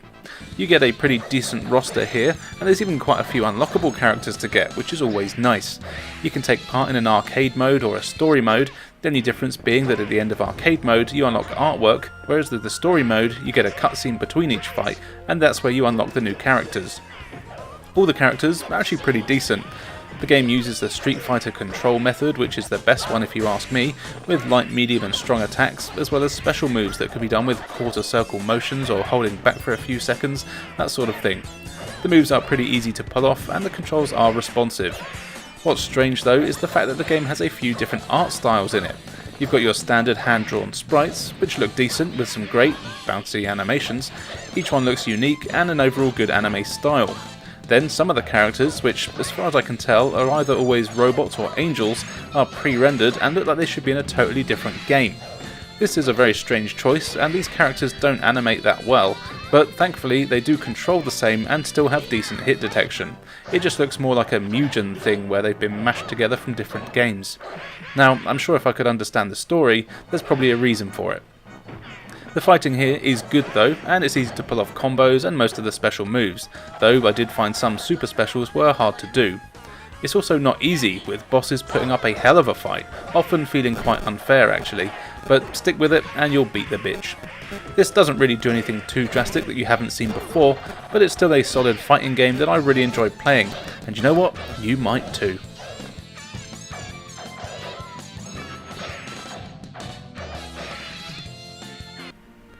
Tail Concerto is a really cool action game starring a bunch of furries where, like in reality, dogs are the good guys and cats are evil things that pretend to be your friend but actually want you dead for no real reason. Or in the case of the game here, they steal stuff and generally cause mischief. You play as Waffle, a poochy policeman who has the task of tracking down these evil cats and bringing them to justice after they steal some jewels and of course a princess for good measure. As most police dogs do, you have a massive mech suit that you can wander around in and do your policing with. This comes in very handy as it lets you jump high into the air, pick up and smash large objects, climb stuff and of course shoot bubbles. The main thing is that it can magically store and arrest these pesky pussies after you've given them a bit of a beating. As you explore the game's pretty large world, which is made up of various islands, you'll meet a load of cats hidden all over the place and you'll need to use your mech powers to throw things at them to stun them, or shoot them with your bubbles to capture them, or you can just bitch slap them. Once you've stunned them, you can grab them and shove them in your mech, which presumably arrests them. It's actually really satisfying, and the combat and movement here is great. The game is semi-open world too. As you play, you'll unlock new islands and areas and meet new people who will give you various missions that you can carry out for them. Usually it's finding an item or getting rid of cats in the area, or other action-adventure RPG things. Of course, you'll be rewarded with items and power-ups for your troubles, which will help you out no end. Graphically, the game is fantastic, with some really great, bright, colourful levels and characters, and the animation is very smooth and very impressive. Each one of the islands and environments is unique, and the enemy designs are cool too, with loads of cats and mechs and flying machines to take on. In fact, some of them get pretty damn tough when you might not expect them to, especially as it's such a cute looking game. The cutscenes are also really good. They're a mix of in-game graphics as well as some animated cutscenes that look just like an anime, with needlessly sexy animals arguing about who gets to take the princess. It's all very exciting. It's a pretty big adventure too. I've put about 8 or 9 hours into it so far, and I don't think I'm actually that far near the end. But it's a lot of fun, and I can't believe I'd never heard of it before. The graphics and controls are so solid, and it's just a fun game to play. This is probably one that's quite popular, but maybe it just went by me. Definitely give this one a go if you haven't already.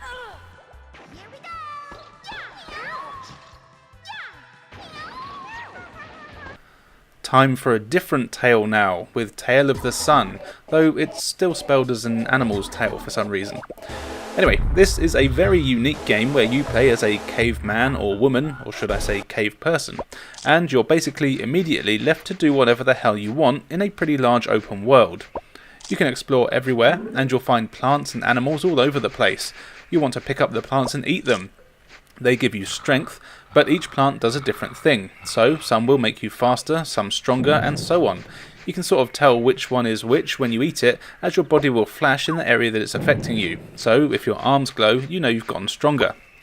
You'll need to fight the wildlife too. Doing this gives you meat to eat, which replenishes your health and again helps you get stronger.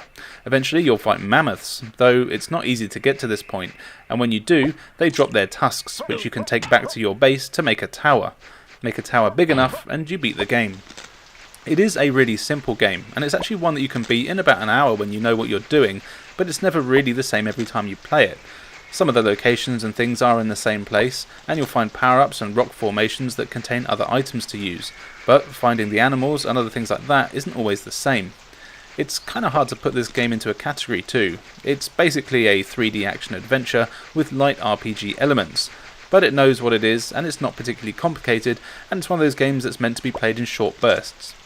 Controlling your cave person is easy enough, and you can basically just run, jump and punch. This works well enough, and the hit detection though is very hit and miss, and a lot of the enemies are incredibly hard to fight.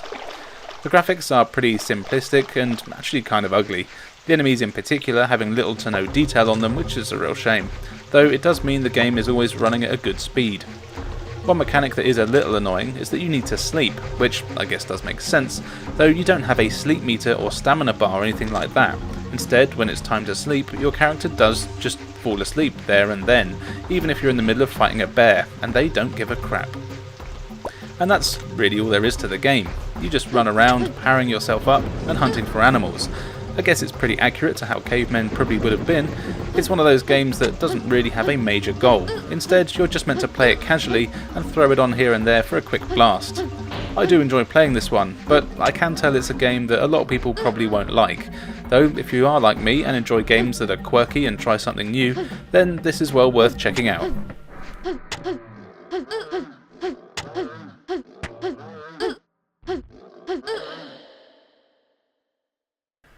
10 Made Jack is a Japan-only game that is basically the story of Jack and the Beanstalk with a crazy Japanese twist. You are Jack, a gross blue boy who is kicked out of his house when his mum realises he's sold their shit for some magic beans. So your mission is to climb the beanstalk that has sprouted to get the goods and save your family from starving. It's a 2.5D platform game that is wacky and a lot harder than you'd think. Your goal is to basically climb the beanstalk, which is done in stages. Along the way, there's loads of enemies and obstacles you'll need to deal with. Like anyone called Jack, you can throw your head as a weapon. This will stun enemies because if someone throws their head at you, you're going to be stunned. Then you can pick them up and throw them into other enemies or obstacles on the level to kill or break them. Do this enough and the portal at the end of the stage will open up and you'll move on to the next one. There's two main places you can travel here, on the outside vines, which are basically your paths, or you can jump on the actual beanstalk itself. but here you need to be careful as you lose stamina when climbing, and if you run out, you'll fall. You can control yourself when you're falling, so you won't want to fall too far, but sometimes you will miss a platform and have to go back and miss loads of progress. This is kind of annoying. Also, enemies all respawn, but they're not particularly tough, so it's not the end of the world. The graphics here are pretty cool, with a nice cartoony style to everything, and it just has a very impressive draw distance, with you being able to see pretty much all the way to the top of the beanstalk, something that you wouldn't really expect, and I didn't see any pop-in or slowdown. And the music here has to get a mention, as it's just awesome, with a track that just has someone saying "Let's go Jack" over and over again, and it somehow never gets old. Well, actually it did for a minute or so, but then somehow I just loved it again. And that's all there is to this one really. It's a pretty simple platform game, but it's a lot of fun. It is worth looking up how to play it beforehand if you're going to, as everything is in Japanese and there's no translation that I could find, and it was a little confusing to start with. But once you get used to it, it's a pretty good time.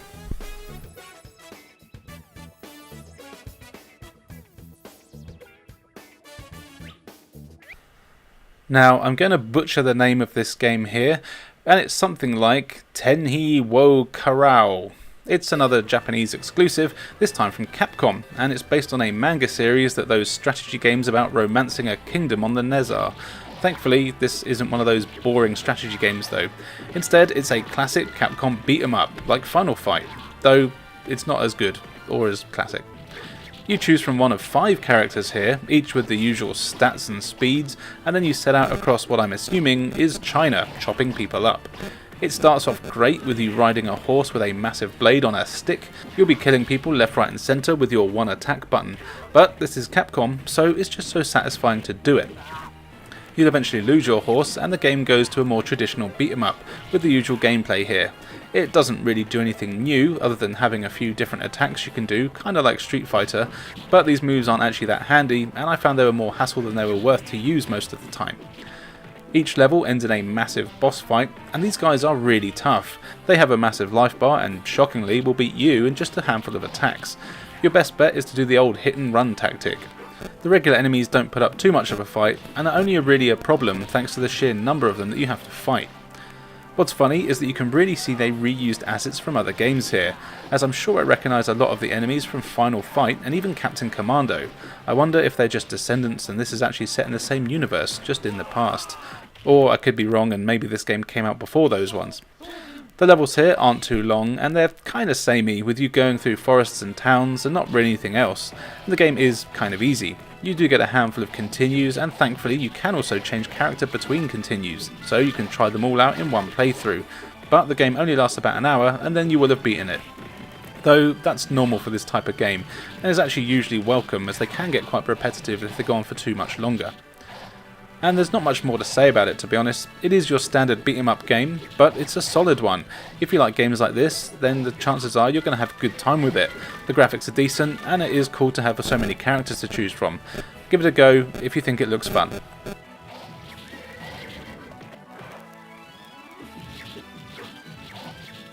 Tatsunoko Fight is another Japan-only fighting game starring a bunch of superhero characters from the popular Japanese Tatsunoko franchises that I'm afraid I have no idea about, but they look really cool. You get a good selection of characters to choose from here, with plenty being unlocked as you play. This is another one with a Street Fighter style control setup with the same motions being used for special attacks, and it works very well. The fighting action here is solid and the special moves are really cool. You've got a few game modes here. Most notable are the arcade and story modes, which are basically exactly what you'd expect. Arcade are just a series of fights, and story mode throw in some walls of text for people that can speak Japanese. The story mode does have fewer characters to choose from, and is actually quite short, but that's alright, it's only a fighting game after all. You do get loads of what I'm assuming are clips from the show, which is cool, and the music to those is equal parts amazing and terrible. The graphics are great with hand-drawn sprites. The animation is good, but I was hoping for a bit better animation. Some of it feels a bit cheap and 16-bit, but overall it's decent. Most importantly though are the controls, which are very good and responsive, and the hit detection is very good. And really that's all I need to say about this one. It is your standard fighting game of this sort, though the characters are really cool and have some great entrances, and the battles themselves are a lot of fun. This is another one to try for fighting game fans.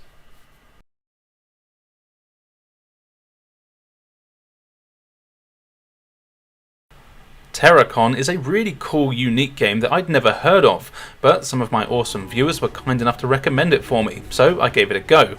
It's a third-person action game where you play as an alien, which is always a good thing if you ask me. You're from the planet Pluto, and are part of a team of people, or aliens, who terraform planets to make them inhabitable. Sadly, your computer thingy, the Terracon, becomes self-aware and decides that you all need to die and shuts down the operation.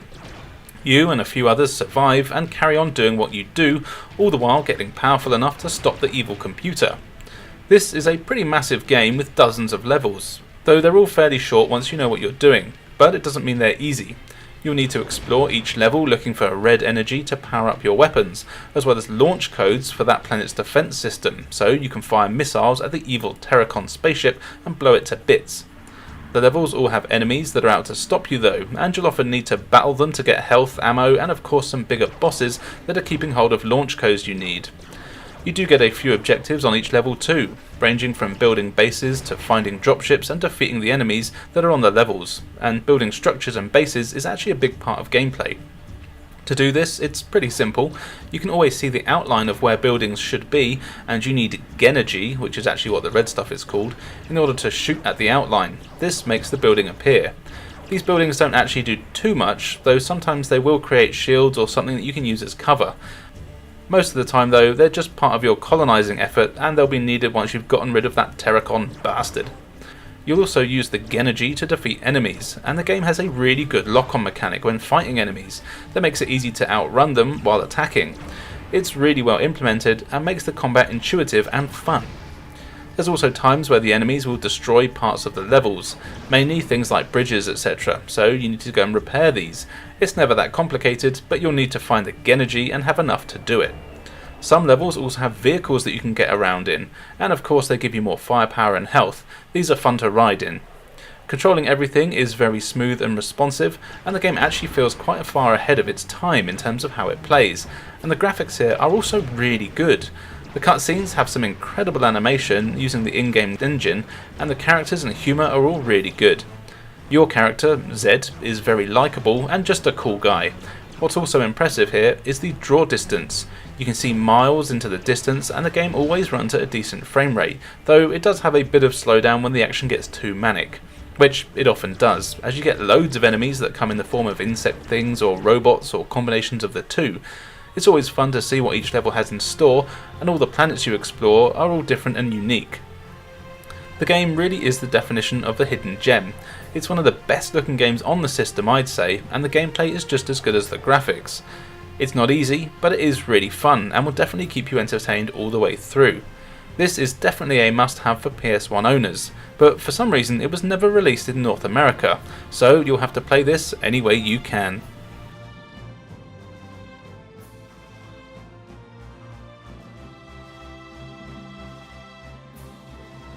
Time Boken series, Boken Desoyo, is a Japan exclusive shooter based on an anime that, yes, I have no idea about. You can choose from a ton of characters here, or should I say a ton of strange craft to drive around in this vertical shooter. I've got no idea what the story is, as it's all very Japanese, but it actually looks like you play as the bad guys here and are trying to stop the good guys, who also kinda look bad. Though, don't quote me on that. So you choose from your craft and then set out on some pretty large wacky levels, shooting the hell out of everything that moves, and some things that don't. If you've played a shooter before, you know what to expect. And I'm going to assume you have, so you know what's up. You move up the screen holding the shoot button. If it flashes when you shoot it, then it can be destroyed, and you want to blow up as much as you can, and the enemies and scenery will drop power-ups that make your weapon stronger, replenish your health, and of course give you access to some massive screen clearing attacks, all of which vary for each of the ships. And it's all so much fun to do so, thanks to the silly tone of the game, and I'm guessing the series. It's all crazy with the bizarre characters and bosses that are great fun to battle, and you'll need to learn their patterns if you want to get anywhere here. Thankfully, it's not too hard to do. Characters also have a lot to say here, popping up and shouting stuff that I don't understand, but I'm sure it's hilarious and informative. The graphics here are excellent, with some really great 2D sprites.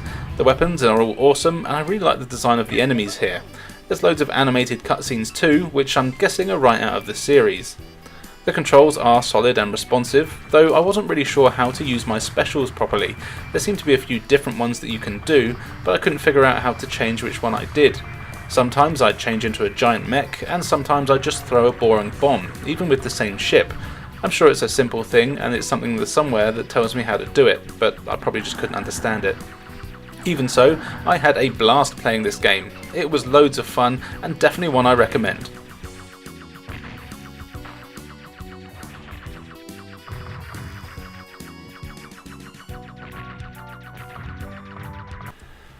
And finally for today, here is Time Commando. Probably a game that'd be classed as a bit of a guilty pleasure for me rather than a hidden gem, but yeah, I genuinely really like it. You are a time commando, and some evil bastards have been messing around with time and sent you back to the past. So you've got to fight your way through time, making your way back, using the convenient time chips and teleporters that have also been left around the various time periods. It's a 3D action game with FMV elements. You've got a fixed camera angle, but you and all the enemies are 3D models that can move around the world however you want. But the camera moves kind of like those old FMV games, and once it's moved, which happens when you trigger it at certain points, you can't go back at all. Most of the time this isn't a problem, however there are times where you'll see items that you want to get to, but if you walk to the wrong spot, the camera will move and you'll miss them with no way to make it back. But anyway, each level is a case of you wandering around, fighting enemies, collecting time chips, and just making it to the end without dying. If you do, it's back to the start of the level. You'll be visiting prehistoric lands filled with cavemen and bears, the Roman Empire, ancient Spain, a galleon, and you eventually make it to modern times and even the future, where you can right the wrongs that the evil bastards that sent you back there have done. The combat here is sort of typical for the era of games like this, especially ones that also appeared on the PC like this one did. This means that you're holding down the attack button and then each direction you press on the pad is a different attack. Now, I don't know if it's because I grew up with Alone in the Dark, but I really don't mind this, and I actually think it works quite well. You've got weak and strong attacks, and the more powerful the attack, the slower it is. The weaker attacks are fast but have a shorter range. You'll also find a ton of weapons in the game, with each time period having its own unique weapons and enemies. So you get clubs, spears, swords, guns, knives and all sorts. It's great, and each weapon has their own strengths and weaknesses, and thankfully you can carry loads of them and swap between them however often you like. It's really cool seeing all the new time periods, weapons and enemies. And all the levels are nice and varied. Each of them do have a time limit, as the game is all about time, and if it runs out, the portal will close, so you'll be stuck there for good. But if you find the time chips, you can drop them off at various points in the level to increase your time. To be fair though, I never actually had a problem with the time limit. As well as this, you can collect health, which are yellow cubes like the ones doctors hand out these days. It can take a while to get used to the controls and how the game works, but once you do, I think it's a load of fun to play. The graphics have a certain charm to them. The FMV does look kinda bad, but I do like it, and the way the camera swings around.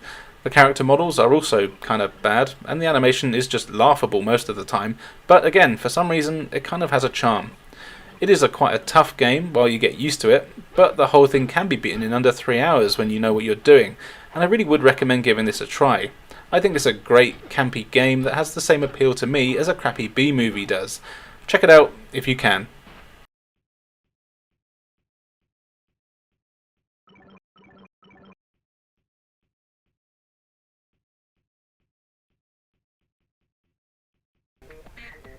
Here is Jamalami, the not as widely talked about sequel to the button pressing paper cutout simulator Parappa the Rapper. Here you play as guitar player Jamalami, who's having a crisis of confidence, probably because she spends too much time on social media. So you spend the game listening to Jamma getting her mojo back by playing the guitar in a series of levels that consist of you pressing ever more complex button combinations along with the music. The gameplay is incredibly simple stuff, but in a way that's fun and damn addictive, and surprisingly incredibly difficult. After watching what are usually some really cool cutscenes that set up the tenuous reason for needing to play a guitar, you're thrown into all sorts of songs, most of which are pretty awesome by the way, and you'll be given commands at the top of the screen and just have to press the buttons at the right time, and that's literally all you have to do. But even from the first song, which features the awesome garlic bloke from the first game with a variation of the song that's embedded into every PS1 owner's head, the combinations are tough, requiring you to use the face buttons and shoulder buttons. You will always see whoever is singing the song do their part first, so you do get a chance to prepare, but really it's unlikely that you'll beat any of the songs on your first try, and to be honest, most of the time when I failed a mission, I didn't really know why. The game is very particular on how accurate you have to be with your button presses. If you're even slightly off, then you go down in rank. You can go from being cool to awful. To beat the song, you have to end it with a good or cool rating. Anything else, and you have to start from the beginning. But most of the time I felt like I did hit the notes in time and correctly, but found it was really hard to get my rank above bad. It did get frustrating, and it took me about 10 tries just to beat the first level. And then, I will admit, I got a bit fed up with having to retry the same song so many times. And it is a shame because all the songs really are great, and the videos that go along with them are really cool and trippy. The graphics here are excellent, and I really like the paper art style. The designs are wacky, and the world is just a lot of fun. Also, I'm always a sucker for bright colours in games, and this definitely has all that. The controls are simple, though again, I found it incredibly hard, and I'm not sure if I was experiencing some input lag, or if I just wasn't very good. Feel free to tell me what I'm doing wrong in the comments below. Overall though, this is a really cool rhythm game that is well worth checking out. Just be ready to be put to the test.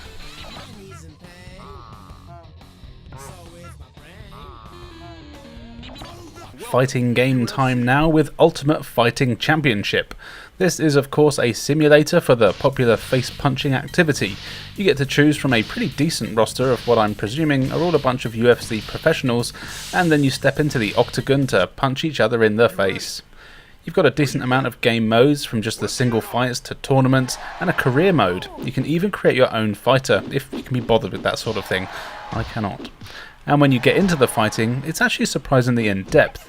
Each button is an attack, and you can of course block and counter, and you're going to need to do that a lot. This isn't a game you can get through with just button mashing.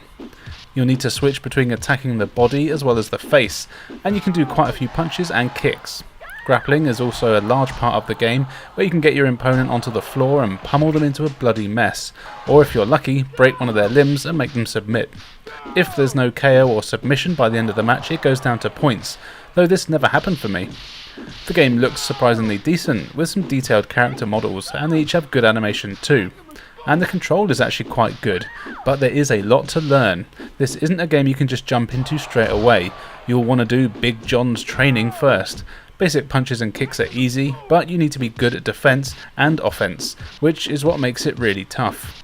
In fact, I played 9 fights, and I lost every single one the same way. I would punch people in the face a lot, and occasionally even grapple them to the ground, but then they would just grab my arm and break it in about 3 seconds, every single time. It was pretty annoying, though it's because I hadn't learned how to defend myself properly at that point, and get out of a ground grapple, so yeah. You need to learn how to play the game if you don't want to be like me and actually win a fight. The presentation is pretty good too, with every fighter having their own intro and walking to the ring. They each have their own stances and animations, and it's also nice to have so many characters to choose from, as well as custom characters. I was actually surprised at how competent this game is. I really thought it would be awful, but it's got half decent collision detection and manageable controls, and it is fun to play. But it's not an easy ride.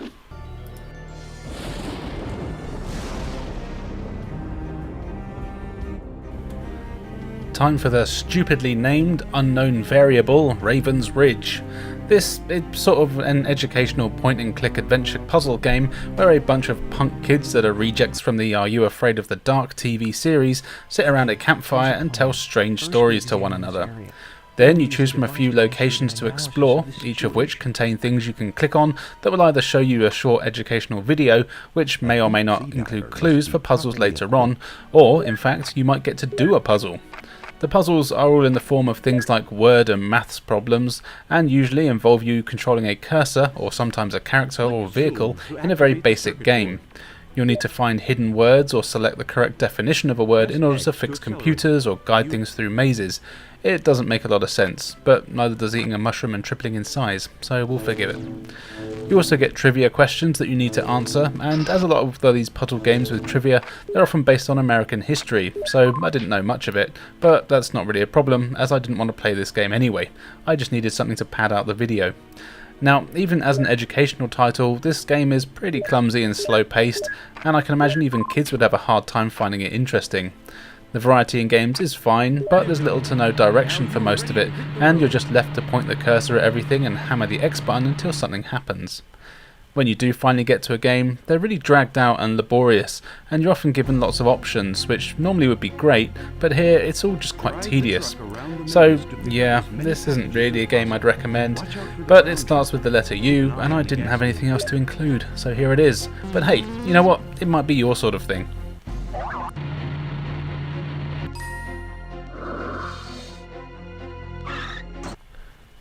Over to Japan now for Umihara Kawasake Shun, a cute 2D platform game that I think is about fishing, though it's hard to tell.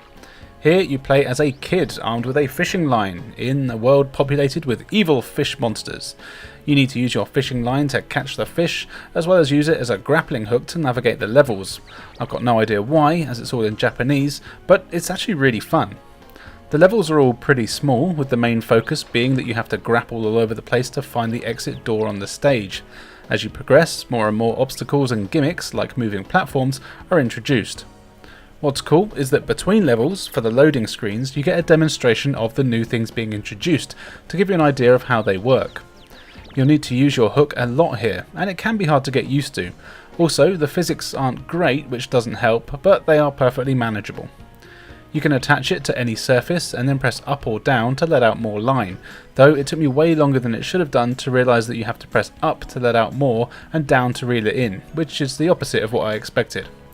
You'll need to attach it to walls or the floor in order to swing across gaps and avoid the water, which you can't swim in, presumably because evil mutant fish want to eat you. Your character moves kinda slowly and can't jump far, so you do want to get used to swinging and grappling, which I've said 3 times now, so hopefully you get the point. The graphics here are great, with some cool anime style 2D characters and enemies, and the levels are all polygons and it works well. The game doesn't have the best variety in level design though, and most of them feel pretty similar, especially once you've seen most of the gimme things in all the levels. You do get boss fights though, which is cool. They each have a certain thing that you need to do to beat them, and in fact the game could be seen as more of a puzzle platform game rather than just a regular one. The controls are the tricky part though. They are good and responsive, but actually playing the game can be tricky while you get used to the timing and physics of everything. You need to be patient with the game, even though the levels have a timer, you don't want to rush, or you'll inevitably end up with a dead child on your hand, and nobody needs that. I enjoyed playing this one, and I thought it was a cool, unique platform game that is worth checking out.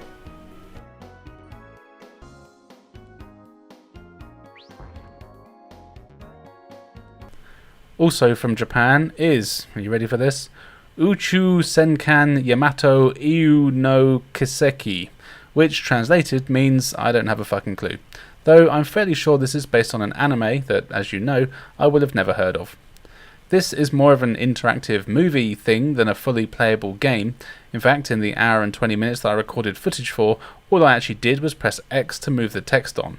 Now, I know there are some strategy elements in here where you do have to have some space battles, but I'll be honest and say I didn't have the patience or spare time to get there, which isn't really a good sign that you have to wait so long to actually get to some real gameplay.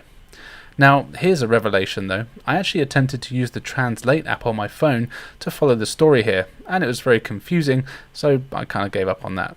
As far as I could tell, there is a space princess and some space sailor people, and there's a bunch of stuff about finding planets and destinies and all that mumbo jumbo.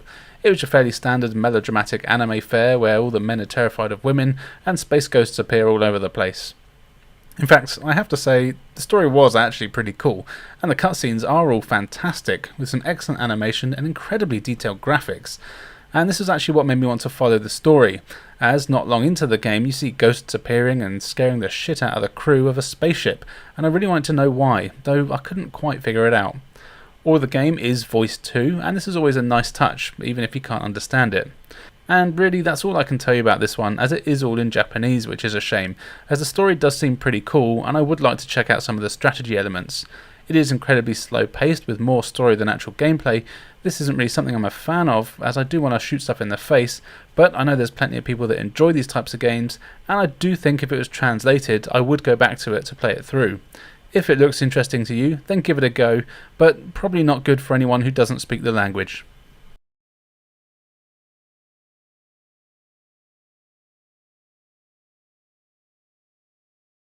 Ultimate 8 Ball is a pool simulator, which probably tells you all you need to know.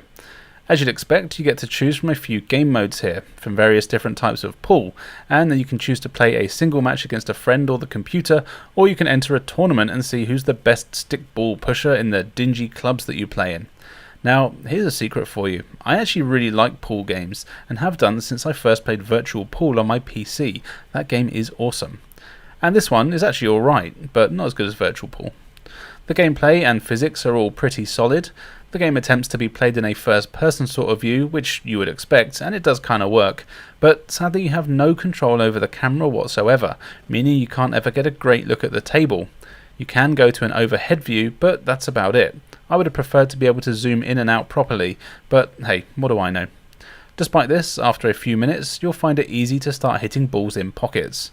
You can rotate left and right, though this is really slow for no good reason, and you also have full control over your cue, so you can put spin on the ball if you know what you're doing with it, and I recommend a lot of backspin here, as the tables are really slick and the balls seem to travel for miles after you've hit them.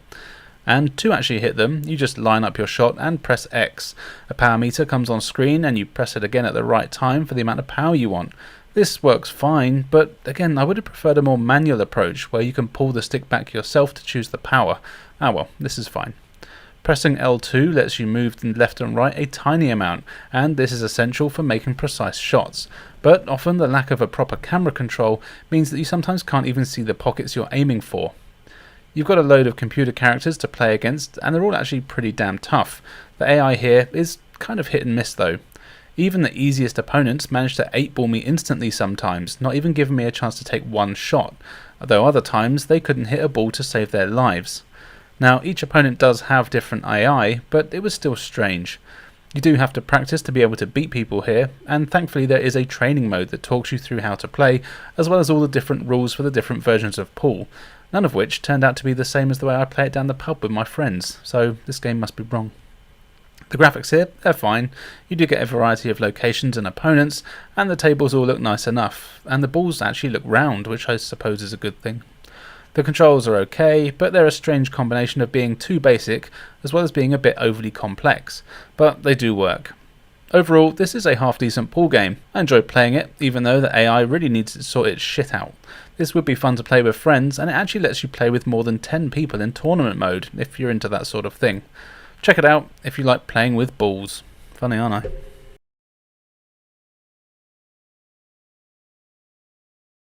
If you like your games to be more cerebral, then you might like Ultimate Brain Games, but probably not. This is a collection of some of your favourite and not so favourite board games all in one convenient package.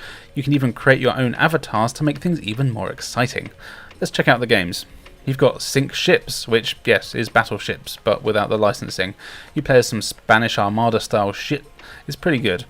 You've got a grid where you can place your ships, and your opponents do the same, and then you randomly choose spaces on the opponent's board and try to blow up their ships. I actually really like this, and there's a cool thing that I'd never seen before, where if you have one bullet per ship, so you start with being able to take 5 shots per round, but then every time you lose a ship, that goes down. But don't accidentally shoot where you don't want to, as there is no way to change your mind. Not that it's the end of the world. Strangely, the controls here are kind of laggy. The whole thing is pretty jerky, which is kind of impressive that they couldn't even get the game of battleships to run smoothly, yet we have games like Crash Bandicoot, Metal Gear Solid and Tekken that are smooth as butter. Ah well, all you do is press X on squares, so it's fine. Next is Backgammon, which is one of my favourite games. You get your pieces to the other side of the board, and once they're there you can take them off the board. First one to get all your pieces off the board wins. You can also take your opponent's pieces to mess up their day. There is more to it, but I'm not going to explain the rules to all the games here. Thankfully, by pressing select on any of the games, you can get a menu that does detail the controls and the rules for the games. Anyway, this is fine. The dice automatically roll without any button presses, which feels odd, and you never really know whose turn it is. And as with any dice game in a video game, I can't help but think that everything is always rigged in the computer's favour. but it's backgammon, so it's fun. Then there's chess. It's chess. It works, but I suck at chess, so the computer kicked my ass every time. Again, if you're good at chess, you'll likely get more fun out of this than me. Then there's checkers, where you move your things diagonally and have to either take all the opponent's pieces or get your ones to their opponent's side of the board and then back again. It's fine, you just select your things and then move. The computer is ruthless though, even on the easy difficulty settings, and it kicked my ass every time, but as a game of checkers, it works. Othello is a game where you place a thing on a board and any opponent things between your 2 bits switch to your colour. Does that make sense? Essentially, you want to make a sandwich to swap the colours. Once all the squares are filled up, whoever has the most of their colour on the board wins. Yep, it's fine. You point your arrow and press X. Dominoes. You put your tile down so the numbers match. First one to get rid of their load of dominoes is the winner. Again, you move your cursor and press X. Connect 4. You take turns in placing your token on the grid, and the first one to get 4 in a row is the winner. I'm awesome at this, and I played it for way longer than I probably should have. And finally there's Mahjong, and I've actually learned how to play this thanks to this game, and it's actually pretty fun. You have to remove matching tiles from the board. It's not that simple, but I'm aware I've already talked too much about this game considering literally no one will ever want to play it. Anyway, Ultimate Brain Games, is it any good? I mean, I guess. It's got accurate representations of the games included and can be played with a friend, so your enjoyment of it comes down to if you like playing these games or not. It's very basic with some very 90s early CD-ROM PC style graphics, but it does what it says on the tin and isn't particularly offensive.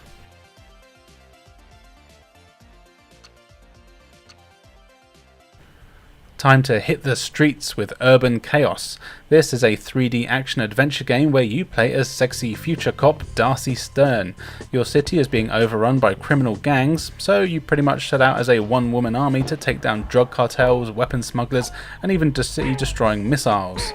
The game is divided into a number of missions. In fact, there's a ton of missions here, so you definitely get your money's worth.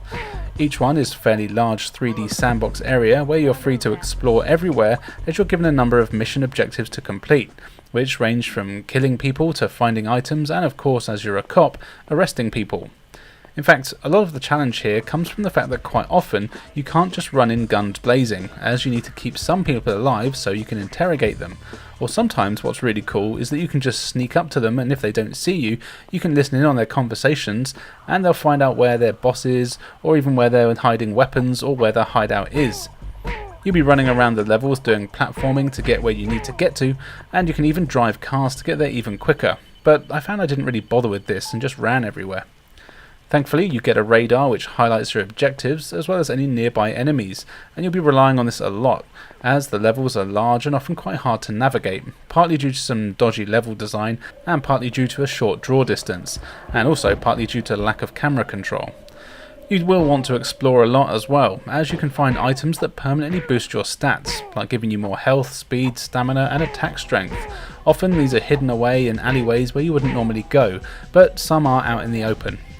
Sadly, you can't control the camera at all, though to be fair it does a good enough job of staying behind you. Controlling your character is fine, but a little stiff and clunky. You'll definitely need some practice if you want to get anywhere in the game.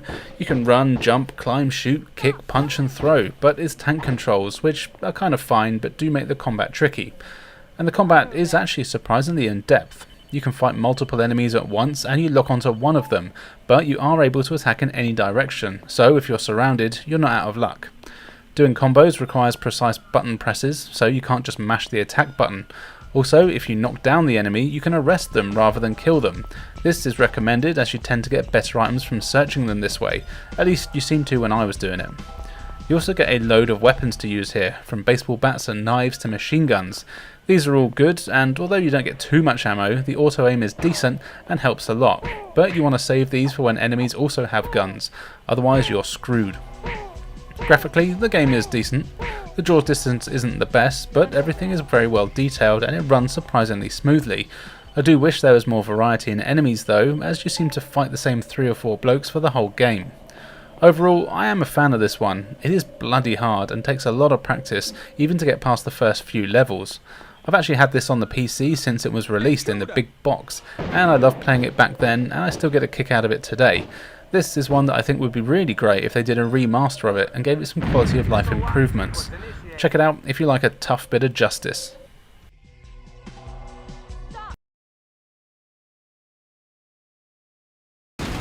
Uprising X is a pretty interesting 3D first-person space tank sort of game. You control a Wraith, which is a future tank kitted out with all sorts of funky weaponry.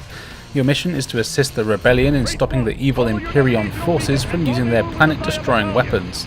To do this, you set out on a load of missions across various planets and landscapes where you need to capture bases, kill enemies, and of course blow up a load of stuff. In fact, the game has a number of pretty cool, unique aspects to it. As you're playing and start capturing enemy bases, you get access to a number of units, from ground troops to other tanks. Then you can summon them at any time you want to help out with just a press of a button. This is a very handy thing as levels are packed with enemies and are quite tough. Though you can do a fair chunk of the game on your own, calling in these reinforcements always feels really cool, and seeing them appear to help you out in the middle of a fight is awesome. You don't have unlimited troops though, so be careful. What's nice though is that you can cycle through all of your available units to choose the best ones for the situation you're in. Enemies you kill drop items like weapon power-ups and repairs for your tank. Thankfully, the combat is really satisfying here. Your tank is pretty nimble, and changing from lasers to missiles is easy to do on the go. You can even circle strafe around enemies, which is always good to do and essential for avoiding their attacks. Something that is a bit of a shame is that all the levels are pretty similar in terms of your objectives. There's not a ton of variety, but the strategy of capturing bases and knowing when to call in units gives them a sort of strategy feel to it, which is kind of addictive. Also, the smooth controls and fun combat helps keep you engaged. Thankfully here, you get a pretty decent map as well, which you can bring up at any point. It shows where you are, as well as your bases and objectives. You'll be using it a lot, and it's very handy. Graphically, the game isn't great, the draw distance isn't very good, and most of the enemies and buildings are very blocky. But this does help to keep the game running at a smooth frame rate, which is always welcome. I'd rather that than shiny graphics, and having said that, it doesn't look bad, it's just not going to blow you away. This is another game that I ended up spending way more time with than I expected. It's a lot of fun, and definitely one to recommend. What are you doing out there, Race 1? Taking daisies? And finally, here is The Unholy War. This is a really cool arena combat game. Now there is a story here about a couple of factions, one of which is all about tech robo stuff who are looking to take over a planet, and the other faction are basically the opposite, and are just creatures and people that populate that planet. This means all-out war, and of course you get to decide who to play as and want to take out the other forces. The game actually has two game modes, both of which are pretty cool. The first is called Mayhem, and here you choose from either one of the factions, or you can just have all of them, which lets you use every character, which is pretty cool. Once you've chosen who to play as, you're sent into a series of one-on-one battles against either the computer or a friend. You choose which one of the characters from your faction you want to fight as, and then you're put in a number of 3D arenas to fight to the death. What's cool is that you use the same character until they die. Once they're dead, you get to choose who to change from your remaining characters. And what's even cooler is that each character has 3 attacks, which can be used as much as you want, but each one uses a different amount of energy. Your energy is constantly recharging, so you might just have to wait a bit before using your more powerful attacks again.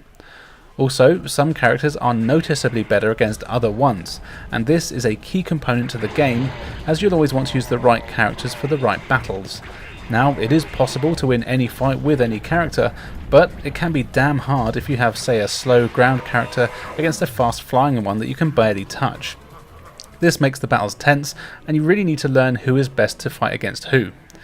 The second mode here is strategy mode, which is kind of like a chess game. You choose from one of the factions and then have to move around a small board made of hexagons. Each character has their own movement ranges, and you'll need to plan your moves accordingly. Basically, you want to move your character onto an enemy in order to battle them, and this is really where the strategy comes in, as you'll need to make sure that you're the right character for the right battle, as the first faction to lose all their units is the loser. This mode is by far my favourite, and it's a hell of a lot of fun. Planning your moves and setting up battles is great, and you have to be careful as your units don't get health back, so you can start a new battle with an old character and only have a few hits left in you, but this works both ways of course. Graphically, the game's okay, it's not the best, but the character designs are great, and the levels are all varied, even if they aren't particularly large, but it's really all you need in a game like this. The controls are spot on, with each button being an attack, and you can also jump. Movement is fast and smooth and very responsive, and you just need to learn all the characters' strengths and weaknesses, which is fun to do. This game is definitely a must-have for the system, especially if you've got a few friends that are willing to play with you. You can easily lose a weekend playing this game. Check it out if you can.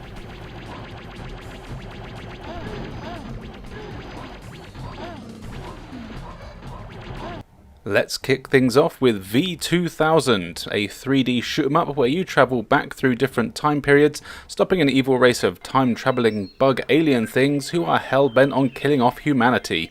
But let's be honest, can you really blame them? Unfortunately, I haven't played V1 through 1999, but that doesn't seem to matter here, as the game is really all about the action and the shooting rather than a story. The gameplay here is pretty cool though. You're a space shooty bang bang thing from the future, and you get sent back to the past. The natives start off as cavemen, and then as you progress, get more and more modern as you advance through time. Each level sees you put in a medium-sized sandbox level, and these levels are all like tiny planets, and if you go in one direction, you'll eventually end up back where you started, which actually really works well here. Each level has a few objectives. These are usually the same and basically boil down to rescuing civilians and killing any aliens that you see. You have a base on the world, and what you want to do is start off by assessing where the enemies and the civilians are using your radar. Yellow dots are civilians, red ones are aliens. If a certain number of civilians are killed, then it's game over. Then you want to go about rescuing any civilians that are in danger. To start with, your ship can only carry one at a time, but by beaming civilians onto your ship and then taking them back to your base, they're trained up and made into scientists. Get a certain amount of scientists ready and they'll create new weapons and items for your ship. This is a really cool mechanic, and there's quite a few upgrades you can get, which is always nice. And you're going to need these upgrades, as the game is pretty damn tough. You also need to kill any enemies that you see. These come in the form of mainly giant insects like spiders, ants, maggots, and even some flying dragon things, which are a real pain in the ass. Some fire at you, whereas some just run at you and try to eat you. You get machine guns, lasers, and rockets, to name a few of your weapons. Some of these have unlimited ammo, but not all of them, so you have to explore the levels looking for power-ups like health, fuel, and of course ammo. Now, you don't need fuel just to move around the levels, thankfully. Instead, you need fuel to be able to fly high in the air. This lets you get around more easily as you avoid the bumpy terrain, and it can make taking out the flying enemies easier, but that's never really easy no matter what. The controls here can take a bit to get used to. You press square to go forward and circle to go back, X shoots your weapon, and triangle switches between fly mode and ground mode. The shoulder buttons change weapons. Using the D-pad you can turn and also aim your cannons up and down, so you do have manual control over where you're aiming. It does work, but will definitely take practice. Annoyingly, you have no control over the camera whatsoever. This can make spotting enemies and civilians very tough, and it does also mean it's hard to judge perspective on things, so seeing where enemies actually are in relation to you can be tricky. The graphics are fine, if a little basic. There's some nice effects on the water though, however the frame rate can be awful at times. There's a few enemies on screen at once, then the frame rate will drop to single figures pretty quickly, making combat really tough. And if you die, then it's back to the start screen for you, no matter how far into the game you are. So make sure you save between every level.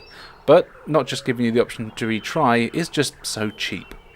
Overall though, I found that I did keep coming back to this game, as I really liked seeing all the different time periods, and there's something addictive about rescuing people and getting the upgrades. Check this one out if you can handle a little bit of jank.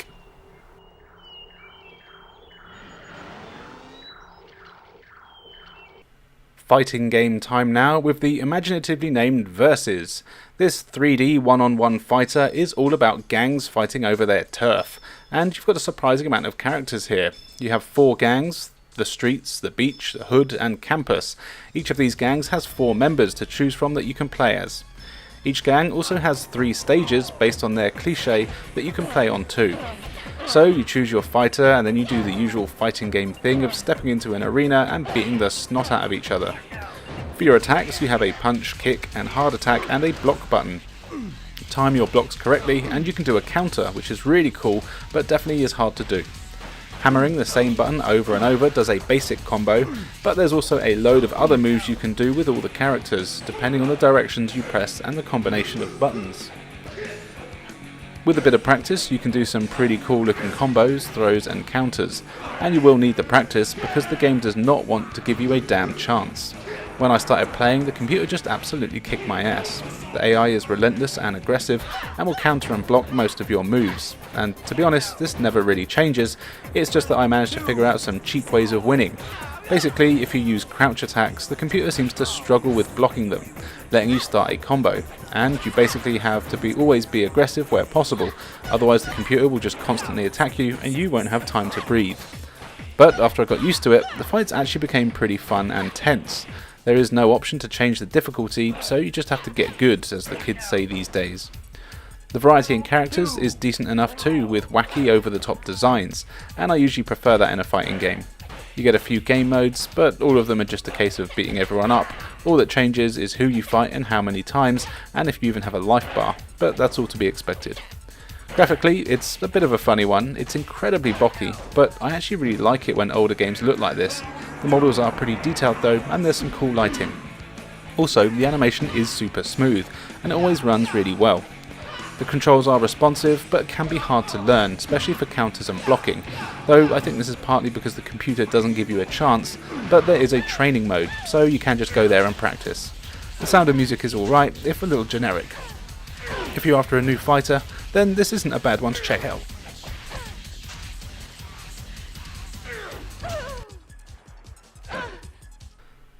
Vanark is a pretty cool 3D shooter that takes more than just a little inspiration from the Star Fox game, though I guess that could just be a coincidence, but yeah, right.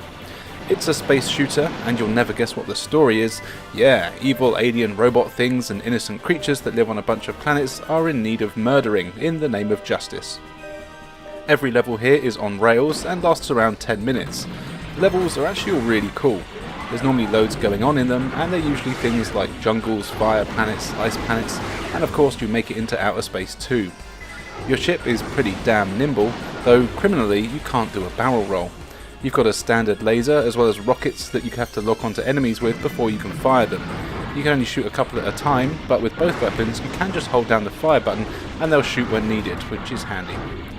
As mentioned, the enemies are a mixture of wildlife and robots that are basically also in the shape of wildlife, and most of them are really cool, with huge sandworms, dragons, fish and insects being your standard enemies, and then the bosses tend to be even bigger variations of these. In fact, some of the bosses here are really fun to fight, having the classic enemy patterns for you to learn and some massive attacks that will wipe you out in just a few hits. Interestingly, between levels you get to explore your base.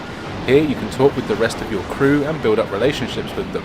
They'll give you hints and advice about what's coming up, and each crew member has their own strengths and weaknesses. What's even more interesting is that you can choose a wingman for each mission, and depending on who you choose, the level plays slightly differently. Some of the characters are all about combat, so they'll take you on a route with more enemies and will help you deal more damage. One of the characters is a spy who's been scouting out the enemy bases, so they'll take you on different routes that are often shorter or have less enemies in them if you have them as your wingman. This is a really cool idea and it works nicely, though you never actually see your wingman other than in cutscenes. But back on your base, you'll meet new people and chat with them, and that's how you unlock them as wingmen, or wingwomen I suppose. Here you can also go on a training mission as often as you'd like if you want to brush up your skills, and you can even upgrade and swap your loadout with more weapons coming available as you progress. While this is all good, I did find that I got a bit sick of having to wander around the base, basically just having to go into every room and speak to every person before the next mission. It doesn't really add much to the game and it just drags it out. Not that this is a long game, I was playing for about 2 hours and I'm pretty sure I was on the last mission. Graphically, the game is pretty good. I really like the flying levels, and these are all super smooth, and I love the designs of enemies, and even your knockoff R-Wing. It all looks great. The character models and stuff like that in the base though are all kinda wonky. It looks very stiff and just not that good. The CGI cutscenes are impressive though. The controls here are spot on, using analog stick for the flying missions is perfect and incredibly responsive, just as it should be. I had a blast playing this one, and I think you might too.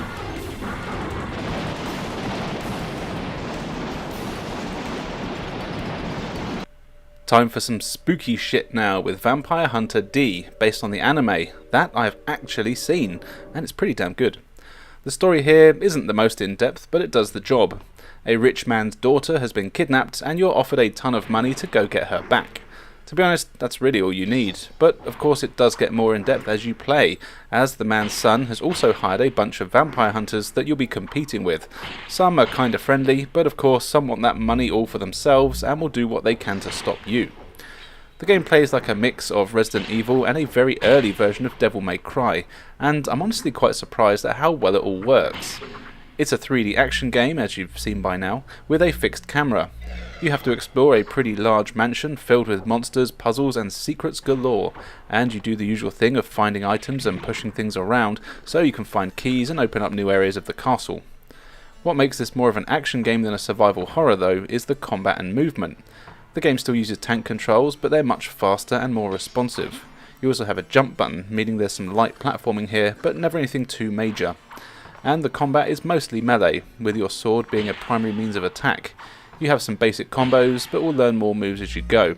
Also, you have a bunch of magic spells you can use. These come in a few varieties. You've got attacks like fireballs and magic homing missile things, and you also have defensive ones that give you shields, and you can even heal yourself. And this is a big thing. You'll be relying on your healing spell more than items you find. Using your spells consumes your VP, and of course to get it back you have to drain enemies. This is another cool mechanic. Basically, when you're fighting enemies, at some point you'll flash red. This happens at different times depending on how tough the enemies are, but you'll learn when to use it when it happens with each one. When it does, you'll want to hold down the square button.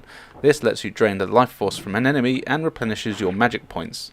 But you have to be careful, as when doing this, it leaves you wide open to attack. So, really, you want to do it when there's only 1 or 2 enemies around, otherwise the combat can be pretty damn tough. Also, with the game having fixed camera angles, that can make it hard, as you can't see enemies that are around corners, and they'll often just appear out of nowhere and attack you before you get a chance to swing your sword. And the fixed camera angle also makes it hard to judge how far they are away from you, so I would often just swing in the air and then take a few hits, which was annoying. But something you don't see often, and that I really love, is that you can save your progress at any point from the pause menu. This is not a feature that's very common in games like this, but it really helps it not be frustrating, so just as long as you save often, you don't have to replay hours of progress when you die. As you play, you'll find a load of items as well. These come in the form of healing items, as well as weapons like bombs or wooden stakes that you need for some of the tougher areas. What's cool is that you have healing items, and you can also use these on other characters you meet in order to rescue them, but you don't have to if you want to be a bastard. The game looks decent with some good looking characters and pre-rendered environments, and of course most of the cutscenes are from the anime. What's good here is that the puzzles aren't over cryptic, and they're actually quite simple, but in a way that keeps the game flowing rather than having you run around aimlessly for ages, though it can be easy to get lost as the environments are huge. Thankfully you do find a map as you go, but I do wish there was a button that went straight to it instead of having to go through your inventory every time. But even with these small annoyances, this is a really solid game, and probably a lot better than most people would expect, including me. Definitely check this one out if you can.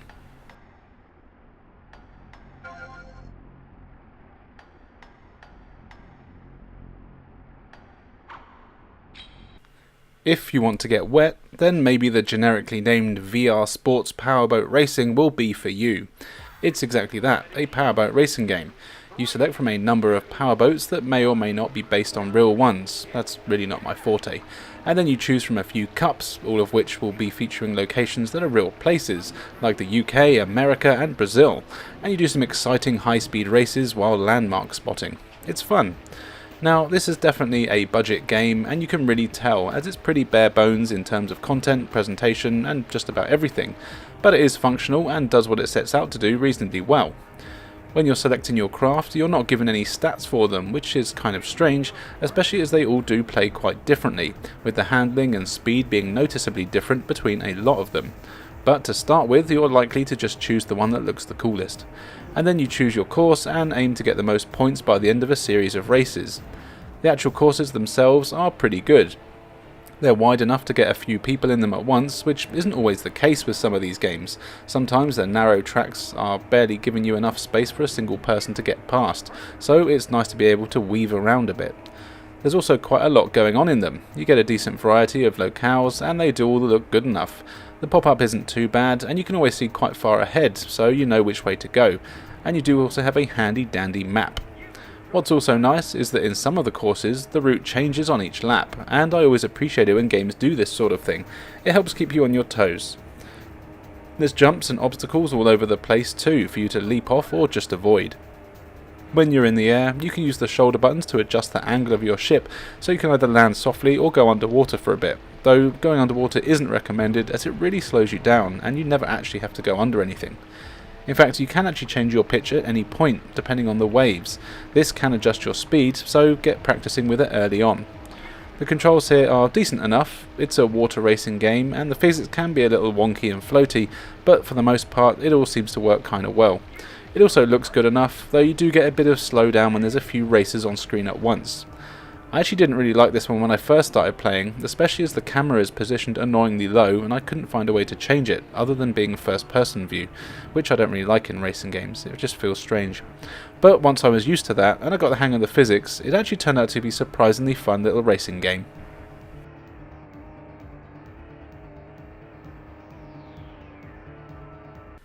Vehicle Cavalier is a Japan-only mech game that has a story, but I don't really know what it's about. Though, at a guess, it's your usual bad guy mech people are being naughty, so good guy mech people have to go and give them a slap. Now, there's a lot of menus and talky bits in this game, but it actually doesn't get in the way of playing it, and I did manage to figure everything out pretty easily. From your main menus, you've got a few options. You can go to the shop where you can buy a load of new weapons for your mech. Again, it was fairly easy to figure out what all of these were and what they did just from the images shown, even though I couldn't read it, and I just assumed the more expensive they were, the more powerful. Then you have a bit where you can equip your mech with the weapons and things you've bought. What's interesting is that you can assign each weapon to a different button on the controller, and you can have multiple weapons on one button, so you can actually have all 4 weapons equipped at one time, and if you want, you can have them all set to the same attack button, making combat very easy, which I kinda liked. Each weapon does have a cooldown though, so you won't be constantly firing, and they do have to take your finger off the button and press it again to use the weapon once it's recharged. The only thing that will constantly fire is your machine gun. You can also customise the colour of your mech, though I never bothered with that. You of course have your normal missions where you'll be given a briefing, but pretty much every mission is just a case of blow everything up. There's enemy mechs and bases and you need to destroy them all to beat a level. It kind of plays like virtual on games when you're in the missions, when you're in a medium-sized arena and a map that shows you where everything you need to destroy is. Then you just need to get your circle strafe on and take out the fools. I actually found the game quite easy, and so far haven't lost a level. Of course, taking time to upgrade your mech between levels is essential. More and more missions will unlock as you play, over new terrain and with tougher enemies. You also have what I think are training or just bonus fights, which are one-on-one battles against a single tougher opponent, and you get prize money for beating them. These are fun and a good way to train as well. Graphically, the game isn't particularly good. The battles all look pretty blurry and the enemies are pretty hard to make out what they are. Even your mech looks kinda crappy and the levels are kinda bland and lifeless, but the controls are smooth and the combat is addictive. Opening up new levels and getting more powerful weapons is always fun. This is another one that's more substance than style, but it can be a fun game to play.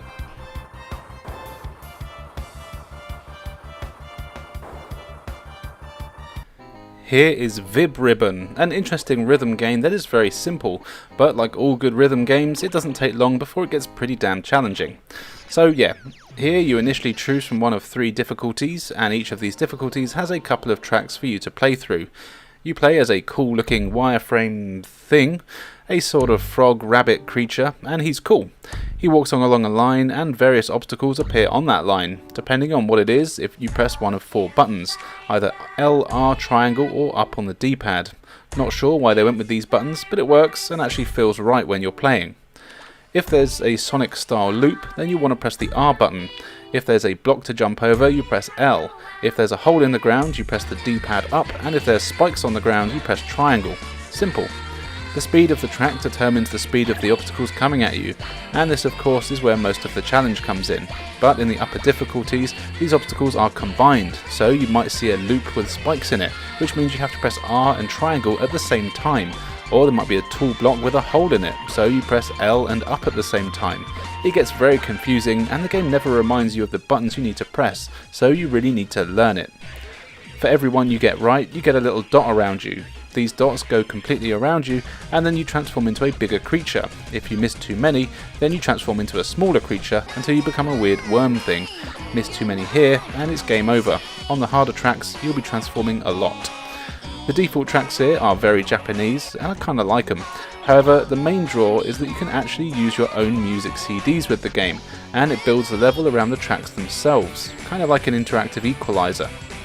Now, unfortunately, I can't show you this because, of course, the video would get a copyright claim, and totally not because I'm emulating it and I don't know how to use my own music with it. But the fact that you can do this is a really cool option to have, and it makes it have unlimited replay value, assuming you still have CDs, I suppose. I really like the simple graphics, they work very well and have a charm to them, and the controls, they're fine. You do have to be very precise with your button presses, but if you have rhythm, then you should be alright. Overall, this may be a little too niche, as you do need a physical copy of the game and a selection of CDs to really enjoy it, but it is still worth playing any way you can, just to see some wacky rhythm gameplay.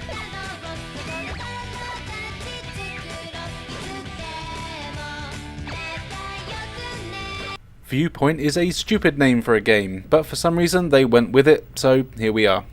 Viewpoint is an isometric shooter that doesn't really bother with anything story-wise, but my guess is that it'll be the same as just about any of these types of games. The gameplay is what we really care about though, and here, it's fine. It's a shooter, so of course you're constantly scrolling up the screen in an isometric fashion, and waves of enemies and obstacles will come your way. You've got a few weapons to fight back with. You've got your standard shot, which is decent enough against most enemies. You can hammer the button for rapid fire, or if you hold it down you can charge it up, and when you release it there's a devastating charge shot that will destroy most enemies in one hit, and even go through a lot of the smaller ones, letting you take out a row in one go. As well as this, you can collect an option, which gives you an extra shot on either side of you. These also shoot standard shots, giving you a much wider range. Also, the options will absorb enemy shots, and are essential in surviving as there's a ton of enemy bullets on screen most of the time here. You'd also get a selection of bombs. There's a flame wall, a homing mine, and one that just explodes a lot, though these all basically do the same thing, but they are very good against bosses and most enemies. But boy, this is a tough game. The enemies themselves are kinda difficult to kill for a few reasons. Partly it's because there's loads of them, and most of them are on screen at the same time. Some of them just move around erratically, some shoot at you, and there's some that head straight towards you. Also, you can only take one hit and you're dead, and rather than coming back where you left off, you go back to a checkpoint, and these are few and far between. Thankfully, there is always one near the boss. You also only get a handful of lives before it's game over. As well as the tough enemies, which take quite a few hits, the levels also have hazards in them, like walls that move around and appear out of nowhere, fences you got to shoot down, or sometimes even levels that need to be pressed by shooting at them. If you touch anything, you die, and you often won't know what you're meant to do the first time you see a new obstacle. One saving grace is that there are loads of passwords, and the passwords are only 3 characters long, so it's easy to get back to where you left off.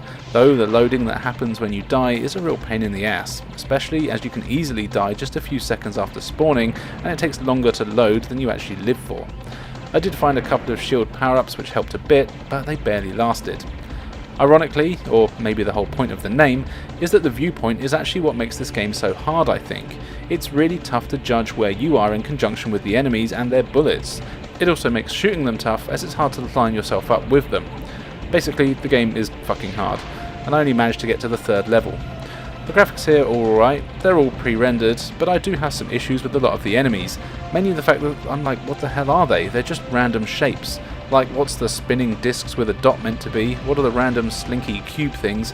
It is just so random. Some of the later enemies do make more sense, being animal related, but it just looks like they've taken stock sprites from somewhere and thrown them in the game. The music is pretty damn good though, with a cool techno soundtrack, so that's good. If you're into shooters and want a challenge, then I would say this is worth giving a go.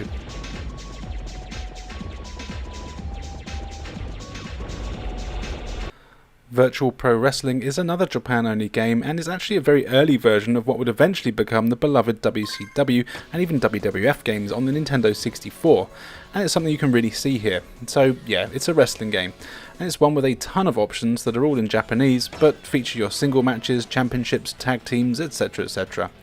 You get a ton of characters to choose from, most of which I'm not familiar with as they're Japanese ones, but there are a few that I recognised, like Sting and Ric Flair, though I'm not entirely sure if it's actually them or if they're just lookalikes.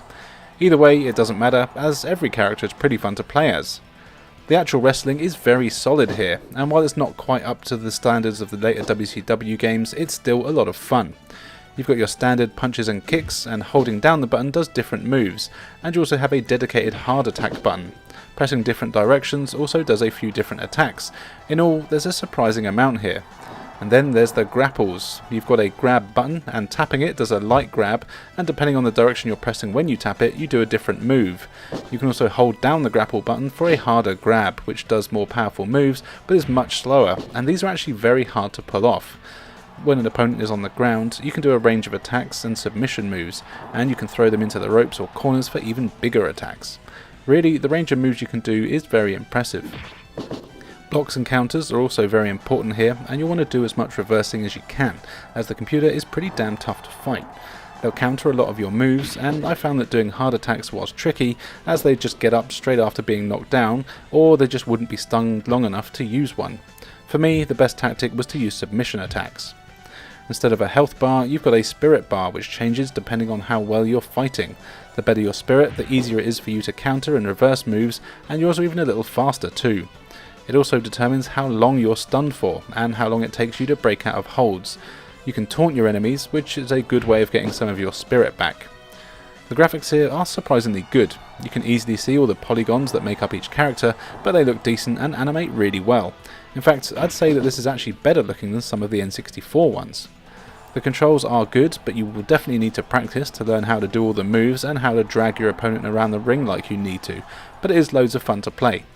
I really enjoy a good wrestling game, and this one is definitely that. Check it out if you like people in pants slapping each other.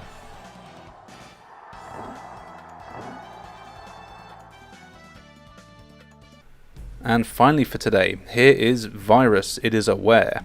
This is an action survival horror game which is based on a comic by Dark Horse Comics. It's about a ship that was infected with an alien virus that arrives in Japan and infects the Nakomi Hotel. That's right, the Nakomi Hotel. I'm sure I've heard that somewhere before. You play as the excitingly named grandmother Joan, a policewoman sent in to help rescue everyone that might be trapped inside, as monsters have taken over the place and it keeps randomly exploding. So you start in the sewers, because why wouldn't you, and you make your way up through the hotel, fending off hundreds of horrid mutated people who have turned into alien monster things.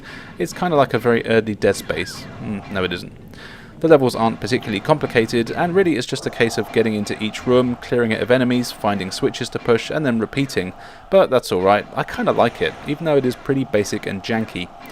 As you get further into the hotel, things start to get more interesting, with more populated areas and even some more scenery that isn't just a basic room with a table in it. In fact, you'll come across survivors who you need to rescue. This is often easier said than done though, as they're pretty damn useless, and just stay in one place letting themselves be attacked. If they die, it's game over. There's no checkpoints here either, so if you haven't saved at the end of every level, it's back to the start of the game for you. You do have a few weapons though. You start with a couple of pistols. Your first one has unlimited ammo, though of course is kind of weak. And then you also have a stronger pistol that does have limited ammo, but does more damage, and you find more weapons along the way. You also have a taser that you can use, which has to recharge, but is pretty handy in a fight, and stuns most enemies for a few seconds, letting you get a bit of breathing room. And there's loads of enemies here. You'll often be fighting 3 or 4 at a time, and dozens will spawn into one room. So shooting and stunning them is essential. Thankfully, the enemies are all dumb as hell, and literally just run at you, or if they do shoot a projectile, they normally just stay in one place and attack. Basically here, as long as you keep moving, you'll be alright, though it can be easy to get surrounded. You can circle strafe by holding L1, but strangely, while you're doing this, you can't move backwards, which is very annoying. You can only strafe while moving forwards, or of course side to side. But you do get used to it, and thanks to a very generous auto-aim, it's all quite manageable. You also have a few characters that help out on most levels. They'll follow you and will actually do a half decent job of attacking and killing enemies, which is nice. They'll even give you health and certain items at different points of the levels, and this is good as there's no health pickups at all during levels. You only get your health back at certain parts of the stage or at the start of a new mission. though none of them are that long, so it's doable. Something that is annoying though is that there's random explosions and things that happen all the time, and you've got no way to avoid these and no way of knowing that they're even about to happen. It's just a really cheap way of taking damage. The graphics here are pretty crappy, to be honest. It all looks very basic and cheap. The characters are all very angular and sometimes don't even animate, just sliding towards you, which looks very silly. The controls are responsive, they just needed a bit of refinement, but thanks for the auto aim, it is generally okay. Overall, this is one of those games that's kinda crappy, but it has a charm to it. I genuinely had fun with it, and its hammy plot and obvious Die Hard parallels. It's basically Die Hard with an alien virus. Check this one out if you want a bit of silly action.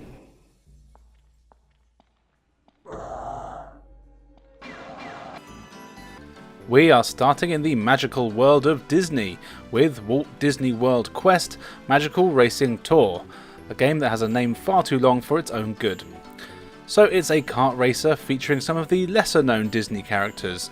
I wonder if this was down to the cost to license them or a deliberate decision. Either way, I actually quite like that you get random characters like Chip and Dale, Bruno Whiplash and Baron Carlot.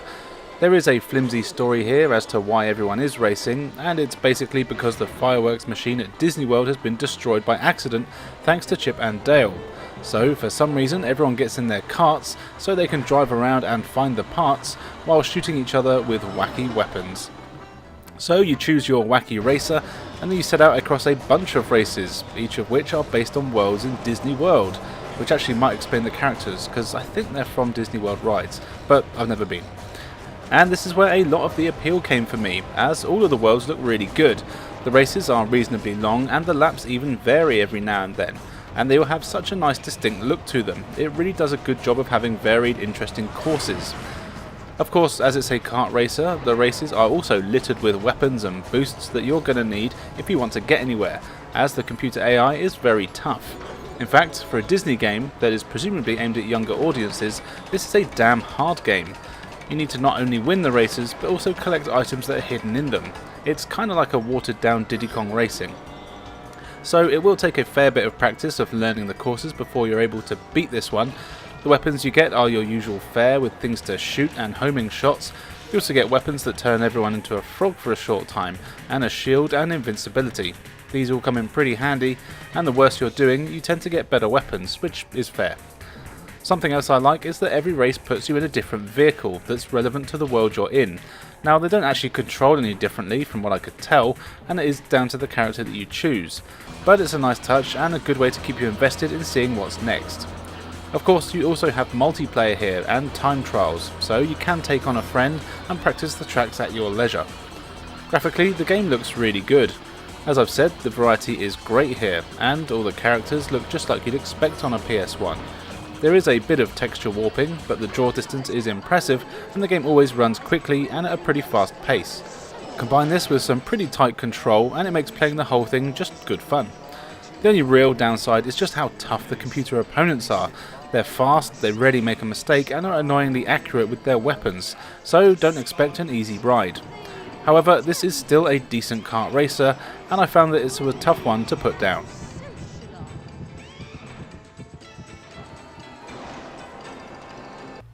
Fighting game time now, and if you're like me, when you think fighting games, you think 90s hip-hop sensations Wu-Tang Clan. That's right, for some reason someone thought it would be a good idea to give tough guy rappers Old Dirty Bastard, Method Man, Ghostface Killer, and the other pleasant gentleman who I don't know from Adam, a video game where they're transferred into a deadly ninja and they set out to fight each other along with a bunch of evil Asians to save the day. And somehow, it's actually not half bad. In single player, you choose from one of the clan, and then you set out in a series of fights set in small 3D arenas where up to 4 combatants will duke it out to be the very best, like no one ever was. And as I said, it's actually pretty good. Each character has their own fighting style and weapons, and a surprising amount of moves and combos. Each of your buttons does an attack, and it's easy to start throwing combos together, and by pressing 2 buttons at the same time, you can do a few different throws as well. As mentioned, there are special moves, but these are quite hard to pull off, but when you do, you can do some massive damage. Each of the fights has a different set of rules here as well. Sometimes it's just one-on-one and can go up to a 4-way brawl. Other times you'll team up with other members of your gang and they'll fight a tougher enemy, or of course it might be you against up to 3 other opponents. Most of the time each character has a handful of lives, which is handy as the computer is actually quite a fair challenge, though I do recommend putting it on easy when you first start out, so you can get used to how everything works, as the specials and controls can take a minute to get used to, especially as there's no jump, which just feels strange. But the fighting itself is decent and responsive, though some of the attacks did seem just to miss my opponent for no good reason. You'll also need to look up a guide for this, if you don't have the manual, as at the start of the game you're asked to put in a code to uncensor the game. When you do this, it means that there's loads of blood, and during the fights you can do fatalities, which you can dismember your opponent with quite often and quite easily. I always like this in a game, and the tongue-in-cheek nature really makes this work quite nicely. As you play, you get loads of stuff to unlock. There's a ton of extra characters that you'll get by beating the story mode, and you'll need to play through it a few times with different characters to get all the new ones, as well as a few extra stages. Of course, you can also play this with up to 4 players for some really chaotic and frantic fights. And as it's about a bunch of rappers, the soundtrack is also pretty good as well, with some nice hippity-hoppity music playing throughout. This is one of those games that, on paper, should be pretty damn terrible, but in fact it's a well-made game that doesn't take itself seriously, and with the solid controls and decent fighting, it's a good one to break out every now and then.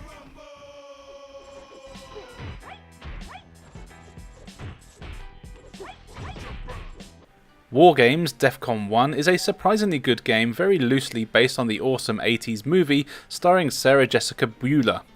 It's a vehicle-based action game where you choose from 2 factions, the NORAD, who are the good guys trying to stop the other faction you can play as, the WOPR, who are on a mission to exterminate humanity. Both factions have their own units and styles, though basically having the equivalent to one another's things. NORAD, being the boring good guys, have tanks, jeeps, planes and that sort of thing, whereas WOPR have cool stuff like mechs and hovercrafts with lasers. So you choose your faction in the needlessly confusing start screen menu, and then you have a ton of missions to get through. The missions are all fairly short, but have multiple objectives and criteria you need to meet. At the start of each mission you'll get your briefing and some hints as to what you'll be doing, and what's cool is that each one has a different selection of vehicles to use. Sadly, you don't get to choose from all of the ones available to your faction though. However, the selection of vehicles you do get per mission can be switched at any point in the press of a button, and as you'd expect, they all have their uses. For example, the Jeep is fast but pretty weak, so you'll want to use that to do some scouting ahead. You can take out some of the smaller enemies with it on your way, but if you see any large mechs or gun turrets, you just want to get out of there as fast as you can. When you're safe, you want to switch to a tank or something more powerful in order to go and blow it up. Also, something I really like here is that when you are in a vehicle, you can actually just call the other vehicles to your location without needing to switch to them directly. This is really handy and gives the game a pretty good strategy feel to it. You can choose to have a single one of your vehicles come and join you, or all of them if you want, so depending on what's happening, you can easily call for reinforcements to a battle, or maybe set up your vehicles around the map so you're best positioned for an attack. Or, if you're like me, you can just choose the vehicle with the most armour and firepower and Leroy Jenkins the fuck out of everything. Each of the crafts control very differently, but are still easy to control. Though something that's pretty annoying is that you can't rotate the turrets on tanks, and you can only shoot ahead of you. I thought you'd use the shoulder buttons to do this, but no, that just controls the camera. This does make some of the combat really hard, as you basically have to be right in front of an enemy to kill it, and it means they'll just shoot you in the face while you're doing it back to them. Thankfully, the enemies do drop ammo and repair items for you to collect, and it actually doesn't take too long before you know the best way to go about taking down certain enemies. You'll also find ammo for vehicles and special weapons along the way, like flamethrowers or ice shots. All vehicles have primary weapon that has unlimited ammo, but all the other ones will run out if you go too crazy. The actual levels themselves are all a medium size and full of hills and bumpy terrain that, again, will force you to choose your vehicle carefully. Your objectives are mainly to blow everything to bits, but sometimes you'll have to stop people or certain buildings from being shot. These missions are much harder as, even with the handy radar, it can be tricky to actually find some of the smaller enemies that can get lost or clip into buildings and scenery, but it's never enough of a problem to make the experience not enjoyable. The game looks decent enough, and I've actually played a few games in this style since starting this series, which is funny, and this is one of the better looking ones, and it runs at a fairly decent frame rate, with only a handful of times where I remember it slowing down to a noticeable amount. For a licensed game, this is excellent, and even as just a game on its own, it is great fun. Well worth a look.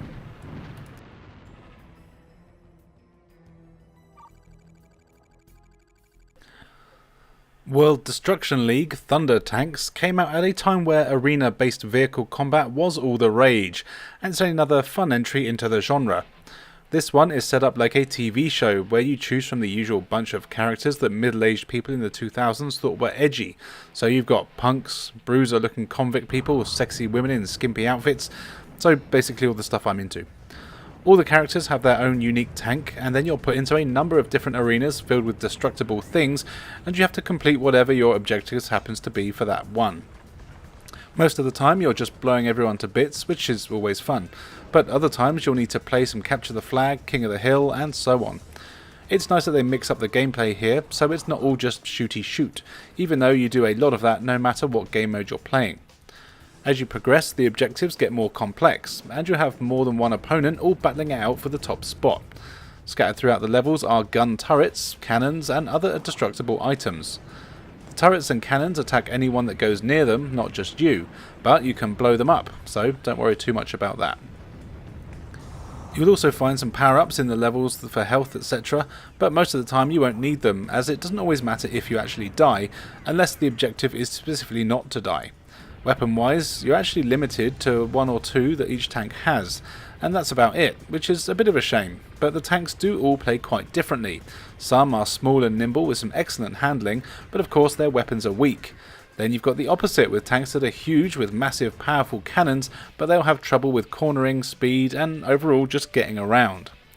Just like in real life, all the tanks can strafe, which, while a strange addition, is actually one that I'm glad that they put in there, as it makes circling around enemies and levels much easier. Depending on the tank that you are, you can also swivel your turret around, so you can shoot in any direction when moving forward. It tends to be though that you can do one or the other of these things, so if you can strafe, the chances are your turret is going to be fixed straight ahead. It's actually quite nice with how much they've managed to make the tanks all feel different. It's just a bit of a shame that there isn't more variety in weapons or crazy power-ups. Graphics wise, the game looks decent enough. It's pretty standard for this sort of game and time period. The cutscenes between levels are quite amusing, and while the levels are fine looking, they're basically all grey and brown, and there's not a ton of variety in them. It's nice to have some destructible environments, but the game does suffer from a fair bit of slowdown, which isn't really a surprise, but I can imagine playing this in multiplayer with a few AI bots would cause a crazy frame rate drop and some control lag, though I didn't get to try that, so don't take my word for it. The controls here, they're all decent enough, and they don't take long to get used to, which is nice. Getting used to the different vehicles is easy, and it wasn't hard to blow shit up. If you're into this sort of thing, then it's well worth a look. It won't ever be better than things like Twisted Metal, but it is still a laugh if you've played these games to death.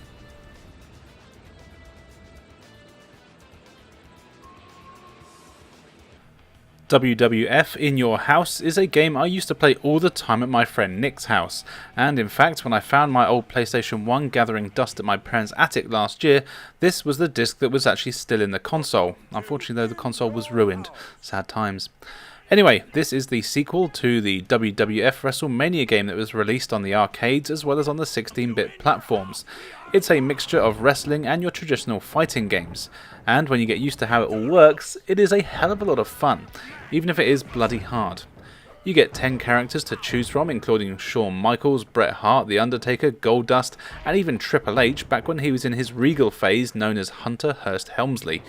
Something I like about old wrestling games is just seeing how much they've changed over the years. Then you choose from 3 championships, and of course you need to win every match to become the champion.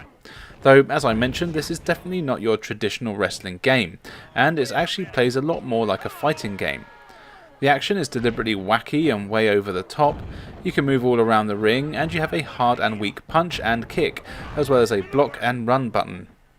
You can do combos with your punch and kicks, but each character has a number of special moves, which are done using Street Fighter style inputs.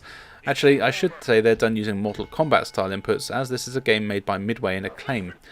These special moves are crazy, with The Undertaker firing ghosts like Hadoukens, the British Bulldog turning into an actual dog, or Vader catching fire to do extra damage. It's all wacky and very arcadey, which isn't a surprise. To beat an opponent, all you have to do is get their life bar down to nothing and you automatically pin for the win. Now, it is possible to kick out if you hammer the buttons hard enough, but this is very hard to do. You'll also get power-ups that appear in the ring. These can do good things like giving you a speed or more power, but if you get a red one it might be bad, like making you stunned for a few seconds. It's all extremely fast-paced too. Characters move quickly and matches are often over in just a few minutes, but it's always a lot of fun. The graphics here are great, at least I really like them. They're all digitized and super cheesy. Each wrestler has their own home turf with loads going on in the background, and it's great to see all the different stages. So you've got a graveyard for The Undertaker, a palace for Triple H, and so on. And the controls here are very responsive. It can take a while to get used to how the special moves work, and I definitely recommend getting a moves list before you play so you know how to tombstone and pedigree people. Also, in the options, you can actually turn off blocking, which is a bit strange, but it actually makes the game a hell of a lot easier. Believe it or not, you can just spam away at the opponent and beat the hell out of them. You'll need all the help you can get too, as the computer AI is really tough. They'll block and reverse loads of your moves and constantly do specials that will take you out in no time. Now, when you are more used to it and have learned some special moves and to block effectively, it is actually a decent challenge, but for new players it can just seem completely relentless. I would say though that this is a must play for wrestling fans. I really love this game, and I think you would do too.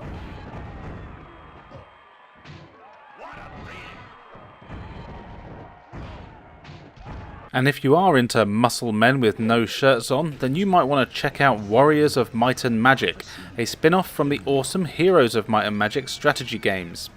Instead of building an army and gathering resources, here you have a third-person action game where you play as a fantasy warrior who's been wrongly accused of all sorts of evil doings. As part of this, he has an evil mask attached to his face, which is actually awesome as it's a magic mask with teeth and it actually bites down onto the wearer so it can't be removed.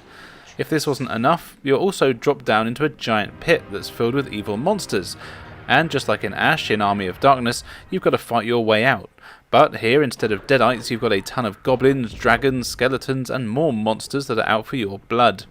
And it's imperative that you do escape, because you'll need to kill the evil bitch that framed you in the first place, though when most people see her, killing her is probably the last thing they'll want to do. Anyway, you control your bloke through a ton of labyrinthian levels packed with enemies, but there's also loads of weapons, items and magic spells for you to discover as well. You start with a basic sword, but you'll find axes, bigger swords, clubs and all sorts to swing at enemies. You also find magic spells as you progress. These have a few types. You have attack spells like magic arrows or fireballs, and you also get defensive ones like shields and the ability to heal.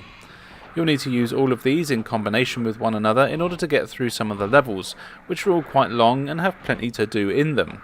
The mazes are littered with locked doors. For these you'll need to complete certain objectives. Sometimes it's killing everything in the vicinity, sometimes you need a certain item, and so on.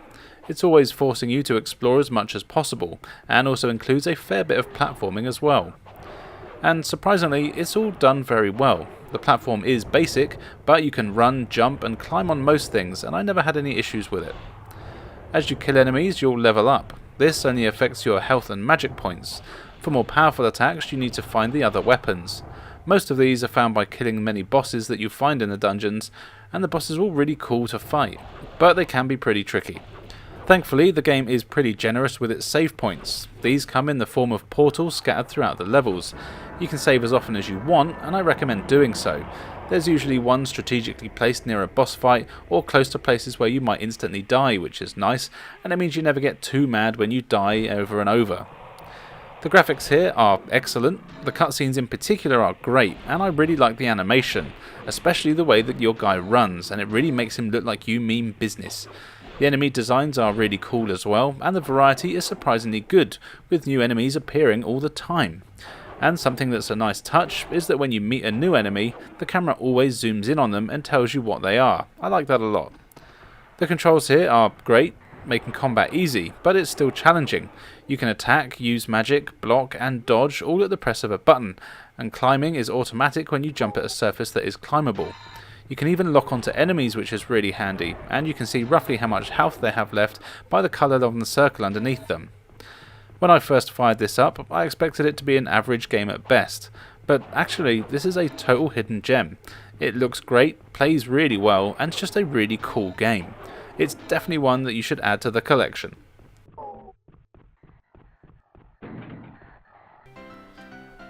Welcome House with Keaton and his uncle is a strange Japanese game that has been given an English translation by some nice folk, and I can confirm that this is an officially licensed game based on the secret levels librarian, the masked Keaton, and what he gets up to on the weekends. So you play as Keaton, who's out for a ride when his car breaks down. He goes into the nearest house, which happens to have its door wide open to get help. When Keaton gets into the house, the door immediately locks behind him, and he realises that the entire house has been turned into a puzzle-filled sex dungeon, so he has to explore every inch of every room in order to find items and solve puzzles that open up new areas of the house so he can escape with his arsehole intact. Some of that I may have embellished.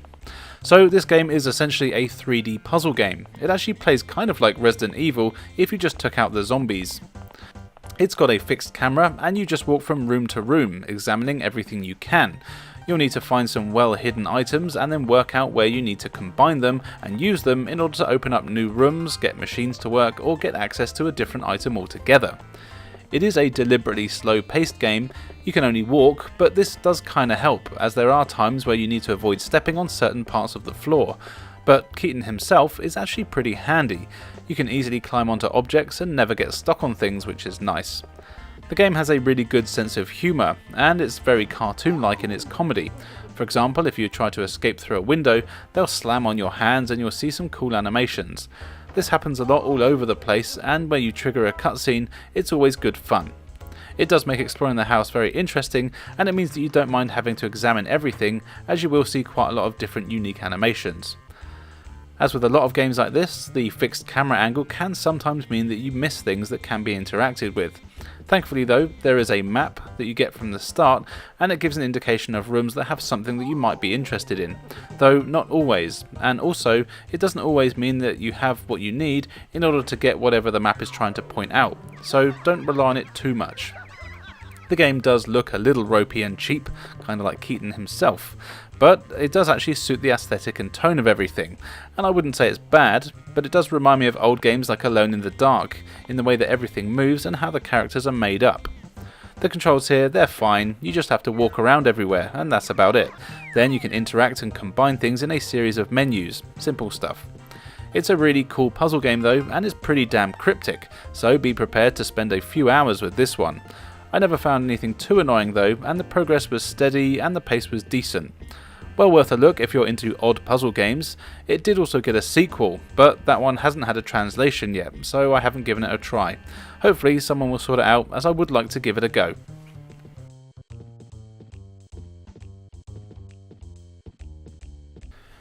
Wild 9 is a really cool 2.5D platform game which starts off looking like a cute platform game, but then you realise it's got quite a dark side to it.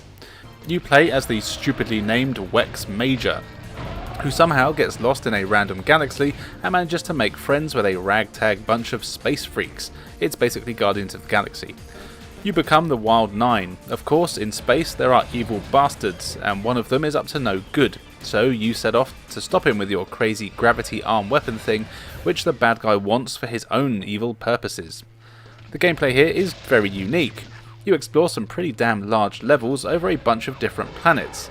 These planets are of course filled with platforms to jump on, enemies to kill, and simple puzzles to solve. But this is where things get interesting, as your main weapon for the game is the grapple gun thing on your arm that gives you a few different things you can do. First of all, you can use it to grab any objects that are laying around. Doing this lets you throw them pretty much anywhere you'd like, usually on enemies to kill them, or sometimes to put them onto switches to open doors, you know, the usual stuff.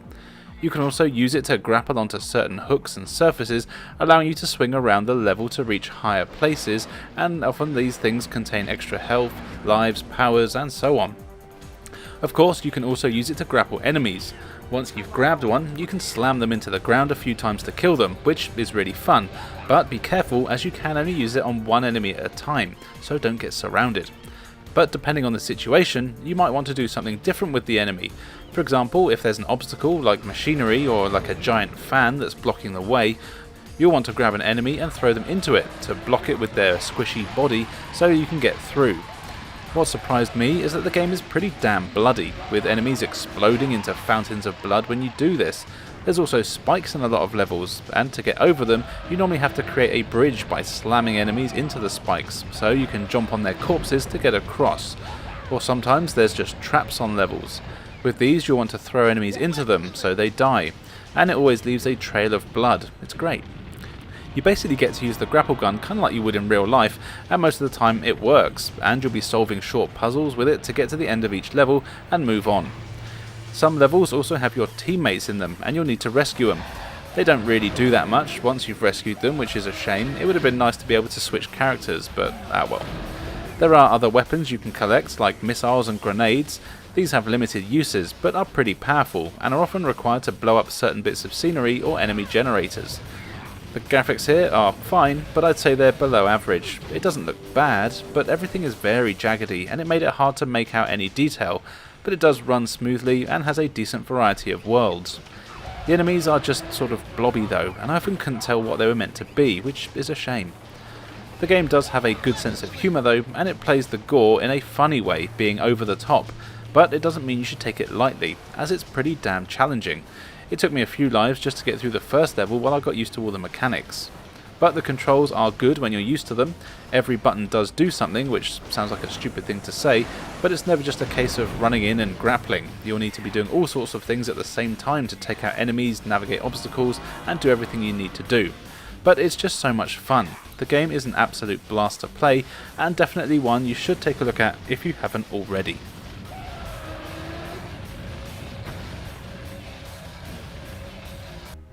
Time for Keaton to get a second mention in this video. He's a lucky nugget, isn't he? As he suggested this game, and it is the world of Dragon Warrior, Torneko the Last Hope. I may have said some of that wrong. As you probably expect from a Dragon Warrior game, this is an RPG, but unlike the games in the main series, this is one of those mystery dungeon games that a lot of other RPGs seem to have spin-off of, like the Pokemon Mystery Dungeon series. You play as Torneko, I think that's how you say it, who I believe is a side character from one of the later Dragon Warrior games, but I've only played the first two and haven't seen him, so don't quote me on that. Torneko is an awesome family man, and he returns home after what I presume is a quest of his own, only to discover that a curse has been placed on his village, so he has to set out to break the curse, which has caused all sorts of nasties to appear. Gameplay is all done from a top-down perspective, and you explore a series of dungeon-like maps all over a number of terrains like forests, deserts, castles, the usual RPG stuff. You move one square at a time, and the enemies do the same, with you taking it in turns to move and attack. Attacks are all done in real time and are easily done with a press of a button. Your goal in each map is just to find the staircase, and eventually a boss. All the levels are randomly generated every time, and it means that there are staircases that can appear immediately when you start the level, so you can just run straight to it and exit. However, this isn't always a good idea, as levels have loads of items and enemies for you to deal with as well. Items come in things like new weapons, armor, magic, health, food, and that sort of thing. You want to upgrade as much as possible, as the monsters can get pretty tough, and there's a few bosses in here too that take a hell of a beating. Also, killing enemies gives you XP to level up, so of course it's worth getting as strong as you can before moving on to the next dungeon. Torneko is also a man after my own heart, as if he doesn't eat regularly, he'll start to lose health because he's hungry. I can relate to that. Thankfully, there is plenty of food all around. Between levels, you go back to your town and have to wander around, where you visit shops to meet townsfolk to see what they have to say and progress the story. What's also interesting, and a mechanic I've seen in a few games like this since doing this series, is that when you finish a dungeon and go back to the village, you lose all your items and go back to level 1. However, you do get money, and shops are available, and the further you get, the better items you'll find. You'll need to make sure you go to the shops to equip yourself some decent items before you head into some of the tougher dungeons, as trying to punch massive monsters to death just isn't going to cut it. Thankfully, if you are able to run away for a while, your health will regenerate, though enemies will chase you, so be careful. The graphics here are all 2D sprites and they look good. It's nothing too impressive, but it is tough to be too critical as they clearly weren't going for anything amazing. But then again, it's not that much of an improvement over 16-bit games for the most part. The sounds here are the same, pretty much what you'd get in the SNES game, but I do really like the music. It's got a certain feel to it that I really like. It's kind of classical and a bit daft, but works really well. You've got plenty of opportunities to save your game here as well, which is great as it can take a while to get through, and it is one of those games that is very addictive, forcing you to do just one more dungeon every time. I had a lot of fun playing this, and if you're into RPGs, then I reckon it's worth checking out.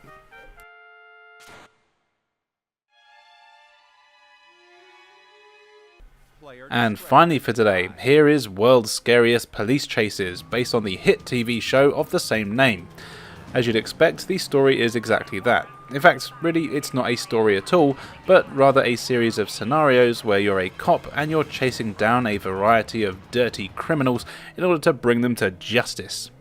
You have to go through your training first, but thankfully this is brief, and unlike certain other PlayStation 1 games where you are a driver behind the wheel, you'll be out on the roads here in no time. Each mission takes place in what is actually a pretty damn large area. However, you don't always get to explore, as you've got to make sure you're keeping up with the criminal that you're chasing, and if they get too far out of your sight, you'll fail the mission. Missions do also have other conditions that could lead to failure, like destroying evidence, missing something was dropped, and so on. This can sometimes be annoying, as you'll need to replay missions from the start every time, but really they're never too long and it's not a massive problem. There's also a sandbox mode where you can just drive around in a massive city as much as you want, and you'll eventually find wanted vehicles that you'll have to chase down and arrest. To do this, you've got a few options, and depending on the bad guy, you'll need to judge what to do. For some, you can just keep up with their vehicle and a bar will build up. When it gets to the top, then you'll pull them over and arrest them. If this doesn't work, then you'll need to ram into them. When you do this, a damage bar will appear. Get it to the top and they break down, but be careful as you also take damage, so you can smash up your car first if you don't hit them right. And if this isn't an option, then you'll have to resort to guns. You actually have a few weapons here you can unlock to use as you play, and you can switch between any that you've unlocked, or that are available for that specific mission. This lets you easily shoot at perps to quickly get them to surrender. However, you do have to be careful and you can't just shoot everyone. If you start shooting at someone that's only a lowly criminal, then you'll get done for excessive violence and fail the mission. So you do want to make sure that you assess each criminal correctly, so you do what you need to and you don't fail. Of course, if the enemy is shooting at you, then just blow their heads off, or tires out I suppose. The criminal AI is actually quite good, and they'll give you a run for your money, and they don't take the same route every time, so you actually do have to be on the lookout for them and can't just learn their route, except in training missions of course. There's also traffic and pedestrians to look out for. Killing them doesn't go down too well. The game looks really good actually, with a surprising amount of detail all over the place, and the massive cities have a really good draw distance and hardly any pop-up. It is actually very impressive for the PlayStation 1. There's even weather effects which are really cool as well. The controls are surprisingly good, it's easy to swing your vehicles around, and even driving and shooting is easily done. I really expected this to be a pretty crappy game, but actually I was very wrong. It has a hell of a lot going for it, and if you're a fan of driving games, this is definitely one I would recommend.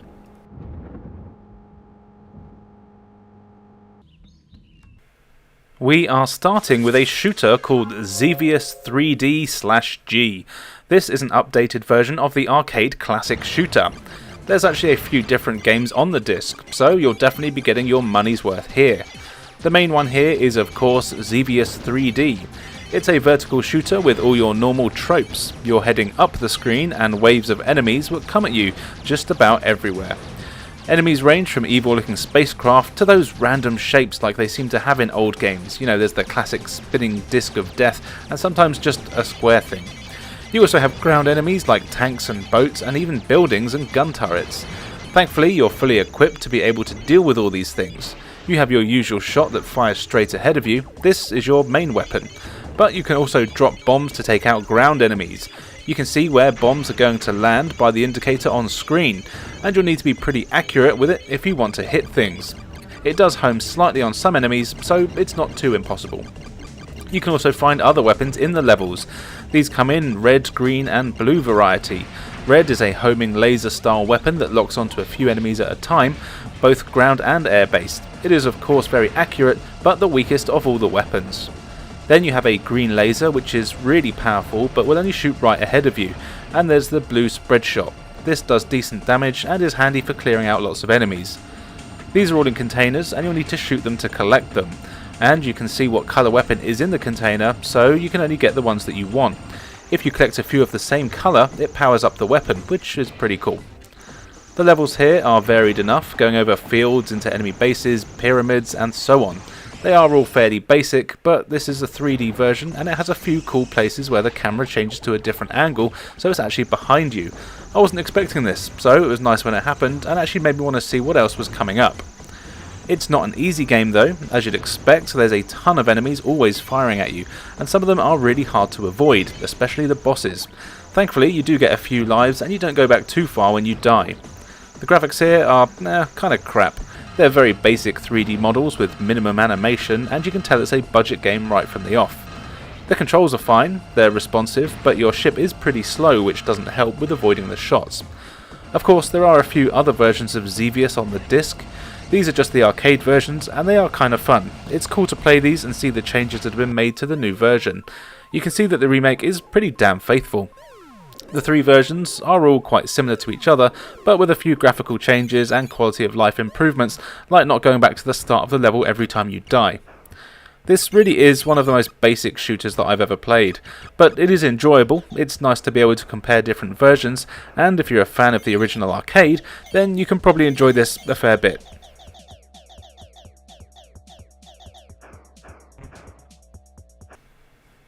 Fighting game time now with X-Men Children of the Atom, which is likely the most well-known game in this video.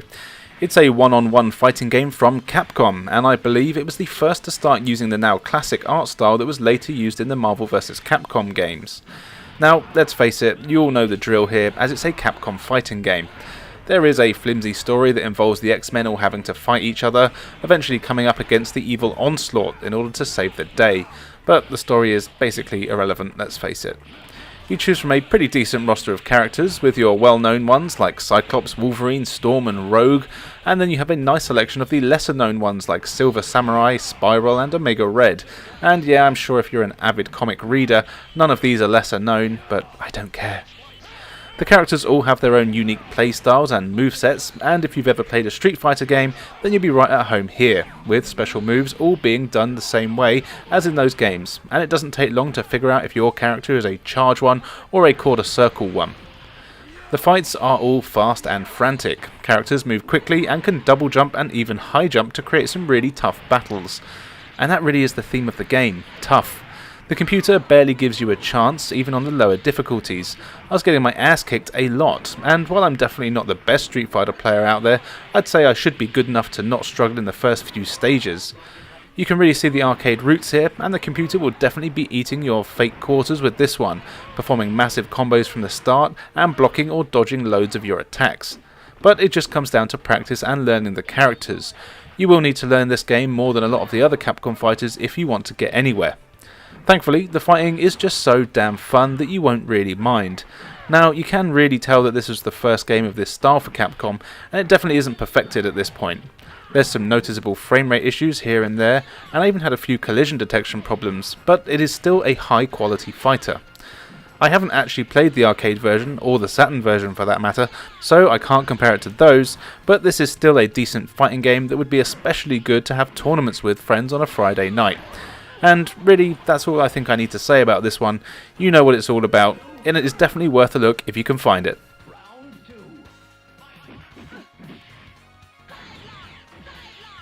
If you can't get enough of those X-Men, then why not take a look at X-Men Mutant Academy 2? This is another one-on-one fighting game starring a pretty big roster of mutants, again with all your favourites, and a few others that mainly the comic fans would know about. And what I mean by that is that I don't know them, which isn't much of a surprise. The story is basically the same here, with it being a flimsy reason for the X-Men to be having a scrap, but again, you can just ignore that, as it's barely mentioned anyway, other than in the ending movies for each of the characters, which are fairly throwaway. Now this one is a 2.5D fighter.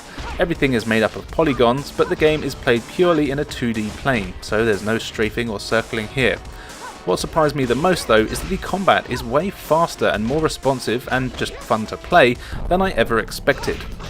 There is a real focus here on combos. Every button on the controller is an attack, and each character has their own special moves that are easy to pull off. As well as this, characters also have 3 super moves they can use, each of which having certain offensive or defensive properties. The combos are where it's at though, and these are really fun to learn, and you will need to learn some quite long button combinations, but it's also responsive and fast that what it leads to is fun. You're also given a reminder on how to do your special moves between each fight, which I really like. The computer fighters are a good challenge. They do sometimes feel a bit cheap, blocking or countering all your attacks or spamming the same one over and over again, but they are always beatable after a little bit of practice and learning what they do. This is certainly not as hard as the Capcom game. I found that some of the characters were really fun to play as, with Beast being a particular highlight for me, as he has some really cool looking combos. And while I didn't get to try every character, the ones that I did have a go with definitely had their own feel and were good to use. You've got a few game modes here, with your usual arcade mode where you just fight everyone, then you've got survival and training modes, which are pretty self-explanatory. It is worth doing the training when you start, as learning when and how to use special moves can be a little bit confusing. Graphically, the game here is excellent.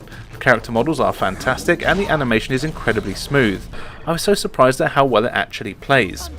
There's also a few secret characters to unlock, including Spider-Man. This was made by the people that did Tony Hawk's 2, and if you remember there, Spider-Man was a secret character. I was really hoping that Tony Hawk would be a character in this game, but sadly not. That would have been awesome having him fight against Magneto. But even without this, I really would recommend checking this game out. It's a really solid fighting game with a great roster of X-Men and women, great graphics and excellent fighting. Definitely not what I was expecting, if I'm honest.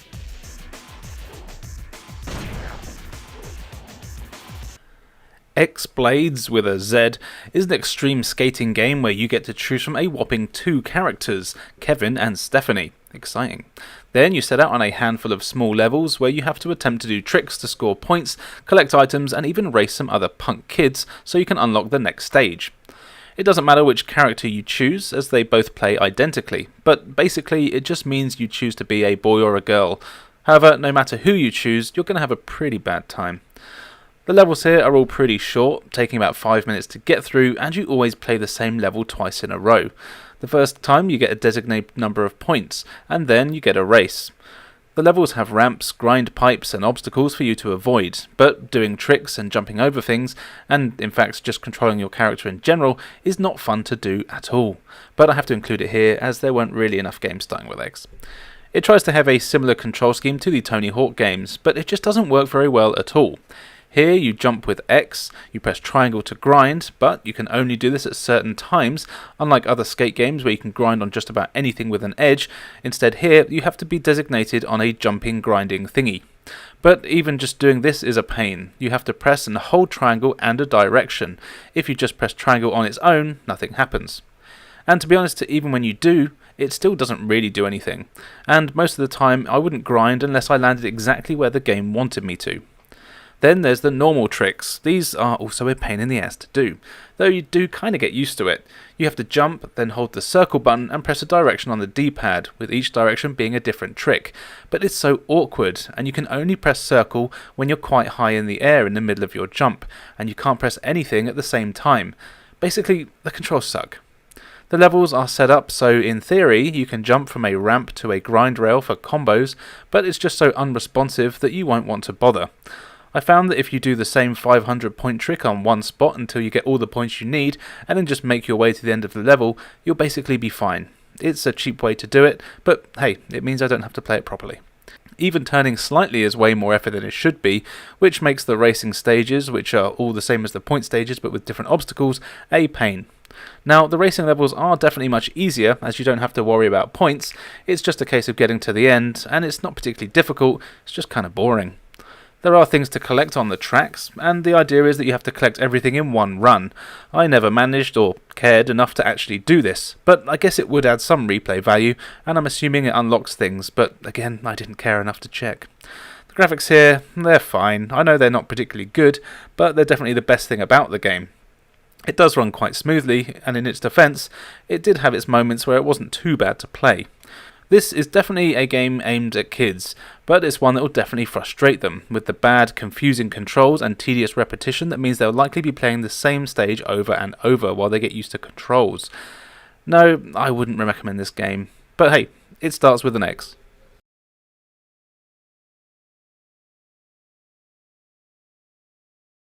The X-Files is a great point-and-click adventure game that spans over a whopping 4 discs, thanks to its FMV style, and it basically plays like an episode of the awesome show. The story goes that Mulder and Scully have gone missing, so a new recruit is given the task to helping track them down, and of course solve any mysteries along the way.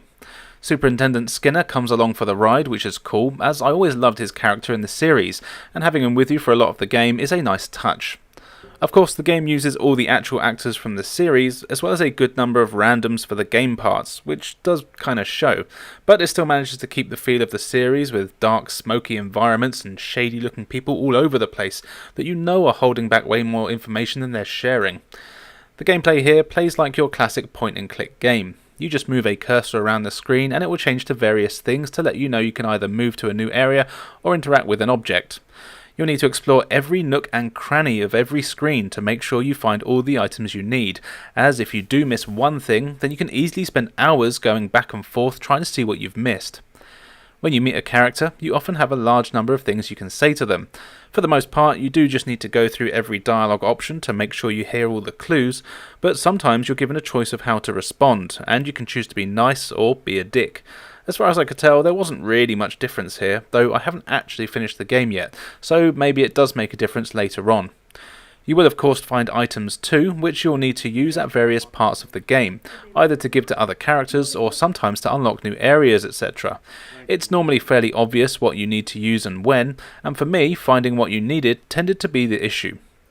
There are some cool touches in here too. You'll really need to keep an eye out for the clues, as you can run your own APB on things like phone numbers or car registrations to find out the names, addresses and last known locations of the owners. This then opens up new areas on your map, and you'll be travelling all over the place to track down Mulder and Scully. And tracking them down really is my biggest issue with the game, as actually exploring the environment is really a pain in the ass at times. The game is all still images, and you just move around kind of like a slideshow. It's really easy to get lost or forget how many screens left you need to go, etc.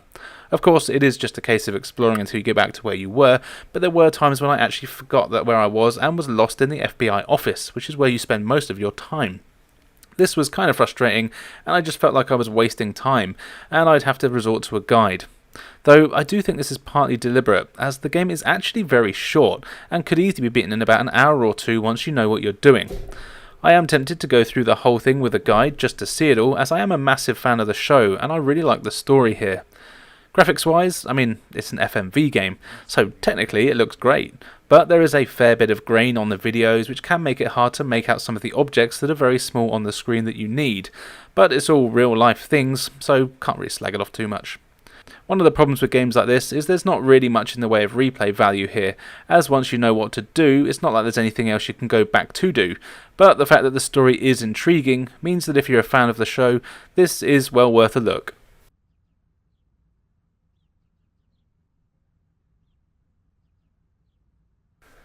XS Moto from the awesomely named Interactive Entertainment is a budget motorbike racing game. You have a few game modes here. There's a single race, which is exactly that. Then there's Championship, where you choose from a few bikes and then of course want to win as many races as you can. Doing this unlocks more bikes and tracks for you to use, which is always nice. There's also a skill mode where you're given various tasks like time trials or gates to slalom through, that sort of thing. The tracks you race on are all quite varied, they take place all over the world, and some are more straightforward, whereas others are crazy windy and you really need to take it slow. At the start of each race, you do a practice run where you set a time.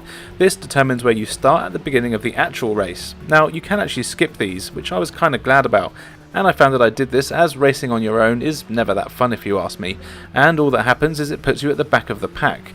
But the game is kind of decently balanced enough that this isn't really a problem, and you can still have a decent fair chance of winning. The other 7 computer races do a decent job and don't tend to make too many mistakes.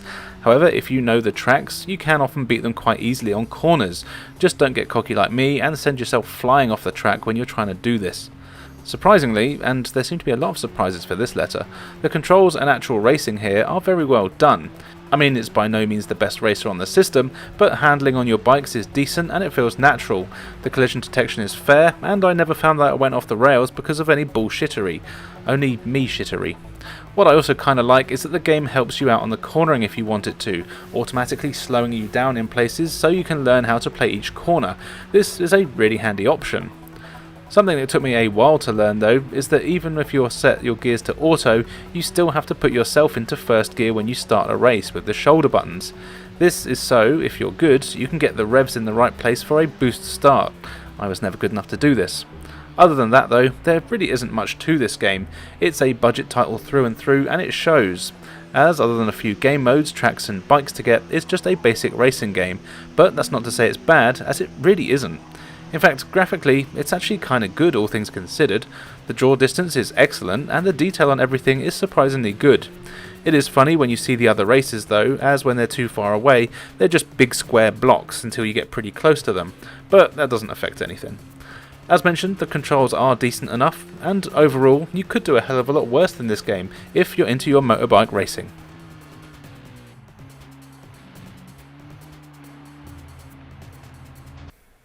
X TV Animation, something or other in Japanese, is a 3D fighting game that I think is based on a TV animated show based on the subtle clue in the title.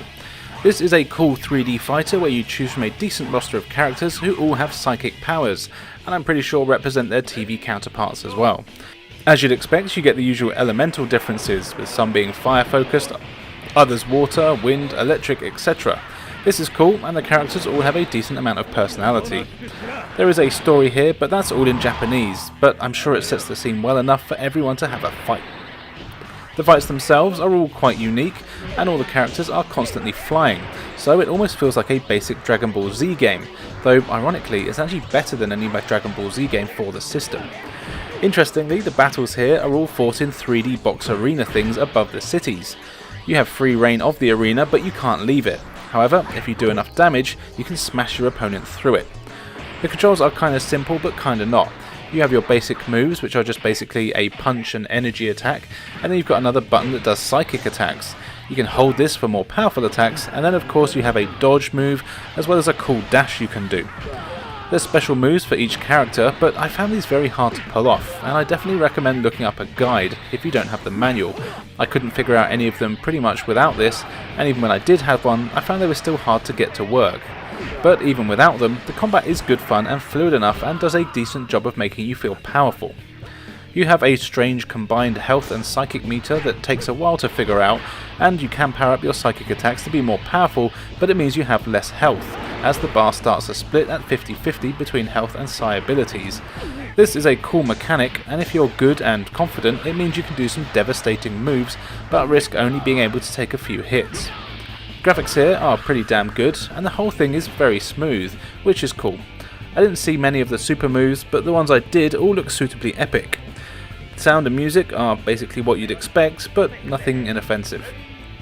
Now, the eagle-eyed ones of you out there might think that this game looks familiar, and that's because this is actually what the Psychic Force game that was featured in the letter P video is based on, with that game essentially being a reskin for the Western audiences, so it's not based on the cartoon. And that's why the eagle-eared listeners may have noticed that I just reskinned the old review from that game with some slight tweaks to review this one. But at the end of the day, it is still pretty fun and unique fighting game that takes a few games to get used to, but it is decent fun to play, and more importantly, it starts with the letter X.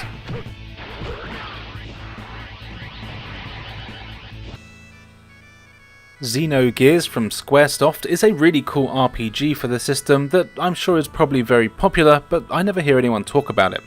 The story here is your usual RPG fare of orphans fulfilling their destiny and stopping an evil force from taking over the land. Of course, there's a million subplots, and I know, I counted them.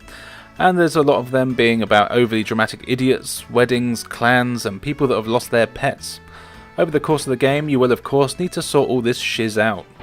Now, I'll level with you, I only had time to play this for the first 3 hours, and in that time I barely even got out of the first village, as this is a proper RPG with lots of talking and unskippable cutscenes, but I really did enjoy what I played for those 3 hours, and if I didn't have a real life, this would definitely be a game that I'd be going back to for a playthrough.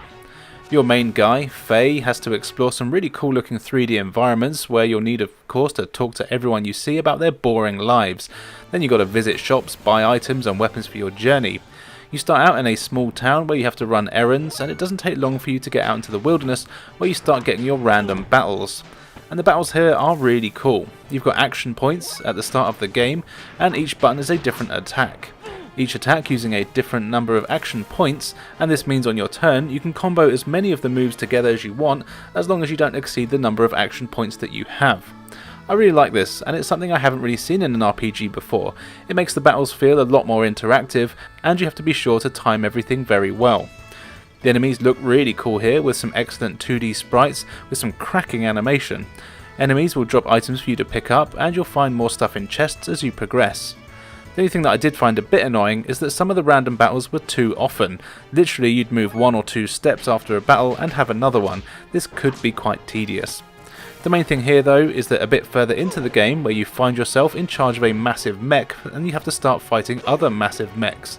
These battles are all in full 3D and look really cool, though disclaimer, I had to just look them up on YouTube as I just didn't have the time to get there myself. I do really like the blend of the two gameplay and graphical styles though, and it's really something that makes the game stand out from a lot of other RPGs that I've played. Though that's not saying much, as I've only played about 5 RPGs. I don't know where you people get the time. This is easily a 50-hour game or so. It is massive, with a ton to do. There's loads of characters and plenty of levelling up. As I said, I didn't have the chance to dive deep into it, but I did really like what I played. The controls are excellent and the battles are really cool. The graphics are great and I love this sort of style on the 32-bit systems, and overall it was an addictive game. Playing for 3 hours straight isn't something that many games get me to do. If you're a fan of RPGs, then I highly recommend checking this one out, but I'm sure you probably have. And I'm sure someone in the comments below can tell you more about why you should get this game.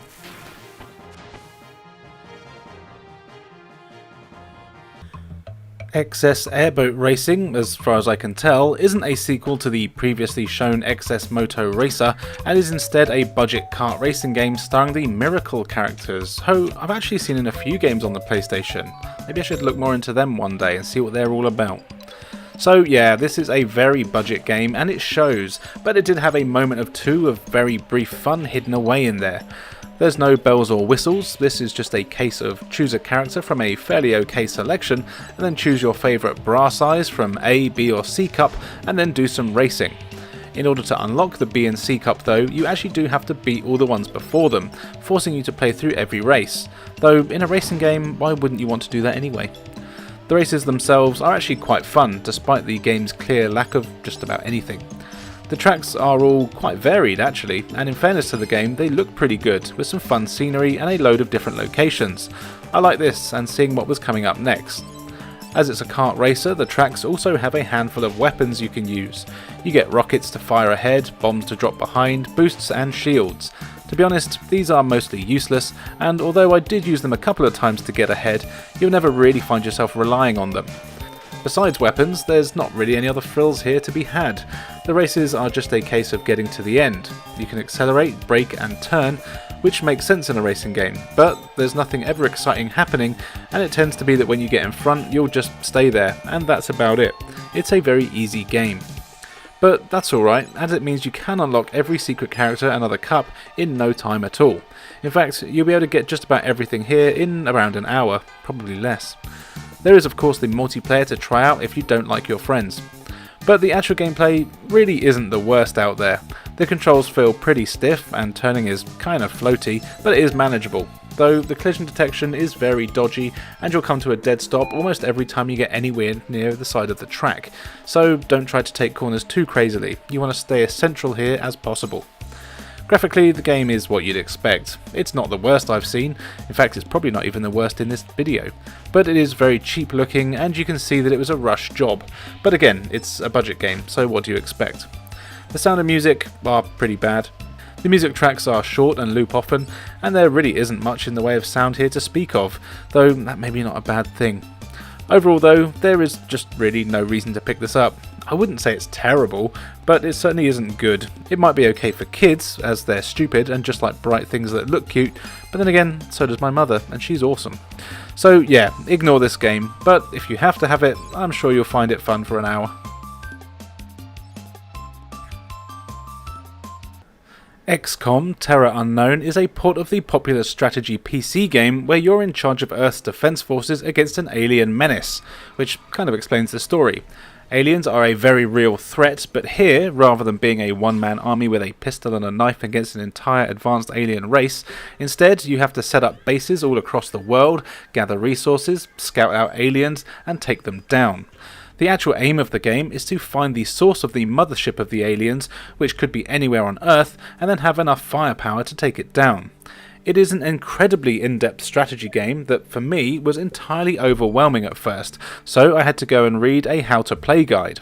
Once I'd done that, I actually had loads of fun with this one, and it's a game that I would definitely recommend. You start with needing to choose where your base is somewhere on the world.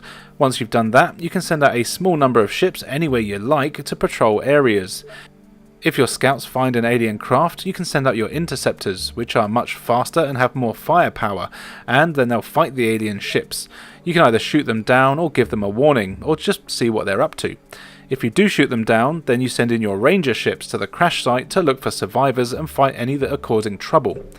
But there's just so much more to it than I'll ever be able to explain. As you play, you upgrade your bases and you get money. You can use this to build more bases all over the world, so you have units ready no matter where aliens appear. You can also capture aliens to learn intel and get new tech, which can be used to make your units stronger. As well as this, you need to keep an eye on the graphs that show data on UFO sightings and that sort of thing, so you can best guess where they might appear. You also get intel on all of yours and the enemy ships, which you'll need to learn so you're equipped for any battles. The map screen can be confusing at first, and it's not all that intuitive with how you actually move around or play the game at all. There's no in-game tutorials, and you'll definitely need a guide of some sort here, as it's really not obvious what you need to do or how you do it. Similarly, when you're in a battle phase, you'll be sending out your troops you've been training.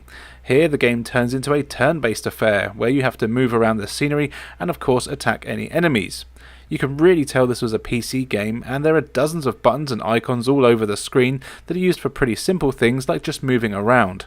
In fact, there were way too many, and I still have no idea what half of the buttons are used for. They could definitely have had a better menu system.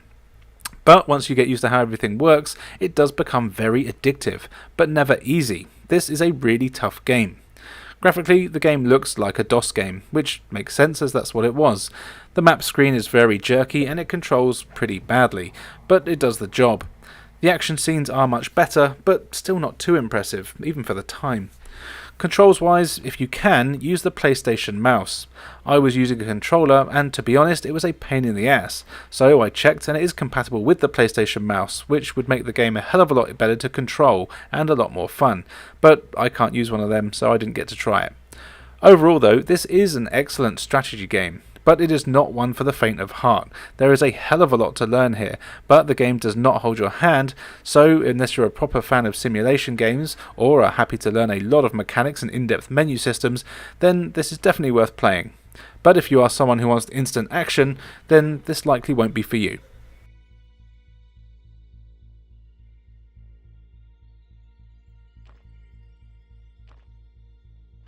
And finally for today, here is Xena Warrior Princess, based on the hit TV show starring the wonderful Lucy Lawless. You are of course Xena, and you have to travel around ancient Greek sort of times. I was never entirely sure where it was set, where a bunch of evil bandit people have kidnapped your lady friend, who you may or may not be shagging, Gabrielle. So, being the good warrior princess you are, you set off through mountaintops, rundown villages, and even dangerous caverns to get her back. As it turns out, she's going to be used as a sacrifice, which is unfortunate for her. Thankfully, as Xena is indeed a hard bastard, you have a load of moves at your disposal that you'll need to take out the hordes of enemies that think they can take you on. Idiots. The levels are all fairly linear, and the usual thing is that you'll run into an area where you have to fight a bunch of enemies, and then you'll get a key or a door will just magically open. You have a couple of attack buttons. There's your sword attack and a kick, Each of these have a few different combos you can do, usually by just hammering the button, and you can also do different attacks when you're running or jumping. You also have a pretty decent block and dodge button. If you hold the block button and then press a direction on the D-pad, you'll dodge in that direction. This is handy for getting behind enemies, which can be doubly handy as a lot of them have shields that you'll need to get past. Now, there isn't really much difference in between using your kicks or the sword, as the attacks just seem as powerful no matter which one you use, but it's cool to mix up the combos and the fighting actually feels pretty good. Then there's your chakram, a frisbee blade thing that you can throw. What's cool is that you actually control it, and it's pretty damn powerful and very useful for taking down enemies. You'll be using it a lot to knock archers off of ledges, or even solve simple puzzles like hitting switches or breaking chains on bridges. And don't worry, it always comes back to you. In fact, there are a few puzzles in the levels, like having to knock down a beehive and have the bees chase you to a cyclops who's guarding a bridge, because he's scared of bees. These little things are a nice touch and do show the silly humour that popped up in the show. There's also loads of items in the game, mainly health potions, but you also get things that make you more powerful or give your sword magic properties. What I like with the health potions is that you can carry loads of them, and you use them automatically when your health is lower than the potion gives you, if that makes sense. So you never waste one basically, you always get the maximum health back from when it's needed. Graphically, the game is good, but it's not great, I'll be honest. The cutscenes do have a certain charm, and to be fair, there is a decent amount of enemies and stages, but none of the character models will blow you away. The controls are pretty good here too. I never really had any trouble doing what I wanted to. The only thing that is a bit annoying is that you have to wait for your animations to stop before you can start blocking, which is a pain. Other than that though, this is genuinely a pretty damn good game. It's well made, and even though it's short and you'll likely beat it in a couple of hours, it is way better than it has any right to be, especially for a licensed game. But who doesn't love a bit of Xena though? This is definitely one I would recommend playing. It's a really fun time.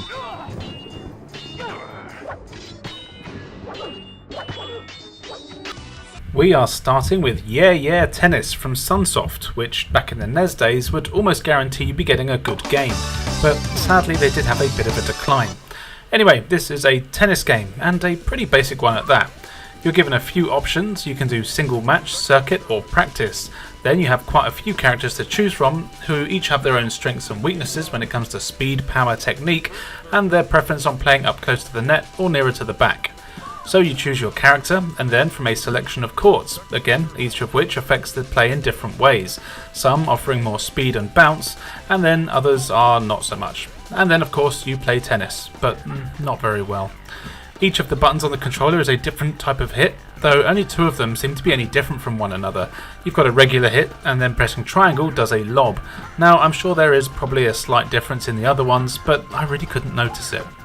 You can direct your hit by holding a direction, as well as holding up or down to send the ball closer to or further from the net.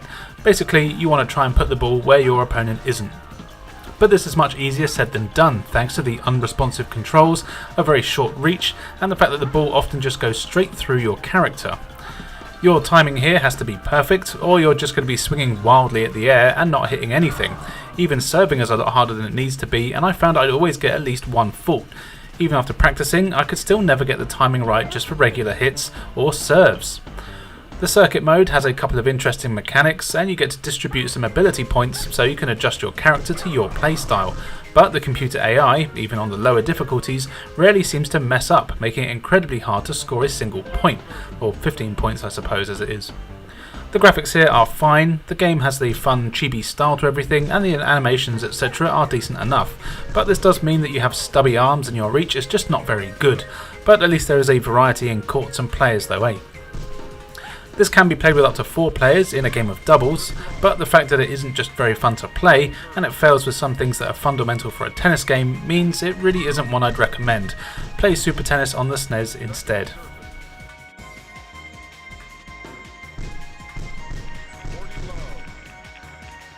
Okay, disclaimer here, Yu-Gi-Oh! Is not something I've ever had any interest in.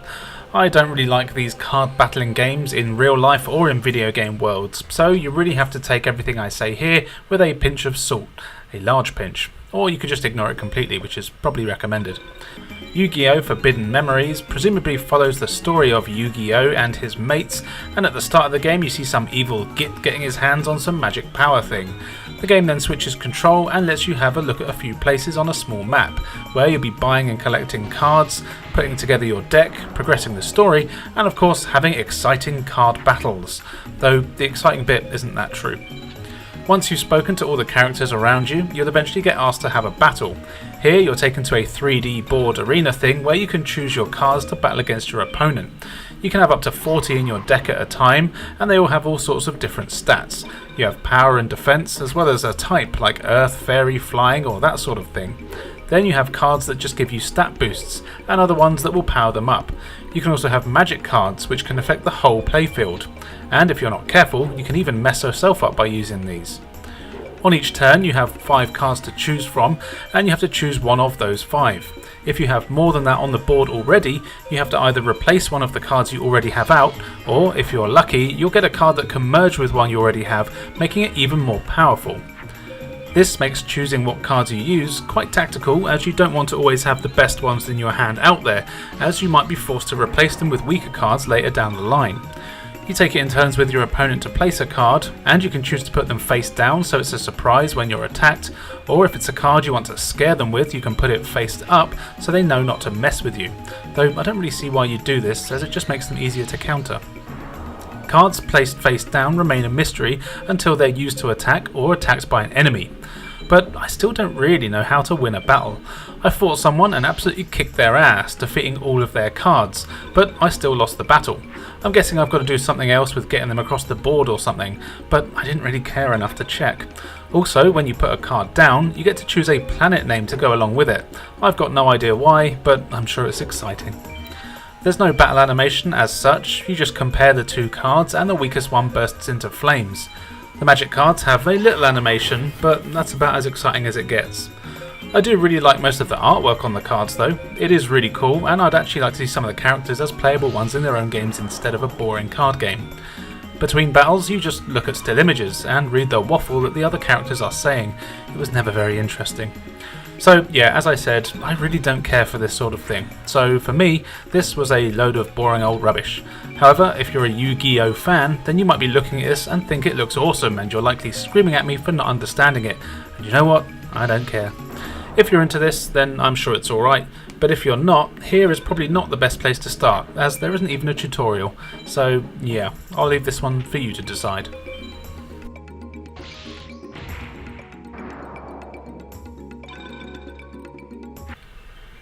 Yay, another Yu-Gi-Oh game. This one is called Monster Capsule Breed and Battle, and I actually think I would have enjoyed this one if I knew what the hell was happening. It is a Japan only game, you see, and in fact there's a lot of those in this video, so if you're a racist you might not want to hang around. Anyway, here you have to breed and grow your own monsters, and then of course battle them. You can grow up to 6 monsters at a time, choosing the terrain and the eggs that they're incubated in, as well as the scenery. Once you've set up their landscape, your egg appears, of which you have a choice of colours. Depending on the combination of everything you use, you'll hatch a different monster, which you can then feed and train to make it all tough and that. When your monsters are ready, you can use them in a turn-based strategy game where you'll fight other monsters and get access to new ones. In these parts, you're in a square board, and you can move around and attack. All your attacks and movement speed are dependent on how well you've raised your monsters, or if you can't be asked, you can use some of the default monsters, but they're pretty damn weak. You take it in turns with your opponents to move your monsters around the board and attack one another, the goal being to destroy the egg of your opponent or just kill all their monsters before they get to yours. It's kind of like chess thing with monsters moving differently. Some can only go forward or back, some only diagonally, and some can only jump to every other square and so on. So you'll need to learn the strategies for the monsters you raise. Of course, the big issue with the game for me is that it's all in Japanese, so I didn't have a clue what anything meant. For the most part, you could figure out the menus, and most of the time I had the option to cancel my previous action, so was able to use a lot of trial and error. But making strong monsters was tough, because I didn't know what the things I was doing to them was actually doing to them in terms of making their stats better. The graphics are all 2D sprites and they look fine, but nothing you haven't seen before and not really anything better than the 16-bit consoles. However, the gameplay is actually pretty good, and believe it or not, I do enjoy games like this, and actually making these monsters was kind of fun. I just wish I could have understood some of it.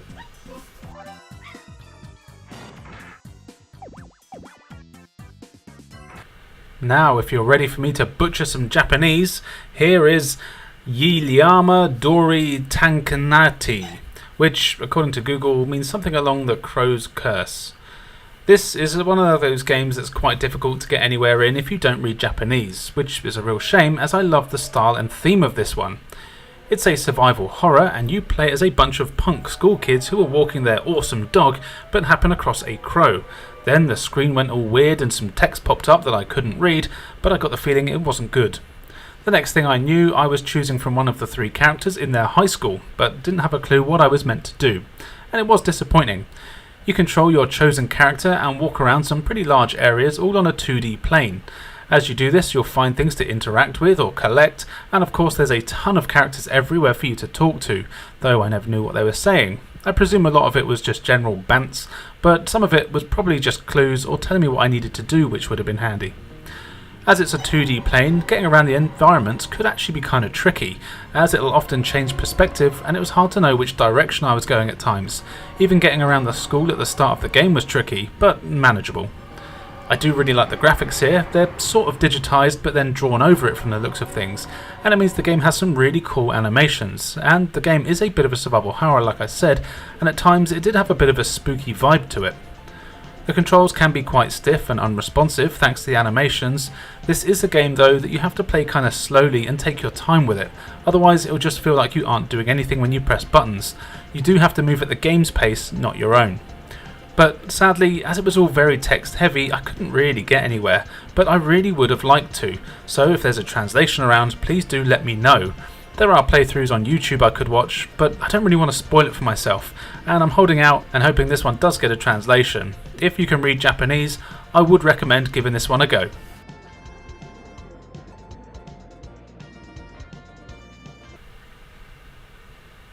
Let's have something us stupid Westerners can understand, but barely. Here is You Don't Know Jack. Now, if you're cool like me, you're familiar with the Jackbox games, and this is where it all started. You Don't Know Jack is a quiz game for up to 3 players, which is a stupid number of players, but hey, we move on. There is only one game mode here, which is a crazy quiz that features thousands of irreverent questions on wacky topics that are deliberately worded strangely and are likely things that none of us would really know. To play the game is simple. You and your friends grab a controller. The question is then read out, and if you know the answer, you can buzz in to have your guess. If you get it right, you win fake money. Get it wrong and you lose that amount of money. Simple. You always have a choice of 4 answers and you can choose the topic before the question is asked. As well as regular questions, you have other types of things to answer, like word association. So a word will be on the screen and then other words will flash up on the screen for a second or 2. If it's something that relates to that main word, you hit your buzzer to get points. It's all very simple, and played with friends, it's a lot of fun. It only lasts a short while, so you'll likely find yourself playing a few rounds of an evening. I actually used to play this game quite a lot in college with some friends, and we had a blast. You can play it on your own, but there's really no point. Playing it again for this video, I did still have fun with it, but it does start to show a few issues, which might just be me being older and more grumpy. Firstly, I really can't stand the commentator. He's not funny or wacky, he is just annoying, which is something that applies to all the modern Jackbox games too. None of the talking is skippable, so you'll hear the same shit jokes between rounds quite often. Also, and something that's common with any quiz game really, is that the developers forgot that the rest of the world exists, so most of the questions are America based. Now, to be fair, it's unlikely that most people will know the answers to any of the questions here, but being one of the 12 people that does live outside the US, it would have been nice to have seen fewer of these. I mean, it might be that I was just unlucky and got given a few particularly America-heavy rounds, but who knows. Something you can do when playing against others is screw them over. You can press your screw button, and this lets you force another player to answering a question and inevitably losing points. This is a great way to keep things even. You can only use it once per game though. And that's all there is to it really, it's a quiz game. There's nothing else to do here, but it can be good fun with a few friends and would be a perfect drinking game. Give this one a try, next time it's party night. Let's see what happens. You're the best and not the worst, but let's see how your overall score looks. Well, it seems we're moving on now. Let's see what's... If you want more quizzes, then You Don't Know Jack 2 is for you. It's basically the same game, but has had a slight facelift with better user interface. There's thousands of more questions here, all based on wacky topics with answers that it's unlikely you'll know. Interestingly, some things seem to have been removed here.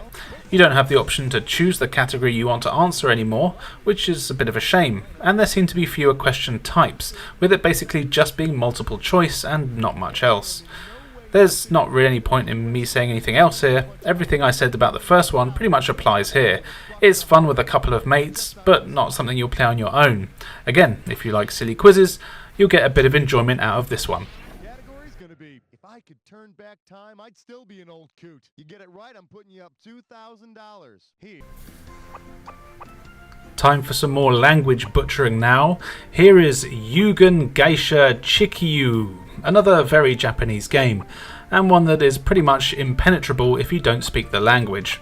From what I can gather, you are part of an army squad who have to command a number of vehicles and mechs, and the game plays out like a cross between a visual novel, a dating sim, and a strategy game. You have to wade through a huge amount of unskippable story and text here. Now, presumably if you can understand it, this isn't a problem. You meet loads of characters and they all have way too much to say. After what felt like hours, I was given a few menus where I fumbled my way around. Here you get to choose from some of the characters you've met and been introduced to, and from what I can tell you've got different training options for them which affect their stats.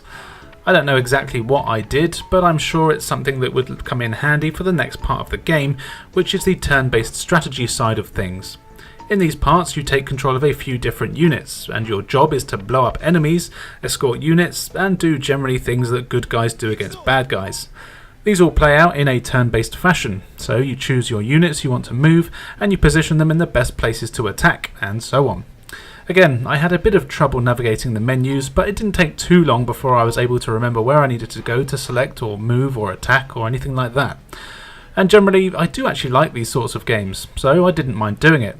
It's just a shame that it took so long to actually get there. There was nearly 30 minutes of people talking before I got to play this part of the game, which isn't really something that appeals to me. And of course, after this you also have a lot of drawn out dialogue. But again, I do have to stress this isn't really a bad thing, it's just that when you can't understand it, it becomes quite tedious. So yeah, that's all I can really tell you about this one. I don't think this is a bad game, it's just not an accessible one. But do give it a go if you can read the language and like playing with tacticals.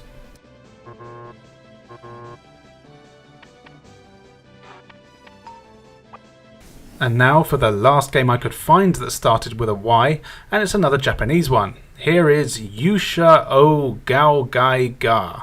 Stupid name. It's another game that is mostly reading, but with some mini-games thrown in for good measure. The story, as far as I can tell, is that you're part of a crew that works at a cool water park that definitely doesn't mistreat its animals. There's a million years worth of talking here, where it looks like some of the parts of the park are just looking a bit miserable, and there's even an evil monster looking thing that seems to be just watching you and laughing creepily. Then all of a sudden there were video clips showing Power Ranger style mechs and super people. I really have no idea what was going on, but I kind of wish I do now, you know. After a while I was suddenly riding on the back of a killer whale and jumping through hoops. This part was kind of fun, but then it was back to more talking. The Japanese sure do like their reading, just shows how stupid and impatient us Westerners are. Thankfully, you can skip most of the dialogue here, though it was kind of interesting to see all the weird stuff that was going on. But there's mini-games thrown into the mix, which are actually quite fun and unique to play. The controls for these are decent enough, though the instructions are all in Japanese, so I was never totally sure what I was meant to be doing, but through a bit of trial and error, I did soon sort it out and was able to beat a couple of them. Again, I can't really give a proper opinion on this one, but it was kind of fun. It looks decent, and the mini-games I got to try were fine, though I can't really see this being a game that many people will care about or ever want to play.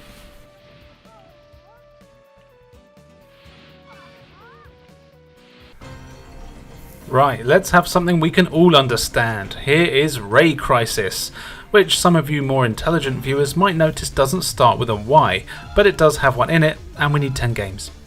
Ray Crisis is a vertical shooter where you are of course a future spaceship thingy that has to take on an evil supercomputer and is causing all sorts of problems. There is more to the story about cloning and viruses, but all you really need to know is that you move up the screen and shoot anything that moves. What's cool is that you get to choose from a few different levels, and which order you want to play them in, and there's also a few different ships to play in as well, each of which have their own weapons. Each ship has a standard laser which generally fires pretty fast and is good for dealing with most regular enemies. Then you've got a lock-on attack which has a shorter range but tends to be more powerful and of course has the added bonus of locking onto enemies. And then there's the screen clearing blast which you can use once you've built up a bar at the bottom of the screen. You don't get many of these per level, so make sure to use it when you're in real need. The gameplay itself is your standard shooter fare, but it's pretty well done. You get loads of deadly enemies on the screen and eventually you'll come to a massive boss that needs a good kicking. These bosses are generally tough and you'll die a lot at first while trying to figure out their patterns and how their attacks work.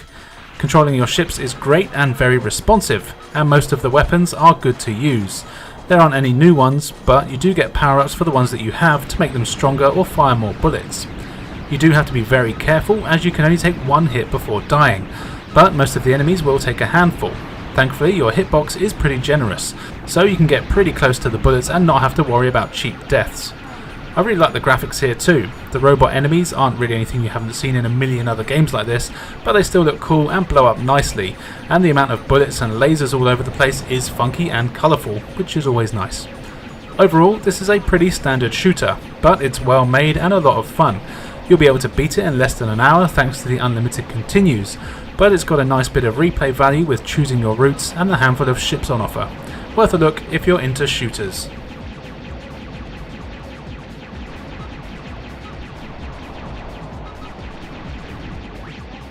And finally for today, in what is a much shorter video than usual, here is Magical Drop 3, Yokuba, which also has a Y in it.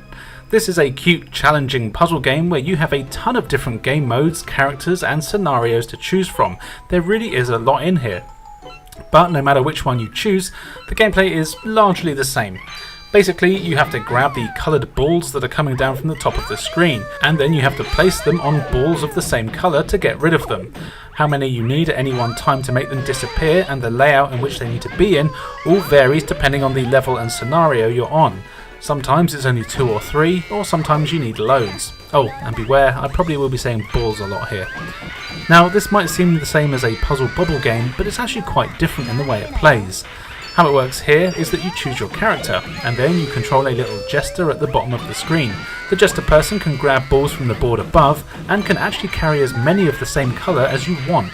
But you have to be careful when you're doing this, as you don't want to grab all of the ones of the same colour, as you need to throw them back to another one of the same colour in order for them to disappear. This adds a lot of strategy when it comes to making combos, which of course is what you really want to do.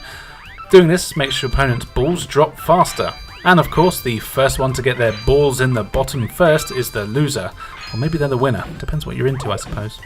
But you don't always battle against people. Sometimes you have a single screen and your goal is just to clear all the balls to progress. Or there's puzzle levels where you only have a certain number of moves to clear all the balls, so you really have to plan your moves. There is a surprising amount in here. There's also a story mode, which is all in Japanese, but that's alright as it's basically just an excuse to battle the cute anime women. Then there's a board game mode where you roll a dice to move around a board and you get various games depending on the spaces you land on. It's all very exciting. Which sounded sarcastic, but I genuinely had a lot of fun with this game and I couldn't stop playing it after I got used to how it all worked. Now it's not easy, a lot of the computer opponents are very unforgiving and I got absolutely owned my first few games, which was sad. But I got over it and I learnt to make combos, and then I started winning and I had a great time with this one. The graphics are all 2D sprites, and they are what you expect from a game like this. They're nothing special, but they're not bad. In fact, I do kinda like the style. There's a few cutscenes which are all just still images, but it does look decent enough. Of course, the controls are simple, but they are great and incredibly responsive, so when you know what you're doing, you'll likely be hooked like I was.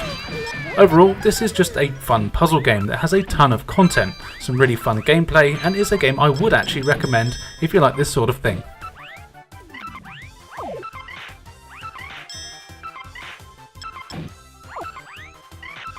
Let's start with a game that is just called Zed, and apparently yes it is pronounced Zed. Zed is a strategy game where you control an army of robots trying to take control of various planets. The story of course tells you about the red and blue factions who both want to take over for their own purposes, but it's mostly just ignorable. This is a real-time strategy game, but it plays a lot differently to games like Command & Conquer. Here, all the levels are divided into sections and shown on a map. Each section has a flag that you need to capture, and then that is part of your territory. Usually, each section of the map contains something that you then need to control. This might include a soldier building factory, a vehicle building factory, sentry guns, and that sort of thing. The buildings are all automatically built and have their own timers on them that are constantly counting down. When they get to 0, units of whatever colour army currently holds that part of the map are made.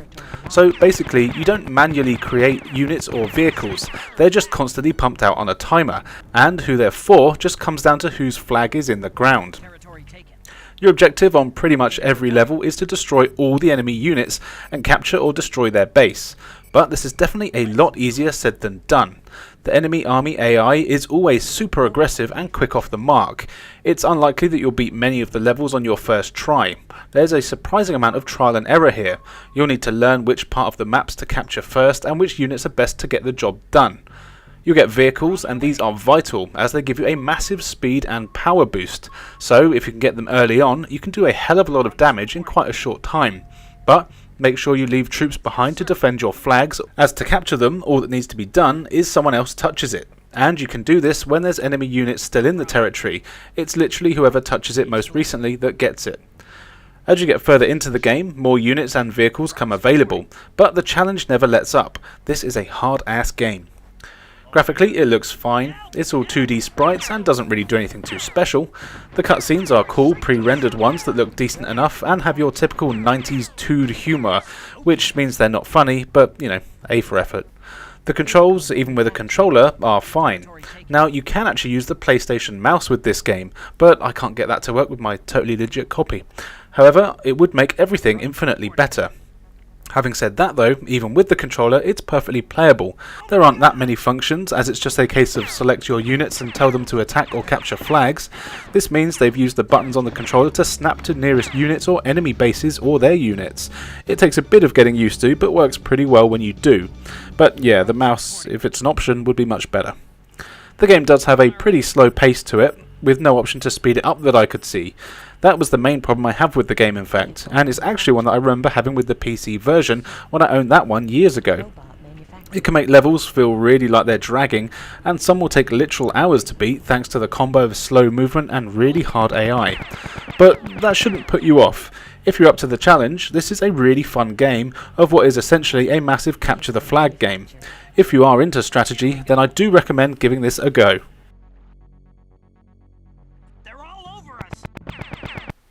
Fighting game time now, and it's been a while since we've had one of these, it feels like. This is Zero Divide. Zero Divide is very clearly an early 3D fighter for the system, featuring a cast entirely made up of robot fighters. Obviously the developers saw how good Rise of the Robots was on their 16-bit systems and wanted a bit of that sweet action. Though I am at least happy to say that this is better than those games, not that that's saying too much. There is a nonsense story, of course, with robots and AI and all that, but it makes no difference here. Then you have a semi-decent roster of 8 characters, each of which has the usual fighting game tropes of the all-rounders, the faster weaker ones, and the slower stronger ones. And when I say that, I don't mean it in a bad way, I think it's got to be like that to be fair. The designs of the robots are actually kind of cool. Most of them are humanoid things, and of course there's also a robot with big boobs, because you've got to have that. Most of them are actually all animal-like, with robots looking like scorpions, gorillas, cats, and even a dragon. Each one has their own special moves which are pulled off reasonably easily, which I was surprised at. In fact, the game does kind of feel like Virtua Fighter to me in the way that everyone moves and jumps and attacks. The fights all take place in relatively small arenas, and you can knock your opponent off them, or deplete their life bar to win a round. Best 2 of 3 is the victor. The actual fighting itself can be hit and miss, but it's mostly quite fun. You have an attack button, a block, and a counter, and as mentioned, a few special moves per character that you'll want to get used to get the advantage. What's cool is that as you fight, you damage your opponent's limbs, so they do less damage and take more. Eventually you can destroy some of them as well, which is a nice touch, though it doesn't happen all that often. I did find that the AI is a little bit all over the place. Some of the characters are incredibly hard to fight, and I would lose constantly on the same couple of opponents, whereas others seem to be quite brain dead. And this didn't seem to matter when you faced them either, so it wasn't like they were easy to start and get harder as you progress. Also, I did find that with some characters I could spam the same move over and over and there was nothing they could do about it. But again, there were other times where I couldn't get a move in edgeways. It was very inconsistent and kind of annoying, to be honest. But the actual fighting, while a little stiff at times, was pretty solid, which, I'll be honest, I didn't expect. The graphics are decent enough for an early game and it all moves at a good pace and is pretty smooth in terms of animation. It is pretty bare bones with game modes here, with a one-player mode and a versus, and that's all you get. Though that's not really a massive problem in a game like this, though sometimes I do like to check out practice mode so I can learn some of them sweet moves. But overall, this is a fine fighting game. It's not going to blow you away, but you could certainly do worse.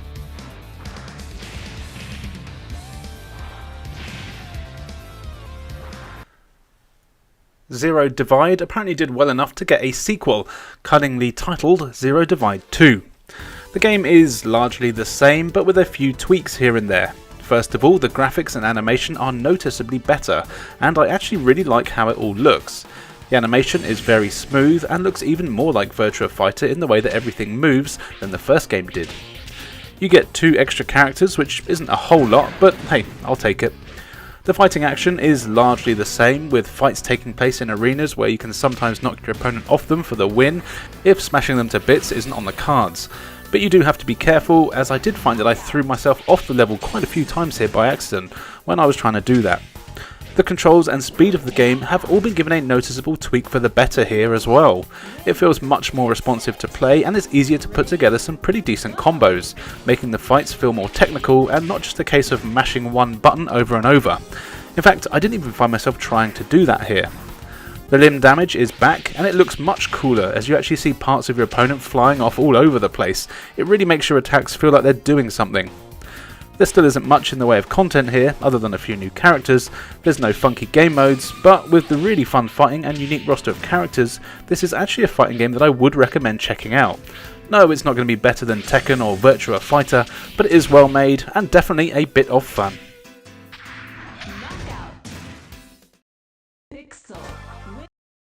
How about we go over the pond for the last time in this series for a few games that only came out in Japan, possibly. This one is Zuto Isho, with me every time. And hooray, it's a visual novel dating sim thing. Oh, how I love these types of games.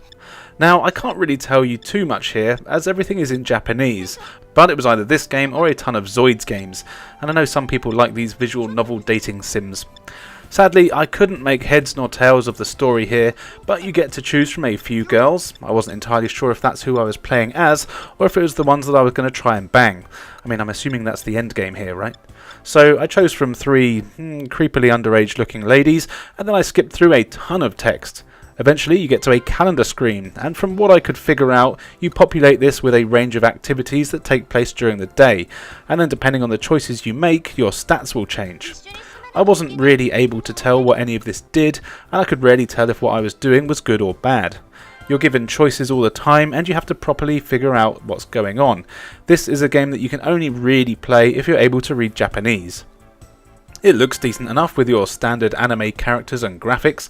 There's some good animated cutscenes in here, but the majority of the game is all still screens with a bit of animation on the mouths and eyes, but yeah, that's fine. Most of the characters are voiced, which is nice. The game is all menu based, so I guess the controls couldn't be any better, so no complaints there. Overall, I can't of course really tell you anything about this game. It might be terrible, it might be good fun. If you like visual novel dating sim games and can read Japanese, then you might like it, but if not, then there's really no reason to even give it a try.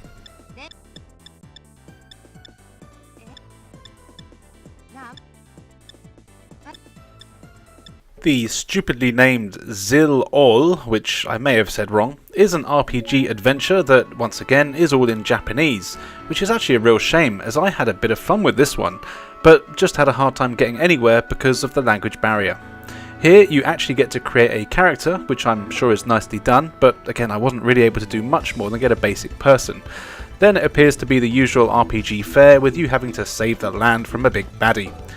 You start off fighting wheat animals in a forest before exploring a town where people talk a lot, and then you set out with some other characters to do your usual RPG stuff.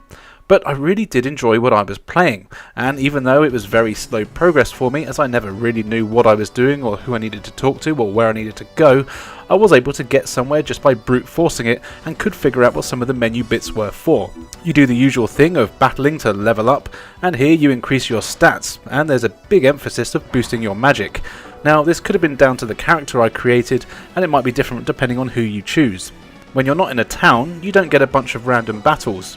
Instead, you can see the enemies on the map, and you can choose to ignore them if you want to, but you'll want to fight as much as you can to get that sweet XP, and the battles here are really good fun. They're all in 3D, and you choose your attacks, magic or defense for each of your characters, much as you do in any 3D turn-based game. What's nice is that after the battle you have a few seconds of immunity, so you won't immediately go into another battle if you're close to an enemy. You can run past them if you do want to. The graphics here are really cool, and while the characters aren't really the best by any means, the monsters do look decent and the FMV cutscenes are all really fun. It was a real shame that I wasn't able to understand anything that was going on. The controls work fine here, and playing the game is actually easy enough to figure out even if you don't know the language. Again, I can't tell you too much here. I was really hoping to find a translated version of this one, as I did have a good time with it, and I think it's one that I'd like to come back to at some point. Maybe down the line one of the kind translation groups will do that, though there is a hell of a lot of text here to go through. But yeah, if you're able to, I would recommend giving this a go.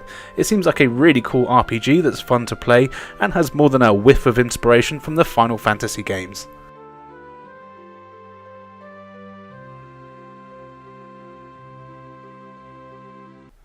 Here is Zoids, Empire vs Republic. It's a strategy RPG. Now, I've been aware of Zoids for years now, as I used to play Zoids games on my Commodore 64, but I don't really know anything about them. What I do know is that they're a Japanese creation and are giant robot dinosaurs that battle, which is exactly my kind of thing, so it is surprising that I don't know more about Zoids. I guess I was just more of a Dino Riders kid. Anyway, the game here lets you choose from two factions, and then you battle it out with an army of robot dinosaurs in turn-based fashion. The way it works is that before each battle you get to choose your robots that will take part in the mission, with each mission only allowing a certain number of units. Then you're put on a hexagon grid based world where of course each unit can move and attack as much as their stats allow them. So you'll be moving your units around a board looking for the hidden treasure, which is highlighted with a glow at the start of your turn. This gives you free money. Then when you're in range of an enemy, the option to attack appears. Then the game turns into a 3D turn-based battle that looks great. As you'd expect, you choose to attack, defend, run, or a few other things that I couldn't quite figure out, and you battle the other robots to their death. The battles are quite short, but they look great, and each attack has its own animation, which is very nice. When you defeat an enemy, make sure you then use a turn to stand on their corpse as you'll salvage money from them. Missions are your usual thing of killing everyone else, capturing an enemy base, or surviving a certain number of turns, and they can get quite tricky quite quickly, especially if you're not totally sure what's happening most of the time, like I wasn't. Your units will also level up as you play, dealing more damage and being able to take more. As well as this, between missions you can buy and sell your Zoids, allowing you to get rid of any crappy ones and upgrade to much better ones. You can also kit out the ones that you have with new weapons and armour, so you'll probably find that you'll keep hold of some of the early ones as they'll get pretty damn powerful. You will need to be a certain level to use some of the stuff in the shops as well. There's also a load of intel, map details and other bits of text available, but I couldn't really figure it out. However, I didn't really have too much trouble figuring out most of the menus and was actually able to make a decent bit of progress in this one. And you know what? I had loads of fun doing so. I really enjoyed playing this game and I found it incredibly addictive. And seeing the number of robots available in the shop that I couldn't quite afford made me really want to keep coming back to see what I could buy. Each of the factions has their own units, and of course the bad guys tend to get the cooler ones.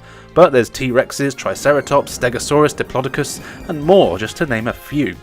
The graphics here are decent. Now a lot of it is menus and stills, and the map sections are actually pretty lackluster to be honest, and they even manage to be quite jerky somehow.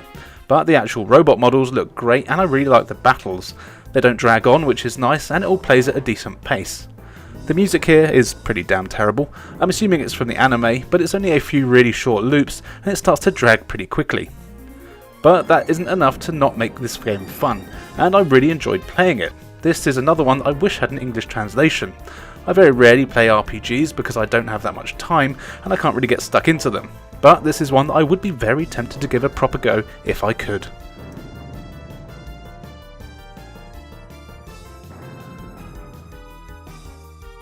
The last Japan-only game is Zyram Zone, which is another one I may have said wrong. Soz. This is a really cool side-scrolling beat-em-up. I've got no idea what the story is, but you play as a sexy woman that kicks and punches things, and there's evil floating heads that seem to have sent a bunch of strange-looking monsters to do naughty things that deserve a kicking. The game plays mostly on a 2D plane, but at certain points you can use the shoulder buttons to jump between the foreground and background, and in other sections, actually against the bosses, you can actually strafe. This can be where it takes a while to get used to, but it does end up working quite well. There's sections of levels with death pits or obstacles, so you'll be forced to use it sooner or later, but it comes in very handy for dodging enemies. Enemies, of course, come in all sorts of shapes and sizes, and there tends to be a fair few on screen at once. It can actually be quite easy to get overwhelmed by them. Thankfully, you have some decent combos. You've got a weak and strong punch and kick, and of course there's access to a few different combos with different combinations of button presses.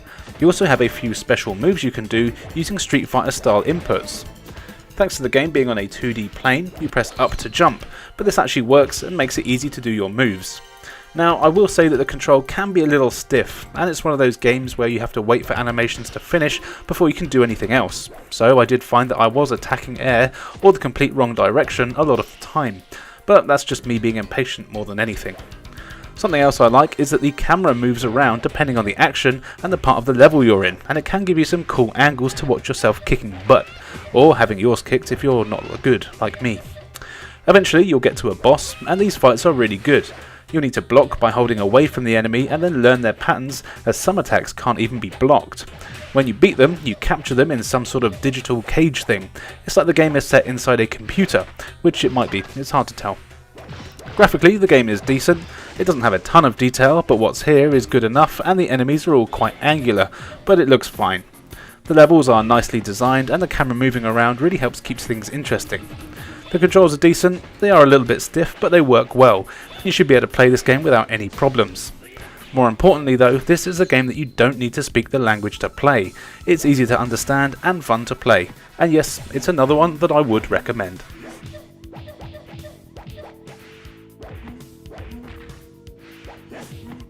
Here is Zanak x Zanak. This is another one of those arcade shooter remakes that were pretty popular on the PS1. So yeah, it's a vertical scrolling shooter where you are a deadly spaceship that is packed to the wings with weapons, but can only take one hit before you die of course, and it's up to you to stop some evil space lords from doing their naughty shiz. As you know, you scroll up the screen, and as you do, waves of enemies will come at you with only one thing on their mind, and that is to kill the hell out of you. You'll need to keep your finger on the attack button while dodging a barrage of bullets, which of course is usually easier said than done. Eventually you'll come to a large boss and the screen will stop scrolling and their obvious weak spot will appear. Shoot it enough times and they'll go boom, with some really cool explosions.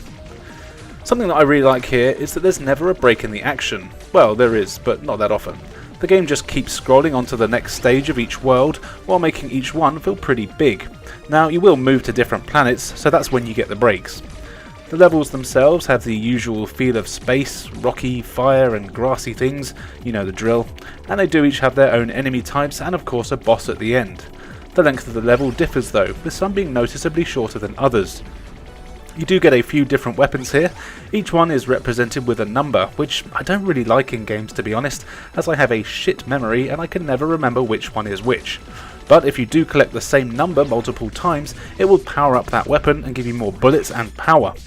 You also get side weapons that work slightly differently. They're slower but have better homing capability or range. These are fun to use. The game looks really good, I reckon, with some really cool sprites, and I love the explosions. It all moves very quickly and the game controls very smoothly and is excellent and responsive. Now remember at the start when I said this was a remake thingy? Well, that's because it is. And you also have the original arcade games in here. In fact, you've got a few different versions of it. These are fun to play with, and each one is basically the same version of the game, but with a few tweaks to the graphics and difficulty here and there. But the remake is of course the best version by far if you ask me. However, it's always good to have the originals in there just to see where it all started. Overall, this is a decent package. It's a fun shooter that isn't particularly groundbreaking, but it is really fun and quite hard to put down. Unfortunately though, it's really not cheap, so this is one you'll need to play any way you can.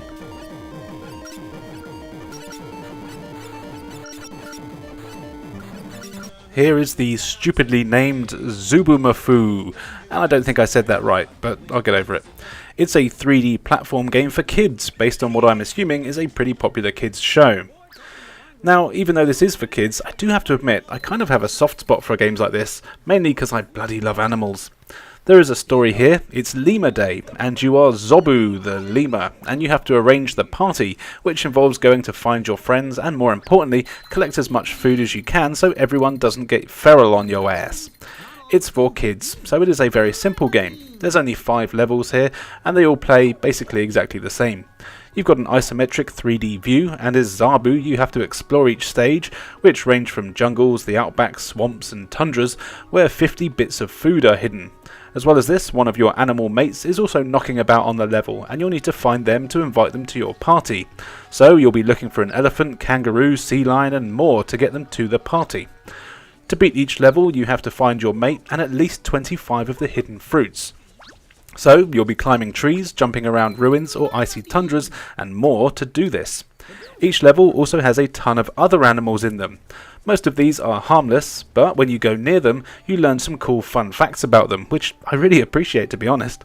But there's always one type of animal in each level that if you touch them, they'll steal the most recent bit of food that you've collected, which sends it back to its original location, and you have to go back to where you found it to pick it up again.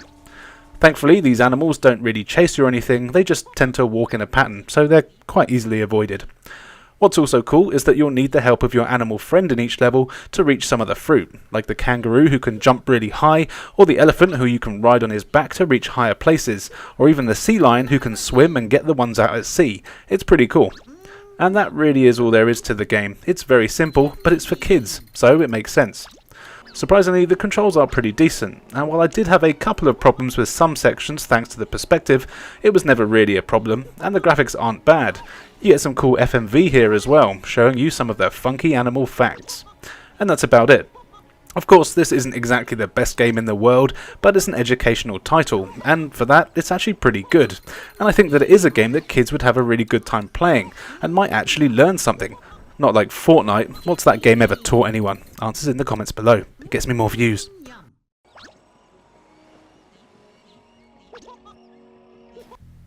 And finally for today, here is fucking Zoop, or just Zoop as it's normally known.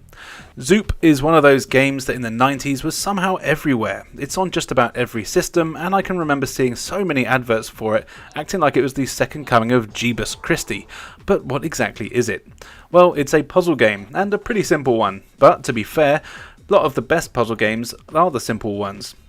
Zoop is all about matching the coloured shapes together to make them disappear before they get to the middle of the screen. To do this, you control an arrow that can only move around the small grid at the centre of the screen. Coloured shapes will slowly move towards you. You can face these shapes and press a button on the controller to shoot out at the shape, and then you turn into that colour of the shape that you've touched, which sounds more complicated than it is.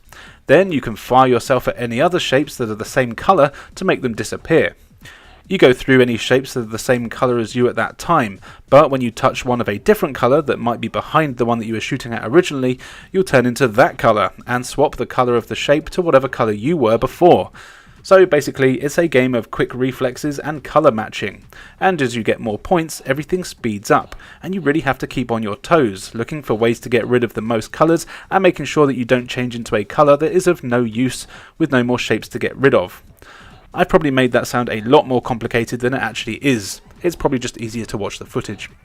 The backgrounds change every now and then, and when you hit point milestones, and there's special shapes that appear that let you take out an entire road no matter what colour. These are pretty handy. But that's all there really is to it. It's just a high score game, and it's fine. It will definitely kill a few minutes, but I don't see why there's such a big hubbub around it. I have had this one on the Super Nintendo for longer than I can remember, and it would always be a good one to go to kill a bit of time with. The PS1 version is basically the same. It has slightly better animation, and the music is CD quality, but that's about it. But it's not a bad game. If you like puzzlers, it's a good time waster, but it's not worth more than a tenner if you see it out and about.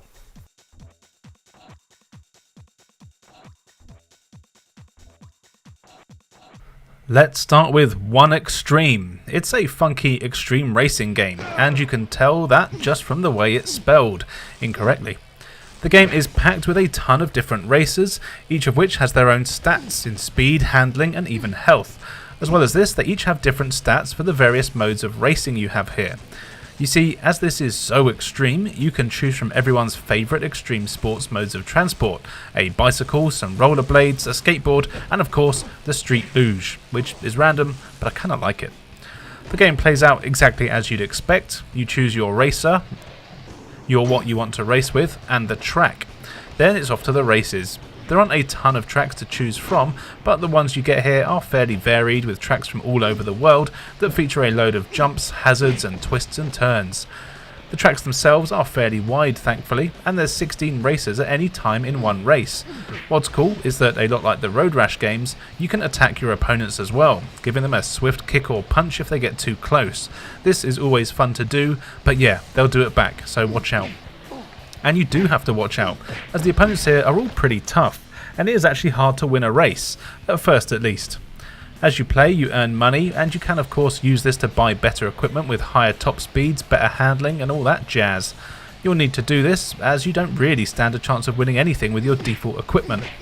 Annoyingly though, the menus here are a bit of a pain in the ass to navigate, with you having to press just about every direction on the controller to get the menu that you're after. It's very unintuitive, but once you are used to it, it's not so bad. But it did take me way longer than it should have done to realise how to change your mode of transport. What's cool is that it doesn't really matter what character you use, they can all use everything. It's just that some are better with different modes of transport than other ones. They do all control quite well though, and there's even gates on the courses you can go through for more points and therefore more money.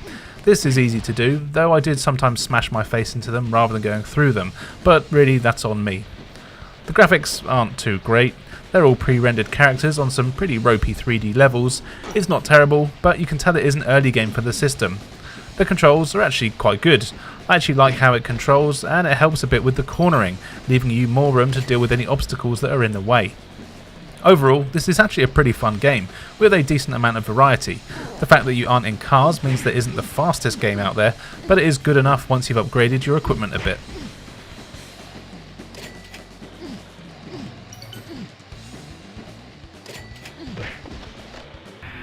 One Extreme did well enough to get a couple of sequels.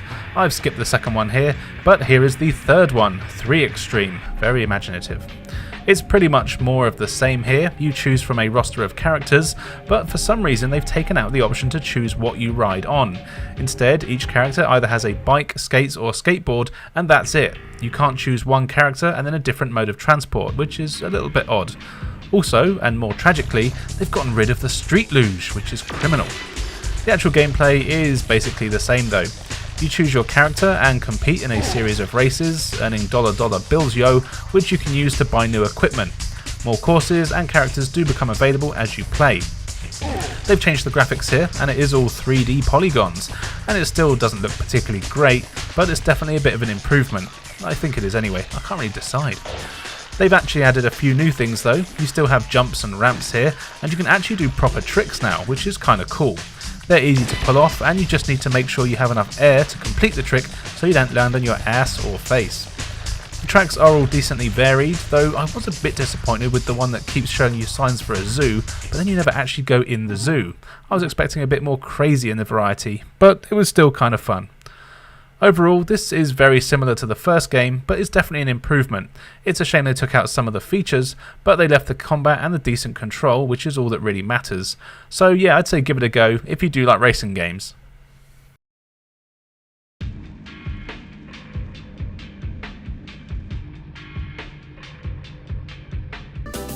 3D Lemmings is a cool little puzzle game that takes the classic 2D action into 3D. The goal of the game here is simple. You're given a ton of levels that have a start point and an exit. Little green-haired lemmings will be dropped into the level, and you have to get a certain amount of them to the exit. It's not that easy though, as the lemmings will just walk in a straight line, only change direction when they're told to, and they'll literally bounce off walls and go into any hazards that are ahead of them. It's a very simple formula that works very well. To help the lemmings get to where they need to be, you've got a bunch of different actions that you can assign to them. However, the number of lemmings you can assign each action to is different from level to level. You can ask them to block a path or change the direction of other lemmings, you can get them to dig or smash walls or climb and so on, and you'll need to use a combination of all these things to get through the large mazes. The game starts off with a pretty annoying intro, forcing you to play through 20 training levels before you get to the main game, which is especially annoying when you're trying to capture footage. But also because these cannot be skipped or failed, and you have to complete them all, even though some of them are so self-explanatory, they're just a waste of time. But having said that, some of them were actually quite handy, though I don't see why you're forced to play through them, especially as I own the PC game, the Saturn version and the PS1 here, and I've played them so many times. But yeah, I know not everyone will have done that, but forced tutorials are just a pain in the butt. Anyway, once you've waded through the training levels, which takes about an hour or so, then you get to the main levels, which are really tricky and all feature a lot of trial and error, and forward planning, which is always the point of Lemmings games. You can move the camera around pretty much anywhere you want, which is handy, and you can also pause the game, but still move the camera around, so it's often advisable to do that at the start of a new level just to have a look around and see what you might need to do. This doesn't always help, and you will need to try a few times on a lot of levels, but again, that's sort of the point of these games. The levels themselves are quite large, and the 3D world makes it very complex, but this is a pretty addictive game. I've always been a fan of the Lemmings games, and the transition to 3D is actually surprisingly good.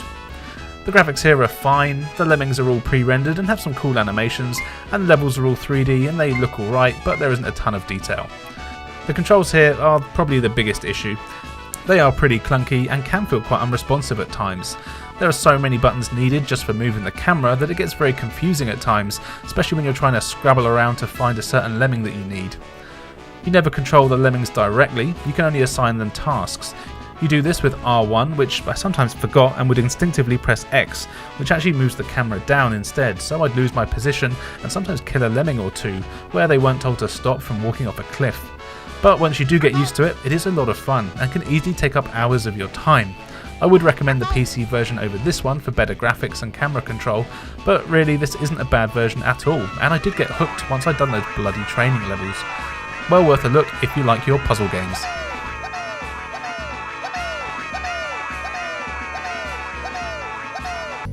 If you want some sport action, then maybe you want to check out 3D Baseball, but not likely. Yeah, it's a baseball game, and as far as I know, for a baseball game, it's fine, though I'm definitely no expert.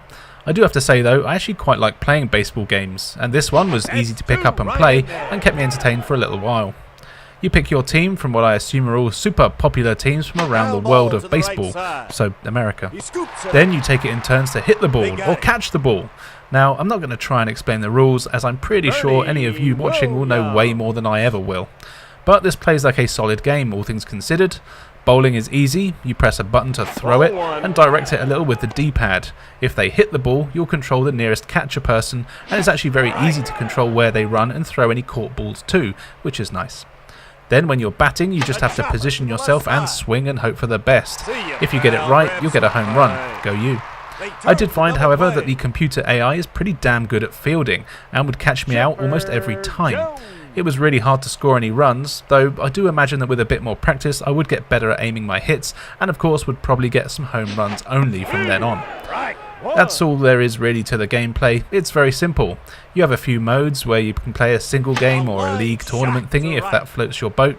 For me, I would never do this, but hey, some people love that stuff and good for them. Graphically, the game's alright. It's very basic, even for the PS1, but it does run smoothly and you can see what's going on pretty much all the time.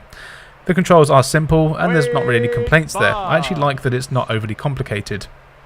So yeah, if you like baseball, then you might want to give this a try for a bit of entertainment, but I doubt many of you are going to go out and rush out and play it. A chopper to the right side. He scoops it up. They got it.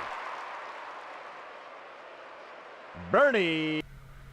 16 Tales 2 is a bit of a funny one, as it's not actually a game, but a collection of Asian folk stories, and there's not 16 of them, only 4. And you literally just choose which one you want to watch, and then you watch it. The stories are introduced by a cool guy who I kinda like, he looks nice. He explains what the story is and what's going on, and tells you a bit about the culture, and they didn't even really bother to edit out any of his mistakes, which kinda makes it even more of a joy to watch. Each of the stories are a collection of still images with a bit of camera zooming, and that's literally it. You just watch the stories. I will admit, I didn't watch all of them. In fact, I made it about halfway through the first one, and that was enough for me. The FMV quality is quite ropey, but what you'd expect. And to be fair, there's nothing really wrong with this. If you like the stories, then you'll have a good time. But yeah, it's not even a game, just a collection of stories that are designed for kids, and they all have a moral at the end of them. So if that seems like something you'd enjoy, then you go crazy. But as he told her, his hope went away, and he got very... Time for something that is actually quite exciting. Here is 007 Racing from EA. Now, despite the game's name, this isn't actually a racing game, so they've already lied to you there, typical EA. Instead, this is more of a vehicle combat game, like a mix between Twisted Metal and the driving bits from Die Hard Trilogy. And actually, on paper, that's not a bad premise for a Bond game, as the movies always have crazy car chases with guns, rockets, oil slicks and more, and you get to play around with all of that stuff here. There's a typical generic Bond story here about arms dealers and blowing shit up, and there's a few familiar characters in the game from past and present movies, and also a few recognisable vehicles. Oh, and when I say present movies, I mean the ones up to 1999 or whenever this came out. There is a decent amount of levels here. You drive different vehicles in each one as well, but you can't choose what vehicles you want for what levels, which would have been nice. So you can't go back to play with another car, but I can kind of see why that isn't an option here. Your objectives vary from level to level. Sometimes you need to pick up someone and drop them off at places. Other times you're defusing bombs by driving over them, of course. Sometimes you've got to take out other vehicles like cars, tanks and even helicopters. And other times you just have to get from point A to point B within the time limit. The variety is actually quite good, though not everything else is. You start out with your basic machine gun here, but that's all but useless against anything that isn't a regular human. To defeat other vehicles, you'll need rockets and missiles to blow them to bits. The problem is that the splash damage from these is crazy, and you'll almost always take a hell of a lot of damage yourself when you use them, and the places that you're fighting other vehicles are often pretty small. But it is doable. In fact, some of the objectives here are quite unclear, and there's a lot of trial and error. Also, some of the levels, being small, mean that the enemy cars are almost always right behind you, and as far as I could tell, the oil slicks and smoke screens were basically useless. But you'll eventually learn the best ways to get through the levels. It's Pierce Brosnan's Bond here, and you get surprisingly a few of the actors to do their own voices. Not Bond though, he's done by an imitator, and it's not too bad, actually, yes it is. Something that's a little bit strange here is that the music cuts out every time somebody talks, and then it starts again from the beginning sometimes. This is very annoying and seems like a very cheap thing that they could have sorted out. It's not a particularly great looking game, in fact it's pretty damn ugly, though the cutscenes here are excellent. The controls are okay though, it varies from vehicle to vehicle as you'd expect, some feel great, some just spin out every time you breathe on the controller. Overall, this game is kind of fun at times. It is extremely unpolished and has a lot of bullshit moments in it, but it's cool seeing the different levels and vehicles. It is worth looking at for cheap, just don't have high expectations.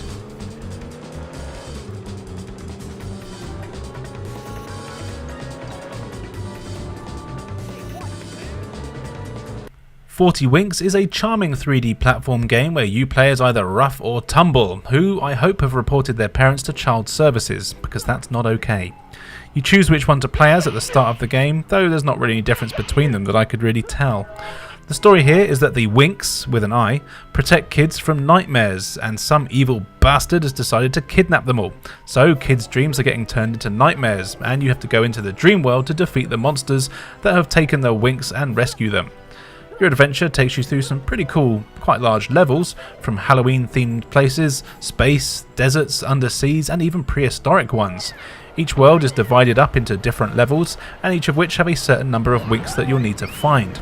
These are often hidden in hard-to-reach places, being behind a big door, though sometimes you will also need to fight a boss or big enemy to get them back. Levels are packed with things to collect. There's Z's, which are your health, coins that give you extra lives, and more importantly, cogs. You need these to open the doors in the levels. The doors will always tell you how many cogs you need, and often there's exactly the right amount of cogs on each level. This can be kind of annoying, as if you miss just one of them, then you do have to do a lot of backtracking, but quite often the levels are reasonably linear, or not too crazy large, that you'll tend to collect them all on the way anyway. There's plenty of enemies all over the place as well, and what's nice is that each level has its own enemies. I always appreciate this. Yeah, sometimes they are just reskins, and often enemies do little more than just wander towards you and hope they hit you before you hit them, but it is nice to have some variety. You do have a few attacks, of course. You've got a candle that you can whack enemies with. This does a decent enough job, and you have the obligatory 3D platformer butt drop, but this is mainly used for switches, and you can also use a projectile, though you'll need to collect power-ups to be able to do that. What's cool here though is that each level there's little boxes, and you can jump in these boxes and then you're transformed into something new, like a ninja, a caveman, space ranger and more. This is where you get most of your powers, letting you do things like smashing walls, better attacks, moving faster and jumping higher. You'll need to use these forms throughout the levels to get everything that you need. You can still take damage while you're like this, and they only last a certain amount of time, but you can collect icons in the levels that top up your timer. These are always really fun to use. The variety in the levels is very good too, and while some of them can seem to drag, there are usually a handful of winks on each stage, so you won't be stuck on any of them for too long. Also, your house acts as the hub world, and here you get little side missions like races and so on to complete, where you can get extra lives and things like that. The graphics here are really cool with a good cartoony style. This is about as close to an N64 platform game as you can get on the system if you ask me, and of course it was also semi-recently released on the N64, as that version was originally cancelled until a Kickstarter got it properly released. But you can see the influences from the N64 games, especially in the controls, which make great use of the DualShock analog sticks. They are a little bit slippery, but overall the game is really fun to play and the controls weren't really a problem. Being able to control the camera of the other analog stick is spot on, and it really helps the experience. I really had a blast playing this, and while I haven't quite finished it yet, I'm on the third world, it is definitely one of the best 3D platform games I've played for the system, and I can imagine one that a lot of people have a lot of fond memories with, and I can see why. This one is highly recommended. It's a lot of fun, and that's what I like.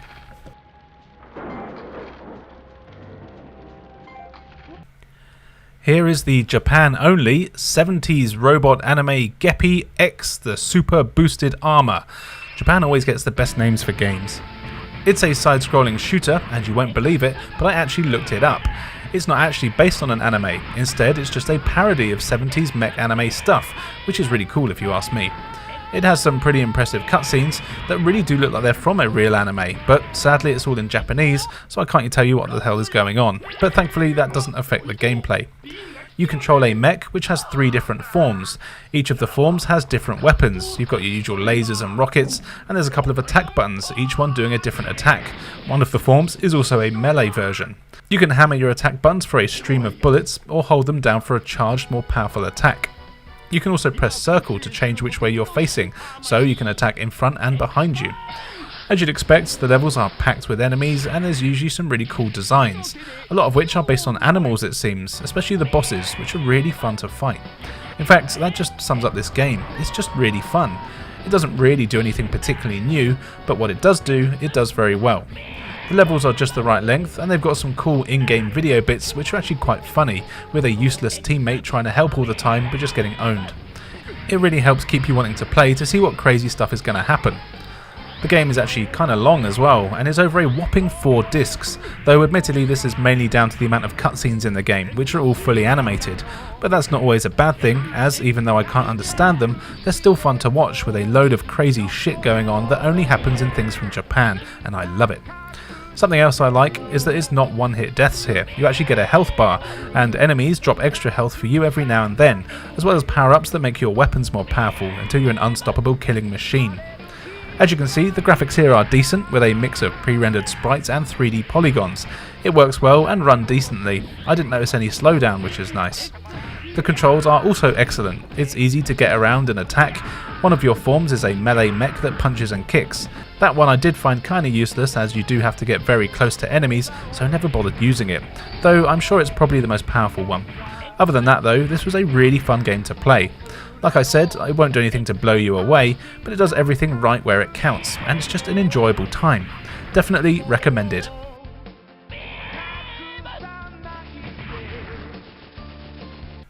While we're in Japan, let's take a look at 3D Shooting Tool, an interesting program that lets you make your very own 3D shooting game. The trouble is, it's all in Japanese, so I can't understand any of it. That's a shame, as it seems kind of fun. With the limited fiddling that I've done, I did manage to make Big Ben into a spaceship on an empty level. There is a fair amount of options if you're willing to put the time in to learn them. There's a selection of pre-made assets like ships and buildings, but you can also create your own ones by putting together a bunch of polygons and making things that look vaguely like other things. As well as this, you can create levels with a few different themes, and even enemies if you're so inclined, but I wasn't good enough. Thankfully, there are a few pre-made examples games in here, which give you an idea of the sort of things that you could do, and surprisingly, they're actually pretty decent. There's variety in the controls and physics, and a nice amount of enemies and locales. Now, of course, you'd need to put in a ton of time with the game to be able to create anything as detailed as what's here, but it does seem kind of intuitive, and I was able to figure out some of it without being able to read anything. As you've probably guessed, I can't really tell you much more about this game. I think it's a pretty cool tool though, and I actually like playing around on these sort of things to see what I can create. It is a shame I can't read any of the text, and I don't have the patience to sit there with the Translate app open on my phone to go through it all, as I reckon you'd be able to put together some pretty fun things. The graphics are actually kind of good, and of course the fact that you can make your own means that a lot of it will come down to how creative you are and how much time you're willing to put into it. And the controls are also variable, as you have a decent amount of control over how everything works. You can choose the responsiveness of controls, and you can even choose the weapons and shot types. It's not overly in depth, but has more than enough for you to make something fun if you're willing to. But yeah, that's really all I can say about this one. It is a fun little tool that has a lot of potential, but only if you can read Japanese.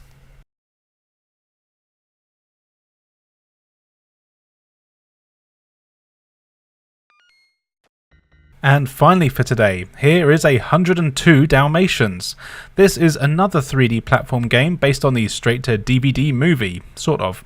In the game, you play as a couple of puppies, and you have to set out across London, where other 100 puppies have been dognapped and need rescuing. Of course, that evil Cruella de Vil is behind it all, so you'll need to bite her ankles while you're at it. Your adventure will take you all over London, from some nice parks to Big Ben, a toy shop for some reason, maybe it's meant to be Harrods, and a few other landmarks like Piccadilly. Each level is fairly decent in size and has about 6 or so dogs hidden in it that you need to find. The dogs are all in boxes that are seemingly randomly placed throughout the levels. You have to find them and smash the box open to rescue them, and it's actually pretty well done and quite fun to play. The levels themselves, as mentioned, are a good size, but they're never too big or complex, usually with 5 or 6 connected sections, making it easy to get around. As well as the puppies to rescue, there's also 100 bones on every level. Getting these gives you an extra life, and you can actually find extra lives in the levels as well. And on top of this, by completing certain tasks within the level, some of which are told to you by other characters, and some you have to discover for yourself, by interacting with objects on the level, you'll win stickers, which you can then muck about with in a sticker book. It doesn't really add much to the game, but I do really like how it's all set up, and gives you a reason to explore every inch of the levels. Of course, there's enemies here as well. These are in the form of dog catchers who just need to be avoided as they can't be defeated, as well as a series of deadly toys that for some reason want nothing more than to kill dogs. But you can fight back. You can bark, which does a decent job of killing stuff for some reason, but hey, it's a game, who cares? Or you have a roll attack, which gives you a little speed boost and is also how you smash boxes. You don't have to find every dog on every level before moving on to the next one, which is nice. If you find the exit on a stage you're on, you can always go through it and start the next level. Then at any point you can exit the stage you're on to go back to a previous one and collect anything you might have missed, and that's always a nice addition. The graphics here are pretty good. They're very clear and have a fair bit of detail, though this does come at the expense of a fair bit of texture warping and quite a lot of pop-up, and I also had times where the clipping was a bit off, and I couldn't tell if something was actually where it looked like it was, or if it was below me or behind me, but it was never that much of an issue.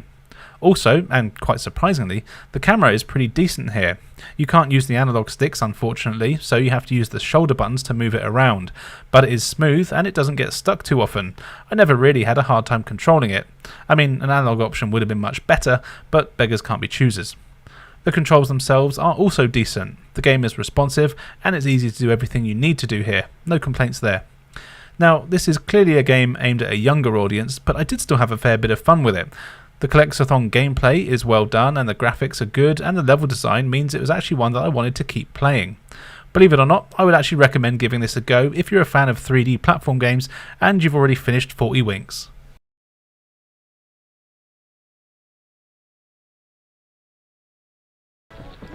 So there you go, 10 games for the PS1 that you might have missed that start with a number. Not going to say they're all great, but there's definitely a few worth a look. As always, tell us your favourites in the comments below, and let me know any more games that could have been included. Now, for the actual last time this series, I'd like to say a sincere thank you to each and every one of you for watching. It has really been a pleasure reading your comments and chatting with you all, and I've had some fantastic suggestions for games from you, and I really do appreciate you watching. This has been a fun series to make, although it was a hell of a lot more work than I realised, and I'll definitely be doing a new A to Z in the new year, so make sure you let me know what system you want to see covered. Of course, there'll be plenty more videos released each week before then, so make sure you stick around and check out those videos in the meantime. And if you've got any suggestions for other future videos, I want to know about them. Now, all that's left for me to say is thank you for joining me, and we'll see you next time.